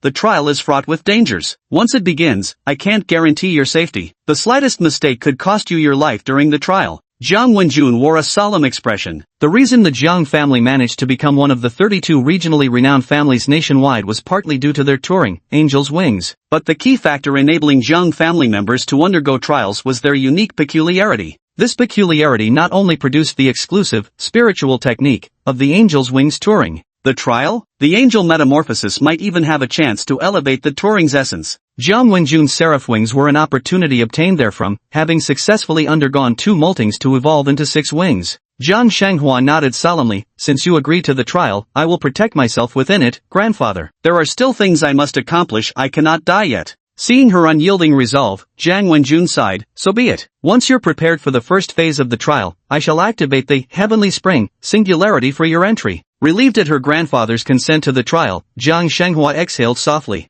"I understand. I'll be ready." She decided that before the school departed for Central City, she must pass the first stage trial of Angel Metamorphosis to enhance her strength. Immersive Translate. Su Renxian was also training. Every day, he would meditate for several hours, during which his special constitution would help absorb spiritual energy from the surrounding air. The benefits of the Heaven Spirit body weren't limited to just speeding up Su Renxian's mana recovery, it also enhanced his daily cultivation progress. Perhaps due to meditation, when my mind and spirit merged into one, both my mental and physical states entered a mysterious realm. Unexpectedly, cultivation progressed even faster in this state. This gave Su Renxian an illusion. If this profound state continued for some time, he might even be able to comprehend and devise a new cultivation method from it. Shaking his head, he exhaled a turbid breath and withdrew from his meditative state. With a flick of his finger, faint flickers of flame suddenly appeared around him. But soon those sparks disappeared completely, as if they had never existed. Su Renxian sighed. Still not good enough. Wandless casting is still somewhat difficult. In terms of power levels, he understood that one shouldn't go too far beyond one's limits. His cultivation speed was already advancing by leaps and bounds, through regular meditation and occasional spiritual energy bonuses from system check-ins. If it weren't for the concealment demon ring disguising his abilities, the speed of his power progression would surely make people's jaws drop. That's why he's now focusing all his energy on mastering magic spells and combat techniques. Not just the power of his magical spells and spirit techniques, but also the proficiency of his fighting style needs improvement. Right now, he's attempting wandless spellcasting. However, there is still difficulty. Turing itself serves as a material medium between humans and spiritual energy. Using spiritual techniques without activating Turing is inherently a challenging ability. For a formidable figure like Jiang Wenjun, it might be a trivial matter, but for those who have just recently become spiritual nurturers, it remains quite difficult. Even Mo Yuancheng at the bronze level might not necessarily be able to accomplish it. Yet Su Renxian had just managed to unleash a spiritual technique without activating Turing, albeit only for a brief moment, which was already an extremely difficult feat. Success is all that matters. With more practice, I refuse to believe I can't achieve wandless spellcasting. It wasn't just wandless spellcasting. Su Renxian had also put considerable effort into strengthening his incantations. Ding dong! The phone suddenly buzzed with a notification. Su Renxian took out his phone and saw it was a message from the principal. He wants me to go to school tomorrow? Did something happen again? Thinking of the severely injured Ming Yujie and Xie Jiling, it might be related to the school team members' incident. I hope they both recover soon. The next day at school. On his way to school, Su Renxian noticed numerous armed patrols gathering throughout the city. At first glance, one might think some major incident had occurred, but Su Renxian recalled Yu Qianxiong's warning about the impending singularity. Presumably, these soldiers are preparing for the imminent singularity. Unconcerned with these matters, Su Renxian arrived at the principal's office. Yet he wasn't the only one summoned. Yi Chen, Yi Qingqing, and Du Liang had already been in the office for some time. Seeing Su Renxian arrive, Duan Yunan also straightforwardly stated his purpose. Recently, quite a lot has happened, and it has had a significant impact on our entire team. At this point, Yi Chen's head lowered slightly. Today, I called you here for two matters. First is Su Renxian. Hearing his name suddenly called, Su Renxian instantly perked up. Duan Yunan studied Su Renxian carefully. The school had produced a remarkably talented student. Emotions welled up in him. If Su Renxian were given just one more year, even Mo Yuanqing's captain position might not be safe. Principal Duan took out a box from his drawer. This is the reward for the selection competition, a unique spirit nurturing pearl. I hope it resonates well with your touring. Su Renxian was momentarily stunned upon hearing this, but quickly regained his composure. As he took the box, the voice of the system echoed in his ears. Detecting spiritual substance, proceed with fusion? Su Renxian didn't fuse with it immediately. First, he thanked the principal for the reward. Every member of the school team will receive one. You've brought honor to our school, so rewards are well deserved. If you achieve outstanding results in the 100 School Alliance tournament, Maching's higher-ups will also provide corresponding rewards. But when mentioning this matter, Principal Duan's expression turned somewhat gloomy. Everyone also understood the reason. The following matter is also related to the 100 Schools Alliance. He looked toward the three people standing on the other side. In 2 weeks, we're heading to Central City. Right now, team members Ming Yujie and Xie Jiling are seriously injured and receiving treatment, so we need 2 substitutes to take their place in the upcoming matches. Hearing this, Yi Chen understood exactly why they had been called over. Chapter 61, Conversation, in Large Command. Yi Chen and the other two exchanged glances. Only 2 out of the 3 of us will be chosen? Yi Qingqing looked puzzled, remembering there was also the exceptionally talented Jiang Shanghua in their team. Principal Duan explained, Jiang Shanghua is currently in a special situation. I'll select 2 from the 4 of you before departure, so it depends on your performance over these 2 weeks. Understood, we'll do our best. Du Liang's face was flushed with excitement. He too wanted to bring glory to the school, but right now he was even more eager to join the same team as his classmate Jiang Shanghua. With these thoughts running through his mind, he stole a glance at Yi Chen beside him and resolved to enlist his family's help to rapidly improve his combat strength. He was determined not only to surpass Yi Chen but also to outshine Su Renxian. The only one who deserves to share fame with Jiang Shanghua is me. Thinking of this, a smile couldn't help but curl at the corners of Du Liang's mouth. Du Liang had his own little scheme, but Yi Qingqing remained calm about it, convinced that these 2 spots definitely wouldn't involve her. One of the 2 spots will surely go to Jiang Shanghua. The remaining one will be contested among us 3. Although I don't think I'm any worse than Yi Chen or Du Liang, both of them have made huge progress recently, I really may not be able to surpass them. Yi Chen didn't voice anything outwardly, but his tightly clenched fists revealed his resolve, as if declaring he would claim that spot no matter what. That's all I have to say. If there's nothing else, you should go back and prepare. The selection competition of the 100 Schools Alliance in Modu has concluded. Recently, there was another attack by the Dark Organization, putting the entire Modu city on high alert. Of course, another reason is the impending arrival of the singularity. Although spatial fluctuations have been detected, the exact time of its appearance remains unknown. Duan Yunan, fearing that his students might encounter some misfortune again, urged them to return home quickly. Hey! He always felt like these students were under some kind of curse,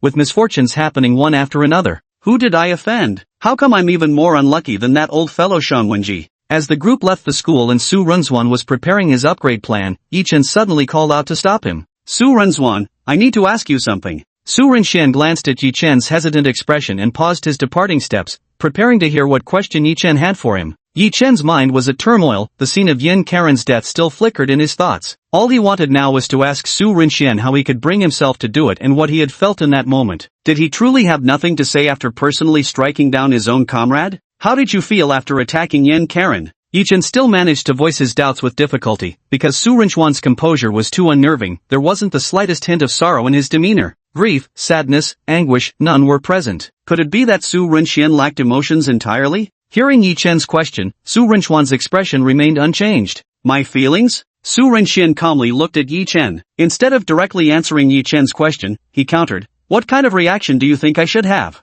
Yi Chen hadn't expected Su Rinxian to turn the question back on him and was momentarily stunned. Seeing him hesitate, Su Rinxian didn't press further. Yi Chen, you were there too. You saw the state Yin Karen was in. She's no longer the senior we once knew. To me, she was an enemy, and one who wanted me dead. There was no way I could let that stand. But what if there's a chance to save her? There are no what ifs. Su Rinxian coldly interrupted. If there had been any chance of saving her, Su Rinxian wouldn't have directly sent her to her death. Insect Granny, member of the Daybreak Organization, Gold Tier 6 power level. Turing, parasite, capable of completely controlling any parasitized target. Yin Karen's brain was obviously consumed long ago. She had already become Insect Granny's loyal puppet. So before I ended her life, Yin Karen was already dead. My action merely granted her release. So he struck without any psychological burden. Yi Chen's face turned pale. Have you no heart? She was our comrade. Su Rinju studied Yi Chen carefully, realizing how naive he seemed at this moment. Thinking that perhaps the current Yi Chen hadn't yet experienced various hardships, he suddenly chuckled softly. No heart? Maybe so. He wasn't exactly a bad person,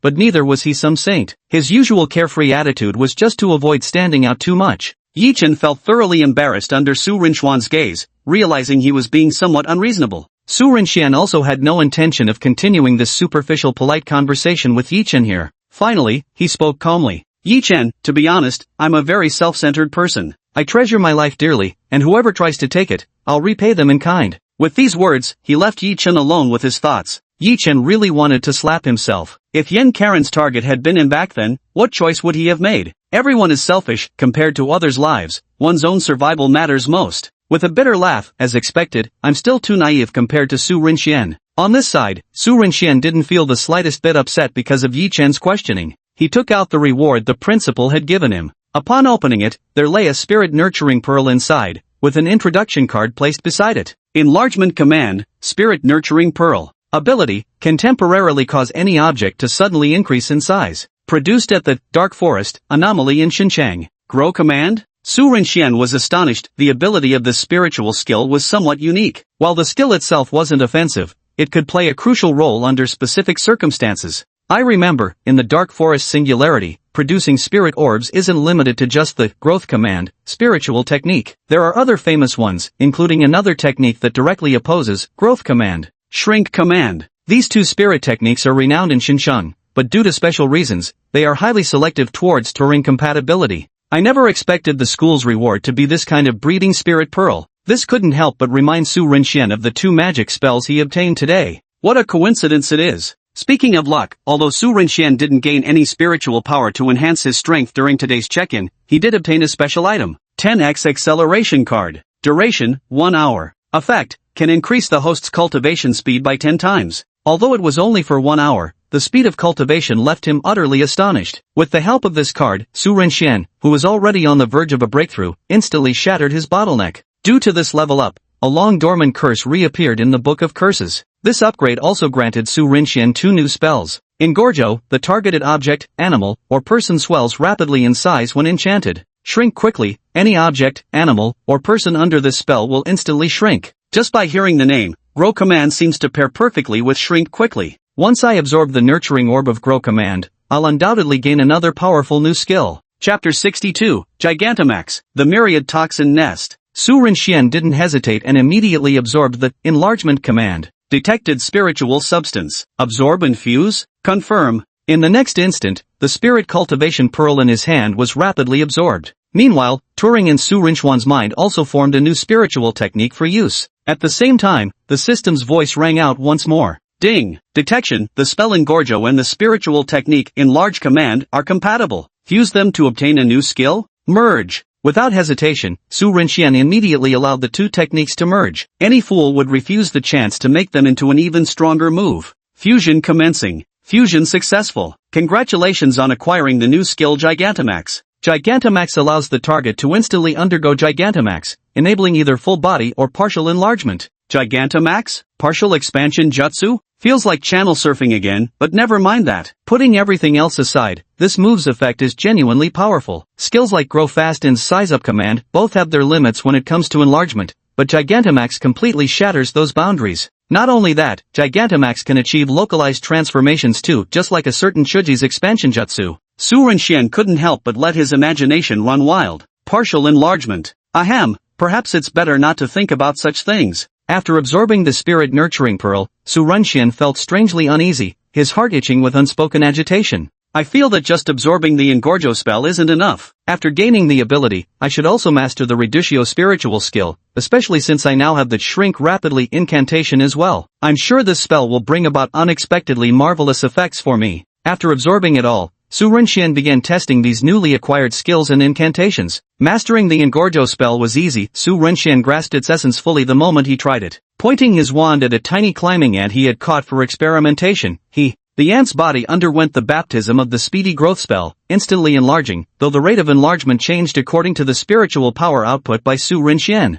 The ant was also stunned to discover that the food, which had been many times larger than its body, slowly shrank in its hands until it disappeared completely. Ant, where did my food go? How did such a big piece of food vanish? In truth, the food didn't disappear, it was the ant's enormous body that directly caused the poor food to be crushed into nothingness. After Su Renxiu turned into a giant ant, he immediately used the shrinking spell, and the ant's body quickly returned to its original size. Staring at the powdered remains of the food, the ant was utterly bewildered. Ant, who am I? Where am I? What am I supposed to do? These two spells are highly adaptable and can achieve unexpected effects in combat. After examining the magical incantation, Su Renxian shifted his focus to the spiritual skill Enlarge Command, preparing to experiment with it. However, he didn't expect the skill to present a minor issue. Watching the deformed, tragically dead ant, Su Renxian fell into deep thought.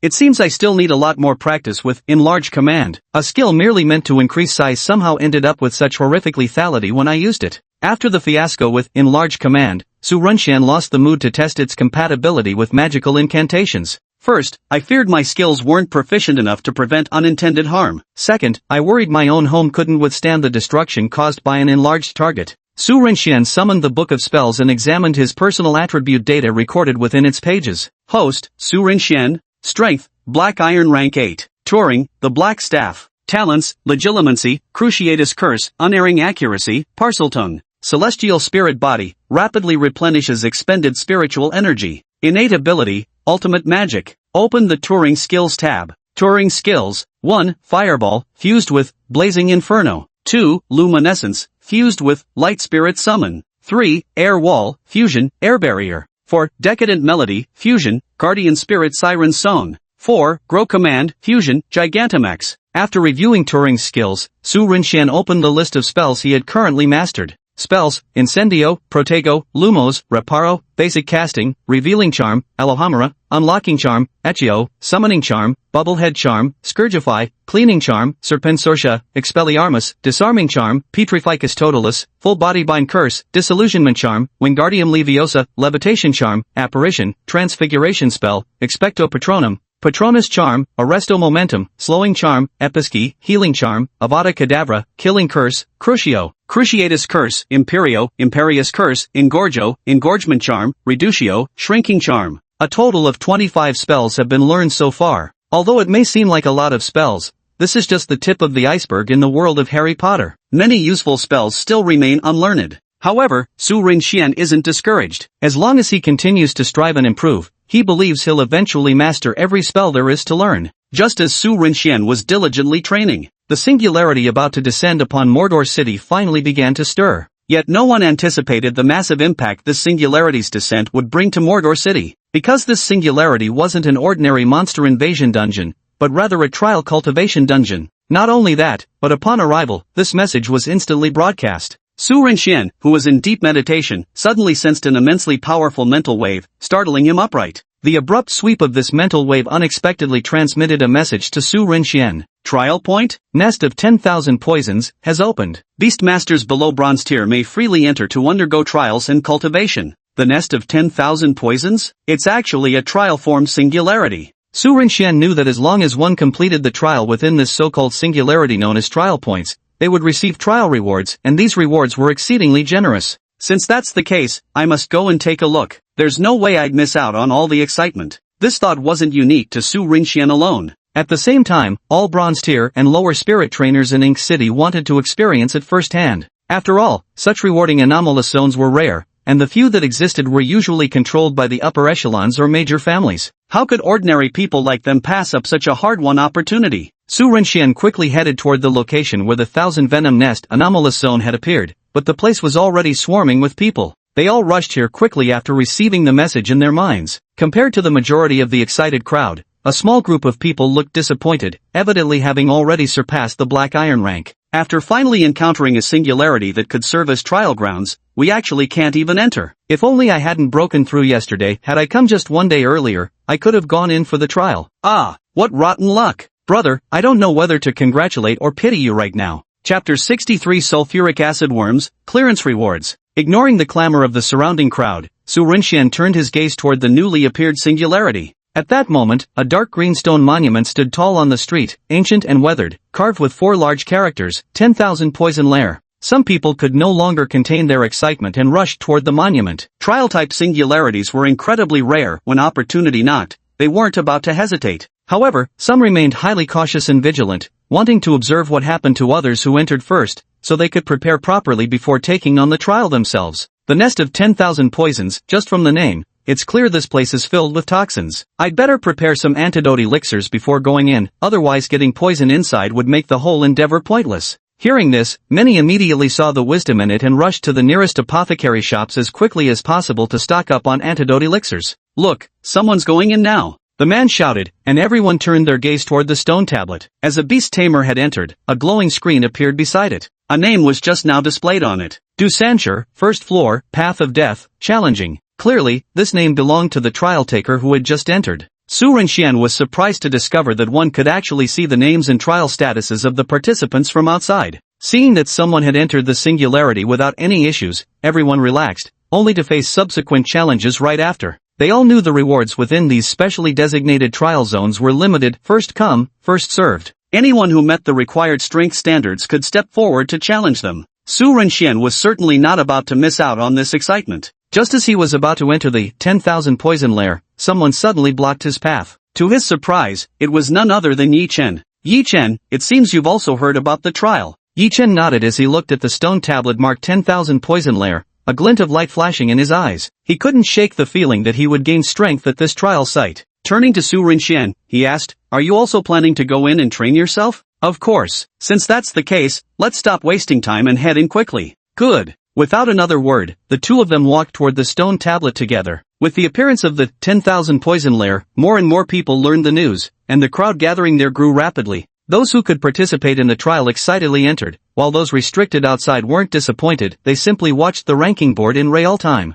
The light screen appearing beside the stone tablet displayed the rankings. Those who cleared the trials first would secure top spots. Su Rinxian touched the stone tablet, and in an instant, his figure vanished without a trace. The next second, the noisy sea of people around him transformed into a silent, dim passageway. Yi Chen's figure was no longer anywhere near him. It seems the trial must be completed alone. Venomous Nest trial begins. First layer, Death Passage. Trial taker, please proceed through the passage ahead. A message appeared in Su Rinxian's mind. Before Su Rinxian could think further, a friction sound produced by something squirming came from the dark and damp passage. The passage was dark, and the dim environment made it difficult to see what was inside for a moment, but it was clear that the thing making the noise was likely there to stop him. Lumos. Light poured in, instantly brightening the dark, damp passageway, flooding Su Rinxian's mind with every detail of the scene. A terrifying spectacle unfolded directly before his eyes. Su Rinxian felt his entire scalp tingle and goosebumps rise across his body. Insects, countless insects, crawled toward him from all directions. The ground, the walls, even the space above his head writhed with immense, squirming worms. How disgusting!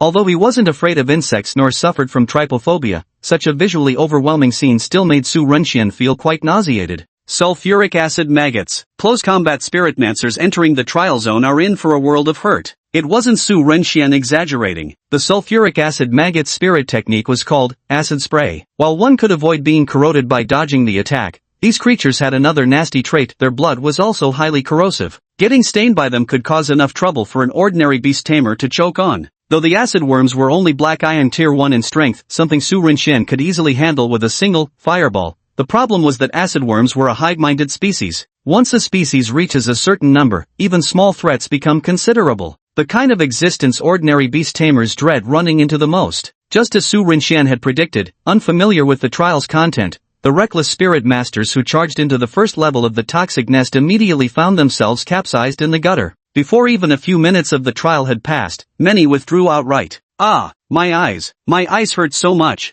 Not poisoned, yet corroded all over by acid. What rotten luck. Someone's coming out. Quick, ask them what's happening inside. Is it a man? He only went in for a few minutes and already can't handle it? That's way too fast. The injured party gets hit twice. One person wasn't injured at all. He had originally gone in to scout the situation. He shared what he saw with everyone. The trial of 10,000 Poison's Nest has 5 levels in total. The first level is called the Corridor of Death. Just managing to push through the corridor counts as passing the first level, but it's filled with countless sulfuric acid worms, extremely dense and terrifying. That's all I know about the rest. Everyone gasped in astonishment. Sulfuric acid worms may not be strong, but they're quite troublesome to deal with. And with so many of them, it's even more of a headache. The trial of the 10,000 venom nest truly lives up to its reputation. Look, someone actually made it through the first death corridor. Holy crap, which godlike expert was that fast? Everyone looked at the leaderboard, where the name currently ranked first was Su Renxian. When Du Liang arrived, he saw the familiar name at the top.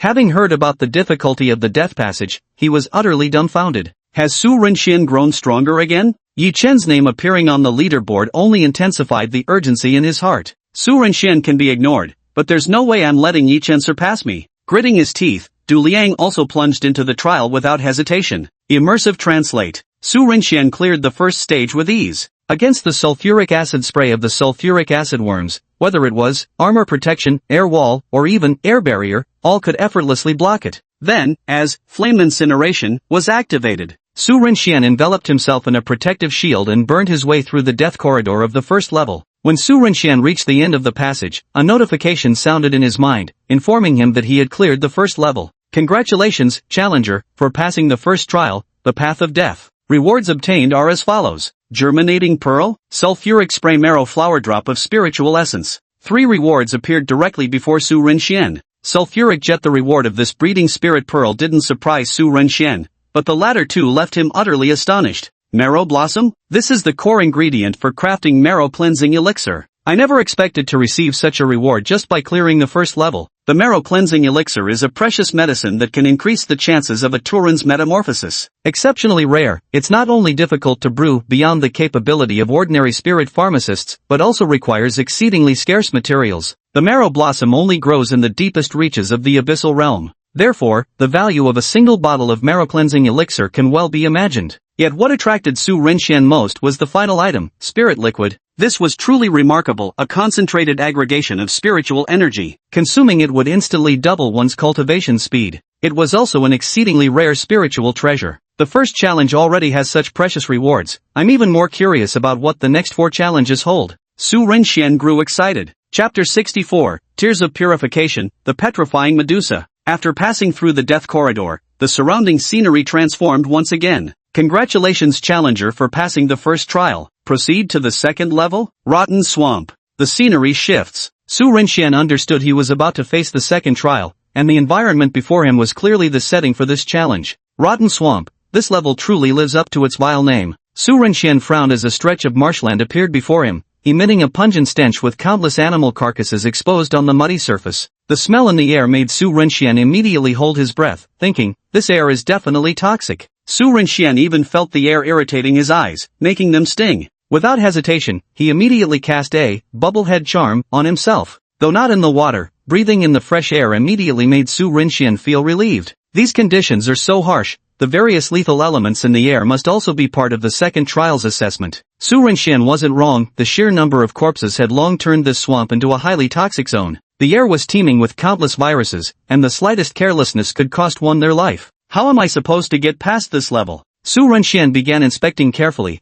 though the surrounding area was significantly larger than the previous passage. This made it difficult for Su Renxian to find anything. However, the moment Su Renxian took just one step forward, the swamp suddenly exploded before him, sending countless splashes of black mud in all directions. Su Renxian relied on an air barrier to defend against the mud splatter, though much of the filth still clung to his body. A quick Scourgify left him spotless again. Once the mud rain subsided, an enormous toad covered in disgusting pus-filled boils, continuously oozing pus, appeared before Su Renxian. Its body was as massive as a small hill, and its unblinking eyes fixed intently on Su Renxian. Prompt, second level guardian has appeared. Defeat the Black Iron Tier 6 Toxic Toad to proceed. Su Renxian instantly realized he must defeat the level's boss to advance. As Su Renxian moved, the previously motionless Toxic Toad suddenly opened its massive maw and shot out its spike-covered tongue. Its target was none other than the moving Su Renxian. Su Renxian activated, apparition, instantly dodging the toxic toad's sudden thrust. As Su Renxian landed motionless once more,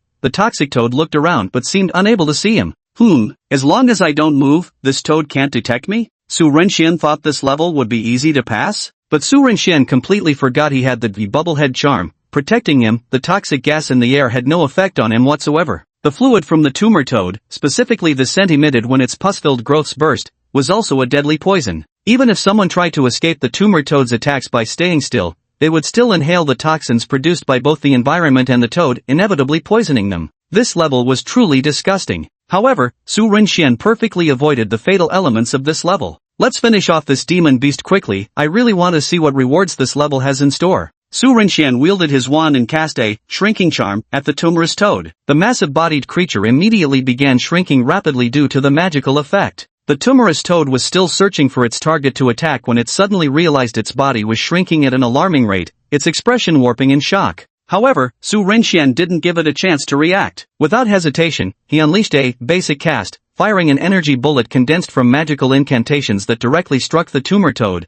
now shrunk to palm size. Its body instantly exploded into pieces. Immediately, another prompt echoed in Su Renxian's mind. Congratulations, trial taker, for successfully clearing the challenge. Rewards as follows. Su Renxian gazed at the three objects floating in midair. One of them was still the nurturing spirit pearl. Nurturing spirit pearl? Miasma poison mist, spirit liquid drop, purification water drop. The miasma poison mist is a wide-range skill, the signature ability of those tumorous toads. He didn't have any immediate plans to absorb it either. This move didn't quite align with him, so he stored it in his spatial storage for future consideration. Another drop of spiritual liquid was added to his collection, which delighted Su Renxian greatly. However, when he saw the third reward, it thrilled Su Renxian even more. A purification droplet. Such a treasure could actually be found here. The greatest fear in cultivation is losing control and going berserk, and the purification water droplets before them are top-grade spiritual treasures capable of curing spirit trainers from this deranged state. The most common form of losing control is the corruption of spirit trainers.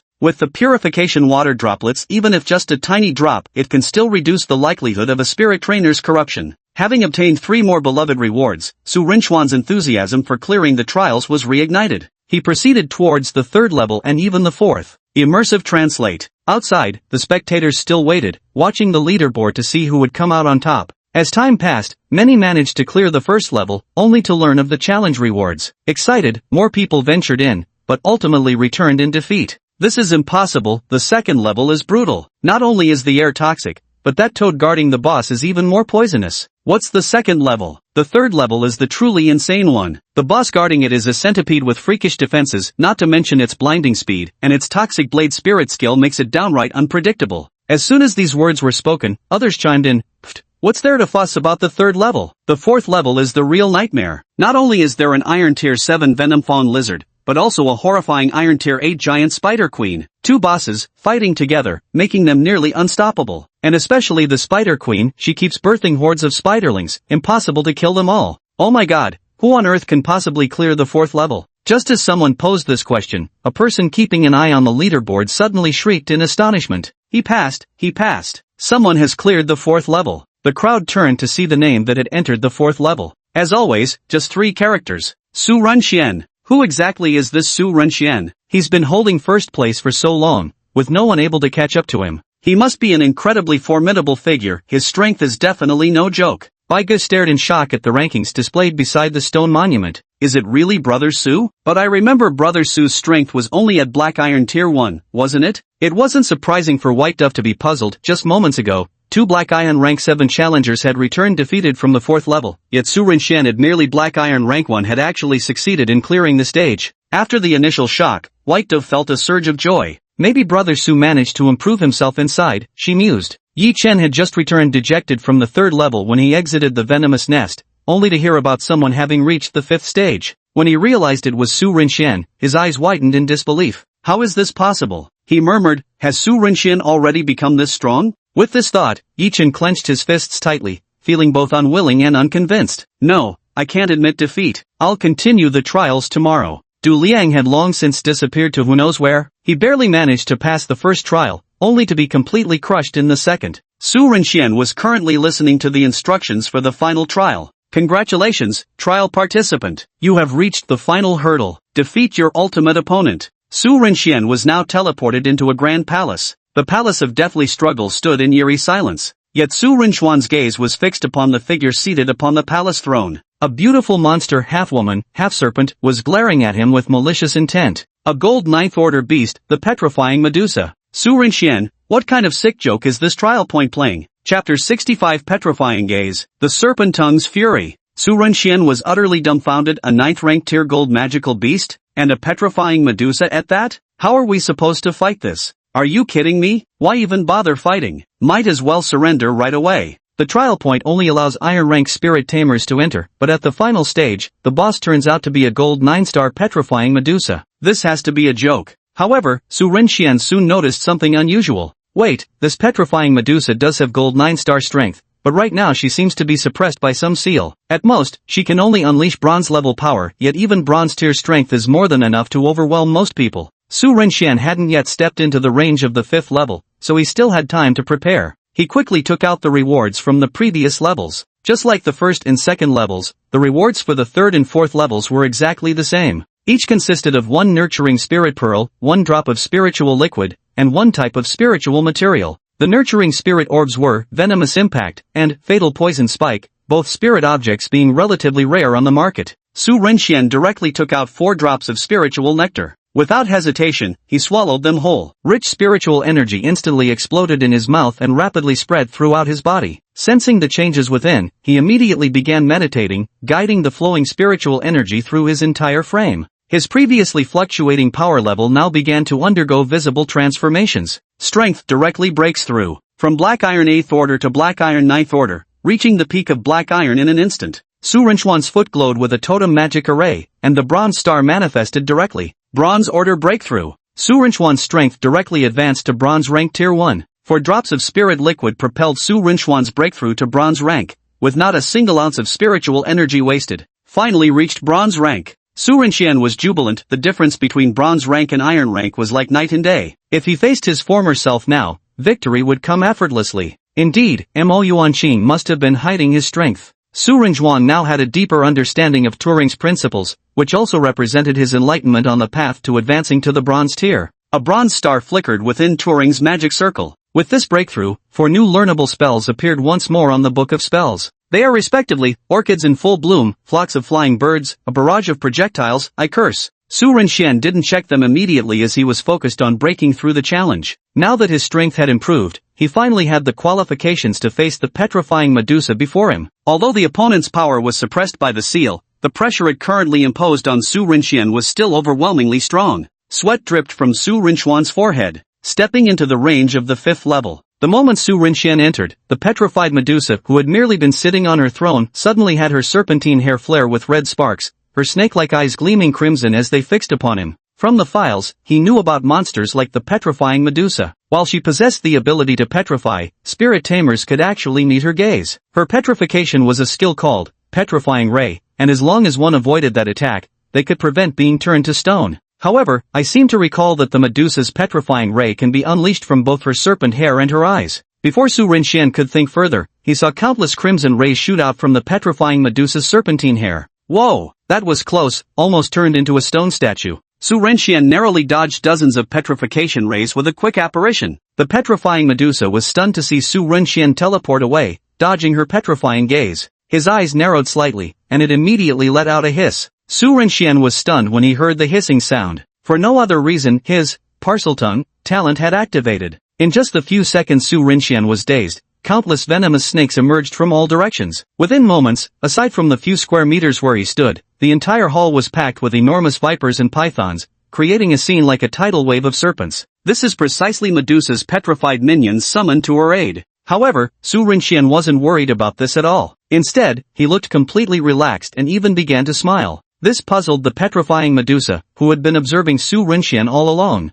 Petrifying Medusa, has this human been scared out of his wits? Was Su Renxian insane? Of course not. While the petrifying Medusa was screeching, Su Renxian heard a sharp feminine shout instead. Children, tear these intruders limb from limb. A demon beast that could talk? Of course some talking ones existed, but there was no way it could be this golden 9th-ranked petrifying Medusa. Only beast monsters surpassing the platinum rank and reaching the diamond level can speak human words. At this level of power, a petrifying Medusa could only possess intelligence, but would certainly not be capable of speech. This is the rule of this world. And why did Su Renxian discern human speech from the petrifying Medusa's mouth? Parseltongue. Su Renxuan's talent. After all, Medusa is also a serpent demon. Since I have the Parseltongue ability, I can naturally understand her words. This way, the battle ahead will be much easier. Su Renxian smiled warmly, gazing at the petrified Medusa with an expression full of benevolence. Since we're all civilized people, I'll give you a choice, surrender now. Petrifying Medusa looked at him like he was an idiot. Surrender? Are you blind to the situation? You dare ask this queen to? Before she could finish, petrifying Medusa froze, gaping at Su Renxian like she'd seen a ghost. Noticing that Su Renxian could actually communicate with her just now. Shocking? Outrageous? Could this human before her be some abomination born from the disgraceful union of a shameless snake demon and a human? Su Renxian, you can actually speak our language. Who in the world are you? Medusa was utterly bewildered. After being sealed here for centuries, have snake demons outside become so shameless? To think they'd brazenly mate with humans and even give birth to this freak before me. The so-called freak, Su Renxian, instantly shattered internally. With legitimacy activated, what on earth was this little Medusa's mind conjuring up with such absurd thoughts? Although the outside world embraces diverse sexual orientations, an interspecies romance isn't impossible. Stop. Why am I even thinking like this? For a moment, Su Renxian and the petrifying Medusa found themselves staring wide-eyed at each other. I'm a purebred human, not what you're imagining. Medusa was shocked once again, the little snakes in her hair even gaping in surprise. You actually know what's on my mind. What kind of freak are you?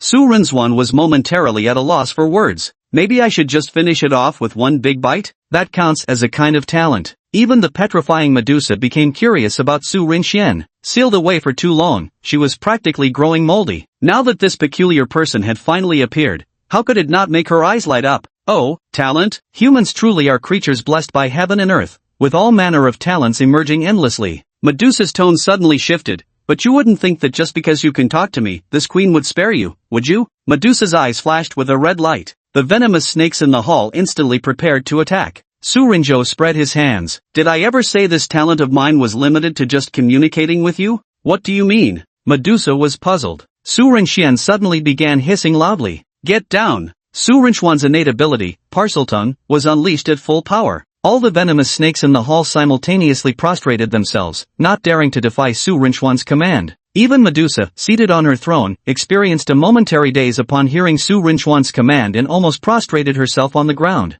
Parseltongue is the innate ability to dominate all serpentine creatures. Note, this ability has been modified. Chapter 66, Persuasion, the Confrontation of Petrification's Binding. The situation took a sudden turn. The swarm of snakes that had surrounded Su Renxian immediately betrayed their orders and heeded his summons instead. Medusa's eyes widened in disbelief. She had just felt an oppressive force emanating from her very bloodline, and upon hearing Su Renxian's command, she found herself completely unwilling to resist, instinctively prepared to obey his order. Impossible. This is absolutely impossible. How can a mere human like you exert such dominance over me? I am the Golden Night Stage Medusa Queen. Though sealed here, her innate racial pride would never allow her to submit to a human. Even the existence that had sealed her hadn't managed to conquer her. How could this man before her nearly bring her to her knees with just a single sentence? Something's wrong? Something's wrong. The ability to command the snake clan can only be possessed by those with powerful and highly concentrated bloodline. Could this human actually be a descendant of some snake royalty? Su Renxian, don't overthink it. I'm truly just a pure human. He looked at Medusa's expression that clearly said, don't try to fool me, I'm very smart. Su Renxian broke into a cold sweat, momentarily at a loss for words. It seems this Medusa has stayed here too long, her mind must be addled. However, Su Renxian didn't give Medusa any more time to think. He continued, in that case, will you surrender or submit to me? Surrender? Submit? Medusa instantly flushed with rage. What a joke. Don't think your talent means you can do whatever you want. Su Renxian, sorry, but hacking really means I can do whatever I want. Although this human's natural abilities countered hers perfectly, his weak strength was a fatal flaw. If he had reached the golden rank, she wouldn't have hesitated to submit to him immediately. But now, this human is a threat. We must kill him, or his abilities will definitely become the bane of our serpent race. Medusa was currently brainstorming. Though she couldn't speak, her intelligence was already no different from an ordinary human's.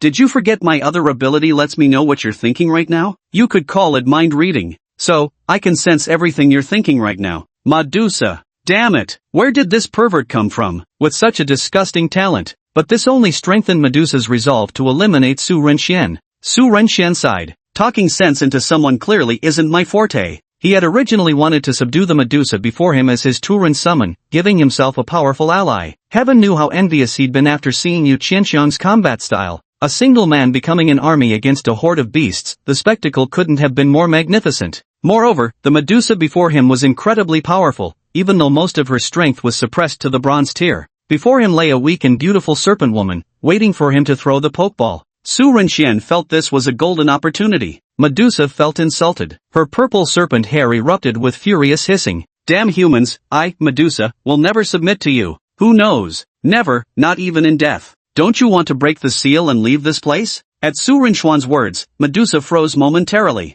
Breaking the seal? The trial site known as the 10,000 Poison Lair was created precisely to seal her away. Unless she dies, there will never be liberation. Getting out? She long ago stopped hoping for it. Can I still get out? Medusa murmured, her mind adrift. How many years had it been since she last saw that sky of freedom? She wondered if the serpent demon who had made promises to her back in the Snake Clan still lived. Did they even remember the vows they'd once sworn? Su Renxian twitched at the corner of his mouth, thinking, unlucky, another love-struck fool. But to gain a powerful general for himself, he ignored Medusa's thoughts. Hopefully, she still has room for improvement. Love-struck foolishness is no match for the allure of ambition. Empty promises, who can't make those? He spoke up, of course, as long as you become my Turing summon. Medusa was momentarily dazed, feeling this could also be considered a solution. But then, rage surged even stronger within Medusa. Becoming Su Renxian's Tulpa summon, wasn't this just exchanging one cage for another? Moreover, the human before her was pathetically weak. What if, after becoming his Tulpa summon, he suddenly kicked the bucket? Wouldn't she be doomed to perish with him?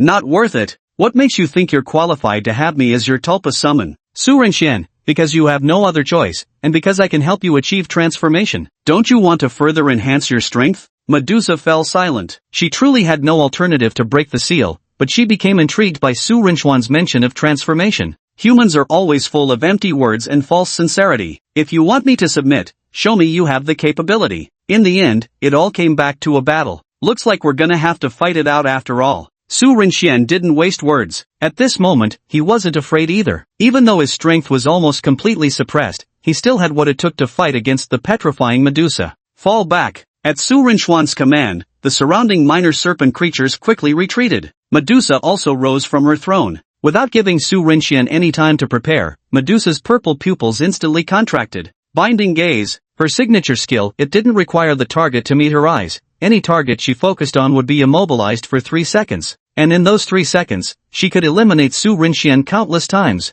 Her serpentine body moved swiftly, her sharp fingers stabbing straight towards Su Renxian's heart. With strength like this, you still want me to submit? Stop daydreaming. Medusa's face was full of disappointment. She had thought this person before her might be different, but no matter how talented he was, only the living could realize their potential. As Medusa's fingertips were about to touch Su Renxian's heart, she suddenly noticed the bound target's lips curl into a faint smile. Still grinning at a time like this? None can move once bound by my magic. Can't move perhaps, but who said anything about being unable to use abilities? Medusa instantly sensed the impending danger. Her eyes lit up, and wherever she looked, everything was bathed in a beam of light. Light spirit summoning. A beam of light descended from the sky, directly enveloping Su Renxian and Medusa. Medusa's body suddenly convulsed in excruciating pain, and her binding gaze, restraining Su Renxian, was instantly released due to the agony. Su Renxian raised his hand and flicked his wand, casting 2 spells in rapid succession, Petrificus Totalis, followed by Crucio. This was Su Renxian's first time unleashing the Cruciatus curse. The crimson beam struck Medusa directly, making her scream in agony instantly. Compared to the pain hex, the torment of Crucio was utterly terrifying.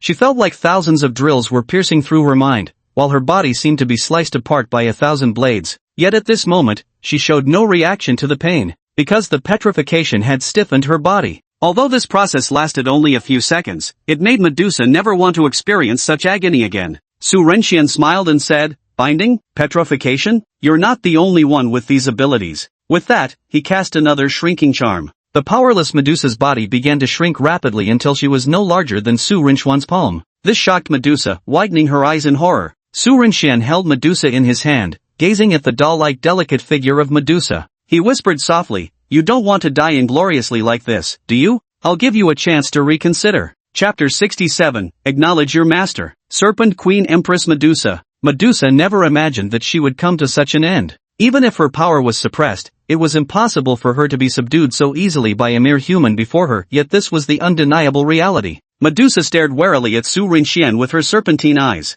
This boy is far too unnatural, and the abilities he wields are utterly unfathomable. Recalling the dual torment of both mind and body just moments ago, Medusa shivered involuntarily. She never wanted to experience that feeling again. Su Rinxian watched the visibly trembling Medusa with inward amusement. I tried speaking to you nicely earlier, but you wouldn't listen. Now look what happened. You forced me to resort to action. Cruciatus Curse plus Avada Kedavra. Using two of the most torturous abilities simultaneously creates an effect far greater than merely doubling their impact. Even an entity like Medusa couldn't withstand it despite her formidable strength. True power doesn't just bridge the gap in combat prowess, it significantly enhances both vitality and spiritual resilience as well. Though Medusa's strength was suppressed, her mental and spiritual capacities remained at their original tier, making her untouchable by ordinary means. But who could have predicted she'd encounter a wildcard? Su Rinchuan's Curse of Agony and Cruciatus Curse held absolute dominance over both soul and psyche. So now you have only one choice: become my Turing summon, or face even more dreadful consequences. As he spoke, Su Rinxian casually cast an Avada Kedavra at an unlucky viper slithering nearby. Medusa stared at the instantly slain serpent. With a head full of snake hair, her perception was beyond question. Otherwise, Su Rinchuan's Curse of Agony and Cruciatus Curse wouldn't have struck with such devastating effect. She could sense the snake's soul dissipating in an instant, without even a hint of resistance. The sight left her utterly stunned. Even when those abilities had been used on her earlier, merely inflicting dual torment on both soul and body, she still had some capacity to resist. But a technique that outright obliterated the soul? She had no idea how to defend against that. The human before her was unfathomable, and for her, it was also an opportunity. So, becoming his Turing summoned beast with these powers means I won't easily kick the bucket, right? The ability of Parseltongue, this mastery over serpents, had already made Medusa develop a favorable impression of Su Rinxian. She just had to put on airs a bit due to her strong pride. Now that Su Rinxian had displayed his formidable strength, Medusa decisively made her choice. The shrunken Medusa directly bowed before Su Rinxian in a submissive manner. The petrifying Medusa pledges allegiance to you. Seeing Medusa lower her head, Su Rinxian barely concealed his excitement. Without another word, he immediately summoned Turing. The system's voice suddenly chimed in. Detection, Golden Rank 9 Petrifying Medusa voluntarily submits. Absorb the soul-nurturing pearl to obtain a Turing-summoned beast? Accept. In an instant, the petrifying Medusa in his palm dissolved into points of light, immediately fusing with Su Rinchuan's Turing spirit. Su Rinxian had no worries. With the system by his side, the fusion was bound to succeed. Absorption successful. Congratulations on acquiring spirit technique, Petrifying Medusa.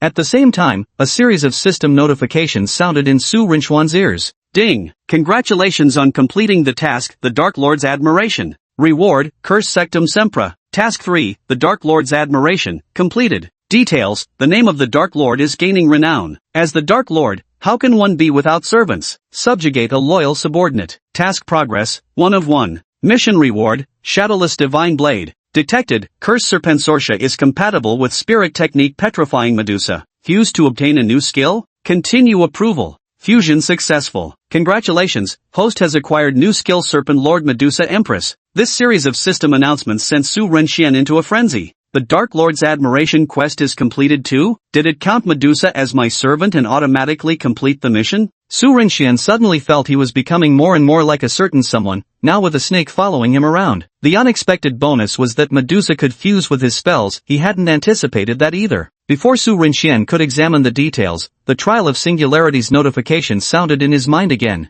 Congratulations, Trial Taker, for defeating the Guardian of the 5th level. Successfully conquered the 10,000 Poison Lair. Rewards obtained, Breeding Pearl Petrifying Ray, Breeding Pearl Binding Gaze, a bottle of Spirit Liquid, a Spirit Medicine Manual. Before Su Rinxian could react, his figure was instantly teleported out by the special anomaly of the 10,000 Poison Nest. At this moment, the crowd still discussing outside had someone shouting directly. Holy crap, the 5th level's been broken through too. Who the hell is this guy? He's ridiculously strong. Su Rinxian, I know this person is a member of the First Spirit Nurturing Academy's team. Not long ago, he fought in the 100 Schools Alliance preliminaries, and his strength was truly outstanding. I just want to know what the reward for the 5th level is. The prizes from the earlier stages made me green with envy. Many were extremely rare spiritual items, even including those hard-to-find nurturing orbs rarely seen on the market. Su Rinxian was momentarily stunned, but seeing so many people gathered at the entrance of the 10,000 poison nest, he sensed trouble. Before anyone noticed him, he blended into the crowd of failed trial participants and quietly slipped away from this dangerous place.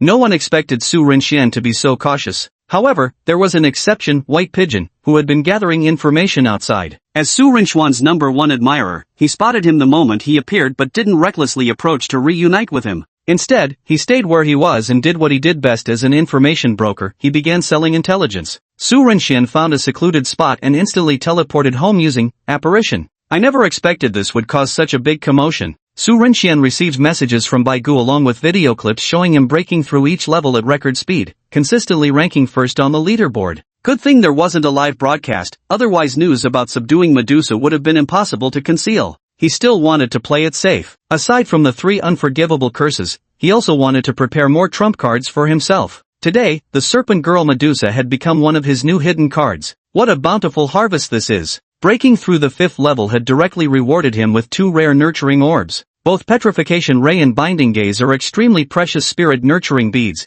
and they're exceedingly rare on the market. Su Renxian picked up one of the manuals from the rewards. Spirit Medicine Handbook? This was vastly different from the potion notes from someone's sign-in that Su Renxian had obtained before, though both were related to potion making. Is this trying to make me an apothecary? Not that I'm against it. After all, Su Renxian has already witnessed the power of love potion, and recently he's developed a curiosity for potion making. But right now, the most important thing is to take stock of the gains. During the trial, he obtained a total of 6 spirit nurturing orbs, sulfuric spray, miasmic poison mist, venomous impact, lethal stinger, petrifying ray, and binding gaze. Chapter 68, A Bountiful Harvest, Absorbing Skills. Out of the 6 spirit nurturing pearls, Su Renxian only had his eye on petrifying beam and binding gaze. The other 4 can be sold if I don't need them, and the proceeds can be used to buy other resources. Not to mention the numerous top-grade spiritual treasures collected from the 10,000 poison nest, even botanical notes that seem to nudge fate itself towards steering me into becoming a spiritual pharmacist. Although Su Renxian himself was quite interested in this aspect. Later, he planned to take out someone's potion notebook and examine the differences between the materials used for crafting spiritual medicines in this world and the magical ingredients for potions. If they were similar, it would be much easier to handle. Holding the 2 spirit nurturing orbs, Stone Light and Binding Gaze, Su Renxian struggled over which one to absorb. Both orbs have somewhat conflicting effects, but they both restrict the target's mobility. The former can genuinely petrify the enemy, while the latter has a death stare effect. Whoever I look at gets bound. So, which one should I choose? Su Renxian suddenly felt like slapping himself. Only children make choices. I'll absorb them all. But there was no rush to absorb them yet, as he continued taking inventory of his rewards. A vial of spirit liquid appeared in Su Renxian's hand. It looks like there's at least 20 drops in one bottle of spirit liquid, enough for my upcoming training sessions. With these, my strength can keep advancing. In the end, only the spiritual treasures obtained from the first 4 levels remained. Bone marrow flower, purification water drop, white fresh grass, sleeping bean. All can be found in the herbal compendium, detailing how to use them to concoct medicinal elixirs. Maybe I'll give it a try later. These spiritual items don't directly enhance strength anyway. Su Renxian opened the book of spells, advancing his strength to the bronze tier, and gained access to a few more spells. Orchids in bloom, summons blooming flowers. Flock of birds, bird summoning incantation summons a flock of birds out of thin air.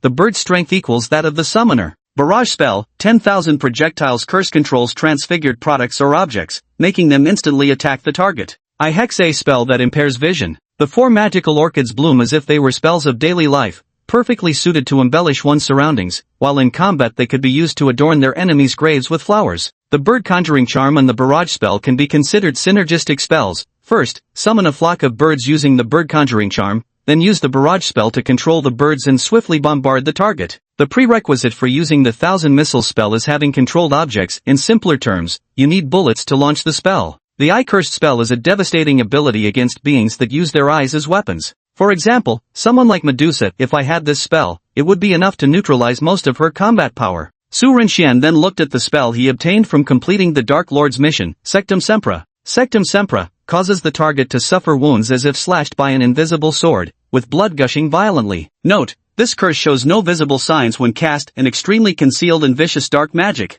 Sectum Sempra attacks silently yet inflicts massive damage, making it exceptionally suitable for ambushes and tormenting opponents. This move could be used for stealth attacks later. I must quickly master wandless magic, that way, battles become completely silent, and invisible slashes prove most deadly. Su Renzhuan assigned himself yet another grueling training task. After finishing reading the incantation, he glanced at the last servant he had subdued. Su Renxian directly activated Turing, summoning Medusa. The massive Turing manifested, with spiritual energy photons instantly condensing into Medusa. Seeing the Medusa he had summoned, Su Renxian froze in surprise. After merging with the spell, Serpent from the Black Lake, Medusa's appearance was completely transformed. Serpent's sovereign Empress Medusa. The current Medusa possessed breathtaking beauty and an enchanting figure, her peerless countenance rivaling that of the previously acquired Dream Mermaid. However, compared to the ethereal elegance of the Dream Mermaid, Medusa's beauty was more bewitching and lethal. The pupils of her serpentine hair shimmered with an emerald glow. Beneath that exquisite exterior lurked danger and terror. Master! Medusa could clearly feel the difference in her body now. Although her strength was still confined to the bronze tier, as long as Suren provided sufficient spiritual energy, she could temporarily restore herself to the gold tier. But to her surprise, after becoming Su Rengxuan's Turing summon, she seemed to merge with a mysterious power that directly elevated her bloodline, evolving her into a more advanced form, the Medusa Empress. Originally unwilling, Medusa now felt no psychological burden whatsoever. She had no idea when she could become the Medusa Empress herself. Su Renxian quickly snapped out of it, though he felt a bit regretful that Medusa's strength was only at the bronze tier. Everything else, however, met his expectations. Now that you've broken the seal, how do you feel? Medusa was, of course, exhilarated. After being sealed away for a century, she had nearly fallen into depression. Now she's even more excited, curious about everything, and starts tearing up Su Renxuan's room like a puppy. Is this what humans play with? So fun. Is this what humans eat? Wow, it's so good. Su Renxian stared at Medusa, who had transformed into a full-on husky, completely baffled. However, Medusa's strength is undeniably formidable. Snake Mistress Empress Medusa, a divine beast with potential beyond diamond rank, the Empress of Serpentine Divine Beasts. Combat power, Bronze Tier 1, formerly Gold Tier 8. Abilities, Petrifying Beam, Serpent Summoning, Binding Gaze, Venomous Roar. Let Medusa go wild for a while, then recall her back into the Spirit Scroll immediately. Her behavior was truly an eyesore. After being sealed for so many years, Medusa completely let herself loose the moment she came out. In the end, Su Rengxu absorbed 2 spirit-infused orbs, Petrification Beam, and Binding Gaze. Both spirit techniques triggered a fusion prompt with the spell, Petrificus Totalis. After struggling with the difficult choice, Su Rengxu ultimately chose to fuse Binding Gaze with Petrificus Totalis, finally obtaining the spirit technique, Eyes of Binding. After finishing everything, Su Renzhuan was so exhausted that he immediately collapsed into sleep. However, the uproar caused by the 10,000 poison lair was still ongoing. The rewards were simply too rare, not to mention the coveted breeding spirit pearl. Just the spirit liquid alone, which could enhance one's strength, was enough to make people flock to it. But none of this was what Su Renzhuan should be thinking about right now. All he wanted was to get some proper rest. Yi Chen had only cleared 3 levels in the 10,000 poison lair before being forced to retreat by the combined might of the 2 guardian bosses in the 4th level. Yet, he wasn't discouraged. Instead, he took out the spirit liquid, ready to consume it and boost his strength before attempting the challenge again. Although the cleared levels no longer offered rewards, the training within them rapidly enhanced his combat experience. In 2 weeks, the final school team roster will definitely include Yi Chen, that's me. With that, he swallowed 3 drops of spiritual liquid, and spiritual energy instantly flooded his body. The shadow of his stone spirit monkey avatar manifested behind him. His strength gradually increased as well. Breaking through to Black Iron Rank 2, his final strength stopped growing at Black Iron Rank 3. Yi Chen clenched his fists tightly. While the boost in strength was certainly gratifying, what delighted Yi Chen even more was that the trial rewards from the 10,000 Poison Nest, Marrow Flower, and Purification Water Drop were the essential spiritual items needed for his Turing's next metamorphosis. As long as Turing evolves once more, my strength should be able to advance even further. Thinking this way, Yi Chen felt even more confident in himself. Su Renxian, I won't lag behind you for long, just you wait. The sleeping Su Renxian suddenly sneezed. Chapter 69, Alchemy, 4th grade master level spiritual pharmacist. Pharmaceutical alchemy and potionology have their differences, but most techniques are remarkably similar. Su Renxian embarks on his path of medicinal refinement. He develops immense interest in this art, rising early to purchase related materials from the Spiritual Cultivators Association. Though this purchase was merely incidental to his main purpose, today's main task is to sell off the useless spirit cultivation pearls. Being a spiritual pharmacist is a profession that consumes a lot of money, though it's also one that can be highly lucrative. As long as one can produce spiritual medicines, the value of high-grade spiritual remedies can't simply be measured in monetary terms. Su Renxian handed over the spirit cultivation pearls he obtained from the 10,000 Poison Nest to the appraiser.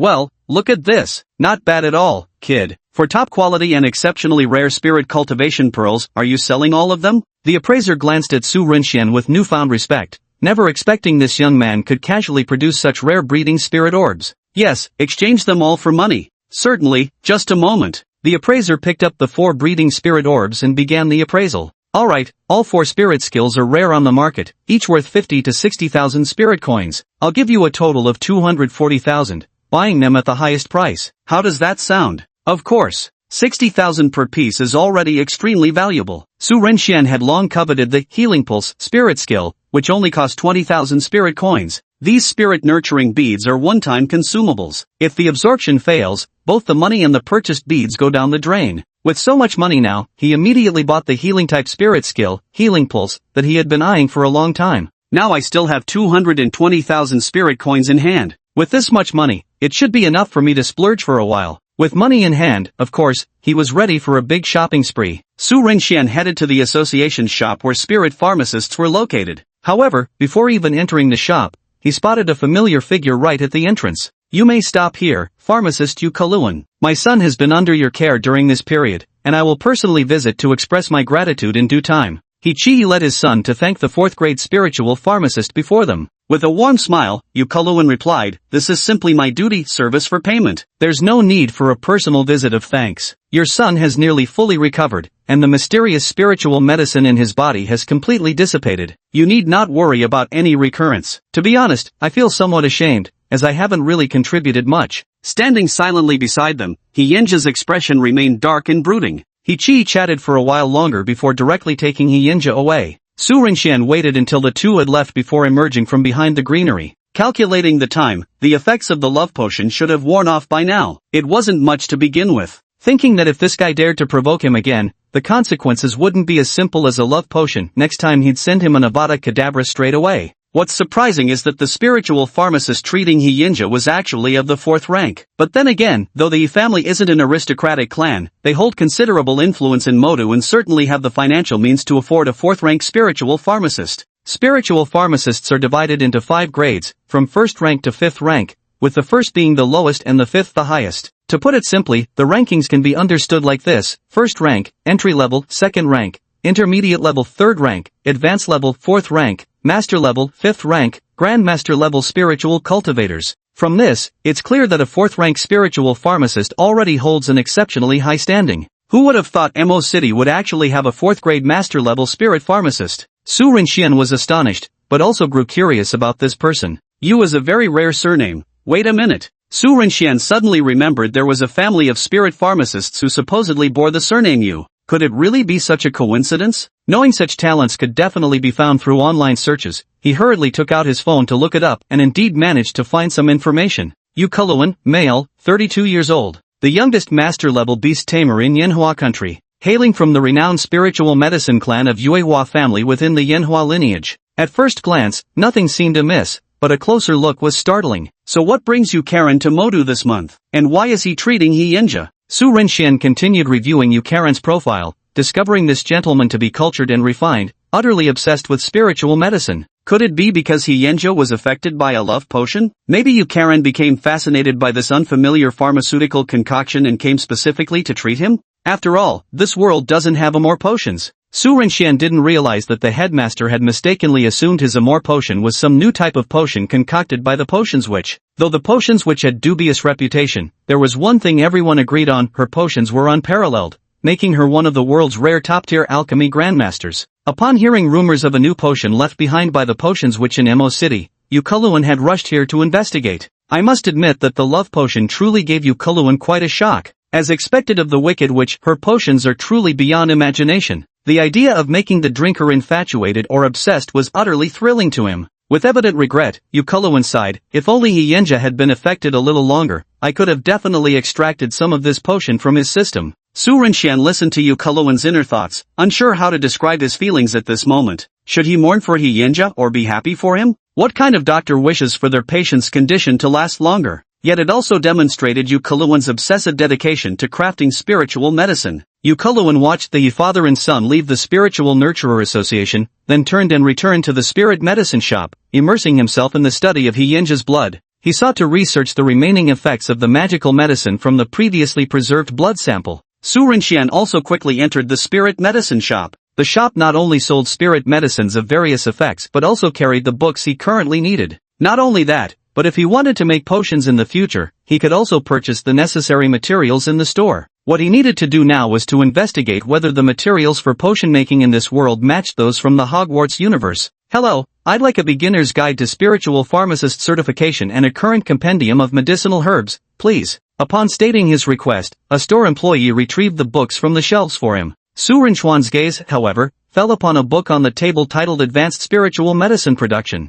Just as Su Rinxian was curiously wondering about this world's potions, he flipped it open and began reading. Mental Enhancement Potion. Effect, upon consumption, temporarily boosts the user's mental energy. Side effect, after the effects wear off, the user will experience mental lethargy and excessive drowsiness. Ingredients, purple emerald flower. Production method. Beside the mental potion were various notes, clearly indicating its owner had been studying diligently at all times. Su Rinxian unexpectedly saw suggestions in the book on how to modify the spiritual potion to eliminate its drowsiness side effect. What? Are you also very interested in spiritual pharmacology? A gentle voice came from behind Su Rinxian. Turning his head, Su Rinxian saw Yu Keluan smiling kindly at him. He took advanced spirit medicine production from Su Rinchuan's hands. Su Rinxian felt somewhat embarrassed, realizing he had looked through someone else's belongings without permission. He promptly voiced his apology. Chapter 70, Spirit Pharmacology, Bronze Tier 4. Sorry for reading your books without permission. But Yu Keluan wasn't angry at all. Instead, he looked at Su Rinxian with curiosity. What's the matter? Are you also very interested in spiritual medicines? I just heard you bought the guide to becoming a primary spiritual pharmacist and the Encyclopedia of Medicinal Herbs. These are basic books for those preparing to become spiritual pharmacists. Are you planning to take the primary pharmacist exam? Yeah, I'm just very interested in the Spiritual Medicine Association, so I bought them to read. Yu Keluan was surprised but nonetheless delighted that Su Rinxian had developed an interest in spirit pharmacology. Having this passion is excellent. Spirit pharmacology is a field brimming with infinite possibilities. You'll uncover endless treasures within it. After delivering this profound remark, Yu Keluan left immediately, leaving Su Rinxian thoroughly bewildered. Watching Yu Keluan walk away, Su Rinxian stood blankly for a long moment. There's something a little off about this person. The shop employee handed Su Rinxian the books he had requested and said, famous spirit pharmacists all have their eccentricities. Don't worry, Master Yu is actually quite pleased that a young person like you shows interest in spirit pharmacology. Oh, I see. Su Rinxian didn't dwell on it further. Prodigies who achieve fame at a young age often have some peculiar quirks. Having obtained what he needed, Su Rinxian was ready to return and immerse himself in study. As he skimmed through the compendium of medicinal herbs, Su Rinxian also pulled out a certain potion notes for comparison, discovering many identical entries. For example, the mystical plants like dittany and saprophoros beans he had acquired in the 10,000 poison nest perfectly matched the properties and effects of certain magical plants described in the potion notes. Of course, this meant the spiritual plants from this world could directly be used to brew magical potions resembling those from the wizarding world. Understanding that the spiritual objects and plants in this world have similar effects to materials from the magical world makes things much easier. Su Rinxian was delighted. Now he could also use this world's materials to concoct potions. Someone's potion notebook had recorded numerous brewing techniques, and these potions were utterly unheard of in this world. If he were to reveal them now, he could easily make a name for himself. For example, take Felix Felici's, a so-called liquid luck potion. If you told people drinking this would make them lucky, they'd just think you'd lost your mind or were indulging in pipe dreams. The very notion of a luck potion sounds like something straight out of fantasy. To qualify as a junior spiritual pharmacist, one needs not only extensive professional knowledge but also adept practical skills. Becoming a first-rank spiritual pharmacist is no simple feat. The difficulty is substantial. Though first rank represents merely the entry level among spiritual pharmacists, those who actually attain this title are exceptionally few. Su Rinxian also checked online about the number of people advancing to first-rank spiritual pharmacists each year. It was an eye-opener. The number of individuals earning the first-rank spiritual pharmacist title annually was exceedingly scarce. With a total population of several billion across the 32 regions of Yanhua Nation, fewer than 10,000 people obtained the first-rank spiritual pharmacist certification each year. Can you imagine the difficulty? So no wonder Yu Keluan was thrilled when he saw my interest in potions. It turns out spiritual pharmacists are just too rare. I thought he could see at a glance that I possessed unparalleled talent for potion making. Su Rinxian shamelessly thought to himself. First study, then try brewing potions. How can I make potions without knowing any basic knowledge? All the magical potions Su Rinxian currently possessed were obtained through check-in rewards. Their scarce quantity made him afraid to use them recklessly. Even the Felix Felicis had been gathering dust in the depths of his storage space till now. When I learn how to brew potions, I'll be able to drink as much Felix Felicis as I want. After learning about the spirit medicine, he took out the nurturing spirit pearl of healing wave and prepared to absorb it. After absorbing this spirit nurturing pearl, my healing abilities will improve significantly. The spell Episki can only heal minor wounds or light injuries, being of little help for more serious damage. After absorbing healing wave and fusing it with the magic spell, it would undoubtedly result in an even more formidable healing ability. Su Rinzhuan wasted no time and absorbed it immediately. Ultimately, the spiritual skill, Healing Wave, merged with the magic spell, Episki, to form the powerful healing spiritual skill, Life Recovery. With everything concluded, he began his training. Recently, I've acquired too many skill spells. Without training, even the strongest ones can't be wielded effectively.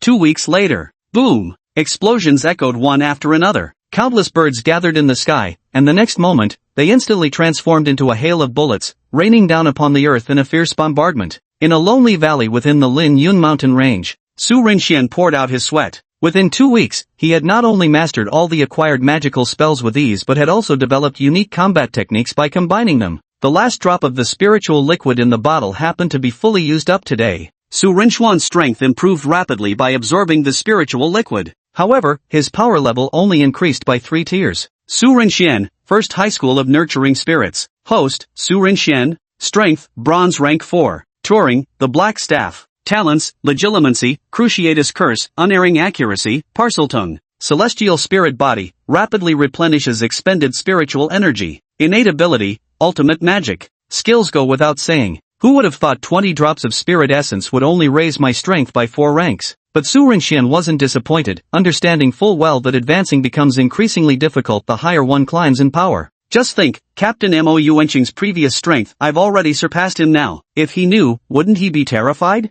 With the Divine Concealment Ring, Su Rinxian concealed his true strength at the Black Iron 6th tier level. Though outsiders might still deem his progress too rapid, the perfect cover of the Venomous Nest allowed him to attribute such swift advancement to it. After all, the rewards from the Venomous Nest were undeniably persuasive. The emergence of spirit liquid had sparked envy in many. I wonder how the others are doing, and what gains they've made. After all, 2 weeks had passed, and they were about to head to Central City in the Manhua Kingdom to officially begin the 100 Schools Alliance Championship. Ding dong! A phone rang. Su Rinxian looked over. Principal Duan, noon gathering at the schoolyard. After acknowledging the message, Su Rinzhuan instantly teleported home with a disapparition spell. After freshening up, he hurried toward the school. This time, he traveled to school the conventional way by taking public transportation. The sounds of urban life filled the air as the neighborhood aunties resumed their gossip sessions, and the uncles formed their little discussion groups. Did you hear? The 10,000 poison lair disappeared today. What? Really? I hadn't even gotten to challenge it yet. How could it just vanish? That's too bad. I heard the rewards inside were incredible.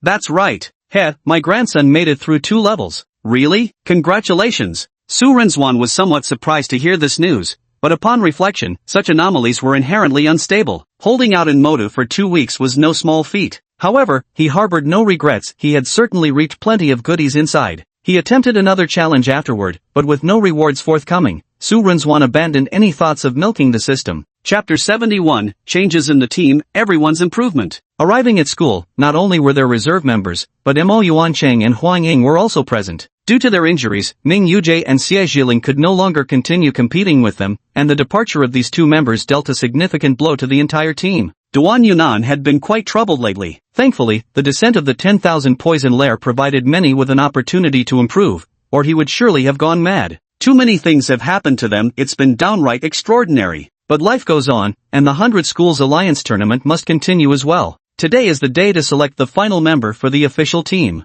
Aside from Jiang Shanghua and Su Rinxian, who have already secured their spots. For others, it was different. These 2 weeks were their chance to improve under Duan Yunan's guidance. Getting into the school team depended entirely on their own efforts. Please don't disappoint me. Oh God, give me a pleasant surprise, or my poor heart really won't be able to take it. Duan Yunan had become downright eccentric lately, no doubt due to being overstimulated in recent days. As for Su Rinxian, after not seeing his friends for 2 weeks, he noticed the biggest change in Jiang Shanghua. It was as if she had undergone some tremendous transformation. At this moment, her demeanor was somewhat different from her usual aloofness. Her cold gaze carried an inexplicable sense of compassion and benevolence, an illusion that couldn't help but make Su Rinchuan's hair stand on end. Did I see wrong? Benevolence? Seriously? What could make a girl appear so compassionate? Noticing the way Su Rinxian was looking at her, Zhang Shanghua simply nodded. The two fell into an awkward silence. Su Rinxian looked at the others again. Yi Chen and the other two had also undergone quite significant changes. Du Liang was now laughing arrogantly, constantly flaunting his recently improved strength. Ha, Yi Chen, I'm now at Black Iron Tier 3. Bet you didn't see that coming. He glanced smugly at Yi Chen, as if afraid no one would notice his enhanced abilities. Yi Chen found this quite exasperating. Du Liang finished speaking and began fawning over Zhang Shanghua. Shanghua, I know you didn't enter the myriad poison nest, so I figured you probably haven't seen the rewards from inside. That's why I wanted to give you what I obtained there. See if there's anything you need? Before he could even take the items out. No need, I don't want anything. Zhang Shanghua coldly refused, leaving Du Liang with a pitiful expression, though he quickly regained his composure. Du Liang thought to himself, Zhang Shanghua is truly remarkable, even her rejection is so beautiful. I adore her. Su Renxian. This guy clearly awakened quite the unusual talent, finding enjoyment even in rejection. That's somewhat terrifying. Lin Qingqing sat to the side, swinging her legs and eating melon while watching everyone. Yi Chen also remained silent. Enough. Seeing that everyone had gathered, Duan Yunan clapped his hands to grab their attention. All eyes turned toward him. Since we've all gathered here, I'll formally announce the matter I mentioned earlier. As these words were spoken, Yi Chen, Du Liang, and Lin Qingqing all fixed their gazes on Principal Duan. I can't just casually choose someone, so the three of you should demonstrate your current abilities. That way, others can help make the decision. As soon as he finished speaking, Du Liang cast a smug look at Lin Qingqing and Yi Chen. Sorry to say, but after these 2 weeks of training, I doubt you two could have improved as much as I have, reaching Black Iron rank 3 in one go, right? With that, he let out a roar. Turing displayed it directly. The spiritual energy fluctuations of Black Iron 3rd rank erupted directly. The others watched with composed expressions. Lin Qingqing remained seated on the stool, gently swinging her legs. She toyed with her hands without directly answering Du Liang's question, yet her aura blossomed silently like a Turing machine springing to life. Countless petals swirled around her in an ethereal dance. Black Iron Tier 3? Is that truly powerful? With those words, her spiritual energy erupted, revealing a surge of might that utterly eclipsed Du Liang's previous outburst. Du Liang, who had initially been excited and thought the spot was absolutely his, froze instantly. Su Renxian was also surprised by Lin Qingqing's strength.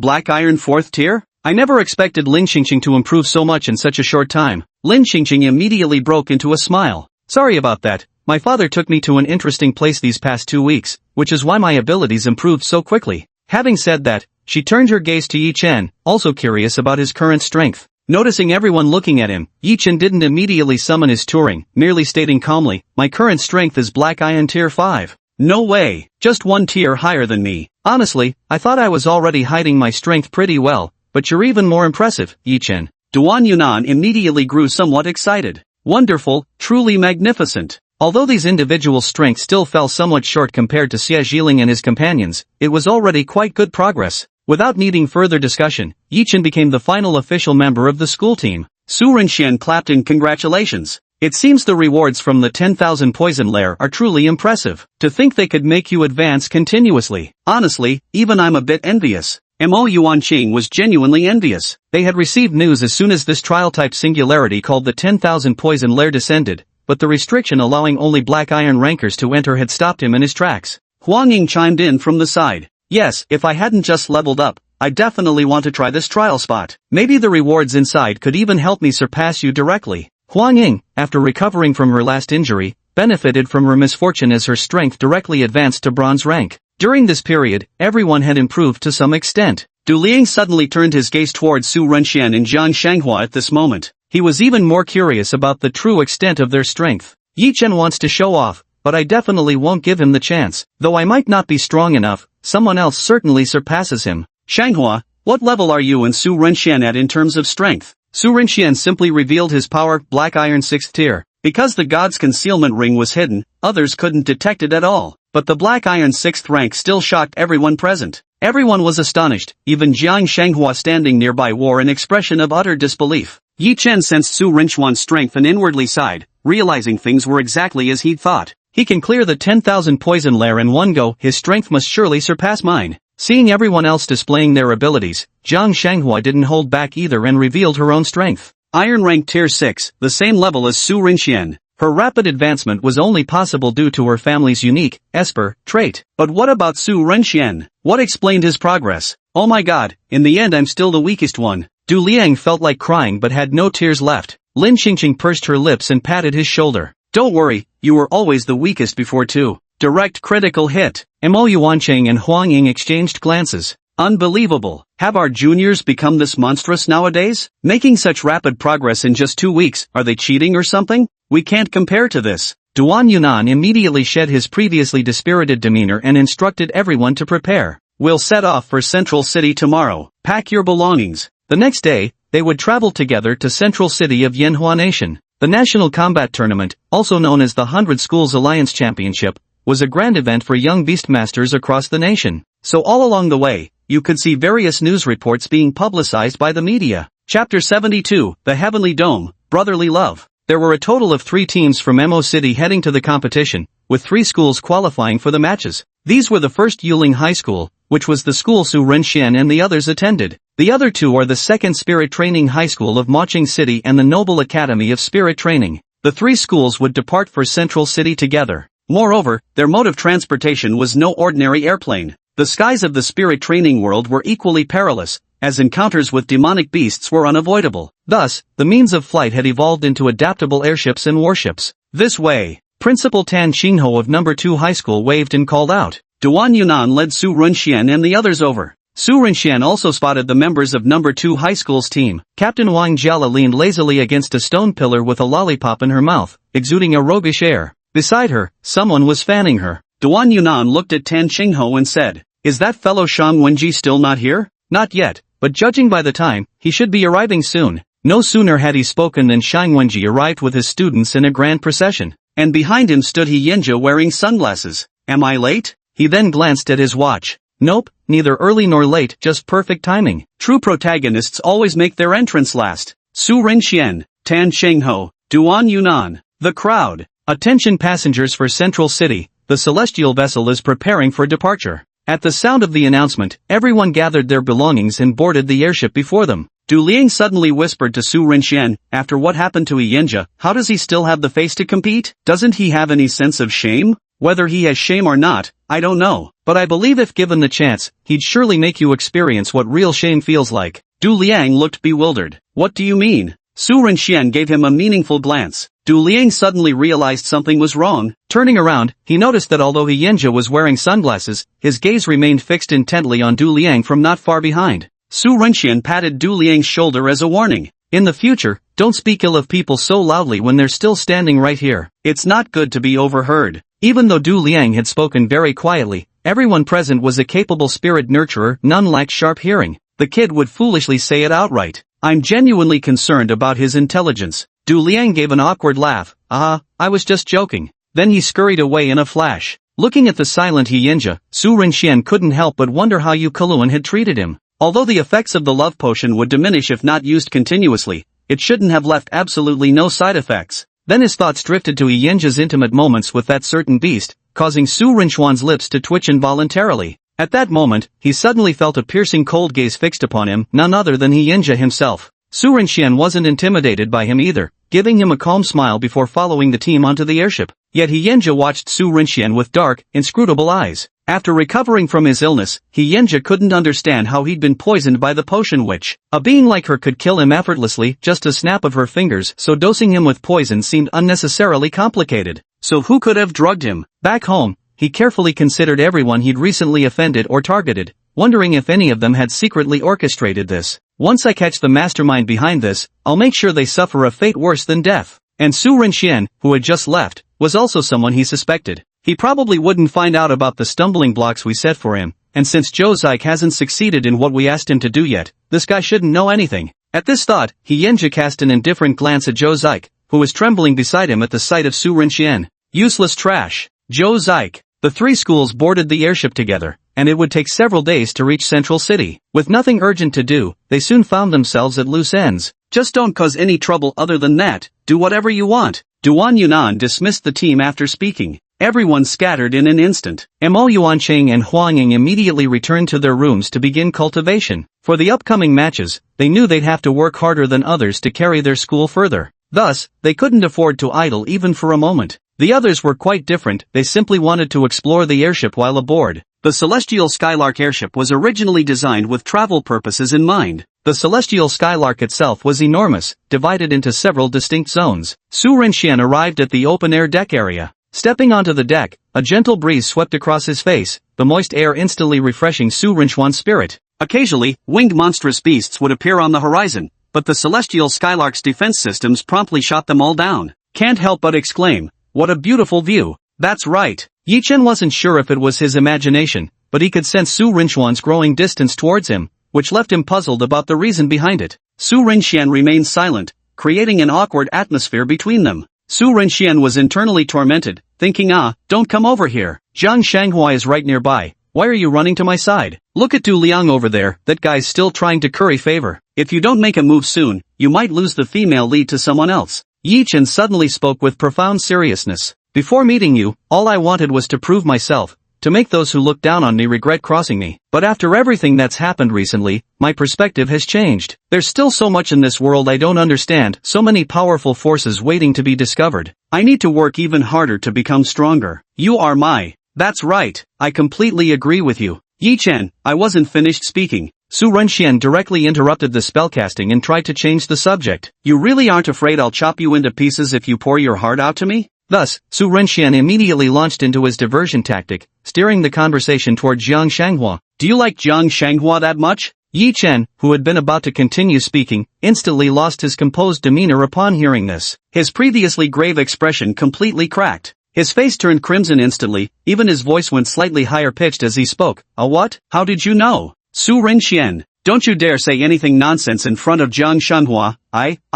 Yi Chen shyly said. At this moment, Yi Chen, our protagonist's current behavior was utterly embarrassing to witness. To break free from Yi Chen, Su Renxian directly played his trump card. He whispered, want to make Zhang Shanghua look at you differently? What do you mean? Make her develop feelings for you. Yi Chen's eyes widened. You have a way? Su Renxian said mysteriously, as long as you and Du Liang show a friendly, no, more like brotherly affection in front of Zhang Shanghua, I guarantee her positive impression of you will skyrocket. Without waiting for Yi Chen to ask anything else, Su Renxian swiftly made his exit, leaving Yi Chen utterly baffled. Brotherly affection? Really? Does Zhang Shanghua actually prefer someone with a steady personality who treats others kindly? Chapter 73, Mage, Accident. Finally free from Yi Chen, Su Renxian broke into a cold sweat when Yi Chen unexpectedly poured his heart out. At long last getting some alone time, Su Renxian found a quiet spot to sit down and peacefully read a book. It would still take a few days to reach Central City. Since they were on the airship, he had to find ways to kill time, otherwise, it would be dreadfully boring.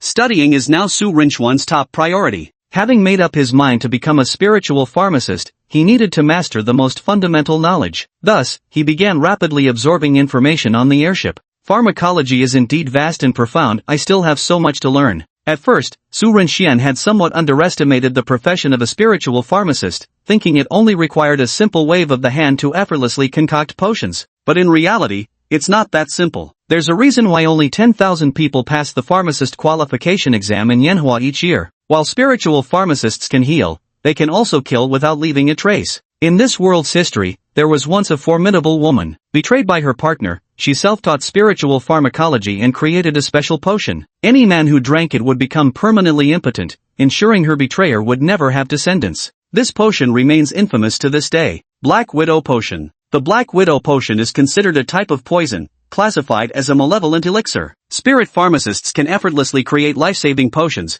but they can also concoct lethal poisons that kill without a trace. The spirit pharmacist profession has variants, one of which is notoriously referred to as poison pharmacists. The path you choose determines what kind of existence you'll become. This is precisely why the examination for spirit pharmacists is notoriously difficult. The nation has no desire to cultivate potential disasters. Su Renxian was quietly reading a book. Suddenly, Mommy, look quickly, aren't my flowers pretty? An adorable little girl came running over with a bouquet of flowers in her hands. The girl's mother wore a helpless expression on her face as she watched the little lowly run and called out, Yun, don't run, it's dangerous. Despite her stern words, the woman's face was full of doting affection for the girl. The little lowly turned around and stuck out her tongue playfully at her mom. La la la. but a sudden gust of wind blew, lifting the little girl straight up and sending her crashing towards Su Rinxian. Yun! The girl's mother cried out in alarm. Su Rinxian was also startled by the sudden hurricane on the airship's deck, but before he could react, a dark figure came hurtling toward him. Su Rinxian reflexively caught it, and the next moment found himself staring eye to eye with a fleshy little bundle.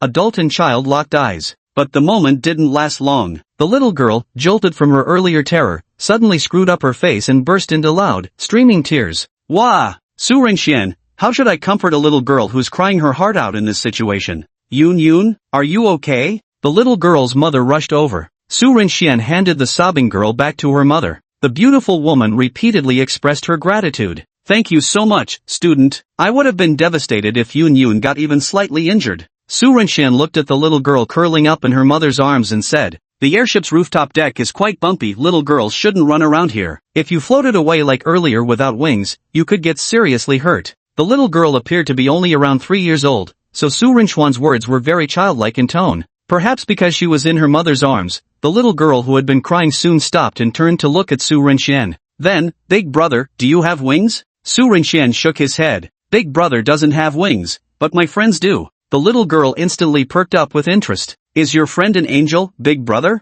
Su Rinxian's expression of how did you know made the child burst into laughter. Wow, an angel, that's really amazing. She excitedly clapped her hands, only to realize the bouquet she had been holding had vanished. Yun looked at her mother with a pitiful expression. Mommy, Yun's flowers flew away. Tears immediately welled up in her eyes, ready to turn into pearl-like droplets at any moment. Longrui patted her helplessly. Don't cry, Yun. Mommy will get you more flowers when we go back. Su Rinxian, finding the little girl adorable, set down the book he was holding and summoned his magic wand. Longrui watched Su Rinxian with sparkling eyes. Su Rinxian coughed twice to catch the little girl's attention. He then cast the orchids in bloom spell, and a stunning bouquet of flowers appeared in his hands. He handed the flowers to the little girl. Seeing this, the little girl immediately stopped crying, her eyes gleaming as she stared at Su Rinxian. Even her mother looked astonished. Longrui understood that the bouquet had been conjured by the young man before them using Turing's transformation, but she still found it incredible. After all, who would absorb such a seemingly useless skill as their spiritual technique? Though in truth, it had its uses deadly effective when dealing with women. Wow, big brother is so amazing, you can actually make flowers appear out of thin air. The little girl clutched the bouquet, her curiosity instantly piqued. Big brother, how did you make flowers appear? Can you teach Yun? Yun also wants to make flowers for mommy. Mommy loves pretty flowers so much. Hearing the little girl's adorably soft voice, Su Rinxian felt his heart completely melt. So he said childishly, but big brother is a magician, that's why he can make flowers appear. Yun, if you don't have magic, you can't learn this. Magician? Yun's eyes instantly sparkled. Brother, can you teach me magic? I really want to become a magic girl. Su Rinxian choked. He thought to himself that being a magical girl wasn't a good profession at all. Kids shouldn't make random wishes. Longrui understood the magic the boy mentioned must be some Turing ability. She could only shake her head helplessly at her troublesome daughter. Mister, what other magic do you have? Can you show me some? Su Rinxian was just finding it amusing and wanted to tease the child in front of him, but in the next second, the airship suddenly jolted violently. This time, the tremor felt distinctly abnormal, not caused by air currents but rather resembling vibrations from combat. Boom! An explosion rang out. In an instant, both Longrui and Su Rinxian realized this might truly not be an ordinary accident. What's going on? Longrui frowned while holding the child. Su Rinxian directly activated, original form revealed, and the entire airship scene appeared in his mind. He was positioned on the rooftop of the highest deck of the celestial airship, while the explosion occurred in the luxurious VIP area of the second floor of the sky vault. Seeing the fight taking place here, many unidentified figures in black suddenly appeared on the airship. Bandits, or robbers? Immersive translate. Everyone stay down properly. Otherwise, I can't guarantee whether celestial vessel will crash or not. The leading black-clad figure said coldly. However, cold sweat trickled down the face of celestial vessel's commanding officer. Although there are many spirit nurturers on the airship, most of them are ordinary people who can't even kill a chicken. If the airship crashes, even the spirit nurturers might not survive, let alone ordinary people. What do you want us to do? We'll cooperate with you. The leader of the black-clad men shouted, gather everyone in the hall. We're just looking for one person. No need to worry, as long as you obey us, your lives will be safe. Soon after, an announcement echoed through the airship. Su Rinxian felt helpless in his heart. As expected, wherever Yi Chen goes, accidents are sure to follow. It seems this journey won't be boring. Yi Chen, is this human speech? Chapter 74, The Geek Mercenary Group, The Abyss Virus. Su Renxian understood that the situation wasn't simple, but he didn't recklessly charge into the fight either. He gathered with the noblewoman and little Yun Yun in the second-floor hall of the airship. The moment he arrived, he noticed Duan Yunan's somewhat troubled gaze. Renxian, over here. Mo Yuanqing quietly pulled Su Rinzong to their designated area. At this moment, nearly all crew members and passengers on the airship had been gathered here, waiting for interrogation by these black-clad figures. I know there are many powerful spiritual trainers among you, but before you act, consider this: once battle erupts, can this airship withstand the clash between us? Think carefully about the fate of these passengers. Hearing these words from the black-masked figures, several passengers who had been preparing to jointly resist them froze instantly. The airship is now several thousand meters above the ground. One wrong move could lead to a catastrophic crash. Except for beastmasters with flight abilities, everyone else would surely perish without a trace. The black-clad figure surveyed all the assembled people. Changing his tone, he spoke amiably, "We're only looking for one person and don't want to cause unnecessary trouble. As long as you behave and follow our instructions, I'll guarantee your safety. So who exactly are you looking for?" Li Qing, as the person in charge of the sky vessel, spoke up to inquire. Seeing that the situation was under control, the leader of the black-clad men showed no urgency. With everything firmly in his grasp, he unhurriedly found a place to sit down. He then raised his voice and asked, "Where is Master Yu?" "Master Yu?" Su Renxian wondered what kind of master could make these ruthless individuals risk their lives to hijack an airship. In this era, all modes of transportation were under state control and could become strategic resources during emergencies. Normally, no one would dare to commit such an act as hijacking an airship. These people claim there won't be any trouble if we hand over someone called Master Yu. Can they really be trusted? And this Master Yu? It couldn't be Yu Kaluan, could it? After all, Su Renxian knew the only Master Yu he'd ever encountered was Yu Kaluan, whom he'd met briefly before. Now hearing these people were searching for someone surnamed Yu Kaluan's composed face immediately surfaced in his mind. Meanwhile, Long Rui beside Su Renxian was startled, her expression flustered as she scanned the crowd as if searching for something. Looking at the few burly men towering ahead, Yun Yun also wore a frightened expression. She immediately shrank into her mother's embrace. "Mommy, I'm scared." "Don't be afraid, Yun Yun. Mommy's right here." Long Rui shielded her child, her heart filled with growing anxiety about these ruthless intruders. Yu Kaluan never expected to be targeted by this group. Worried about his wife and child, terrified they might be harmed, he stepped forward without hesitation upon hearing they were searching for him. He walked straight up to the black-masked leader. "I'm Yu Kaluan. What do you want with me?" Yu Kaluan walked straight out without keeping these people waiting. Song Wei immediately cheered. "Ha, Master Yu is truly as elusive as a divine dragon. I heard you had no choice but to come here under such circumstances. I hope you don't take offense." The leader of the black-clad men, upon seeing Yu Kaluan appear, instantly softened his originally rough demeanor, the fierce aura around him diminishing by half.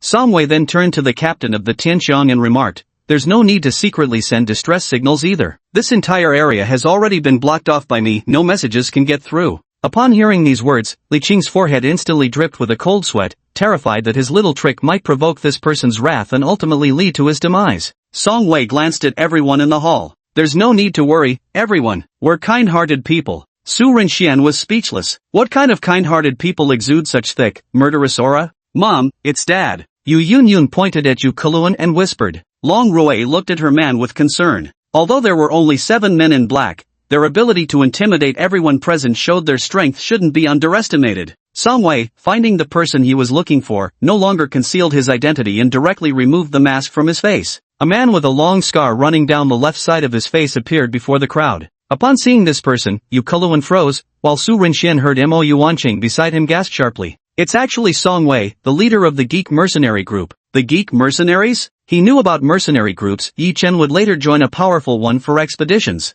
Su Renxian also recalled the plot, thinking that Yi Chen had joined a mercenary group called the Geeks. What a coincidence! Su Renxian took the chance to glance at Yi Chen, who was also observing these mercenary groups. "I didn't expect anyone to have heard of our mercenary group's reputation." Song Wei looked towards Su Renxian's direction, more precisely at the woman standing beside Su Renxian. "Greetings, Madam Yu. We've made you worry." As he spoke, his gaze shifted to the group of students behind Su Renxian, causing Duan Yunan to tense up instantly. He had also heard of the Geek Mercenary Corps, not exactly bad people, but certainly not good ones either. People who walk on the edge of a blade. Judging by your looks, your students heading to Central City for the National Martial Arts Tournament, right? Ah, brings back memories. Didn't mean to scare you, ha ha ha. Old Song here is a rough man. My child's life hangs by a thread, so I resorted to such desperate measures. My apologies to everyone here. With that, Song Wei clasped his fists respectfully. Not at all, not at all. Duan Yunan dared not argue with him. Song Wei had his subordinates bring his injured daughter before Yu Keluan.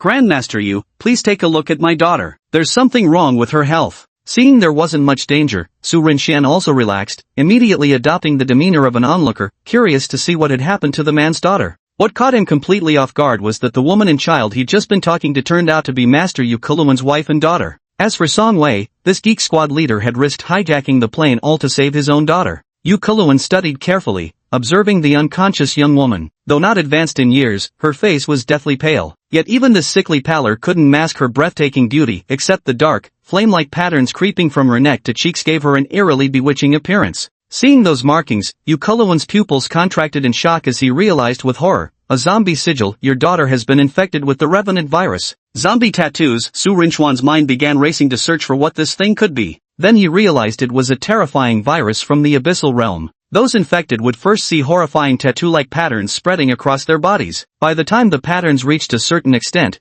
the virus would directly transform the infected into a terrifying kind of fallen being, shadow corpses. Put simply, they'd turn into zombies, conscious zombies, no less. Yu Keluan took 2 steps back, looking at the woman and Song Wei with fear in his eyes. How did she contract the abyss virus? The viral patterns have already spread to her neck. Soon, she'll succumb to corruption. Hearing Master Yu's words, Song Wei's eyes burned with hatred before softening as he gazed at the sickly young girl. He wasn't a good father, living life on the knife's edge every day, dragging his daughter down with him into suffering. This mission led him into an ambush by a rival mercenary group, causing his daughter to suffer undeserved calamity. She was sneak attacked by foreign forces and infected with one of the abyss viruses, the living dead virus. Master Yu, I beg you to save my daughter. Song will be eternally grateful. As a father, Yu Keluan understood Song Wei's feelings all too well. He also had a daughter and could deeply empathize with such anguish. The abyss viruses are among the world's most insurmountable problems. Though I am a 4th-rank spiritual pharmacist, even I cannot cure what the world deems incurable. Chapter 75, Suppression Potion, Monster Attack. Yu Keluan wasn't lying. Although he was a master-level spiritual pharmacist,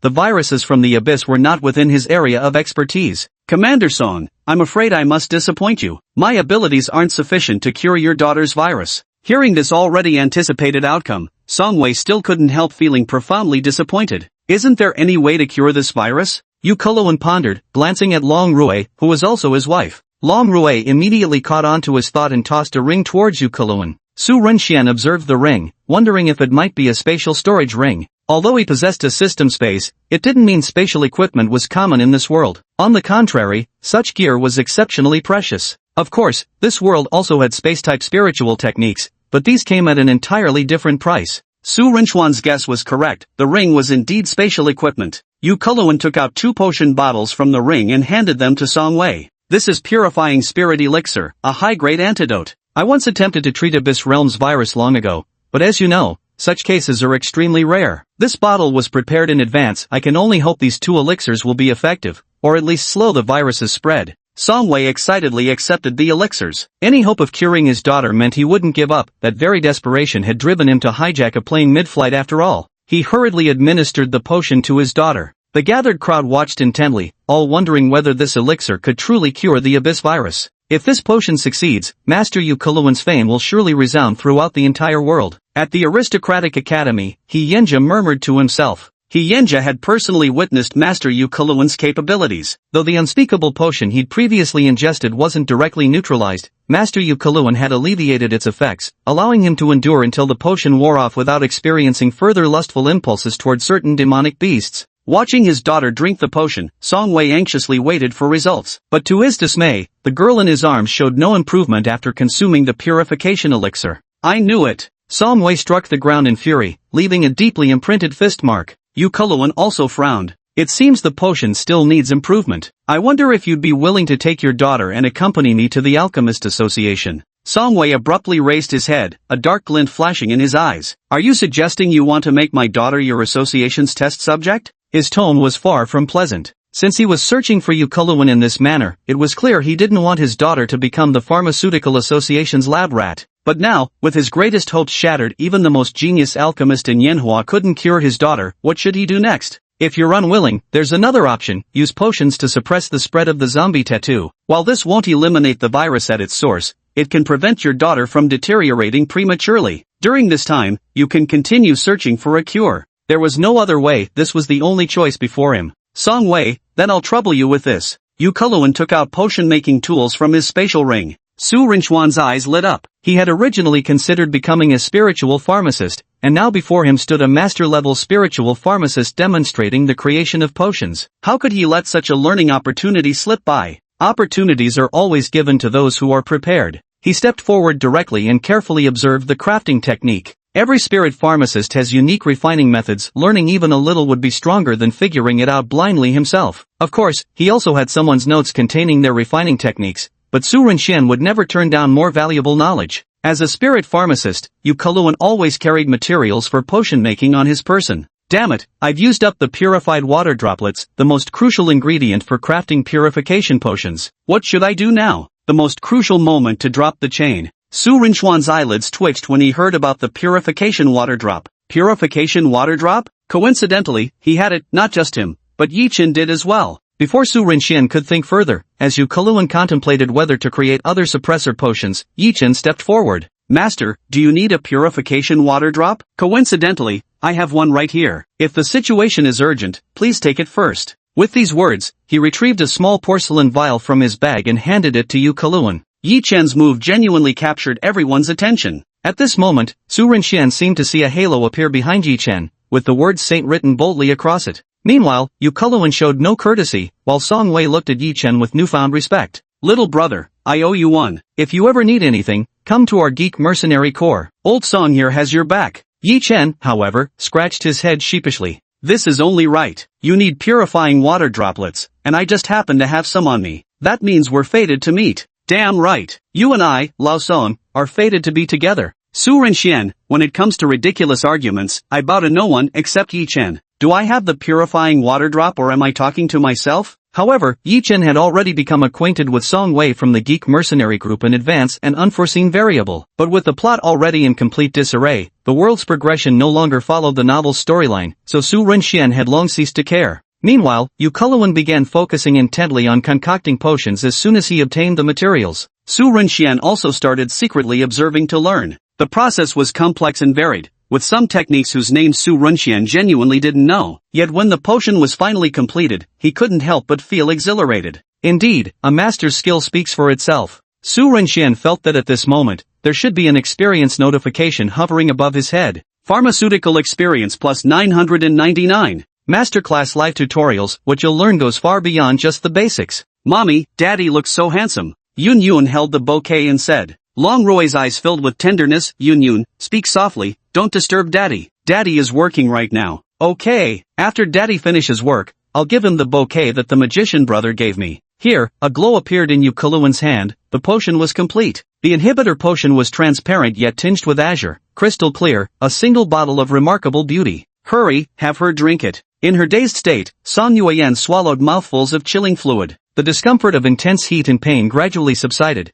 and his mental state slowly began to recover. She struggled to open her eyes. Song Wei exclaimed excitedly, Yen Yen, you're finally awake. The bystanders present immediately cheered up. Wow, spirit pharmacists are truly amazing. This girl's severe virus infection was completely cured. Are you deaf or what? The spirit pharmacist clearly said it was suppression, not a cure. That's true. There's only one recorded case of successful cure in the world, the potion which from the witch cult can treat the abyss virus. But who dares to seek her treatment? You're lucky if you can stay alive long enough to meet her. Song Wei remained silent. He knew this all too well, but he couldn't locate the potion witch either. Otherwise, he would have already gone to the witch cult and begged for her help in treating his daughter, no matter what the cost. Yu Kuluan heard the potion witch's body pause for a moment before quickly recovering. Meanwhile, He Yenja stiffened as if recalling some creature-dominated terror from memory. Song Wei first thanked Yu Kuluan for rescuing them, then turned his gaze toward Yi Chen. But before he could say more, a panicked voice rang out. Look quickly, what's that outside?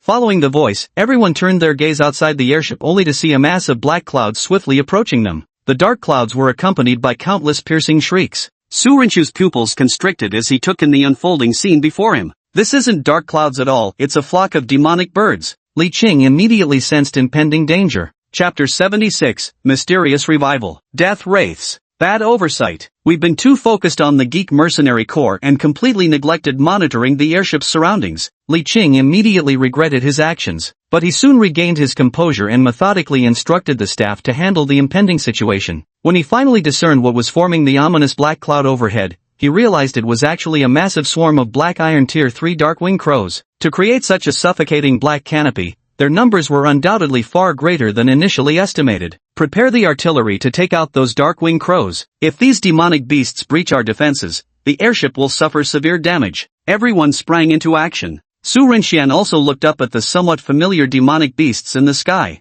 I thought the crisis was over after dealing with that sudden breach of the airship. Seems I celebrated too soon. Moreover, he noticed these black-feathered crows seemed to be fleeing from something chasing them. Duan Yunan and the other two principals also quickly sprang into action to protect their students. Yu Keluan shielded his wife and child, though despite being a fourth-rank spiritual pharmacist, his actual combat strength was admittedly weak. "Daddy, carry me?" Yun Yun stretched out her little hands, wanting to throw herself into her father's embrace. "Come here, Yun Yun." Song Wei looked at the current situation and said, "Master Yu, don't worry. Since you've suppressed the virus in my daughter, I'll help you escape this predicament." Yu Keluan didn't refuse this offer either. Li Qing swiftly moved to his position. True to his duty, he promptly activated the airship's anti-air systems. Not only that, but he also engaged the defensive shields to block the onslaught of the black feather crows. Su Renxian gazed at the horizon. At that moment, the sky was ominously dark, with black clouds pressing down as thunder roared, lightning flashed, and a violent storm swept in.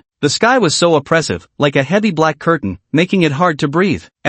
Silently with the demonic beasts darting about wildly, no, it should be said, the black feather crows. He always felt that the arrival of the monster horde was too sudden, leaving him completely unprepared. Ding! Host, please be advised, detected unidentified powerful energy outbreak. Detected unidentified powerful energy outbreak. Detected unidentified powerful energy outbreak. Ding! The ancient mystery is awakening. Prepare for an energy surge. The sudden appearance of the system caught Su Renxian off guard. The information transmitted by the system made him realize that all this must have been caused by the so-called awakening of the ancient mystery. What kind of existence could make heaven and earth change color? And why did such rotten luck have to happen to me? Su Renxian was itching to curse out loud. But right now, what he needed to do was face the energy impact the system had mentioned. How exactly was he supposed to defend against that? Sweat rolled down Li Qing's forehead. The defense system is activated. Just hold out against the black feather crow swarm's assault, and we'll have nothing left to worry about. Though that's what I thought, things always take unexpected turns. Look, what's that?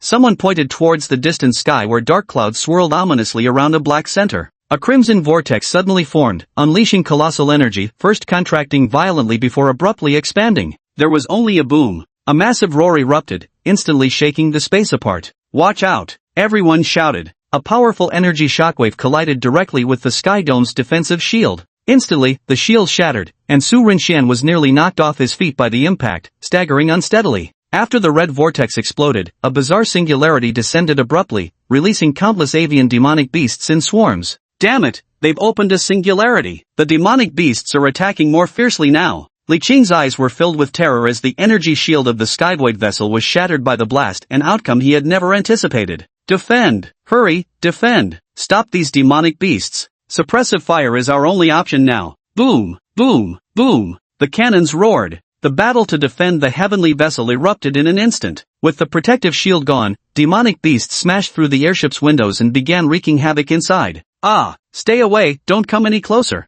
Ordinary people screamed and scrambled for cover. Su Renxian's gaze sharpened, a red glint flashing through his pupils as the spirit technique, Binding Eyes, activated. A black-feathered crow that was about to attack him froze instantly in mid-air, only to be obliterated by Yi Chen's immediate punch. Yi Chen felt puzzled. Had this black-feathered crow gone stupid, or had he awakened some ability to intimidate enemies? Why had it just stood there motionless, letting him strike? How strange. It's good to feel strange. Su Renxian waved his magic wand, and dozens of fireballs appeared behind him, shooting toward the attacking Darkwing Crows. The battle began. The teams from the 3 academies participating in the 100 Schools Alliance each began to showcase their unique abilities. The Ink Origin Spirit Brush appeared in Mo Yuanqing's hand. With the infusion of his spiritual energy, the indigo blue brush instantly enlarged to the size of a person. Holding the giant spirit brush, he began to unleash his ability. Beast Mimicry Art, Crane's Cry over the 9 Marshes. ink splashed as spiritual energy surged. In the next moment, an ink-black crane with the power of black iron rank 9 soared into the sky. With a single piercing cry, its sonic vibration stunned the surrounding black feather crows,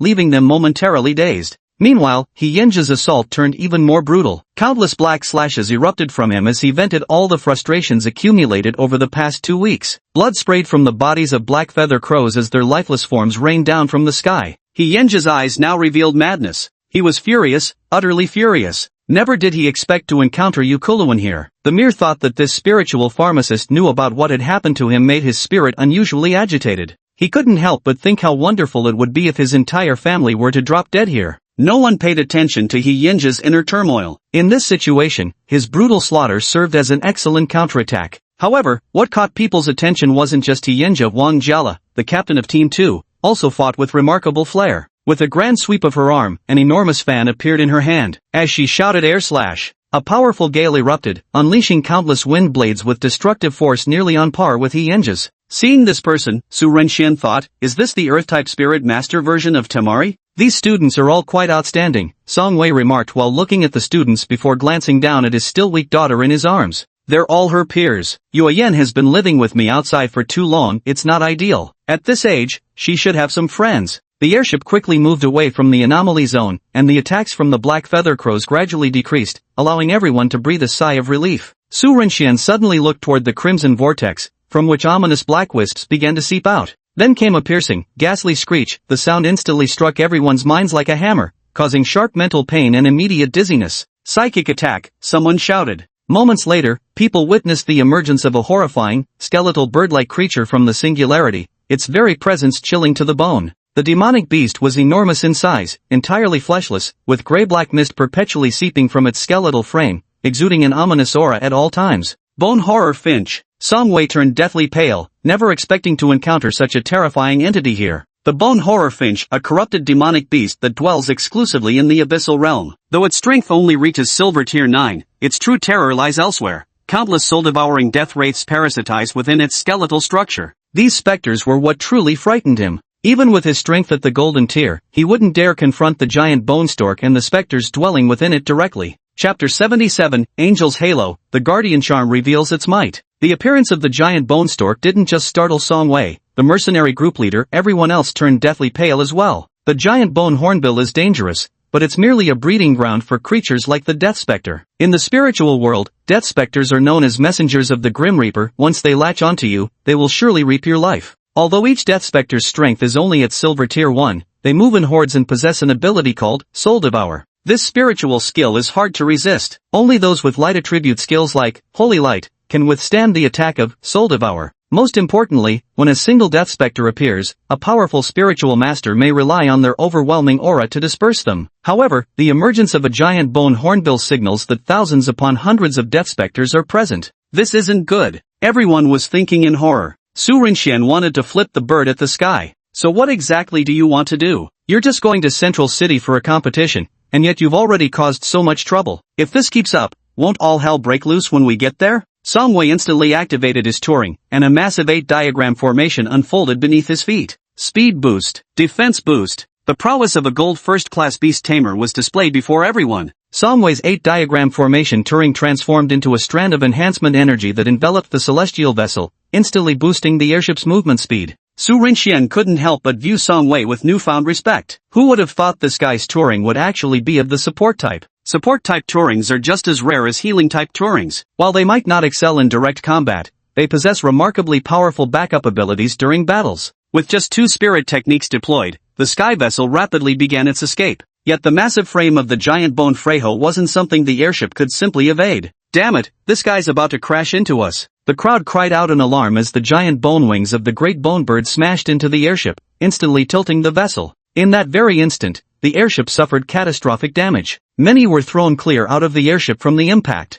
Su Renxian was unfortunate. He was one of these people. Ujask%. Add hashtag Yuan. Su Renxian, someone exclaimed. Yun, someone shouted. Seeing someone falling from great height, Duan Yunan thought to use the babooling Turing for rescue, but the next moment a swarm of death wraiths emerged, instantly making him abandon that idea. Not good, it's the death wraiths. Duan Yunan's attempt to fly over for rescue was immediately blocked as the death wraiths intercepted him directly. Everyone turned deathly pale, believing their lives were about to end right there. Yu Kuluan and Long Rui turned pale. The moment the airship tilted violently, a black-feathered crow attacked. They failed to shield the child, who was flung out of the airship. My child, my child. Long Rui wailed in anguish, tears streaming down her face. Just as the death wraith was about to attack everyone, Jiang Shanghua stepped forward, radiating a surge of holy energy. Holy, sacred light began to disperse the deathly wraiths attempting to attack. Jiang Shanghua strikes directly. At this moment, a halo crowns her head as her four-winged back instantly unfolds. With her innate ability, Sacred Guardian, activated, the death wraiths, repulsed by the most loathed light attribute energy, refused to advance.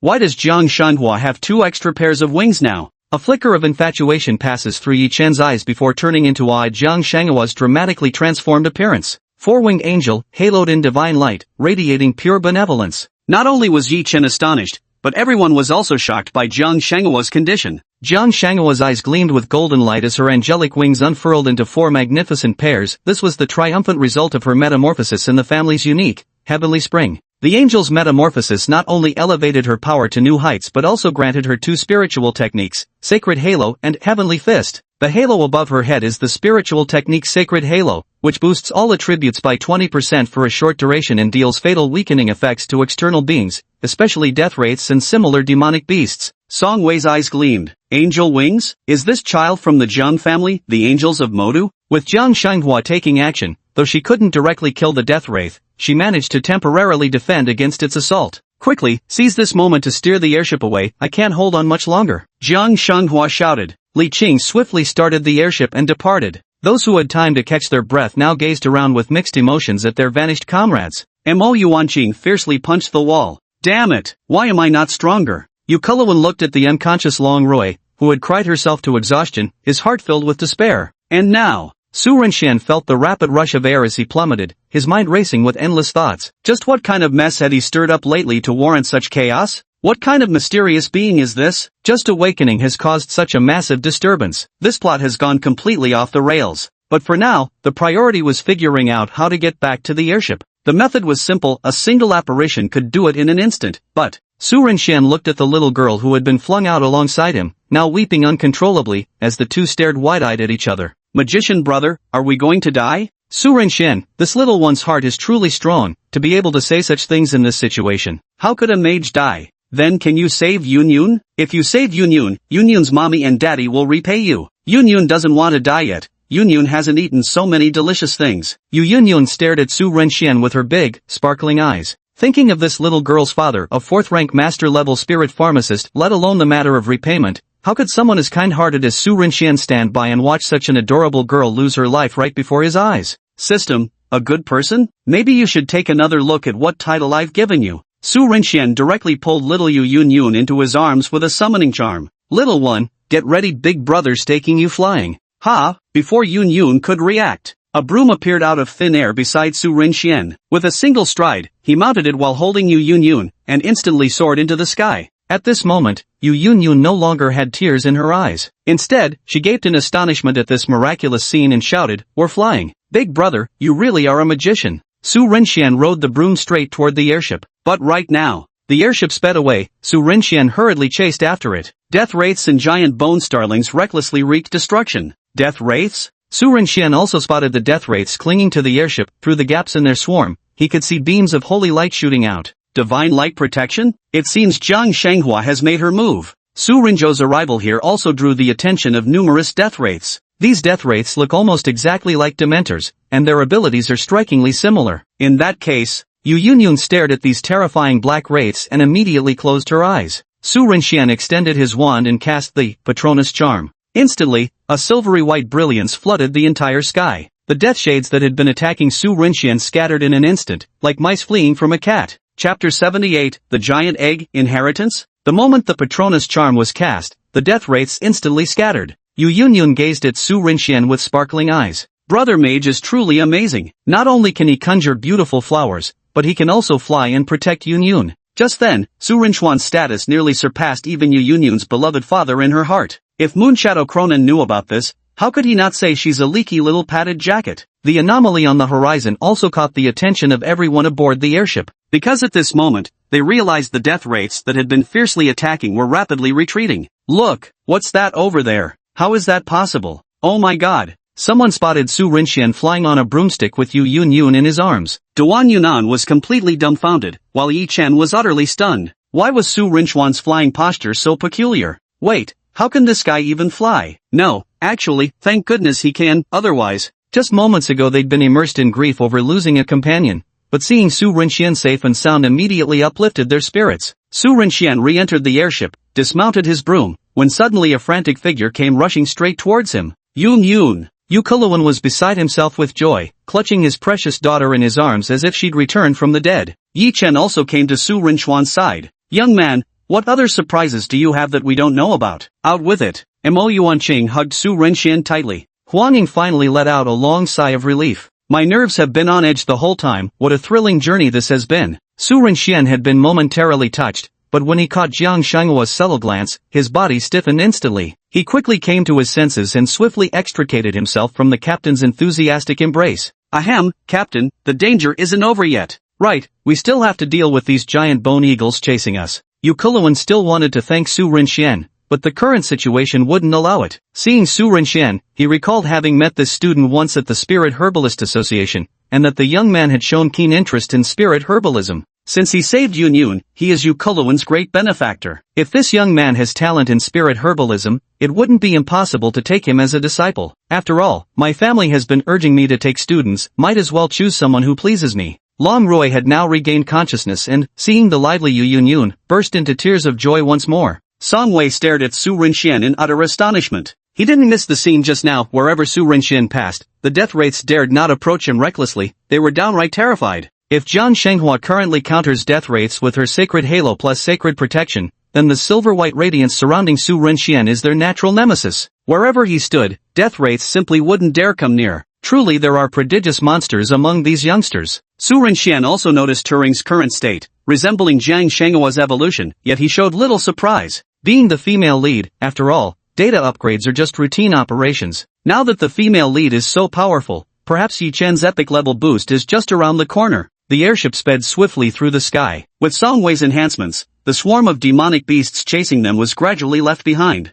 Su Rinxian began pondering what exactly constituted the mysterious resurgence that the system had mentioned earlier. This wasn't part of the original book's setting. My arrival truly has altered many things. Now the plot has become completely unrecognizable, its future direction utterly unpredictable. While everyone lost themselves in thought, Yi Chen stood by the window, a flash of red light passing through his eyes. Fiery golden eyes, activated. Staring at the crimson vortex and the singularity within it, he hadn't told anyone that during the energy shockwave's eruption, an inexplicable gravitational pull had drawn him toward the whirlpool. Were it not for special circumstances, he would certainly have ventured inside to investigate. Though watching from afar isn't bad either, at least it's safe. His gaze pierced through the dark clouds, finally reaching the heart of the scarlet vortex. What appeared at the vortex's core made Yi Chen's jaw drop in astonishment. How is this possible? Why would there be a giant egg in a place like that? A pitch-black giant egg appeared at the center of the vortex, and only then did he realize that the crimson whirlpool wasn't inherently red, it was dyed that way by the blood of the demonic beasts surrounding it. Now, Yi Chen finally understood why the demonic beasts had been relentlessly pursuing them. This wasn't a chase, it was a desperate flight from the vortex, a frantic attempt to escape before the colossal egg could devour their lives. Su Rinxian took in every subtle shift in Yi Chen's expression. Activating his soul-snatching insight, he too glimpsed what Yi Chen had witnessed. So the mystery revival is an egg? Just the revival alone causes such a commotion, clearly not a good egg, actually devouring flesh and blood to resurrect. Yet just as Yi Chen was observing the giant egg, the sound of a beating heart suddenly echoed in his ears. The next moment, the colossal egg in his line of sight exploded in an instant. In the very next second, as if locked on, an overwhelming force descended upon Yi Chen without warning. Blood gushed from all 7 orifices of his head as he crashed heavily to the ground. This sudden turn of events frightened everyone. Meanwhile, Su Rinxian, who had been constantly using legilimency to read Yi Chen's thoughts, suddenly vomited blood in the next instant. It was the first time he had suffered backlash from legilimency. What's wrong with you two? Mo Yuanqing asked worriedly. Yi Chen was completely unconscious, while Su Rinxian seemed relatively fine, having only suffered a mental shock. I'm alright, but Yi Chen appears to be much more seriously injured. With blood streaming from all 7 orifices, Yi Chen indeed looked severely wounded. Simultaneously, Su Rinxian was still processing the information before the backlash of his talent struck. Earlier, they had joked that Jiang Shenghua's data upgrade as the female lead was standard procedure. Now it seemed Yi Chen's epic level buff was imminent and the prediction immediately came true. I actually called it. The reason Yi Chen was bleeding from all 7 orifices was that the inheritance he received was far too powerful for him to withstand. As for him suffering backlash, it was simply collateral damage, in other words, pure bad luck. He was struck by the overflowing energy from the inheritance. Just as everyone's attention was focused on Yi Chen, the red vortex in the far distance began to slowly fade away. The Skyvoid vessel was also rapidly flying toward its destination, Central City. After a full day's journey, the group finally arrived at Central City, the heart of Flame China. Everyone breathed a sigh of relief. When disembarking, Yu Keluan handed Su Rinxian a calling card, inviting him to visit the Yu family. Su Rinxian didn't stand on ceremony, these were all connections he could use, and he wasn't about to let them slip away. Magic brother, you must come to my house. When you arrive, teach me magic. He bid them farewell. Su Rinxian immediately entered the hotel arranged by the school. He collapsed onto the bed directly. My god, taking an airship is so thrilling. I'll just use apparition to travel from now on.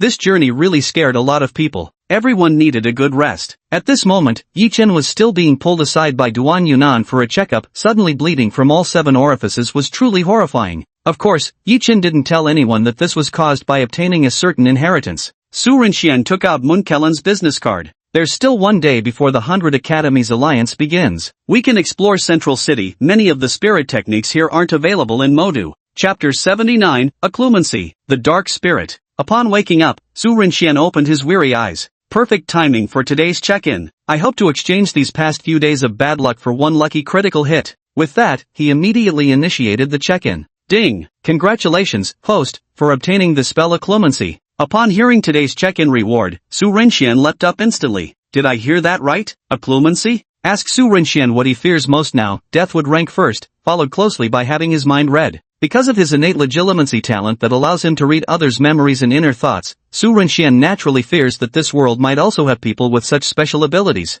Indeed, there are. Just like the angels of the Jiang family in Modu, Manhua has many peculiar families with unique talents. The Heart Inquiry, Shen family is one of them. Once a spirit nurturer from their family reaches the Black Iron tier, their talent, Mirror of Heart Inquiry, awakens an ability, specifically, the power to read minds. What Su Rinxian fears isn't just mind reading. After all, talents come in countless strange forms, and it's impossible that none could manipulate another's psyche. He himself was a man with secrets, so he didn't go around publicizing his mind-reading ability for fear of attracting trouble. Yet he also needed to guard against those with such abilities targeting him. How could he not feel excited about today's reward, Occlumency? How could he not rejoice? Occlumency is a defensive magic that prevents others from reading or manipulating one's mind, effectively blocking intrusion into one's thoughts. The arrival of this spell also allowed Su Rinxian to safely safeguard his little secrets. Indeed, the law of conservation of energy holds true. Had a spell of bad luck before, but today's check-in rewarded me with something good. If this is how it works, I wouldn't mind more of such incidents.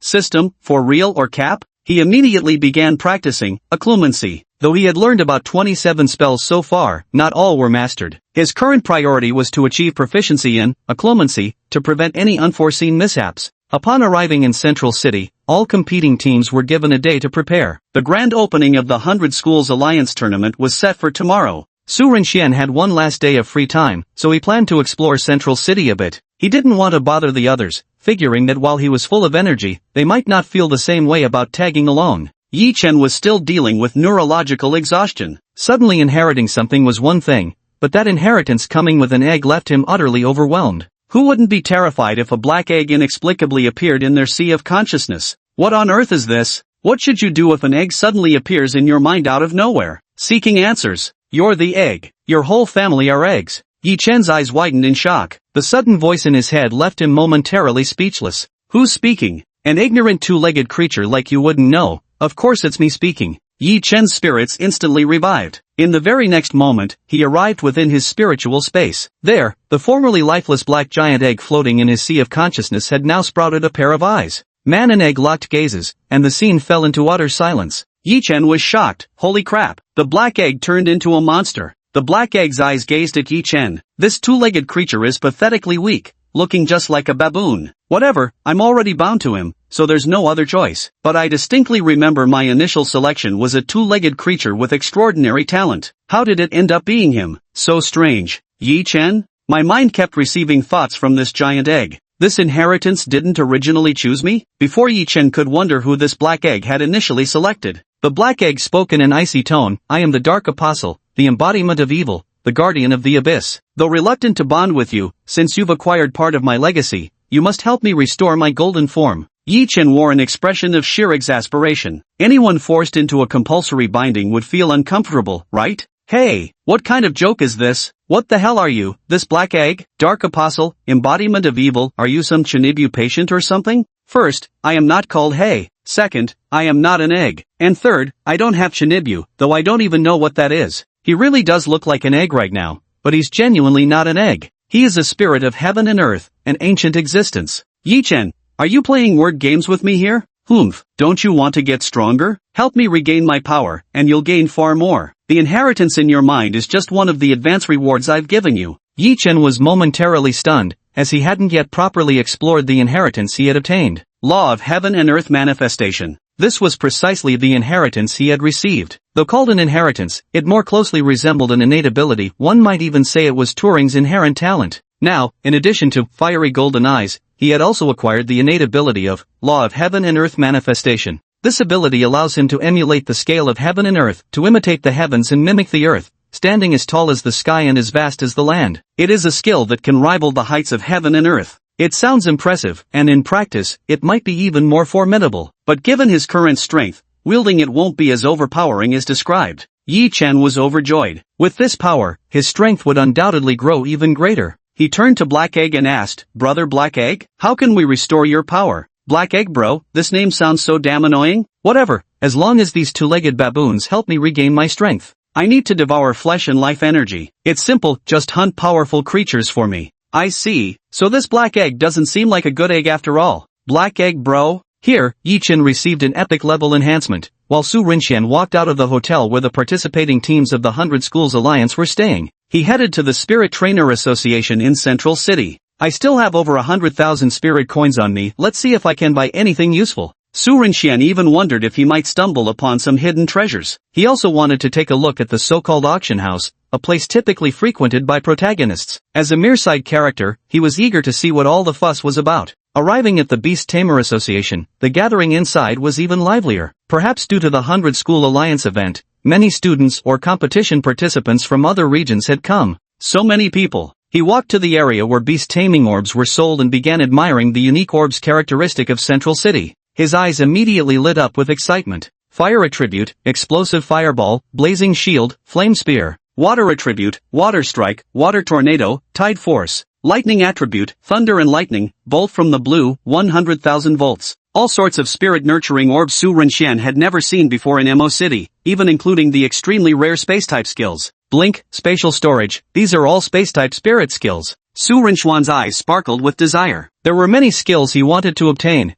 but when he saw the price tags on the spirit-nurturing pearls, 1, 10, 100, 1,000, 10,000, 100,000, million. Seeing the string of zeros after the numbers, Su Rinxian felt half of his enthusiasm drain away. Forget it, my spell works just fine. Before Su Rinxian could leave, an arrogant voice sounded by his ear. What kind of penniless wretch comes to buy spirit-nurturing pearls? Do you even have money? Hearing such a grating voice, Su Rinxian was utterly confused. Turning around, he saw a plump, big-headed man looking at him with disdain. Su Rinxian pointed at himself and asked, Are you talking about me? Chapter 80, Direct Robbery, Forest of Death. Su Rinxian was quite puzzled. He hadn't provoked anyone, so why was someone trying to pick a fight with him? This plot doesn't make sense either. I'm just buying things alone. There's no female lead-level character around me. There's absolutely no reason to find fault, right? Could it be because I'm too handsome? Surely not. Wang Ba, his big belly sticking out, looked scornfully at Su Rinxian. He simply disliked the man before him. Being handsome was useless. He was still just a poor nobody. Humph. Although I, Wang Ba, may not be handsome, the one thing I'm never short of is spirit coins. Pauper, if you can't afford it, don't block my way. With that, he shoved his hip, sending Su Rinxian stumbling backward. Su Rinjua, damn, is this guy a wild boar in human form or what?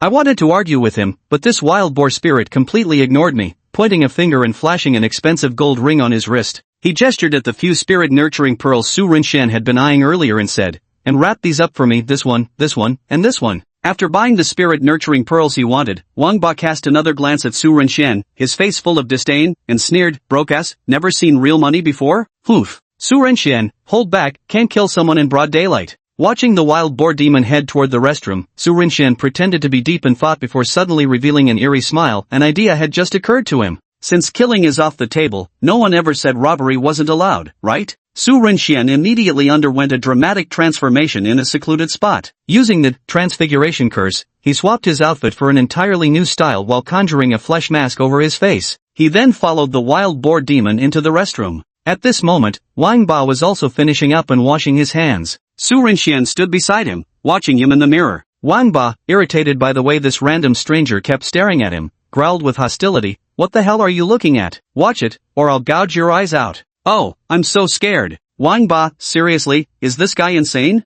Su Renzhuan didn't want to let complications arise. The restroom had heavy foot traffic, and it would be troublesome if someone discovered them. Without hesitation, he cast a soul departure spell, the Imperious Curse, to take control of Wang Ba. Wang Ba's eyes rolled back as his face suddenly lit up with excitement. His already plump features contorted into a wide, grinning expression. "TCH, smiling makes you look even more like a pig." Su Renxian commanded directly, "Take out the spirit nurturing pearls you just bought." Without any hesitation, Wang Ba smiled and took out 4 spirit nurturing pearls before handing them over to Su Renxian. Having obtained what he wanted, Su Renxian didn't hesitate either. He immediately hit Wang Ba with a petrifying curse and quickly left the scene, swiftly finding a place to remove his disguise. He returned to his original appearance of a graceful young man, as if nothing had happened. A few seconds later, a shrill scream suddenly erupted from the restroom of the Beast Tamer Association, sounding like a pig being slaughtered. This immediately piqued the curiosity of numerous onlookers. What happened? Why do I hear the sound of pig slaughtering? I don't think we're in a village. Could there be a demon beast suddenly appearing at the Beast Tamer Association?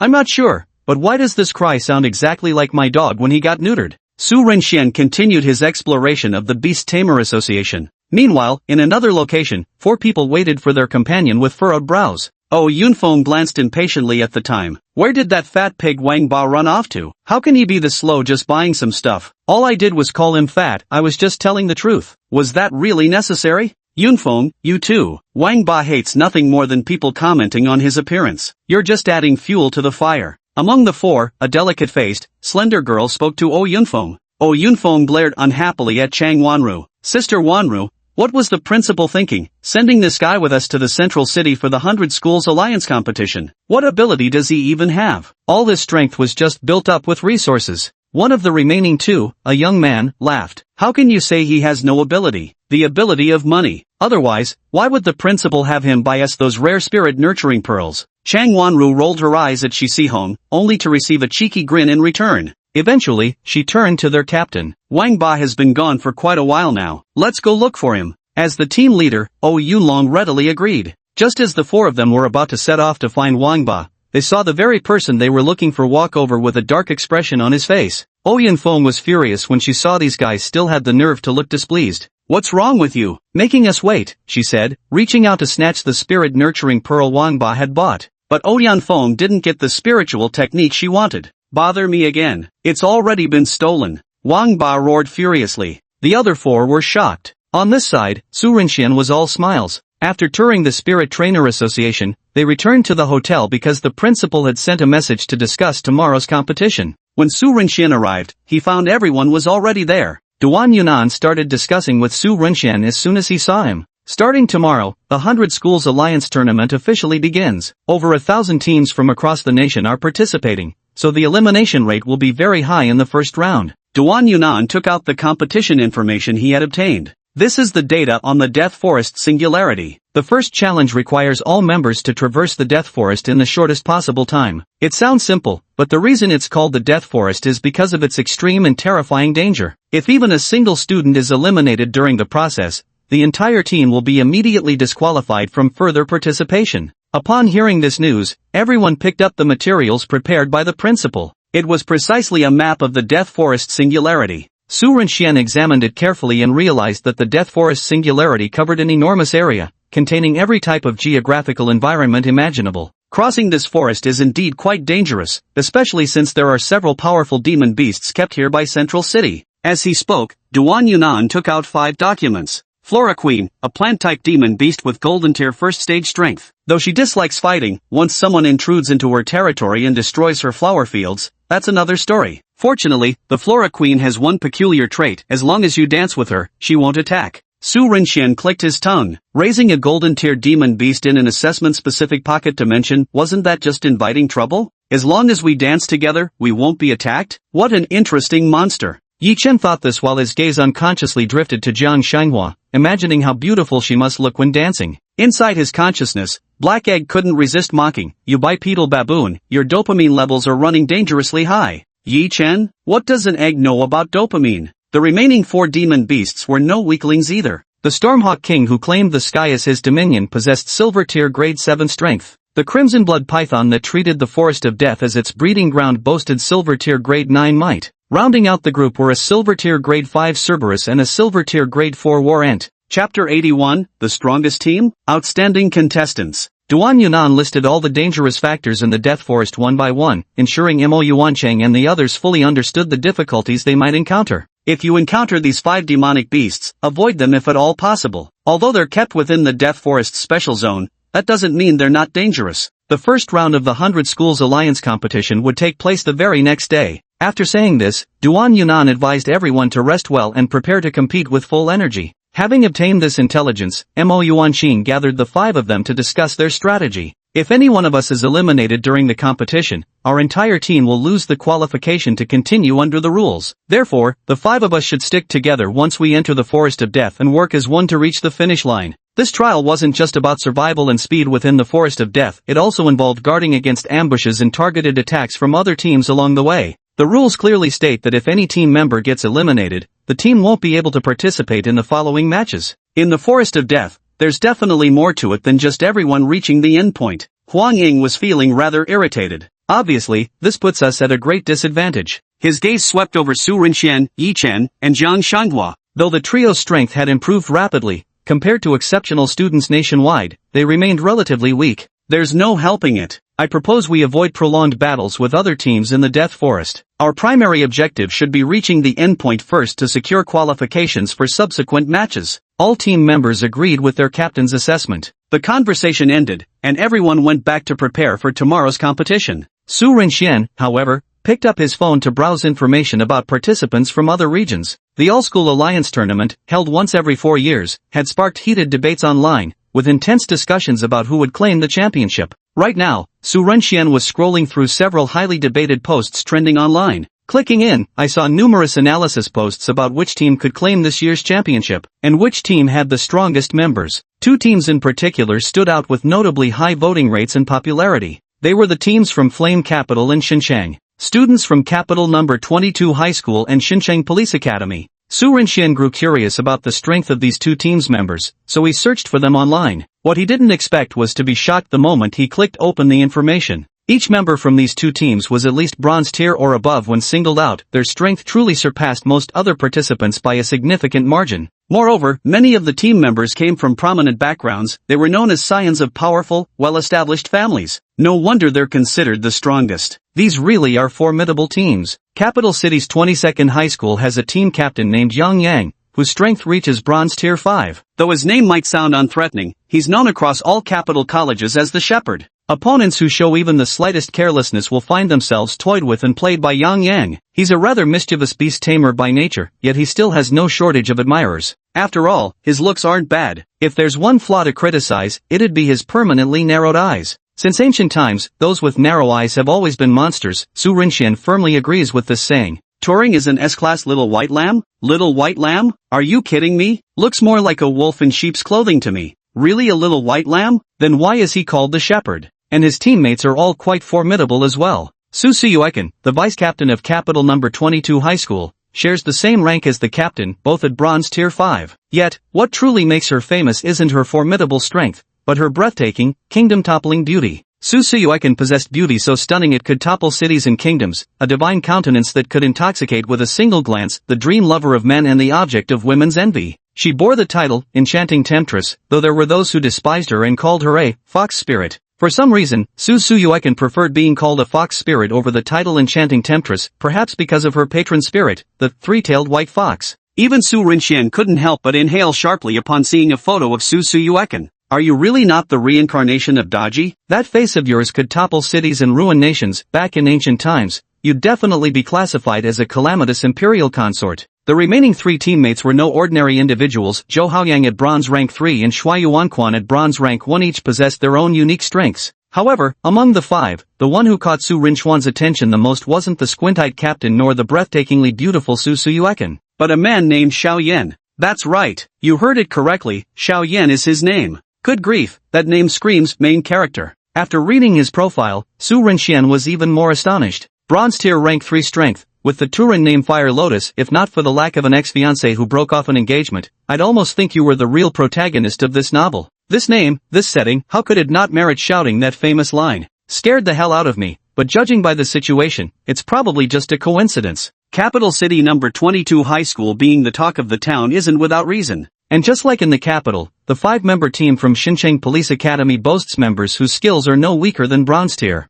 The captain is also a formidable beauty, known by all students in Xincheng as the Frost Sword Princess, a true ice queen in every sense of the word. Looking at these records, even cheating doesn't seem too outrageous. Don't you think that person's life story reads like someone who's actually cheating? Take Yang Yang, for example. This guy has no powerful family backing him up. Turing is just an ordinary little white sheep who accidentally stumbled into a singularity during one incident and gained a special ability, skyrocketing his strength. It all sounds like falling off a cliff and stumbling upon a secret martial arts manual, pure luck. Of course, the buzz isn't just limited to these two teams. There are plenty of other strong competitors as well. Su Rinzuan tossed his phone aside after reading, then turned his gaze to the spirit-nurturing pearls he had seized from the wild boar demon. For in total, each worth over 1 million spirit coins. How could this not excite him? The 4 spirit-nurturing pearls were Space Attribute, Blink, Lightning Attribute, Thunderstrike, Ice Attribute, Absolute Zero, and Plant Attribute, Petal Storm. What kind of background does this wild boar spirit have? How is it so rich? Su Rinxian even considered robbing it again, since this time he had only taken the 4 spirit-nurturing pearls it had just bought. He feared that going too far might bring unnecessary trouble. What Su Rinxian didn't know was that after losing the spirit-nurturing pearls, Wang Ba got into a huge quarrel with his team members. Time came to the opening day of the 100 Schools Alliance's first competition. Duan Yunnan watched his students nervously. Listen up, everyone, don't be nervous. Stay relaxed and give it your all, but safety first. Principal, you look way more nervous than any of us. You're the one who should relax, Huang Ying said with an easy expression. Honestly, Duan Yunnan couldn't help it, seeing all the competing teams around them really had him feeling tense. Su Renxian was surveying his surroundings. All teams gathered in a square, with countless screens overhead allowing live viewing by spectators. Chapter 82, The Title Families, the competition begins. The first round of the 100 Schools Alliance competition was about to begin, presenting a spectacular sight being broadcast live across all 32 regions of the nation. Young talents and outstanding geniuses from all over the country have gathered here. So many people. Yi Chen couldn't help but exclaim. Su Renxian glanced at other teams and noticed several highly popular figures. Having the chance to compete alongside such individuals couldn't help but make one thrilled. The singularity is about to open. Stick to the strategy we agreed upon earlier, no splitting up. Mo Yuancheng reminded everyone once more. Everyone understood. As the time drew near, 2 elderly figures appeared at the center of the square. Simultaneously, the image of one of the elders appeared on every screen. Ladies and gentlemen, in this midsummer season, the National Martial Arts Tournament, also known as the 100 Schools Alliance Competition, has brought us all together. The first match is about to begin, and here, I hope everyone gives it their all, because this is no drill. Death lurks at every turn. Blood and tears fortify the strong, and only the brave shall emerge victorious. The elder delivered his speech with resounding force, stirring the crowd's fighting spirit. Everyone understood, once the competition begins, life and death are of no consequence. Though there's still room to withdraw now, regret will have no place once the battle commences. Yet how could those already burning with fervor possibly bring themselves to quit? Seeing there was no one backing out, the old man nodded in satisfaction. Since you've made your decision, let the competition begin. As the words fell, everyone in the square suddenly noticed inexplicable glowing circles appearing beneath their feet. In the next second, figures vanished one after another in an instant. Su Renxian widened his eyes in shock. Space-type skill. He suddenly raised his head to look at his teammates and saw expressions of shock on everyone's faces. Mo Yuanqing wanted to say something more, his mouth just opening with everyone, before his figure vanished without a trace. Immediately afterwards, Su Rinchu's figure was also teleported away. Now everything's messed up. The plan's completely disrupted, and there's no need to think about entering the Death Forest together to reach the endpoint through teamwork. Right now, just staying alive is an achievement. Because at this very moment, the instant Su Renxian was teleported into the Death Forest, he faced a life or death challenge: how to land safely. Exactly. The participating teams were not only scattered across the Death Forest by spatial teleportation, but the primary landing location was actually mid-air. Everyone stared dumbfounded at the current situation. At Central Square, the elder had just finished his speech and was about to leave when he saw the city lord of Central City approaching him. Old Tang's spatial teleportation remains as formidable as ever. I wouldn't dare show off my meager skills before City Lord 1. I simply didn't expect you to attend the very first elimination match. I assumed you'd only come to watch the later individual elimination rounds and team battles. Wen Fengshu, the Lord of Central City. Master Tang, you jest. Your words make me quite uneasy, though I came here hoping to see how the talented youth from other regions carry themselves with such vigor. Old Tang looked up at the giant screen in the sky. As far as I know, almost all the outstanding young members from the various title families of Manhwa have appeared this year. Yes indeed, the Heartseeker Shin family, Frost Phoenix Feng family, Beastmaster Cui family, Wandering Hero Gong family, Spiritual Herb Yu family, Angelic Jiang family, Forge Master O family, Sacred White Lotus Xiao family, Blazing Inferno Xiao family, Raging Dragon Long family, Celestial Melody Qin family, and Shadowblade Yu family. All these prestigious clans' young talents have emerged. It seems this year's National Martial Tournament will truly be lively. When Fengshu added, not only that, this year there are also quite a few phenomenally gifted students from commoner backgrounds. His gaze fell upon a squint-eyed young man displayed on the screen.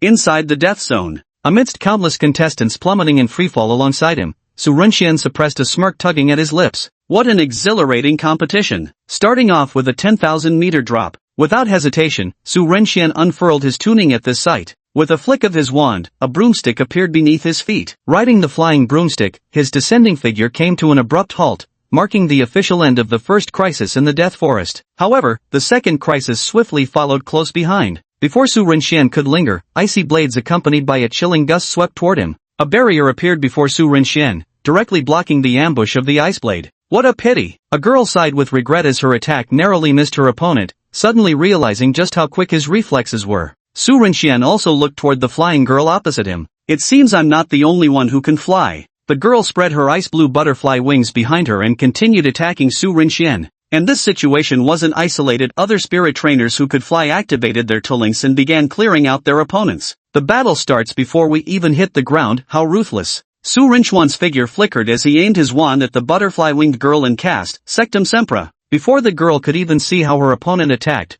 her body was slashed open. Blood exploded around her with excruciating pain, and in that same instant, her touring construct collapsed. The butterfly wings vanished. With a piercing scream, her body plummeted straight downward. Seeing this scene, the students who had originally intended to target Su Renxian instantly retreated. But Su Renxian had no intention of letting these people off. The competition was brutal. These were all his enemies, so he mercifully decided to eliminate them now, sparing them from further suffering. The azure sky suddenly flickered with light. Curse of Agony plus Summon Light Spirit. The extreme pain instantly rendered dozens of contestants unconscious. Thus, Su Renxian eliminated these participants as well. Their figures vanished abruptly yet again, this being the protective mechanism for those eliminated. Su Renxian flew into the distance on his flying broomstick. This unconventional flying method certainly drew plenty of attention. This student is quite interesting, flying on a broomstick. I must say, you've successfully caught my attention. Good heavens, look, there are already hundreds eliminated just minutes after entering the Death Forest. Wow, the young miss of the Gong family is absolutely stunning me. Truly worthy of her title as the Frost Sword Princess, the Ice Beauty, so powerful and beautiful. Oh my god, I think I'm dying. Who can resist Su Suyuekin's charm? That gaze, that figure, I can't take it anymore.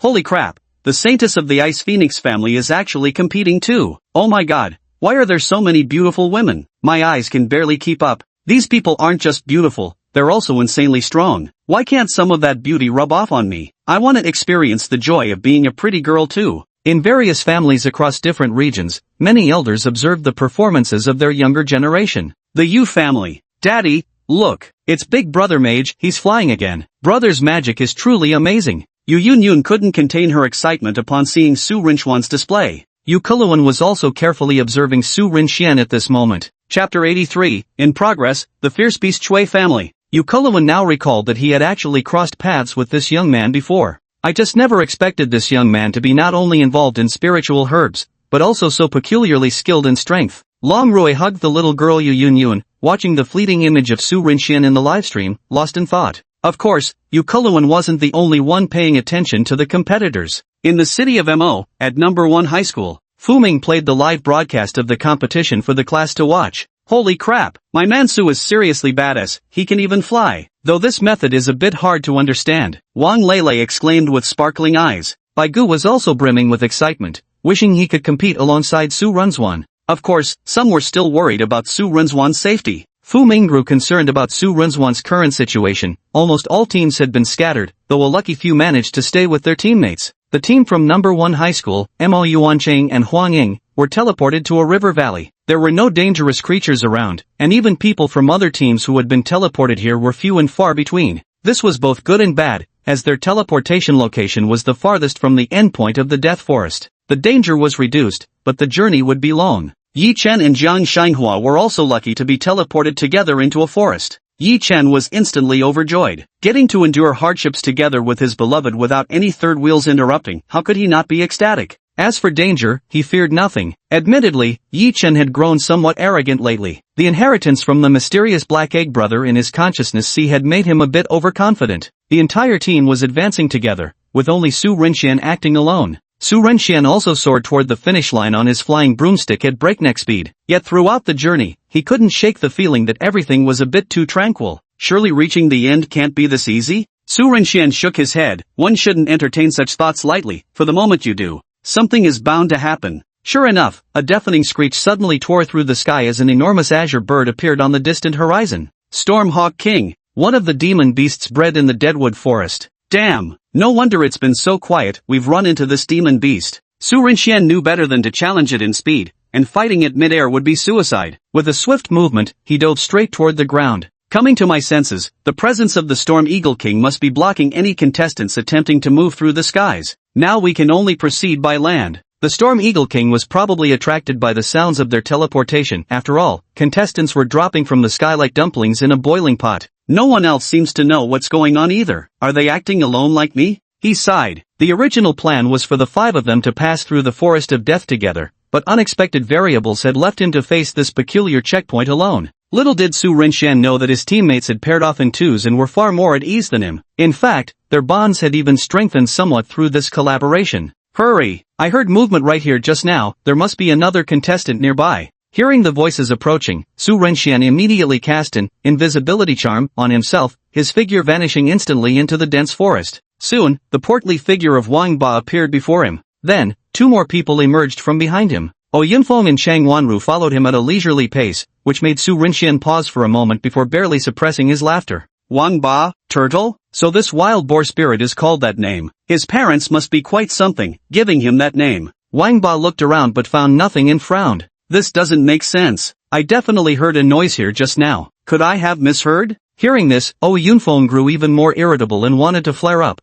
but Chang Wanru beside her stopped her. She took a step forward and said in a slow, gentle voice, Wang Ba, now isn't the time to pick fights. With just Yunfeng and me, 2 weak women, we don't have the upper hand. You're the only one in the team we can rely on right now, so let's hurry toward the finish line. We're counting on you this whole way. The soft, lingering voice filled Wang Ba's ears, sending his thoughts wandering into fantasies. Wang Ba was originally still annoyed by the fiery temper of O Yunfeng, but now, hearing Chang Wanru's words implying that she still needed to rely on him to reach the end, his mood shifted. Instantly perking up, he promised confidently, rest assured, Wanru, your safety is in my hands. He even patted his chest as he spoke, though the flab on his body trembled incessantly from the impact. Chang Wanru masked the disgust in her eyes, then smiled warmly with gratitude. Oh Yunfeng, no matter how foolish, knew this wasn't the time to break ties with Wang Ba. With a strained smile, she pleaded, Student Wang, do your best. We're counting on you. Wang Ba instantly regained his vigor and set off into the distance, swearing to protect the 2 great beauties behind him at all costs. Su Renxian shook his head. That little bastard is such a fool, getting fooled left and right, completely disoriented by just a couple of words. Whatever, I'll just follow behind them and enjoy the show. Su Renxian concealed himself in the rear. After all, having someone clear the path ahead made things a bit easier for him. The Death Forest is called as such for a reason. Its danger level is certainly not low. In this forest, the dangers are not limited to the 5 captive demon beasts. There are still many unknown hazards lurking within. Su Renxian had clearly assessed the strength of the trio ahead during their journey. Wang Ba was at Bronze Tier 1, not weak in strength. However, what surprised people was his Tuliing. It was actually a turtle. No wonder his name was Wang Ba, literally King Turtle, as his Tuliing truly was a turtle. Wang Ba wasn't particularly outstanding in offense, but he had an exceptionally strong advantage in defense. Among the 3, the one with a rather fiery temper was called O Yunfeng. Her strength was also formidable, Black Iron Tier 8, and surprisingly, her Tuliing was an iron hammer even larger than herself. The contrast couldn't be more striking. He struck with violent force right from the start. Is this all? Still calling herself a weak woman? Yet Chang Wanru was indeed a frail woman, her strength only at Black Iron Tier 6,